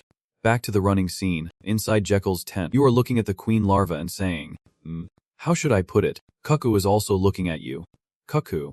Jekyll seems to be both explaining and instructing Cuckoo that once a month, a person has to spit that thing out from their stomach. Jekyll thought aloud that if the young Cuckoo was mixed with a salve called Aven used for burns and recovery, it would create a powerful antibiotic ointment for external wounds. And he continued that he would use it to treat the injured outside. Cuckoo responded in its native language. You heard Cuckoo answer and analyzed it yourself. It said it would cooperate. But this is its first time being inexperienced, so it does not know what to do. Jekyll looked at it suspiciously. Cuckoo felt very sad being looked at like that by Jekyll. Cuckoo. You are full of thoughts. Unexpectedly it does not know how to be inexperienced. I thought it would cooperate. but encountered this obstacle. Is there a way to make it inexperienced? Suddenly, an idea flashed in Jekyll's mind, making him happy. Scan the acupuncture points. Cuckoo was surprised. Jekyll looked at Cuckoo to demonstrate the skill. Do not be still. Cuckoo. It is looking at you. A notification appeared. Support feature 1. Scan acupuncture points. Jekyll's eyes looked at Cuckoo. A notification appeared. The acupoint scanning feature detected a lockable target. All of Cuckoo's acupoints appeared in his vision, and a notification showed that the target was successfully locked. After successfully locking onto the target, Jekyll took the needle and said, Cuckoo, do you want to try acupuncture? After acupuncture, you will be able to vomit. It looked at the needle in Jekyll's hand with fear. Cuckoo. A terrifying scream came from inside his tent. Jekyll's hand held a needle, stabbing the Cuckoo acupoint, corresponding to the Wei-Ling point on the human body. Applying the principle of the earth expelling method to induce vomiting, Jekyll is extremely focused. I will use strong acupuncture on the main point and gentle stimulation on the opposite point. Meanwhile, Cuckoo, trembling in your hand, looks pale. Cuckup, you should continue acupuncture if I stimulate the correct vomiting area. A terrifying scream came from his tent. Cuckoo vomited a shiny blue gem and then fainted, while Jekyll remained more interested in what had just happened. Alright, I thought it was a potion, but it turned out to be a gem. Interesting indeed. Jekyll leaned closer to the gem, and even smelled like mint and cola. Just then Garden hurriedly stepped in to inform him, Young master, the ingredients sent by the princess have arrived. Cuckoo is on the table. He was a bit surprised by the scene he saw. Jekyll inhaled the scent from the gem and said, Interesting. Jekyll stood on Cuckoo's left shoulder, holding the gem in his right hand, and said, Now let us begin. He received the order. Yes, sir. Jekyll and he went outside and cooked the potion together with Damien. You give the order. Garden. The solution. He answers and hands you what you need. Yes, sir. Jekyll needs the bottle of solution in hand and says, Just add the ingredient Adeline scent and Cuckoo's gem and it is done. You poured the solution from the bottle into the pot that was cooking. Light and fragrance emanated from the pot, and Jekyll immediately ordered, Damien, it is now. He immediately obeyed and picked up the pot. He placed the pot off the fire, while the other two stayed back and watched. You are so fired up. Cuckoo is fired up because of you too. Jekyll stirs the solution in the pot with all his strength. Garden and Damien looked at him. Garden spoke up, Master, let me do it. He stirred the solution while replying with all his strength, No, I must do it myself. Jekyll was extremely worried. This time he must not fail. Cuckoo only produces this gem once a month. If he fails, he will have to wait a whole month. The image of the brutal battlefield littered with arrows appeared in his mind. During that time, the wounded soldiers would die from various infections. While Jekyll stirred the medicine, Damien and Garden looked at each other and talked. He said, I will work the night shift first. Suddenly you were overjoyed. Success. The sky was clear. Jekyll's cheers kept echoing. Keep going, it is done. Along with Cuckoo's voice, you were happy, it is done. The soldiers also curiously peeked from behind while the three of them were cooking the solution. Jekyll nervously held his face, happily saying, Ha ha ha. It worked, Jekyll said with his hand still trembling from exhaustion. Have you named this ointment yet? Of course I have. Do you want to know? Jekyll proudly raised the small jar of blue liquid to the sky and said, Since I made it, I will call it Ladekism. Jekyll proudly boasts about his achievement, standing full of pride. Soldiers around curious. Garden happily claps to praise him, while Damien is speechless. The announcements appear, you have successfully synthesized Ladekism, the first antibiotic in the history of the Lauraser continent. Ladekism will be the first shot, signaling the popularization and mass adoption of a completely new antibiotic treatment method, and you will be recorded in medical books as the pioneer of this antibiotic treatment method. The internal gift is both joyful about your achievement and competitive. Be more careful. The internal gift reluctantly congratulates your achievement and gives you 800 health points. Current health is 7,300. Jekyll's face turned pale. He was gasping for breath. Someone shouted, Doctor. Military medic. Wake up. The soldiers stood in neat rows in front of the tent, looking very tired and injured. The soldiers stepped out with very satisfied and content faces. The soldiers entering the tent had tired, tall faces. Jekyll smiled proudly with Cuckoo on his shoulder and his gloved hand applying the blue solution, saying, Now, it is time to apply the medicine. Do not move. The blue solution flew straight to the wounded soldier's injury. Other soldiers were also touched by the blue solution at his super-fast speed. The treated soldiers exclaimed that Ackerman had disappeared, and the pus-filled wounds seemed to be healing. Everyone started shouting, Long live the military doctor! Long live the military doctor! Jekyll thought, Long live Lady Kasum. Let us cheer. My Bonner longevity points. The shouting continued. Long live Cuckoo in love, in the miraculous military doctor. 10 days later, at Valois Fortress, in a room where someone is speaking, I report the military situation. The wooden stick points to the white horse on the map. Currently, except for small skirmishes in the northeast area, there are no major conflicts. Of course, this is because the main forces of the rebels are concentrating around the Valois fortress, Moravik said. It seems they have no intention of avoiding a battle with us, the commander replied. Maybe so, he thought angrily. I kept him by my side despite the opposition of the court officials because he was ambitious. Yet he repays me like this, Jia belong. Wretched. Jai asked boredly if there were any more reports. The military officer put his hand on his chin and replied that recently, a war veterans camp had been achieving remarkably outstanding results. In the past 2 months, the survival rate of wounded soldiers there has exceeded 70%. He was amazed. What? 70% of the soldiers continued to respond. And rumors about that military hospital were spreading widely among soldiers from different units of the Royal Army. The soldier placed his hand on the microphone and continued speaking in surprise, saying that no matter how injured they were on the battlefield, as long as they reached the medical camp of Company 21, they would be saved. That belief was spreading, and the soldiers even gave that place a nickname. He curiously asked, "What nickname?" The soldier replied, "The soldiers call the 21st Battalion that." Upon hearing this, the white-haired man was shocked. Someone was tightly gripping the clip. A group of people led by Chandra expressed doubts, asking if this was a recovery camp.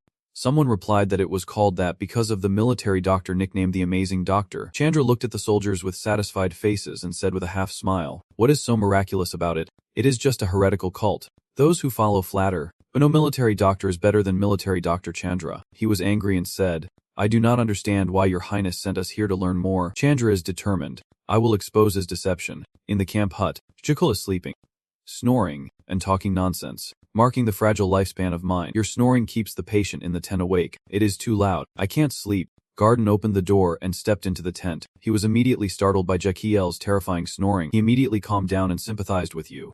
Having treated you all night, you must be very tired. Garden approached gently to wake you up. Young master, you just fell asleep. You replied, "Hippie." Knight Garden, what is the matter? He replied that the king was very pleased with our camp's achievements and had sent active military doctors here to study. Hearing that, you immediately became alert, looked around, and asked, "Wait, so they are not new soldiers? Great, just when we are short of people. Where are they?" Garden answered and quickly rushed outside like the wind. They were outside the tent. Upon meeting the person they needed to see, he was overjoyed and very happy to meet everyone. "I am military Dr. Lihan." Chunra along with the group of fans hurriedly. After the introduction just now he was a bit shy. He shyly scratched his head. Apologized. "I was a bit excited because I heard everyone was sent here to help." He asked excitedly, "May I ask your names?" Chunra replied, "Military Dr. Chunra." Upon hearing the answer, you immediately get to work, walking past the blankets. Everyone must be very tired after the long journey, but we need to assess the condition of the wounded first. So follow me. You walk under everyone's gaze. Seeing no one move, you turn back and ask, "What is everyone standing there for? Speak up." Military Dr. Liham, please take us to the resting place first. Hearing this, you got angry. The wounded soldiers are lying here in agony, and you still want to rest. You and Chen faced each other. He said, "We came here under the king's orders, carrying a noble mission. We had to march continuously for 6 days. Yet as soon as we arrived, you did not let us rest. It is really too much." You asked what his name was. He answered, "I said Chanra." You said, "Military Dr. Chanra." You continued, "So you mean I was really heartless to make you work immediately without rest?" Chanra laughed smugly. "That is right, you are angry.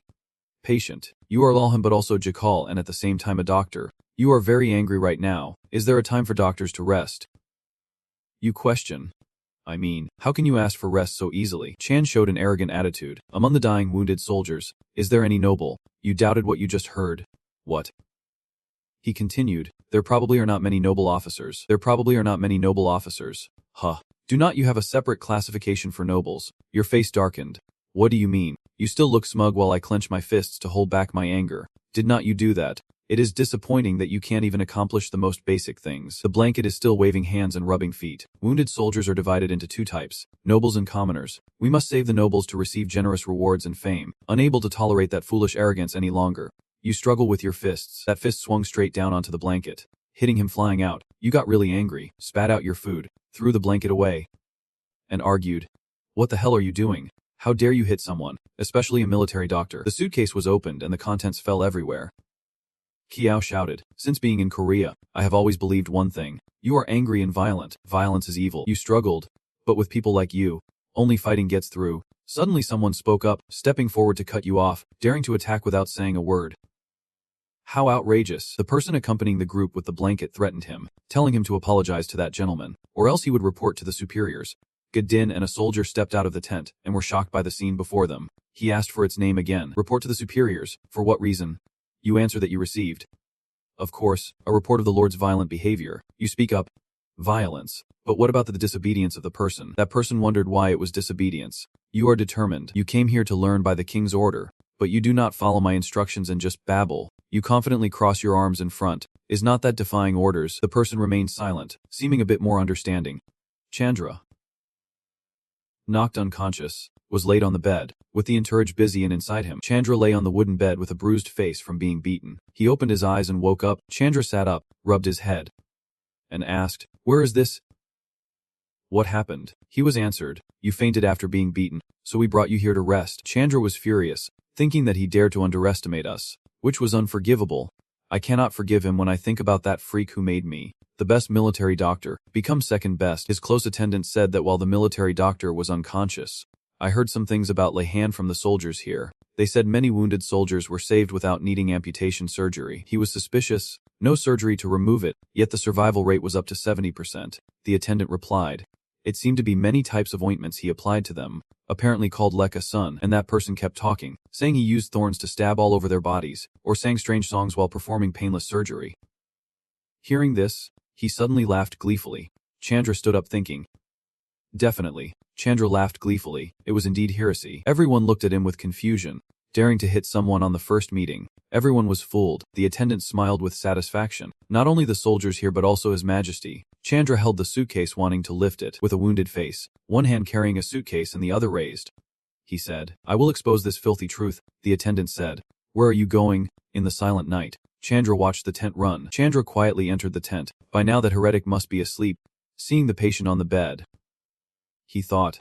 Indeed, he had not even performed the basic post-surgery care steps. Chandra's terrifying face stared intently at the soldier on the bed. Surely he was evil. He held the surgical knife with a smile, saying he was taught that when injured or sick, the body produces a lot of dirty blood. Chandra held the patient's hand, ready to use the surgical knife because removing the dirty blood would quickly heal him. The soldier regained consciousness and opened his eyes. Seeing the soldier in front panic. "What the hell is this? Who are you?"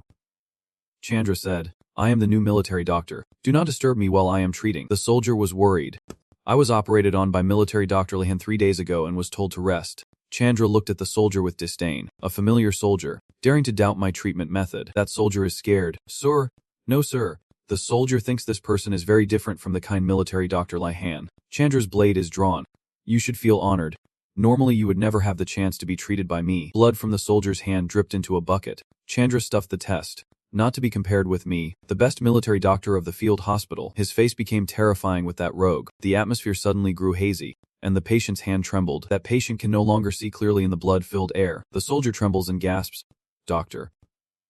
"Military medic. I feel dizzy." Chandra is like a madman out of control. "I will draw out all the dirty blood so the new blood can flow. You will recover quickly." This soldier is feeling dizzy. "Doctor." "Military medic."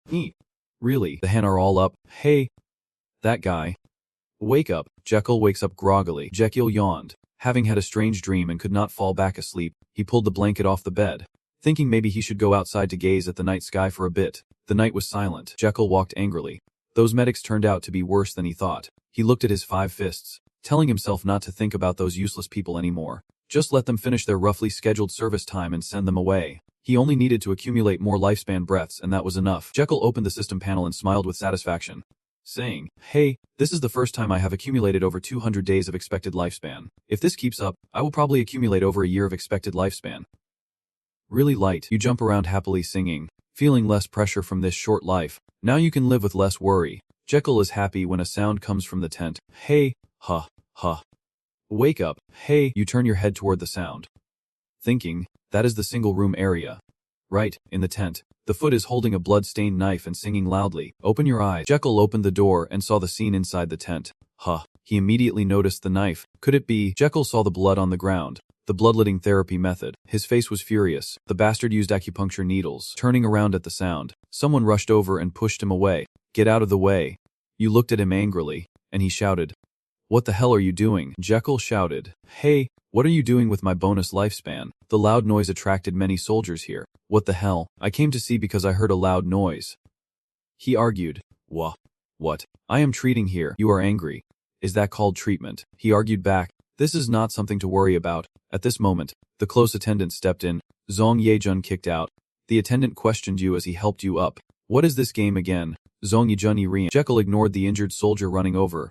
Rains. Are you okay? The weak soldier spoke up. Trung Yu military medic Rihan examined the wound and made a judgment. The artery is cut. We must stop the bleeding immediately. He immediately saw the items in the suitcase. Jekyll pulled out a piece of white cloth from it. He used the cloth to stop the soldier's bleeding. Seeing the soldier's weak condition, he was angry.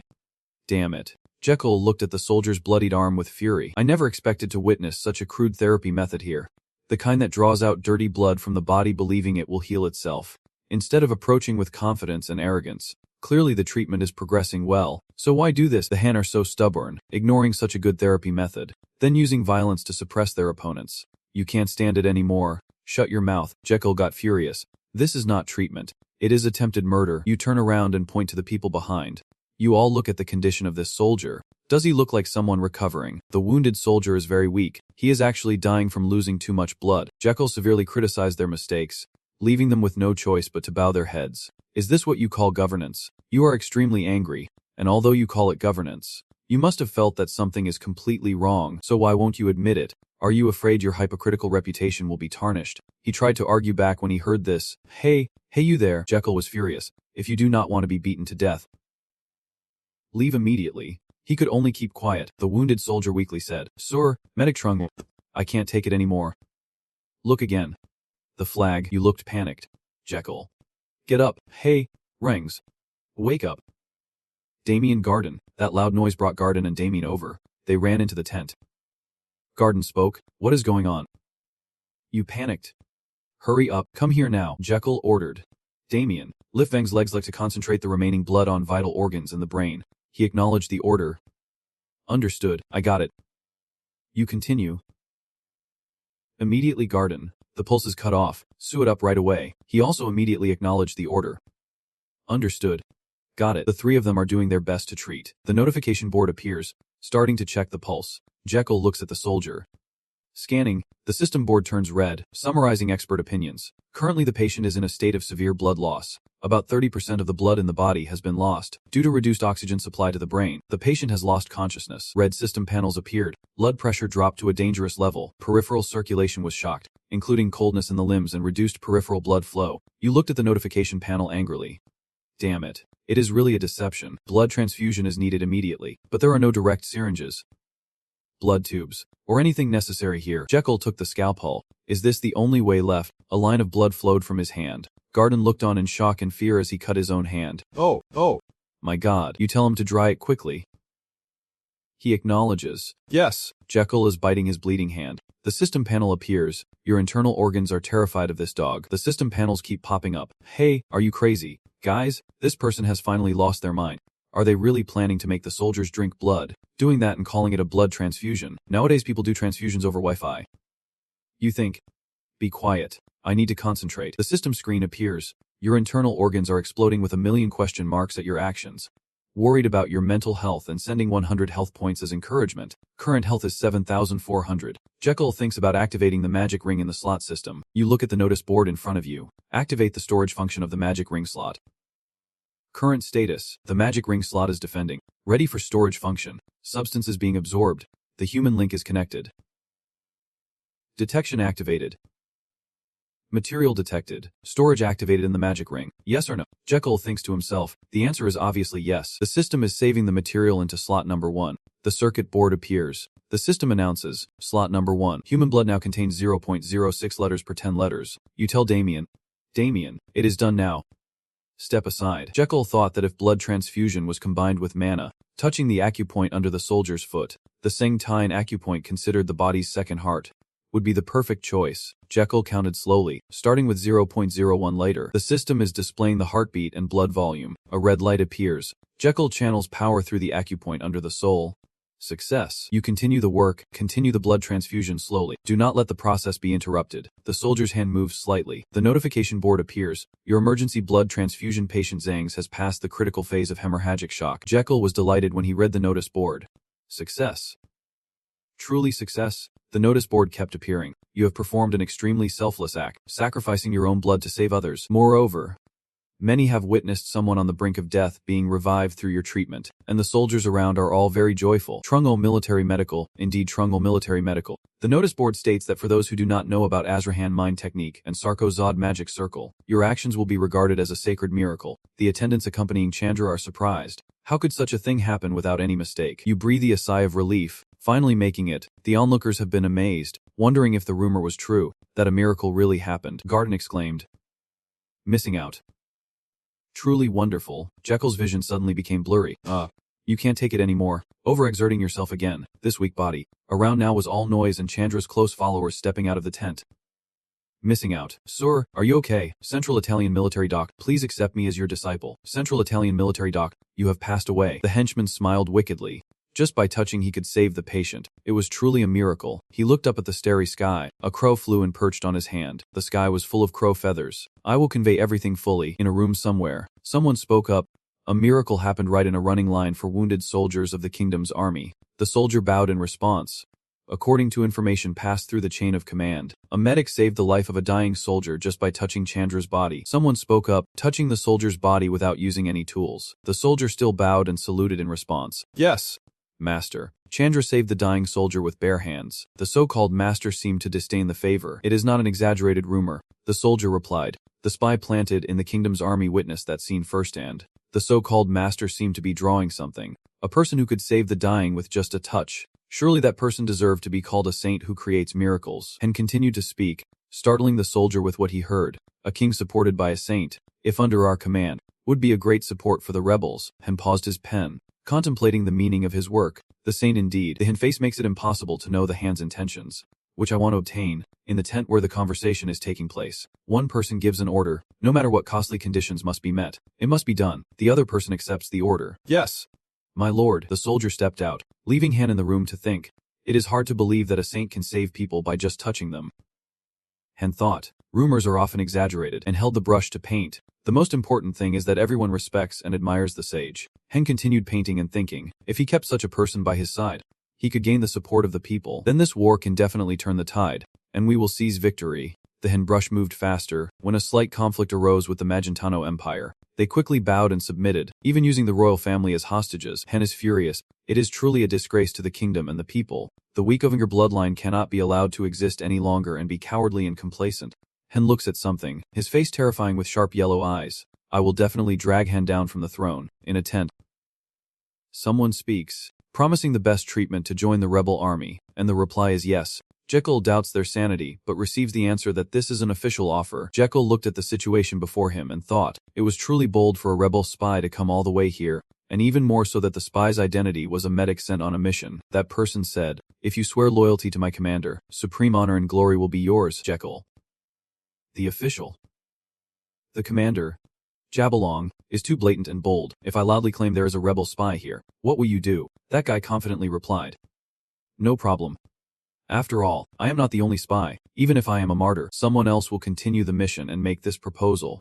You are tired of thinking, why does Jabberlong want me? You recall recent events. Could it be because the fairy said that just touching can save people? Jekyll focused and thought carefully. This is not a bad proposal. Right. Since things are stable here, extending lifespan is slower. Jekyll took an abacus from his coat pocket and placed it on the table. Wait a moment, that person saw it and panicked. Calculating. Then that thing appeared here again. His eyes lit up. Come on, let me do some calculations. Jekyll turned the abacus, numbers running through his mind. Carefully. He had already taken everything needed from the kingdom's army. His hands and brain worked at full capacity calculating, including supplementary skills, both lifespan and health rewards accumulating quite well, plus the healing hand skill. Maybe I should stay with the rebel army for a month to gather more lifespan rewards, then head straight back to Hongdu. His hands calculated on the abacus at lightning speed. Adding lifespan. Once back at the Imperial Palace, just cancel the disguise spell, and no one would remember the saintly military doctor or anything anymore. Jekyll thought carefully, so if I join the rebel army, the benefits will be double the lifespan reward, skill points from illness, points, extra points, unlocking new skills. He bowed his head and smiled slyly, becoming smarter and smarter. Jekyll replied, I will do it. The guy was startled. What is this? Because of this medic, I thought he would hesitate and consider more. You stood up empty-handed. Then, if I join the rebel army, Jekyll negotiated with a grim face. What can you guarantee? The guy was confused. Well, that. Jekyll went around after that guy answered. That guy thought, Actually, I was not prepared to that extent. You were on the side with a threatening face walking back and forth. Did not you just tell me to join, promising to give me the best treatment? You got your face right up to his. Do not you know how to do business? He did not know how to respond. I was just responsible for making the offer. That part. You kept talking and made him speechless. Oh my god. No preparation at all. You are so boring, you scare that guy. He is totally clueless about business. But hey, if you want to do business, do not come empty-handed like this. Jekyll totally dominates. At least bring a box of cigars or $500 or something, then Jekyll let that guy go. Alright, quickly return to your master and bring clear. Specific conditions. That guy is still confused. I understand. Jekyll raised his hand to threaten, making that guy silently embarrassed. Do not say any more. This matter also puts me under a lot of pressure. You know, betrayal is not an easy thing. Understand. That guy went outside and you continued to threaten him.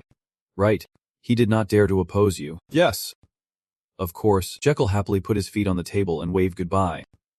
Understood. So hurry up tomorrow. That guy stepped out of the tent feeling light-hearted. After walking quite a distance, he finally glanced back at the hut, wondering if he was truly a man or just a madman. That night, Jekyll immediately agreed to train Damien and Gideon. Gideon, I have something to say. Jekyll sat at the table and seriously told them something that left them speechless. I am thinking about joining the rebel army. Gideon panicked, comparing his temperature with yours. Are you feverish? And Damien was equally shocked. Have you really lost your mind? Jekyll calmly replied to them. No, I am serious. The rebel army spies come every day. You told the two about the huge benefits. They said they would give houses, land, and a lot of money too. Damien spoke up. If you are really serious, I want to stop you. Jekyll wonders why. He answers, because of morality. This is not true. You came here with the intention of helping Angwa with goodwill, dedicated to caring for the wounded soldiers of the kingdom's army. He continued, so now you plan to join the rebel army. Does that make any sense? You listen and seem to be pondering a bit. I lost my temper and stood up abruptly. Really? Why is Sir like this? Jekyll looked at him steadily. Are not the rebel soldiers also the people of Angwa?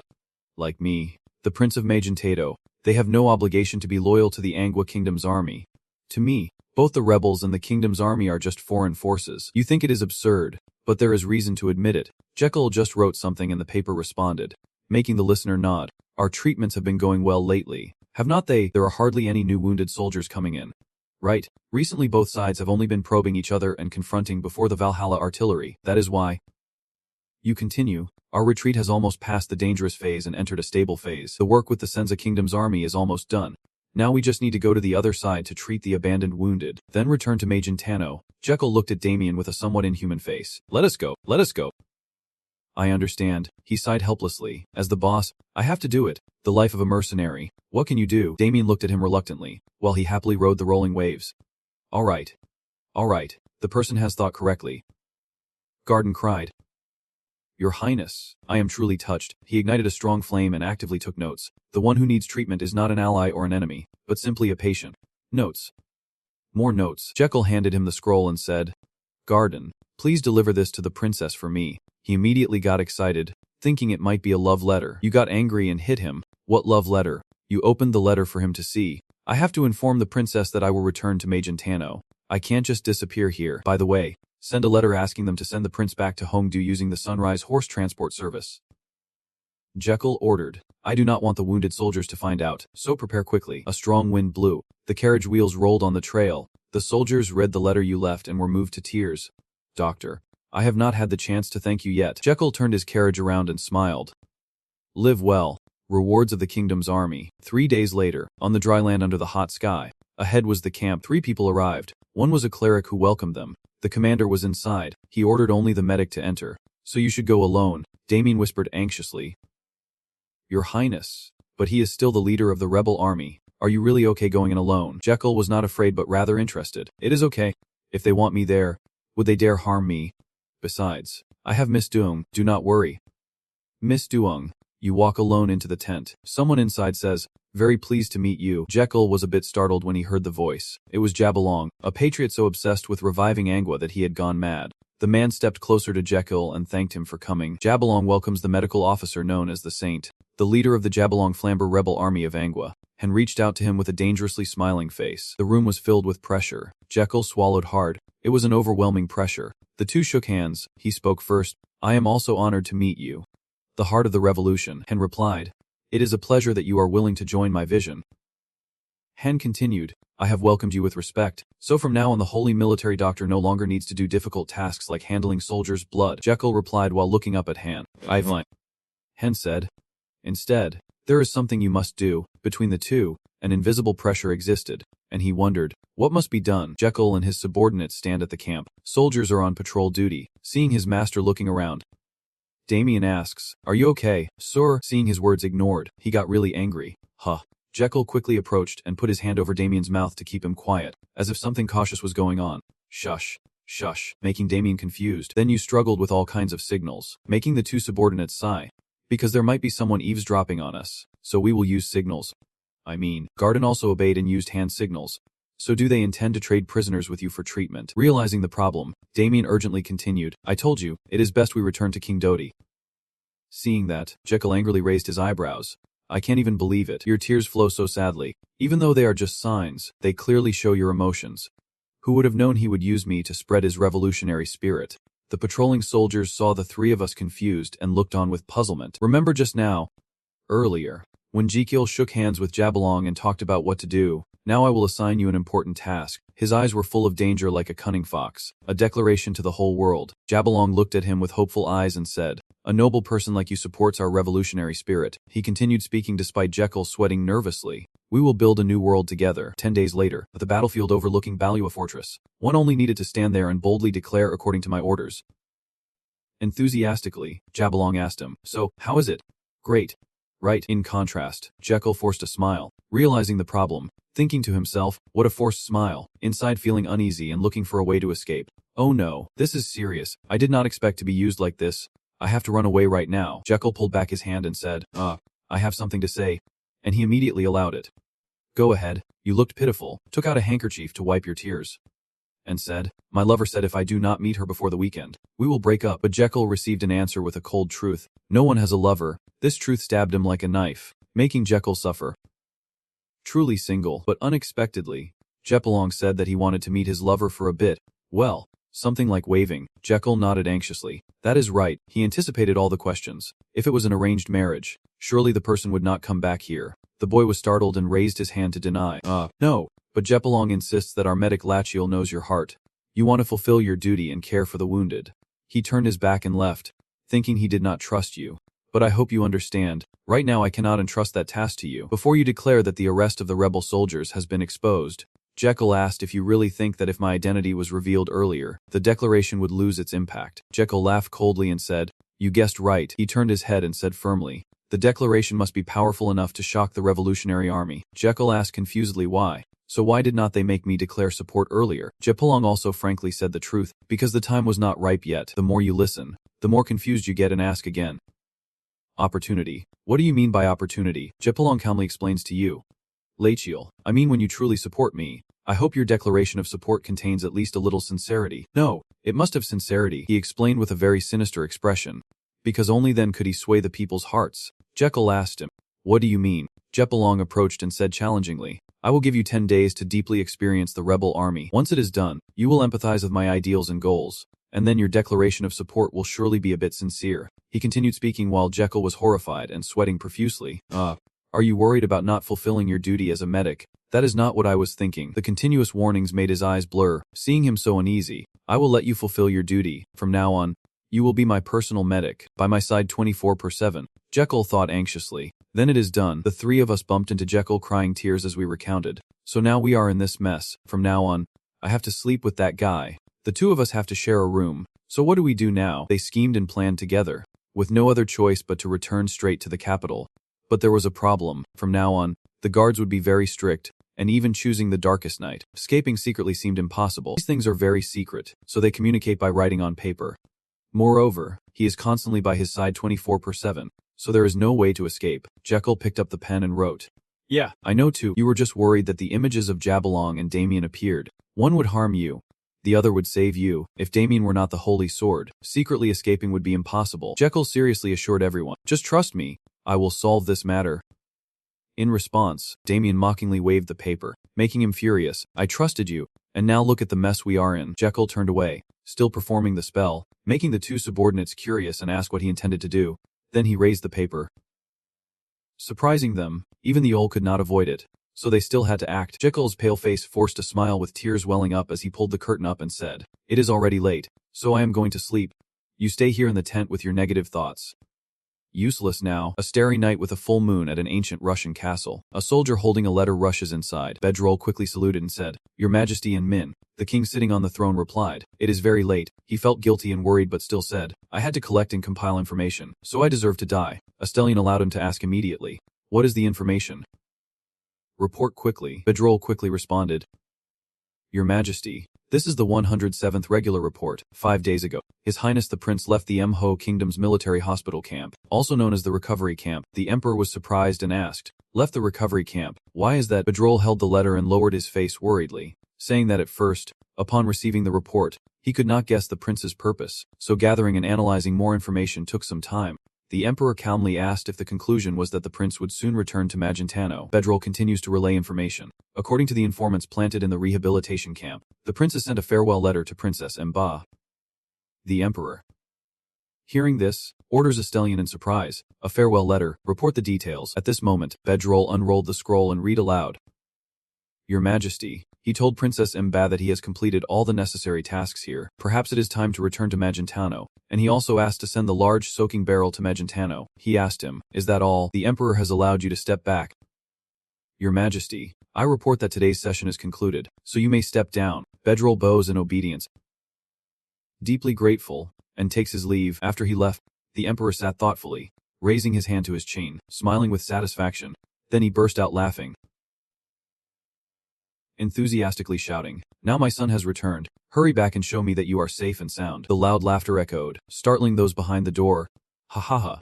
But little did they know, the prince was now lying in a corner, eyes red from worry. "At this rate, I might never return to the capital," Jekyll cried, clutching his hands tightly like a child begging for help. Mumbling nonsense. Life is really. Jabberlong suddenly sat beside him and asked, startling Jekyll, who pulled the blanket over himself in fear, "Are you awake now?" Then sit up and look at him, saying, "I will start the morning examination now, staying alert in my mind. He follows me 24/7. Jekyll scratched his head and smiled, trying to act. No need. I am the Sword Saint. You already know that, contrary to the outside, inside your thoughts you grit your teeth in anger. So why did you sleep with me when I could not get a wink of sleep?" Jabberlong confidently asserted. "That is right. No one understands the body better than oneself." Jekyll also got off the bed hesitantly and said, So what?" He looked at you happily and said, "Let us have breakfast first." On the table, the dishes looked very delicious and appealing. Jabberlong raised his glass to drink, making Jekyll watch carefully. Then he shook the glass in his hand and said, "I have finished eating. You can eat slowly." Jekyll obediently replied, Yes. "You feel too worried and scared to eat because of the staring eyes." How can I eat when being stared at like this?" Jekyll quickly puts his hand on the table and says, "I am done eating." "Just waiting for that." Jabberlong raised his face and said, "If you have finished eating, can you answer my question?" The boy hesitated and asked, "Yes." "What question?" He smiled and then gently said, "Just a simple question, starting with a heavy question." If Jekyll looked at him now, he would think this feeling is very familiar. Like I have seen this scene somewhere before. Jabberlong raised his glass, looked up, and said in a vague tone, "Medic Lachel must choose between these two things. Which one will you choose?" Jekyll gradually remembered with some anxiety. "Is this Jabberlong's question?" The glass reflected Jekyll's image. He said coldly, "The first choice is the medic sacrificing himself." He continued, saying that looking at Jekyll's face, one could tell these were difficult choices. But the military doctor's family would have to endure the most shameful disgrace and be scorned by the world for generations to come. Jabberlong stood up and ordered the glass of wine to be put down, the red wine spilling on the table signaling a bad omen. The second choice was to sacrifice others. The red wine stain looked like bruises. He then set the condition that the military doctor would not face any investigation or responsibility, but instead would be praised as a hero with a bold decision. Remembered forever, Jabberlong held the wine glass, bracing his hands firmly, waiting for the question. "This is my question. Think carefully and then answer." His terrifying face was full of menace as each choice was cruel. "Which one would you choose?" After giving two options, he bluntly said, "Why do not you answer?" No need to think long. Jekyll was put in a difficult position with an expressionless face. Thinking, "I know if I can't give the answer he wants." You raise your hand to your neck in fear, thinking my neck will immediately be gone, but quickly try to overcome and question him back. "You mean we have to choose between two paths, either sacrifice ourselves and endure humiliation, or massacre countless others to gain honor? Right?" In response to Jekyll's question, he shrugged and said briefly, "Yes. What you know about him is that he is an emotionless demon. He is suspicious and does not easily trust even those close to him. When he finds someone who needs to be placed closest to him, he will definitely ask this question, but no one answers it correctly. This is not the first time JB Long has asked this question, but anyone who does not give him the desired answer must die, and even Jabe Long himself does not know the correct answer. His slaughterous face shows great satisfaction. Although he does not know the answer to his question, he at least knows the worst wrong answer, which is the hesitation between the two paths he presents. Anyone who failed to satisfy him was cut down without mercy, even those he had planned to keep close. If they resisted, he would immediately behead them, and these acts made him a true demon in human form. At this moment, J. Long was still cheerful, his eyes full of anticipation. Could it be that the person could not make a decision? Jel frowned deeply. The answer he wanted was hesitant to be spoken. Oh! Then angrily slammed the table loudly. Damn it. That is just too damn bad. J. Long's eyes narrowed in anger upon hearing this, and he suddenly stood up, ready to draw his sword and take your life. His gaze was filled with sharpness as he said. The person giving the answer was not even an option. Truly disrespectful. Jekyll accidentally provoked the Tiger Keeper and immediately feared to make amends. But I just spoke my mind, still confused about my own actions. Is this answer sincere? But strangely, Jabe Long stood still and thought, I should be angry but I am not. The sword in hand was lowered accordingly. Who dares to speak disrespectfully to me right in front of me like that? He sheathed his sword, his body showing unusual emotion, and even pierced my heart. Why? First, survive. J. Long sat at the end, head down, mind swirling with thoughts. Surely I was very confused because I heard the answer to the question I had longed to find my whole life at the moment of facing death from someone else's mouth. Unexpectedly, he spared Keeple's life after that disrespectful remark, calmly poured wine and said, I see. All right, you may step down now, he continued to warn. Better not let me see you today. Escape death from the Grim Reaper. You sighed in relief. I understand. Just stepping out of the tent, Jill felt relieved and thankful, looking for the next way to cope. Really thought it through. But now how to escape? A young man appeared, pointing the way. Medic Lachiel. Just went this way. Still stunned, he asked confusedly, where to go? Jakal startled and panicked, looking back at the place where he just escaped death. He told them not to appear in front of him, but his own tent was right next to it. So even looking from afar he could see it. Inside, fear poured like a stream, silently begging for help. Guardian. Damien. Save me. Back to Jabberlong. He was shaking his glass of wine, sitting and thinking anxiously. I once believed that changing the world could only be done with blood. Strange thoughts appeared in his mind that even he found hard to understand. Yet now I feel disgusted. The very thing I once trusted. Jabberlong's cold, bullet-shaped gaze crushed the glass in his hand, shattering his thoughts and making him laugh. A strong squeeze sent shards and wine splashing like a flowing stream. Outside the camp is still guarded. Garden stood up from the bushes in the forest, looking at Damien. Should not we help His Highness escape? It has been 3 days since leaving the place with Jabberlong and entering the next tent. He was anxiously restless that His Royal Highness had to serve someone like that, which was truly unacceptable. Damien also stood beside him and replied that there was no other way now but to trust His Highness, who has been watching Garden, that he cries like a child out of worry for the prince. The patrol soldiers holding lanterns heard noises in the bushes and shouted, "Who is there?" He looked into the bushes but saw no movement. Puzzled. Then left. What was that? A wild, behind the bushes. Garden and Damien were too scared to breathe, while he silently complained. Having come all this way only to deal with all this. The sky has brightened and the sun is high. Jekyll peeks out from the tent, looking happily towards the soldiers' camp, thinking that Guy must still be inside. It has been 2 days since he went outside. If it were now he could escape. Suddenly a voice rang out. Today I want to take a little walk. Jekyll cursed inwardly. Damn it. Then looked up at the obedient figure. Yes, yes.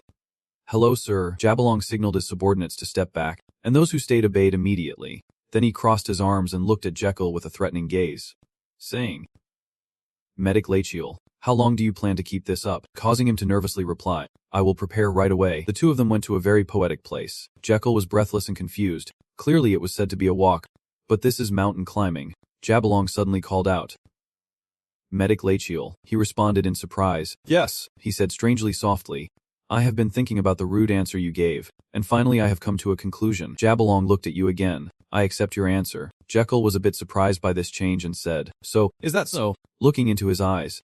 You thought to yourself. His gaze is still chaotic. The bandaged hand placed on the overturned Jabberlong looked at him, expressing long-held thoughts that any sacrifice is noble, whether it is a sacrifice made willingly or for some reason. Jekyll looked at his hand tightly, believing that the more blood is shed in sacrifice, the nobler we become. But in his mind, he bluntly exclaimed, What a fallacy. That is right. After all, he did not enlighten himself but heard the answer he had been searching for all his life from someone else. Truly pitiful. But only now does Jekyll have a chance to escape. The difficulty is to get away from this guy. I just hope he has a weakness, because if these thoughts are true, I will escape immediately. You asked, but why is the herbalist injured? Jabalong immediately made an excuse. It was just a small mistake during training. Jekyll was surprised because this was unlikely to happen and immediately suggested treatment. But it was a mistake. Who would believe it? First, let me examine your wound. He turned away and firmly refused. No need. It is just a small wound. It will heal on its own. You do not need to worry about it. But hearing that, you scratched your cheek awkwardly and asked again, even if I am your personal doctor. Looking at him, Jekyll felt a strange sense of uselessness. Wondering what it meant to say the personal doctor does not need to worry, feeling awkward and uncomfortable. Needing to say something, Jekyll quickly looked around. Breathing in the air. The breeze was really refreshing. Jabalong once again joined the comedy, making him sigh. Now there was no wind, but Jekyll did not stop there and did it again. The air is really refreshing. He did not care. But you had a backlash and sneezed when caught in a big dust cloud. Cough cough. Why is there suddenly so much dust? Jabalong glanced again and smiled with satisfaction. Medic Lachel was completely different from me. The things you do, treating him with carefree actions without any restraint, made Jabalong feel that it was completely different from the subordinates around me now. Only together for a few days but already so comfortable. When was the last time I let my guard down like this? Or is this the first time? He turned his head seriously to look at Jekyll. Is the answer he gave really the one I was looking for? I want to deny those thoughts I had.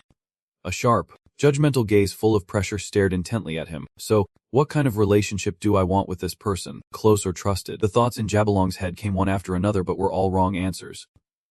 Not correct. He closed his eyes and smiled, completely letting down his guard.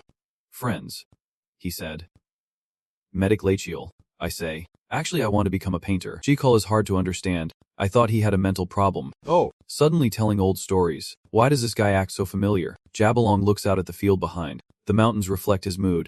Really, I have liked drawing since I was a child. I may look like this, but I can still draw pretty well now. Jekyll asked again. So can I ask why you took up the sword and became a swordsman? Since when did Jabalong start talking to you like a friend? He spoke his heart out, saying he was suffering from reversed urination. Jekyll was surprised and asked. Reversed urination. A gentle breeze blows along with Jabalong's honest words. Every night I was beaten by my father with a stick to prevent me from becoming an artist. But I never gave up. Even though my father was determined and tough, it seems that when I was 12 years old, I had a bet with my father. He recalled when the girl showed her talent in painting. If she passed the art school entrance exam, she would pursue her dream. But if she failed, she would follow her father's wishes and take up the sword. Jekyll frankly said. You failed. I remember when Jabalong held the acceptance letter in his hands, his eyes sparkling with joy. No. I passed. Right. But something unexpected shocked him beyond belief. My father had cancelled the exam results, secretly abusing his power, and then my enrollment in the art school was permanently revoked. At that moment, he appeared right next to his father. The sword had pierced through him, and 10 days later, my father died. Jekyll guessed in horror. Could it be? Did you kill him? But the vague answer seemed to ease Jabalong's mind. He did not know and was just imagining things. Jekyll, his face covered in milk, was scared and did not know what scheme he had to behave like that. Suddenly, he started talking about these things. But I just wanted to escape quickly. Jabalong turned to question, as if not very interested in my story. I quickly waved my hand to calm down. I did not. He did not exaggerate. I understand. Who would really care about someone else's unhappy childhood? Then he raised his bandaged hand. All right then. Let me see the wound a bit. It seems to be getting worse. Jekyll recalled confusedly. Just now you said no need. Ah yes, you suddenly exclaimed as you took off the bandage. Huh. And Jabalong immediately asked, what is wrong? Looking at the stabbed wound turning red and swollen, Jekyll guessed it might be about to get cellulitis. Use your glowing eyes to scan and analyze. Confirm the wound location. Let me check in more detail. The system panel appeared, indicating the start of pulse diagnosis. Scanning, and the pulse diagnosis results are ready. The information about Jabalong is summarized concisely. A general inspection form. The inspection subject Jabalong Flamber M. Bar. Same ethnicity. Male. 37 years old. Height 193.4 cm. Weight 91.9 edge. Blood type Rub. Jekyll exclaimed in amazement. Such superior physique. And he is younger than me. Realizing something, Jekyll exclaimed. In this, the crown prince inside joyfully jumped up stiffly looking at the notice board. It appeared, the chance to escape. At this moment, the system panel appeared before Jekyll. Surprising him, inside, the warning indicated that severe chronic migraine was detected, requiring stable rest to reduce mental stress. Jekyll was stunned, his eyes widening as he looked at the system board. Chronic migraine pain. That was not mentioned in the novel. A militarist and a devout believer like Jabalong being a chronic migraine patient was truly unimaginable. Jekyll is confident, but pulse diagnosis does not lie. The system appears and reports that the person's internal organs are incompatible with Jabalong's internal organs. At this moment, all of his internal organs were looking outside in amazement, their eyes shining brightly. The internal organs below looked really cool. They glanced at the two young men with strong, muscular lungs, looking at their physique, looking at their bodies. So envious. Maybe we should swap bodies. But at this moment, the lungs and stomach saw something that shocked them. Yes, it was Jabalong's brain commanding the other organs. Those bastards. Aren't you moving faster? Does your stomach want to be beaten? If I fall down because of this migraine, you won't be able to do anything. You know.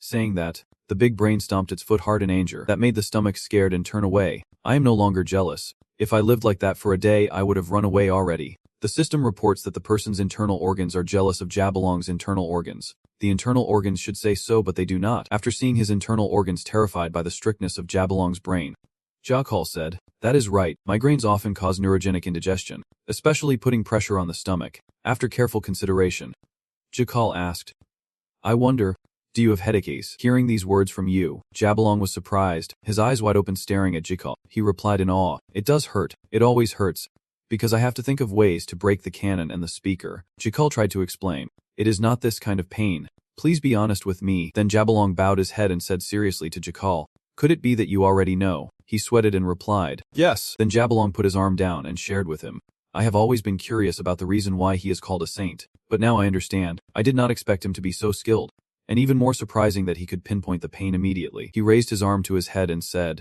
"That is right. I always have a headache." "How do you know?" "I have never revealed this to anyone." Jakal scratched his head awkwardly. Just felt like it," Jabalong replied. "So what? I can't ask anymore." Jakal was stunned, unable to believe what he said. Did he really just feel that way? Then Jabalong continued to confide in him. Honestly, it was not just simple pain. Even breathing hurt as if someone was stabbing his head with a knife. The pain was unbearable, and Jakal asked about the patient's condition. When the pain started, Jabalong replied, "I do not know either, because I have had the pain since I was a child." Then he looked at the red mist and the scar inside the palm. "So I was always irritable. And then I happened to come into contact with drawing. In the moment of painting, I feel an immense peace. That is why I wanted to become a painter." Then Jabalong started reaching for the sword, and I realized something when holding a sword instead of grass. He drew out the sword to Jakal's astonishment. "A sword is a very effective tool for causing pain to others." He asked, "Can this be used to eat jelly?" Jabalong replied calmly, "No. Actually, when I became strong, I did not feel any benefit at all." Then he continued, "Anyway, it was thanks to this cruel and twisted hardship that I reached my current level, so it is not bad." Jakal wondered, "Have you never tried treatment before?" Jabalong replied, "Why not? I have tried all kinds of medicines said to be good for this headache, but the result is as you see." Jakal asked, "All failed?" Jabalong confirmed, "Yes, and the lives of those who prescribed the medicine were also lost." Then he turned back to reassure Jakal, "Do not be too scared. I still have no intention of killing anyone." Jakal heard this and started crying softly. "Oh, is that so?" "Thank you, sir." Then Jakal looked at the hero in front of him, not intending to die yet. He did not want to die here. "Please think. You have to think to survive." Suddenly, an idea came to Jakal's mind. Is not he the medicine himself? Then he proposed, "Let me cure that headache for you." After hearing these words, Jabalong immediately turned around and said to Jakal, "I have already said, no medicine or method can cure my headache. How do you do it?" Jakal reassured him, "There is always a way." Jabalong said, "Those confident medicine sellers are all dead now." Jakal looked at Jabalong with certainty and said, "Then I will say I am not confident." Jabalong replied, "I see you are very confident." Then you begged him, "First try it. If you fail, please do not kill me." Jabalong was puzzled and asked why you want to cure me. Jakal honestly answered, "Because I do not want to die." Hearing these words made Jabalong frown and stare intently at Jal. He thought. After all, Jabalong had no intention of killing Jakal. If he failed, he would comfort him so he would not feel ashamed. Then Jabalong agreed with Jakal.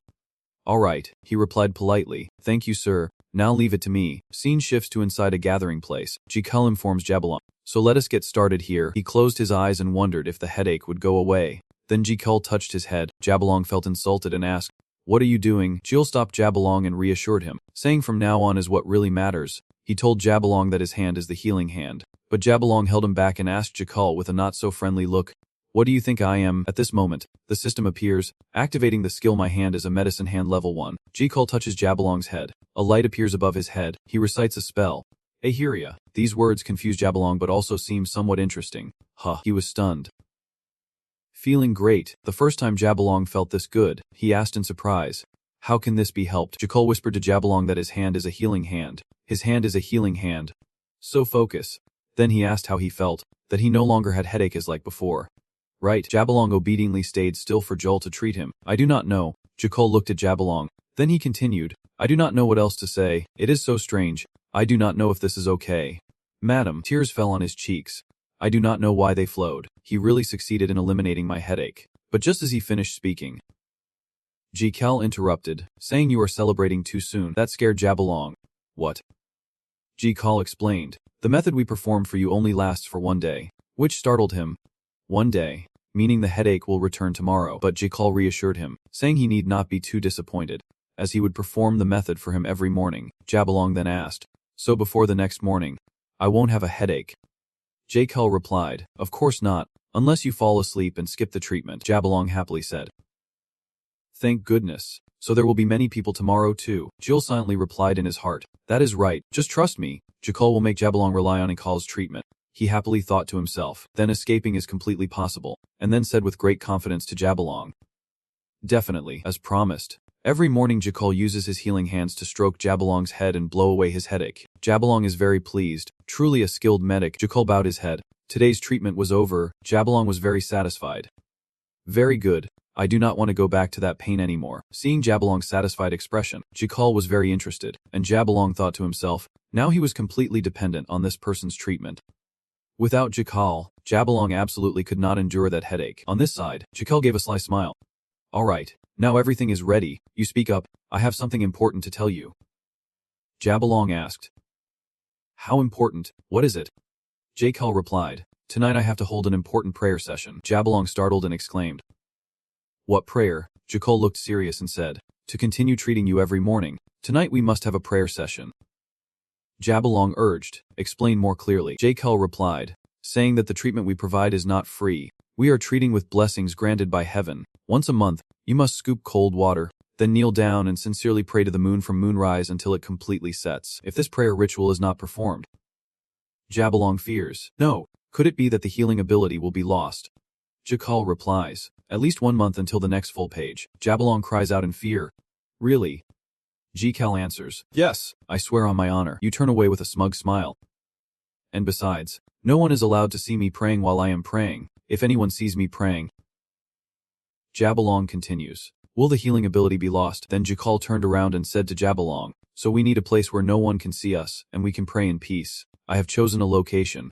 I hope you can prepare everything needed for praying there. After hearing this, Jabalong was so worried he broke out in a sweat. If this person's words were true, he would have to endure that endless headache once again. Jabalong did not want to go back to those terrible days again. But there was no other way, then Jabalong had to accept these words. All right, quickly tell me the location. I will prepare everything. Jel bowed and replied, thank you, sir. Jabalong said, thank you for what? On the contrary, I should be the one thanking you. Scene change. Jabalong orders the soldiers. No one is allowed to turn back. They immediately respond in unison. Yes. Then Jabalong tells you, I will wait at the bottom with the soldiers. Jackal replies, see you in the morning. You said if you were worried I would run away. There is no need to worry because I also feel useful healing you. Hearing this, Jabalong was silent for a long time, then shook your hand. Thanking you. After saying that, he turned away. Leaving Jackal alone there, he began chanting meaningless spells. Prayers to heaven and earth. Aharidia. O moon, I gaze upon this night so sorrowfully. Aharidia. O gods, under that bright moonlight. Jael continued to pray until dawn gradually broke. The sky flickered with the first stars, and the soldiers cried out in panic. No, it can't be. They informed Jabalong that the military and medical personnel had disappeared. Words that struck Jabalong like a fatal blow, leaving him stunned. Back to the evening when Jackal was there chanting. Aharidia. Aharidia. He kept calling the name. Oh deity. Jackal thought it was already 9 of the clock. All right, you hurriedly sneaked away. Goodbye. You fools. But at this moment, Jackal was confused when entering the cave. He was poked and fell down. Jackal fell like an arrow shot from the edge of a deep pit and was completely drained. Saving someone. At that moment, Jackal fell down and met Gardine and Damien, feeling the most pain and groaning. Oh my god! Gardine worriedly cried out. Your Highness. And Damien also asked if you were okay. Gardine happily said. Your Highness. I was able to come here thanks to Anis giving me that note. Joel proudly recalled his brilliant plan. But when Jabalong was absent, he had to inform Gardine and Damien about the new escape plan. Then Joel handed it over to the twin kid, hoping Anis would be the one. After that, Kim Acupuncture completed his mission. Holding a letter sent by Jackal to bring back, Damien was surprised. Anis and Gardine took it and realized Inside the letter is a winding map drawn by Jakal. Meet me tomorrow before dawn in the forest below the cliff, looking so ugly it is indescribable. Damien exclaimed. What is he drawing? Then Damien asked curiously.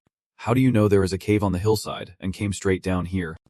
Jakal replied, because I am always by Jabalong's side. I naturally learn about the terrain and things I do not want to know. Damien asked in disbelief, do you remember all those things? Jakal smiled awkwardly, thinking to himself, of course, he is lying, because this is where Damien accidentally discovered when Jabalong and the Empire were at war in the novel. Then Jakal spoke up, saying we should move quickly first. You point to the distance. We head towards the kingdom's army. Then go to that rock. Inside that big rock, Garden looks and asked anxiously, Sir Dinah, is it safe here? Jakal explained that this place is monitored by the kingdom's army and rebels.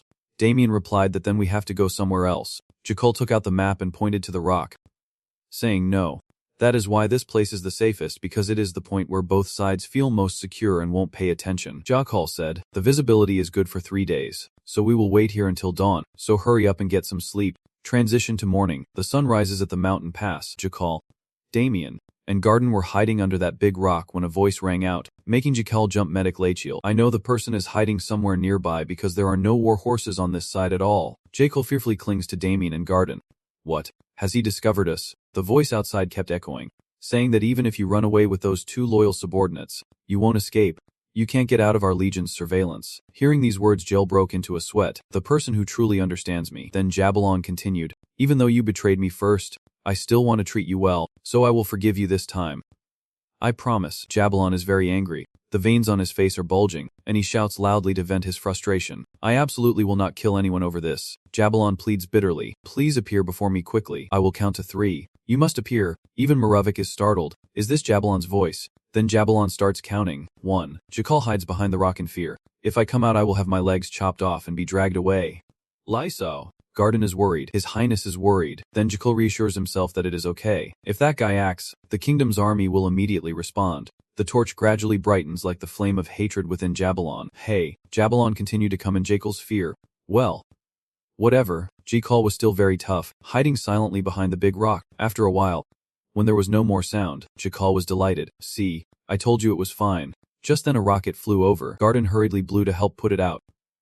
Jakal panicked. What is he doing? Jakal immediately looked out to see the suspicious boy. What exactly is going on? A force equipped with rocket-tipped arrows deployed and prepared to fire. The arrows obeyed orders and flew straight toward where Jakal was hiding, a series of wild grass and fruit. Jakal panicked and called for help. Damien spoke up. Your Highness, if you stay here any longer, you will be doomed. Garden was terrified. Ah, Your Highness. Jakal is confused. Damn it. What should I do? The system also reports that the internal organs are very shocked by the situation he is facing. Team looked even more terrified, clutching his stomach tightly and asking, Hey, what should we do now? Jakal lowered his head and said, let us run away, towards the northeast. Damien did not quite understand. Okay, Garden spoke up. Northeast star. Do you mean run towards the right side of the third brother? Jakal replied, do you want to eat 500 maggots? I lied to the princess to get here. If I am found out, I am done for. Then Jakal quickly ran away while explaining that the fire was spreading from west to east because of the wind, and the fire was spreading faster than we could walk. If you run against the wind, you will quickly be caught. So move quickly in a direction angled away from the fire's spread. There is no time. When he saw the short grass moving, Jabalong noticed it. It is out. Jabalong, full of disappointment, thought to himself, he treated Jakal so well, yet you abandoned Jabalong and ran away. How dare you betray his kindness? As soon as he saw the target, Jabalong ordered the guard team. Jabalong drew his sword and led the troops into battle.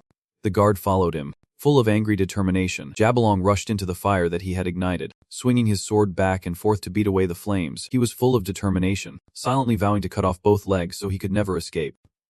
Meanwhile, in the castle, Moravik looked out confused, wondering what was going on. Who was behind it? As Jabalong lit a fire, shouted loudly, and sent the guards out to defend. His attendant said that because the smoke obscured our vision, it was hard to recognize, but it seemed to be 3 years times 2 stars. Moravik stroked his hair anxiously. How should we explain this situation? Then he asked, before firing the missile, did that Jabalong guy shout something? Did you hear it?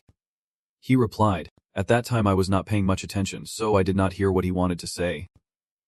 Moravik guessed, he probably wanted to lower our morale. The guard replied, I think so too. Your Highness, Moravik said, we cannot let them run wild like this. We must send someone to rescue those 3 civilians. His guard spoke up. Of course, can I go in person? Morovak refuses. No, people must always be by our side to protect us. Instead, I will send someone from the guard team. If they step in to save the people, that will be a very symbolic image. Then he deployed the troops. The guards prepared to march. At this time, Princess Adeline led the army into battle. She announced with great spirit, "Deploy." Adeline ordered, "Everyone advance northeast." She thought to herself, "We must wait.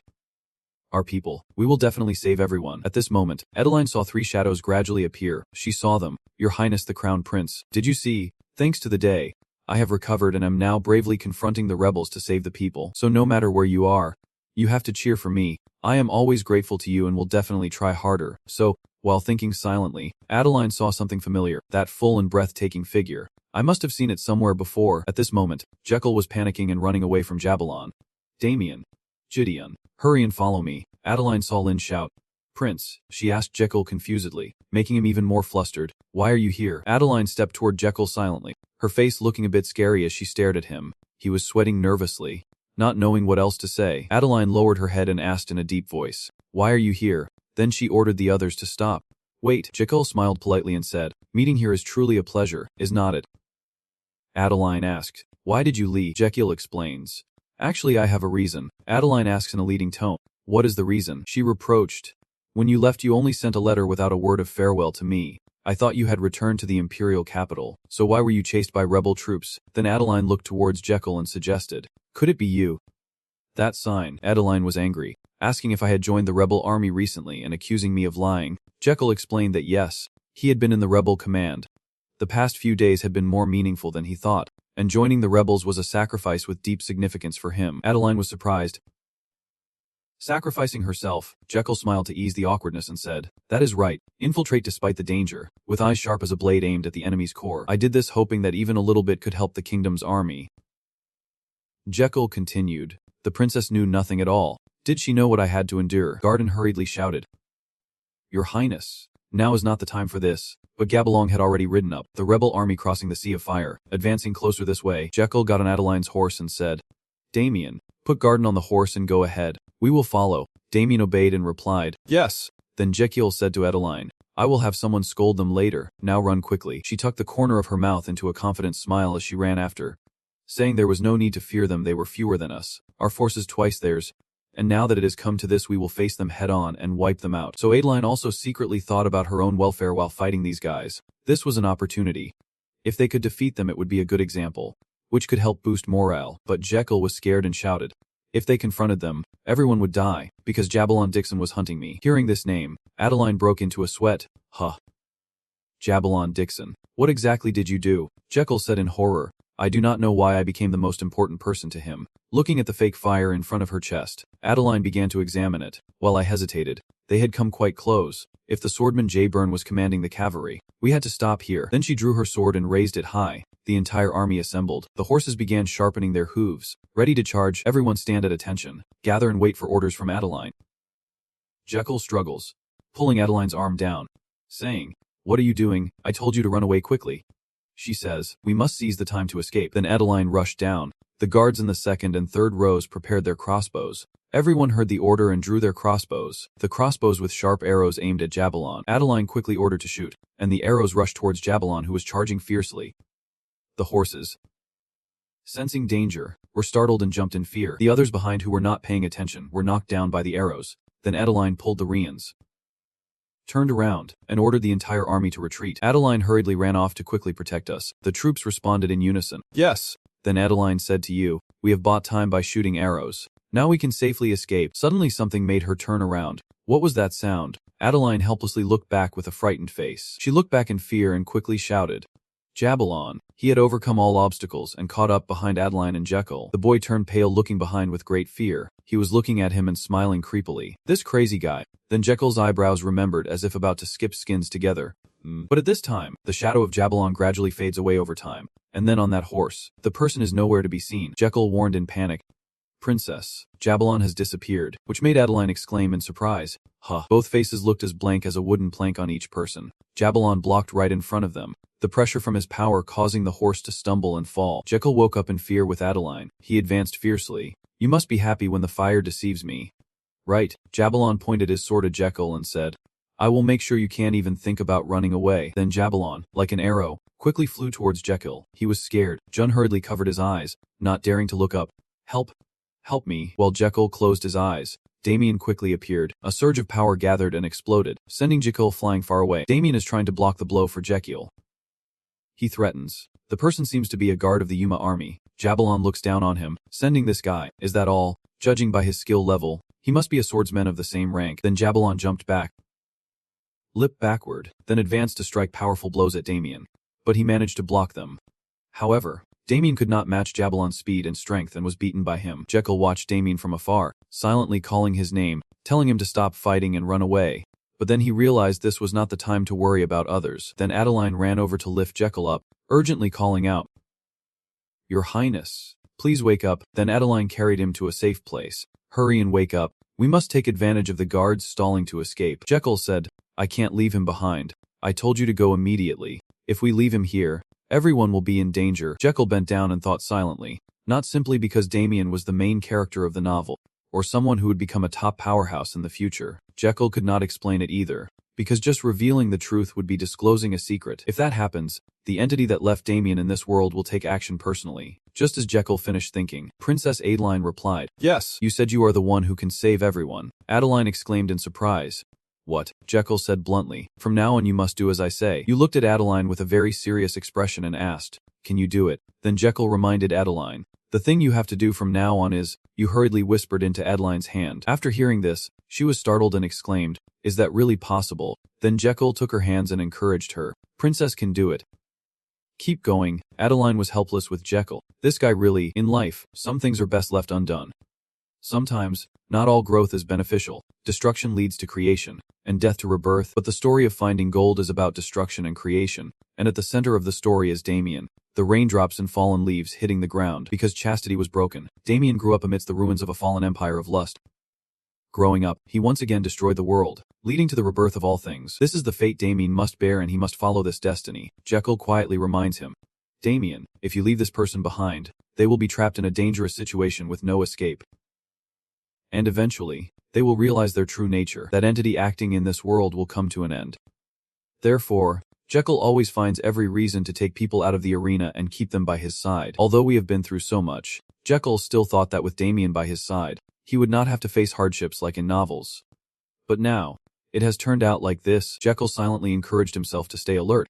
"Damien, now is not the time to panic." After finishing the inspection, at 9 of the clock Jekyll asked, "Princess, are you ready?" Adeline answers, "Wait for me a moment." After a while, Adeline announces, "It is done." The scene shifts to the chaotic battlefield with Jabalong and Adeline's soldiers, swords clashing as Damien faces off against Jabalong. Damien really can't bear the weight of Jabalong. He confidently swings his sword and asks, "Are you tired already?" Having spoken, Jabalong swung his sword again at Damien, who weakly tried to block the strike, but at that moment, he felt something. Wait. This guy, Jabalong thought he was just defending, but every time he used this, it countered Jabalong's attacks. Jabalong was stunned and confused how Damien could do it. Then realized there were sometimes people like that. He smiled coldly. Those who are constantly growing, but just need to be crushed. Then Jabalong threatened, "I will make them taste this." After hearing his words, he came quickly like a hungry ghost. Damien could not keep up with every move of Jabalong, but luckily, he instinctively dodged the move. Such a terrifying power. Then Jabalong backed off, keeping his distance from Damien. "Yet you still managed to avoid it. Well done." Then he began to gather strength and said, "You have resisted quite long, so let me finish this." Damien raised his sword to confront him. "I can still fight." Jabalong's bold words made Damien freeze in fear. Trembling slightly, then Jabalong advanced to attack, and Damien struggled to block the strike. At this moment, his sword suddenly broke in half. Then Jabalong took advantage of this opportunity to advance and defeat Damien. He hit Damien so hard he flew far away. Hitting his head on a rock, Jabalong slowly approached with energy. "This boring game is over now." Damien could not say anything more, just lay there breathing heavily. Jabalong stepped forward, aiming his sword at Damien for the finishing blow. "It is over." Damien had no strength left to resist, glanced at the blow aimed at him, never expecting to end up in a place like this. Damien relaxed, bowed his head, accepting this defeat. Damn it. Damien closed his eyes, preparing for his end, but something was rising within his body. Damien looked ahead and saw a blurry image. Something was wrong. He felt like time had stopped. Damien looked down in amazement. The sword aimed at his heart, yet he showed no fear or worry. Power from within Damien began to spread. That also made Jabalong confused. What? What is this? Damien knelt down hugging backwards, looking confused at Damien's body. Jabalong silently judged that this guy's mana flow was too unusual. At that moment, Jekyll's voice rang out. Princess. Throw it away quickly. Jabalong turned around cautiously and exclaimed at the voice. Adeline, holding a large rock, responded. Okay, let us do this. She tried to focus, took a deep breath, and threw a rock at Jabalong. He looked at the large rock flying stubbornly towards him, thinking, what could this silly thing do? Then Jabalong swung his sword at the rock. After the rock split in two, Jekyll flew over like a superhero. Sing out. Jabalong. Jabalong looked at Jekyll from above, his hand trembling. He realized something was wrong, but it was too late. It was the drug. Jabalong glanced at Jekyll flying from above and angrily said, Who dares to be so bold? After falling, Jekyll coughed painfully, while Damien looked at him in shock. The system announced that the level 3 hand skill was activated, relieving Jabalong's headache. He once again felt heaven. Yes, this is the feeling. Jekyll was happy when he saw Jabalong standing like a statue. It worked, Jabalong exclaimed in shock. The aura is gone. What happened? Jekyll seemed to be gnawing inside Jabalong's stomach. That headache could be said to be his habit, almost a habit since he was a child. You were most smug with a smile, but now Jekyll has finished dealing with it. From the first pulse check, Jekyll realized Jabalong would feel a headache when he started swinging the sword. The headache has plagued him since birth, forcing him to grit his teeth and endure. At that time, Jabalong was training while suffering that dreadful pain alone. He endured the pain, tensed up, and that mental state became a habit. Even the moment of reaching the Sword Saint realm was the same. Headache and trying to endure it. That pain itself could be said to be part of Jabalong's swordsmanship and mental magic, and since that part has now disappeared, he can't help but panic. Just as Jabalong stood stunned, Jekyll quickly came to ask, Damien, wake up. He struggled with every breath due to the sharp pain in his heart. Your Highness. Then Jekyll said to him, Damien, man, how did this happen? He replied, Earlier I thought I was going to die, but then time seemed to stop. Then he recounted the silent moment at the table, feeling like drifting into eternal sleep, and Damien slowly continued. But meanwhile, Jekyll's voice and the enemy shouted, Jabalong, my hand. And then Damien's eyes opened as he recognized the familiar voice. It was medicine. He realized this voice. Your Highness. Damien played with the crown. That is right, he still has not finished fighting that damn guy. When recounting, Damien held up his broken sword and said, I do not know what happened either. When I woke up after hearing your Highness's voice, I was already in this form. Jekyll gritted his teeth in frustration. Damn it. This kid Damien has come one step closer to the truth. At that moment, Jabalong spoke up, startling the two of them. Are you done talking? Then he did not forget to strike a sword straight towards them. Jabalong silently glanced at them in the pile of debris and dust. Suddenly, something behind caught his quick glance. That was Damien. He approached Jabalong and attacked. When he saw him, Jabalong instinctively dodged. Damien is facing Jabalong head-on and thrusting his sword forcefully towards him. At this moment, Damien slashes across Jabalong's cheek, causing him to falter. The fight escalates as Jabalong and Damien close in and clash fiercely. With Damien seemingly on the defensive and struggling to hold his ground, Damien said he will stall, but you should run away quickly. He keeps pushing Jekyll. If you do not run, there will be no chance left. But Jekyll just stood rooted behind Damien, which made him helpless. Hey, Prince, stop dawdling back there and run quickly. Jekyll is like a shoe inside my stomach. Hey, that Prince, stop dawdling at the back and run quickly. Are you thinking that? Damien held the sword like the posture of Jabalong, thinking to himself, he knows too well. Then Jekyll came over and placed his hand on his shoulder. He no longer trusted his master. You launched the move from behind, releasing all the poison gas from slot number 1. Jekyll was pleased. The poison gas was being emitted bit by bit. You had indeed accumulated the full text. The poison gas suddenly covered his face.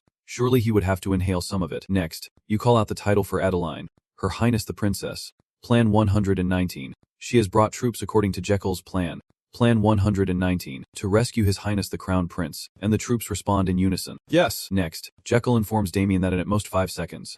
Get ready to mount the horse. Damien nods in agreement. Yes. Suddenly the monster says that Jabalong runs to stand between the two. The person is determined to leave. Then he struck with a sword, sending Damien flying away without defending. Next, Jabalong hit Jekyll's head with his sword. That caused both of them to collapse, defeated before Jabalong.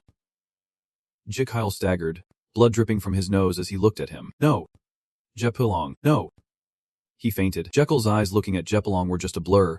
It seemed he was dizzy and could not withstand a strike from this sword. If he fainted now, Jekyll would be finished. At this moment, Jekyll returned to the previous time. Your Highness, from now on I will start the magic transformation test. After hearing that, Jekyll wondered if this magic was not easily dispersed. Janides replied, Oh come on, it is me. Your Highness, do not you remember? He playfully moved left and right and said, I am the one who channels electricity to your highness. I am the one who freezes this lower pond. Could it be that you doubt my true strength just because of a little transformation magic? And what about this one? Jekyll bit him back helplessly and said, All right. I know. Then Janides warned him. However, in one single case this magic will be dispelled, so you must be careful. Jekyll asked, What case is that? He explained that the physical shock is so intense it causes fainting, and mana will envelop your highness's body. The transformation magic will absorb the shock and prevent fainting, but only once, so you must be careful. Remembering these words, when facing a monster like Jekyll gradually transformed into his true form. The chubby hands were gone, now replaced by slender, muscular hands. The floating body also disappeared. Jekyll panicked and stammered, Wylachil's army. A stranger, the Crown Prince of Magenta Noxel. At the same time the entire troop arrived and shouted, Your Highness the Crown Prince. Jekyll spoke up, If you do not want to see the Crown Prince die. He delivered a powerful strike that forced the soldiers to retreat, so do not come any closer. Adeline fell off her horse unconscious. Jekyll is very confused right now. He tries to use all his nerves to find a way to escape from here. Does my identity help him? No, it can't work on that guy. In the worst case, Jekyll will become a hostage and end with the rebels' victory. The Magentano royal family will not be able to intervene and Jekyll will be hated by the Emperor. First, you must get up and then find an opportunity to escape. The system announces that you have withstood the attack powered by the Holy Sword. A 4 is the mental technique deeply ingrained in your team. Actively analyzing and learning this special skill. A 4 is the mental technique of someone who has absorbed a large amount of external power, thus unlocking a new skill to reduce physical damage. A Nupi transfer option has been unlocked in a 4's mental technique, which surprised Jekyll greatly. The system continues to appear, with a specialized skill option 3 for HEP conversion, which can convert the accumulated HEP supported by the 5 viscera force into the person's vitality. The amount of AP used for conversion can be customized, and the conversion rate of AP to vitality will increase rapidly when a 4 is the developed heart method. Current conversion rate 10 AP equals 1 life force. Your current life force is 213. Jekyll looked up at the data but still could not understand. What does this mean? At this moment, Jekyll seemed very disappointed and asked, Why did you lie to me? He frowned in annoyance and kept wondering. I have treated you well like a true friend. Yet you joke about me. Jekyll smiled and replied, You damn monkey. The fairy came to continue. A rebel leader of a kingdom. What good is it to have a child? Treating a crown prince like me well. Wanna make a deal? Jekyll seriously asked. Do you still see me as the medic Lachiel? You started like a father teaching his son, always clinging to someone 24/7, even wanting to cut off my leg to keep me by your side. You are obsessed. You are mentally ill. Stop making a fool of yourself. Back off while I am still talking nicely and do not pretend to be close to me. Suddenly Jekyll spoke, sending chills down Jekyll's spine. I hoped our fate would not be like this, but now no one seems to care about the person. Jekyll said.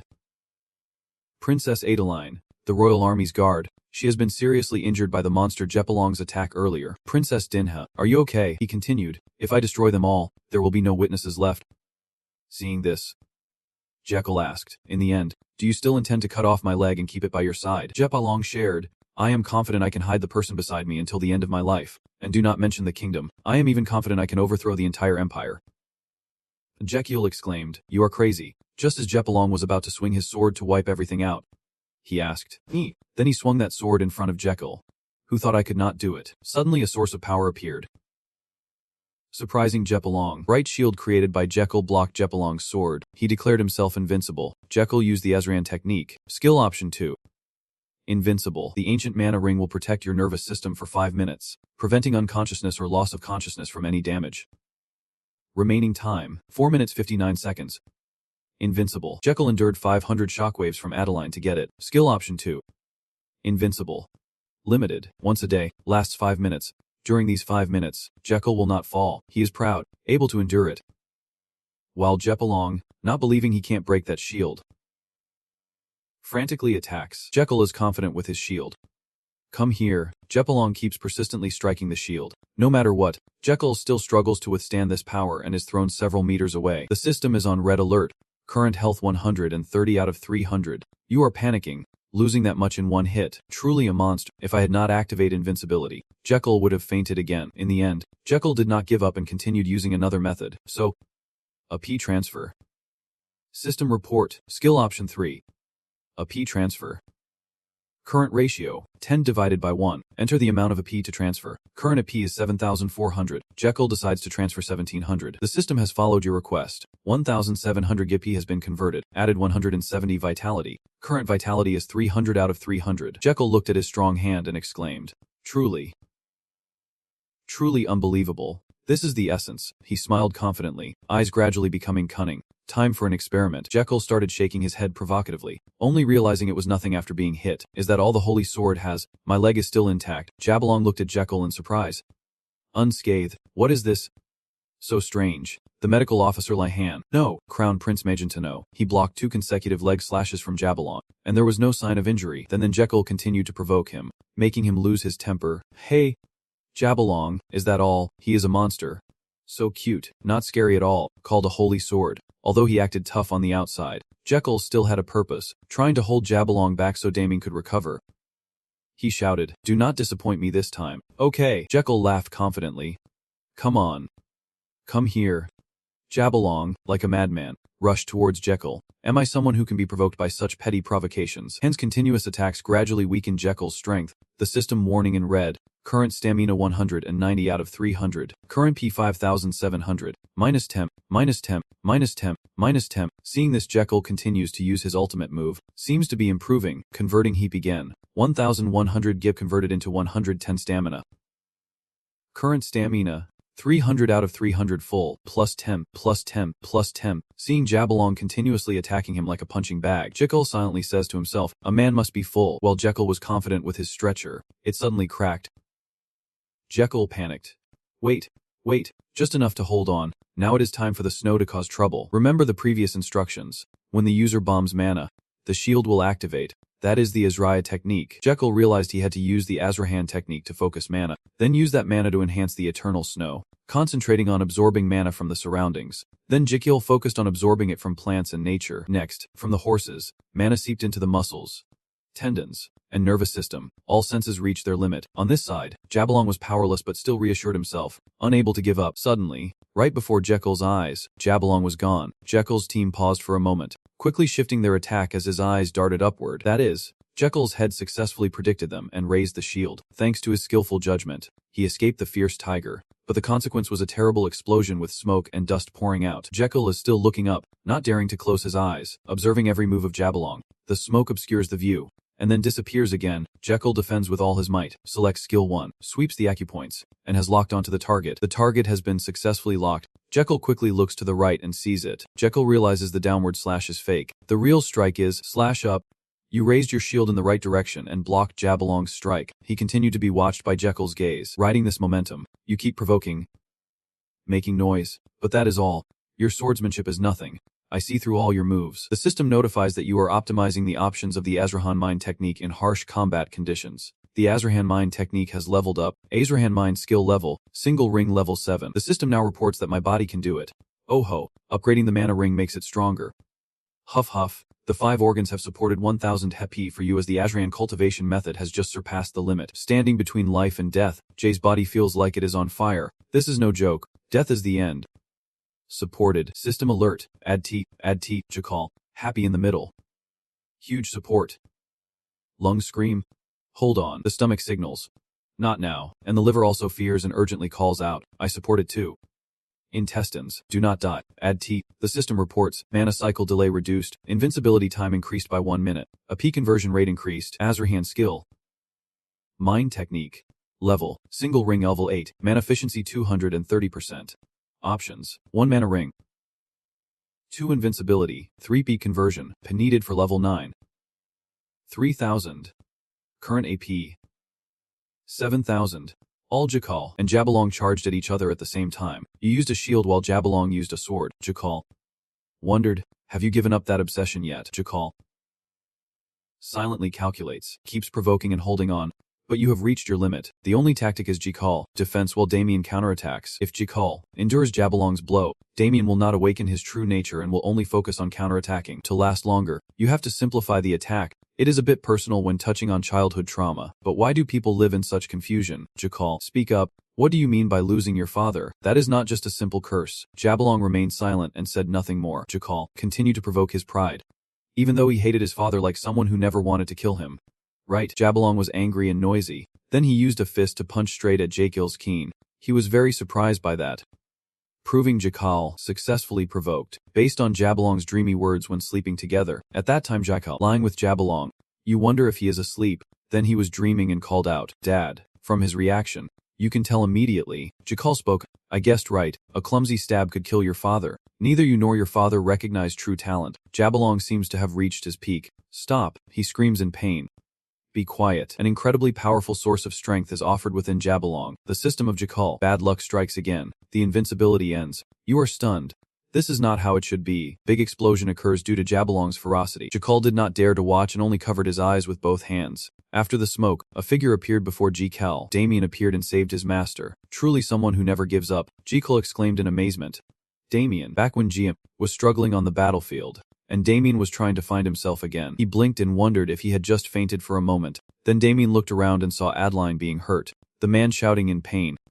Princess. On this side, Jakal is using a spear against Jabalong. He realizes Jabalong's aura is gradually recovering. Damien decides he must act before he fully wakes up, but as he was about to run, Damien's whole body froze. Yet somehow, he calmly recalled his previous training sessions. I do not want to repeat the tragedy in Zemo again.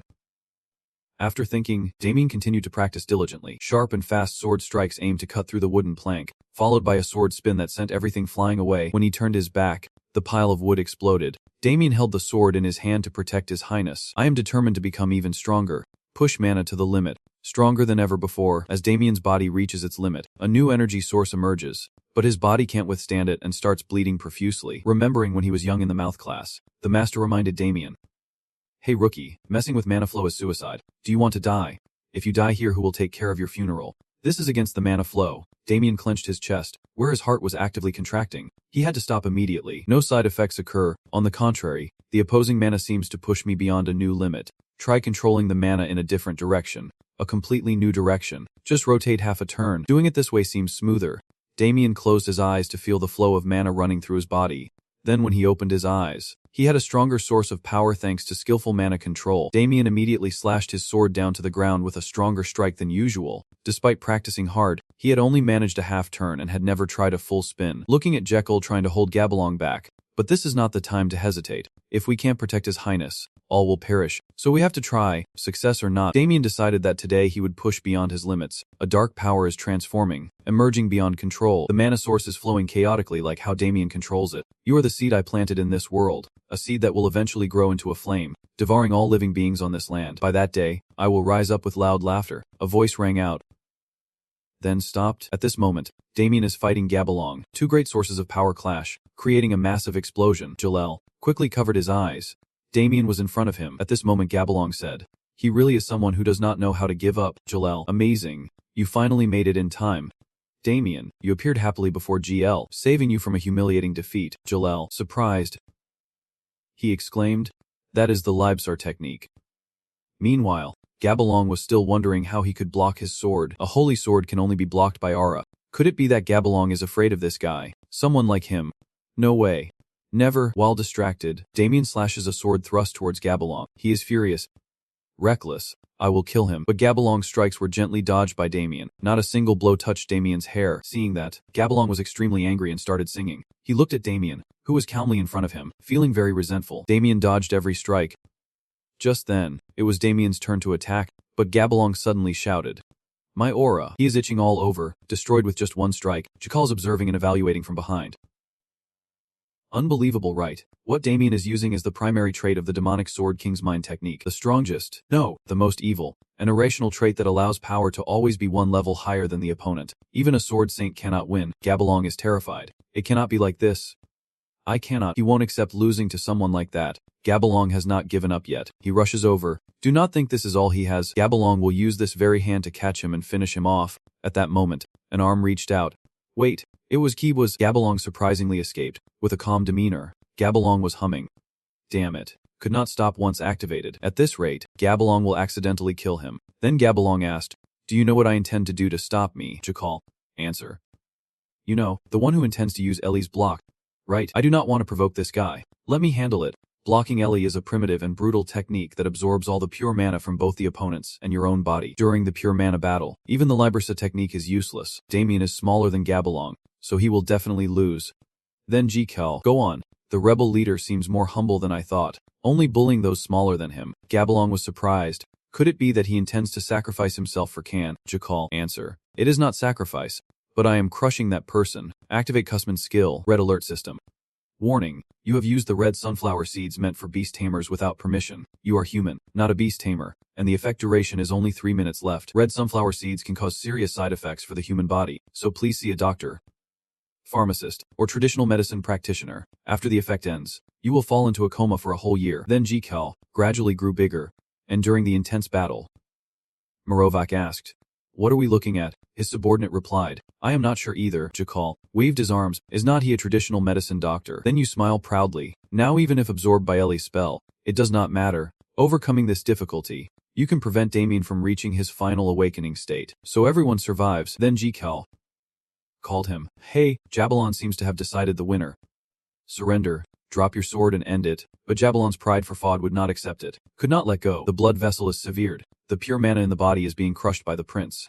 Then Jikal shouted, "Do not you hear me? Jabalon is helpless. He has surpassed many opponents to reach this position. It is so meaningless. Is this how my whole life ends?" Seeing Jabalon seem stubborn, Jikal continues to ask, What is it? Why won't you fall?" The system reports, the magnification duration is 0 minutes 56 seconds.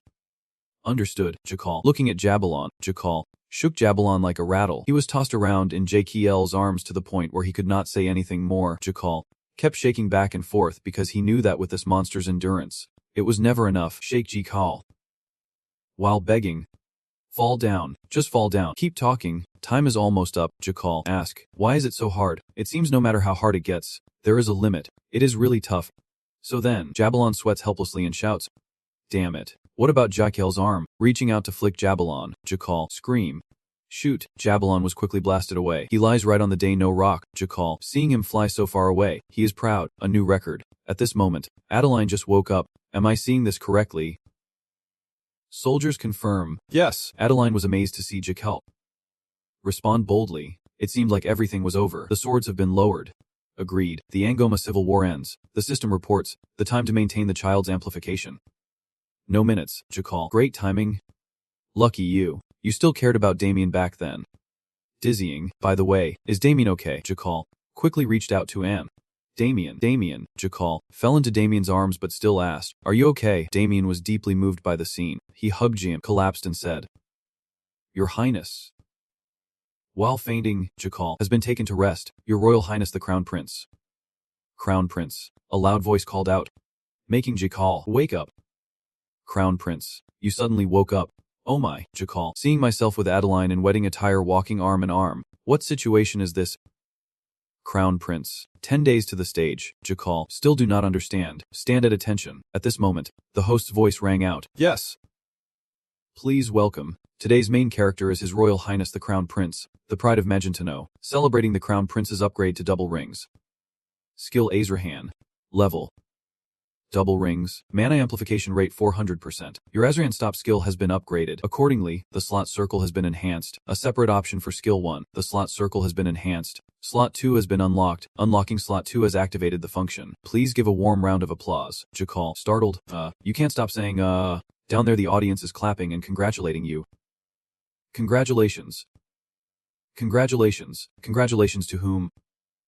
Congratulations, the host says. Congratulations to the Crown Prince for reaching the double round. Jikal is surprised. Already reached the doubles round. Jikal, looking up at the system board, he was very surprised and wondered. Slot 2. Fusion slot, the host said. Let me explain it to you. Quickly, Jikal went to find his supporter, Garden, who explained that slot merging is a function that allows mixing materials within each slot. Then Garden clinked the 2 cocktail glasses together, shaking them gently while speaking softly. Sensually, and with subtlety, it will feel like that. Easy right, Jikal. I still can't understand what is going on. What is this? What on earth is happening? Jikal, extremely puzzled. Is he dreaming? The scene shifts to a dark place. Suddenly, Jikal, appearing here again, face to face with Damien, he spoke up. Sir, what have you done to me? Jikal was stunned. Suddenly, did nothing at all. Then Damien continued to ask. I mean, in this world, what have you caused? You knew from the beginning. Right, Jikal explains. Girl. That. I just want to protect people, Damien said with charm.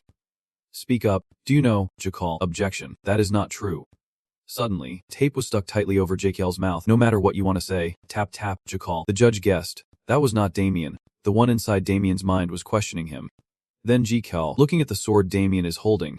Wait a minute, Jkal, panic silently calls out. Screams. Damien, maybe this is the end.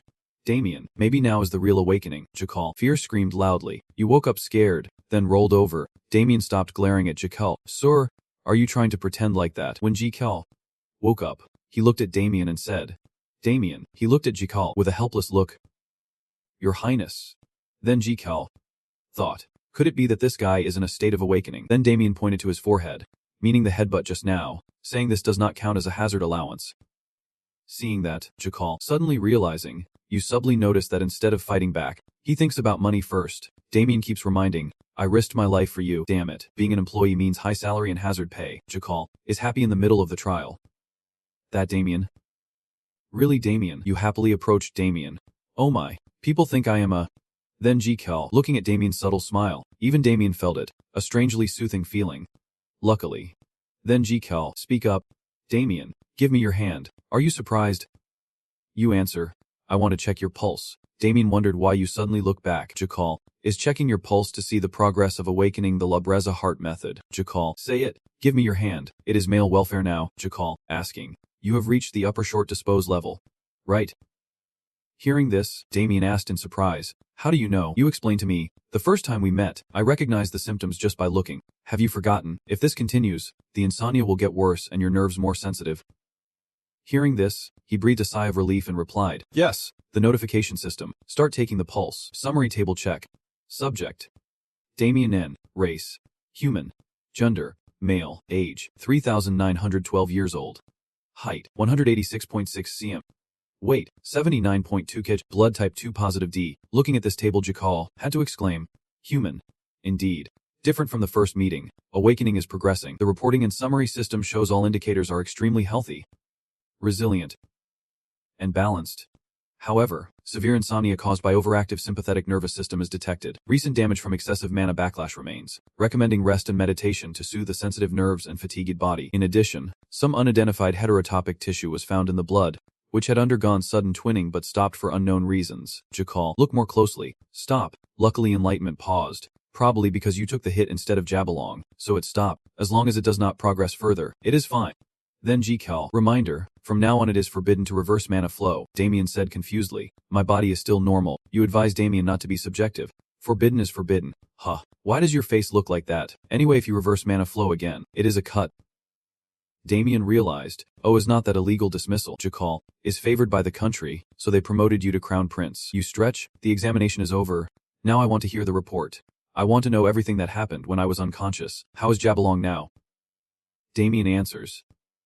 That matter, a voice suddenly sounds, surprising the two of them. Let me explain. Jakal and Damien quickly bowed their heads. The king of Ngoma, requesting an audience.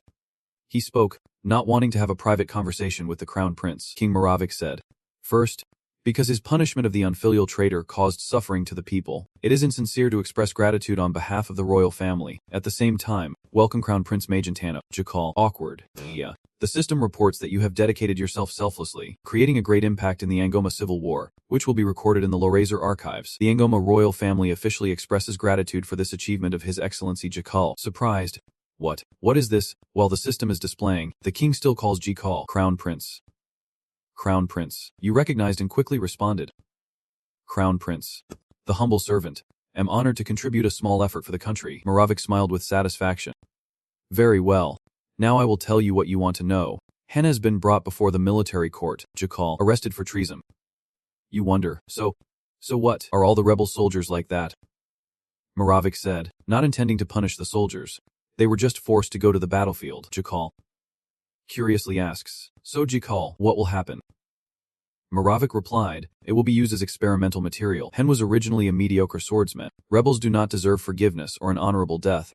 Right, no need to pity the pitiful. This tragic ending is well deserved by Han. Have you understood enough? Jakal replied with an embarrassed smile. Anyway, the issue is the input. Yes. Then Moravik thought for a moment and asked, Jakal looked at him and wondered, is there anything else? Moravik said, previously there was no mention of the father-in-law. Jakal, fear. Oh right, the right to lie. Almost forgot. Jakal shouted, please marry the princess to me. Sorry, your majesty. And then Jakal hurriedly stood up and bowed. I was too hasty and committed a breach of etiquette. At that time I was sincere, but after interacting with the princess, I realized being friends would be better. Moravik pondered these words for a moment. So delaying the marriage of his daughter to Hongdu was meaningless. Jekyll bowed his head at a 90-degree angle, feeling truly embarrassed. Seeing that, the king laughed loudly. Youth is truly wonderful, which made Jekyll confused. He replied, being slow is the same. Easy to get frustrated, easy to wither. Youth is like that, so being slow is not blamed. Only afraid the girl is slow and disrespectful to you. Disrespect means, for example, her temper is short. Not sure if she would hit you, Jekyll answered. Yes. About 500 strokes. Adeline outside was scared and anxious, hitting him 500 times. How can he say it is for healing? What else? You silly child. Outside the king's guard stopped her. Your Highness, please calm down. Adeline angrily rushed in. This crown prince really is outside. The noise attracted the attention of the king and Jekyll. Adeline cried out in frustration. Prince Hong. Scene change. 3 days later, Jekyll. At the end of the era, he said. I am very honored. Adeline asked. It seems you really returned to Magentano, right? You replied. Yes, I really did. Adeline is still angry. I overheard the conversation between the emperor and the two of you. Truly a brilliant mind. Saying I hit you 500 times. My strength is no joke, and calling me foolish is a big mistake. Yes. Gardine, hearing these words makes me smile brightly like the sun. It is young love. After all, but Adeline keeps criticizing, and after meeting, I realized we should just stay friends. Oh my god. I did not do anything. I was just standing still. Jekyll fearfully reminded himself to run, not forgetting to say goodbye to the king and wish his country glory and prosperity. I apologize. I did not have time to run away before Adeline grabbed your hand, trying to run off somewhere. Jekyll glanced back in panic, and Adeline whispered to Jekyll, remember to give me another chance next time. He blushed and looked out to say goodbye. Adeline waved, so be careful. Jekyll sighed in relief inside. Phew, almost got hit again. Cut to the scene on the carriage.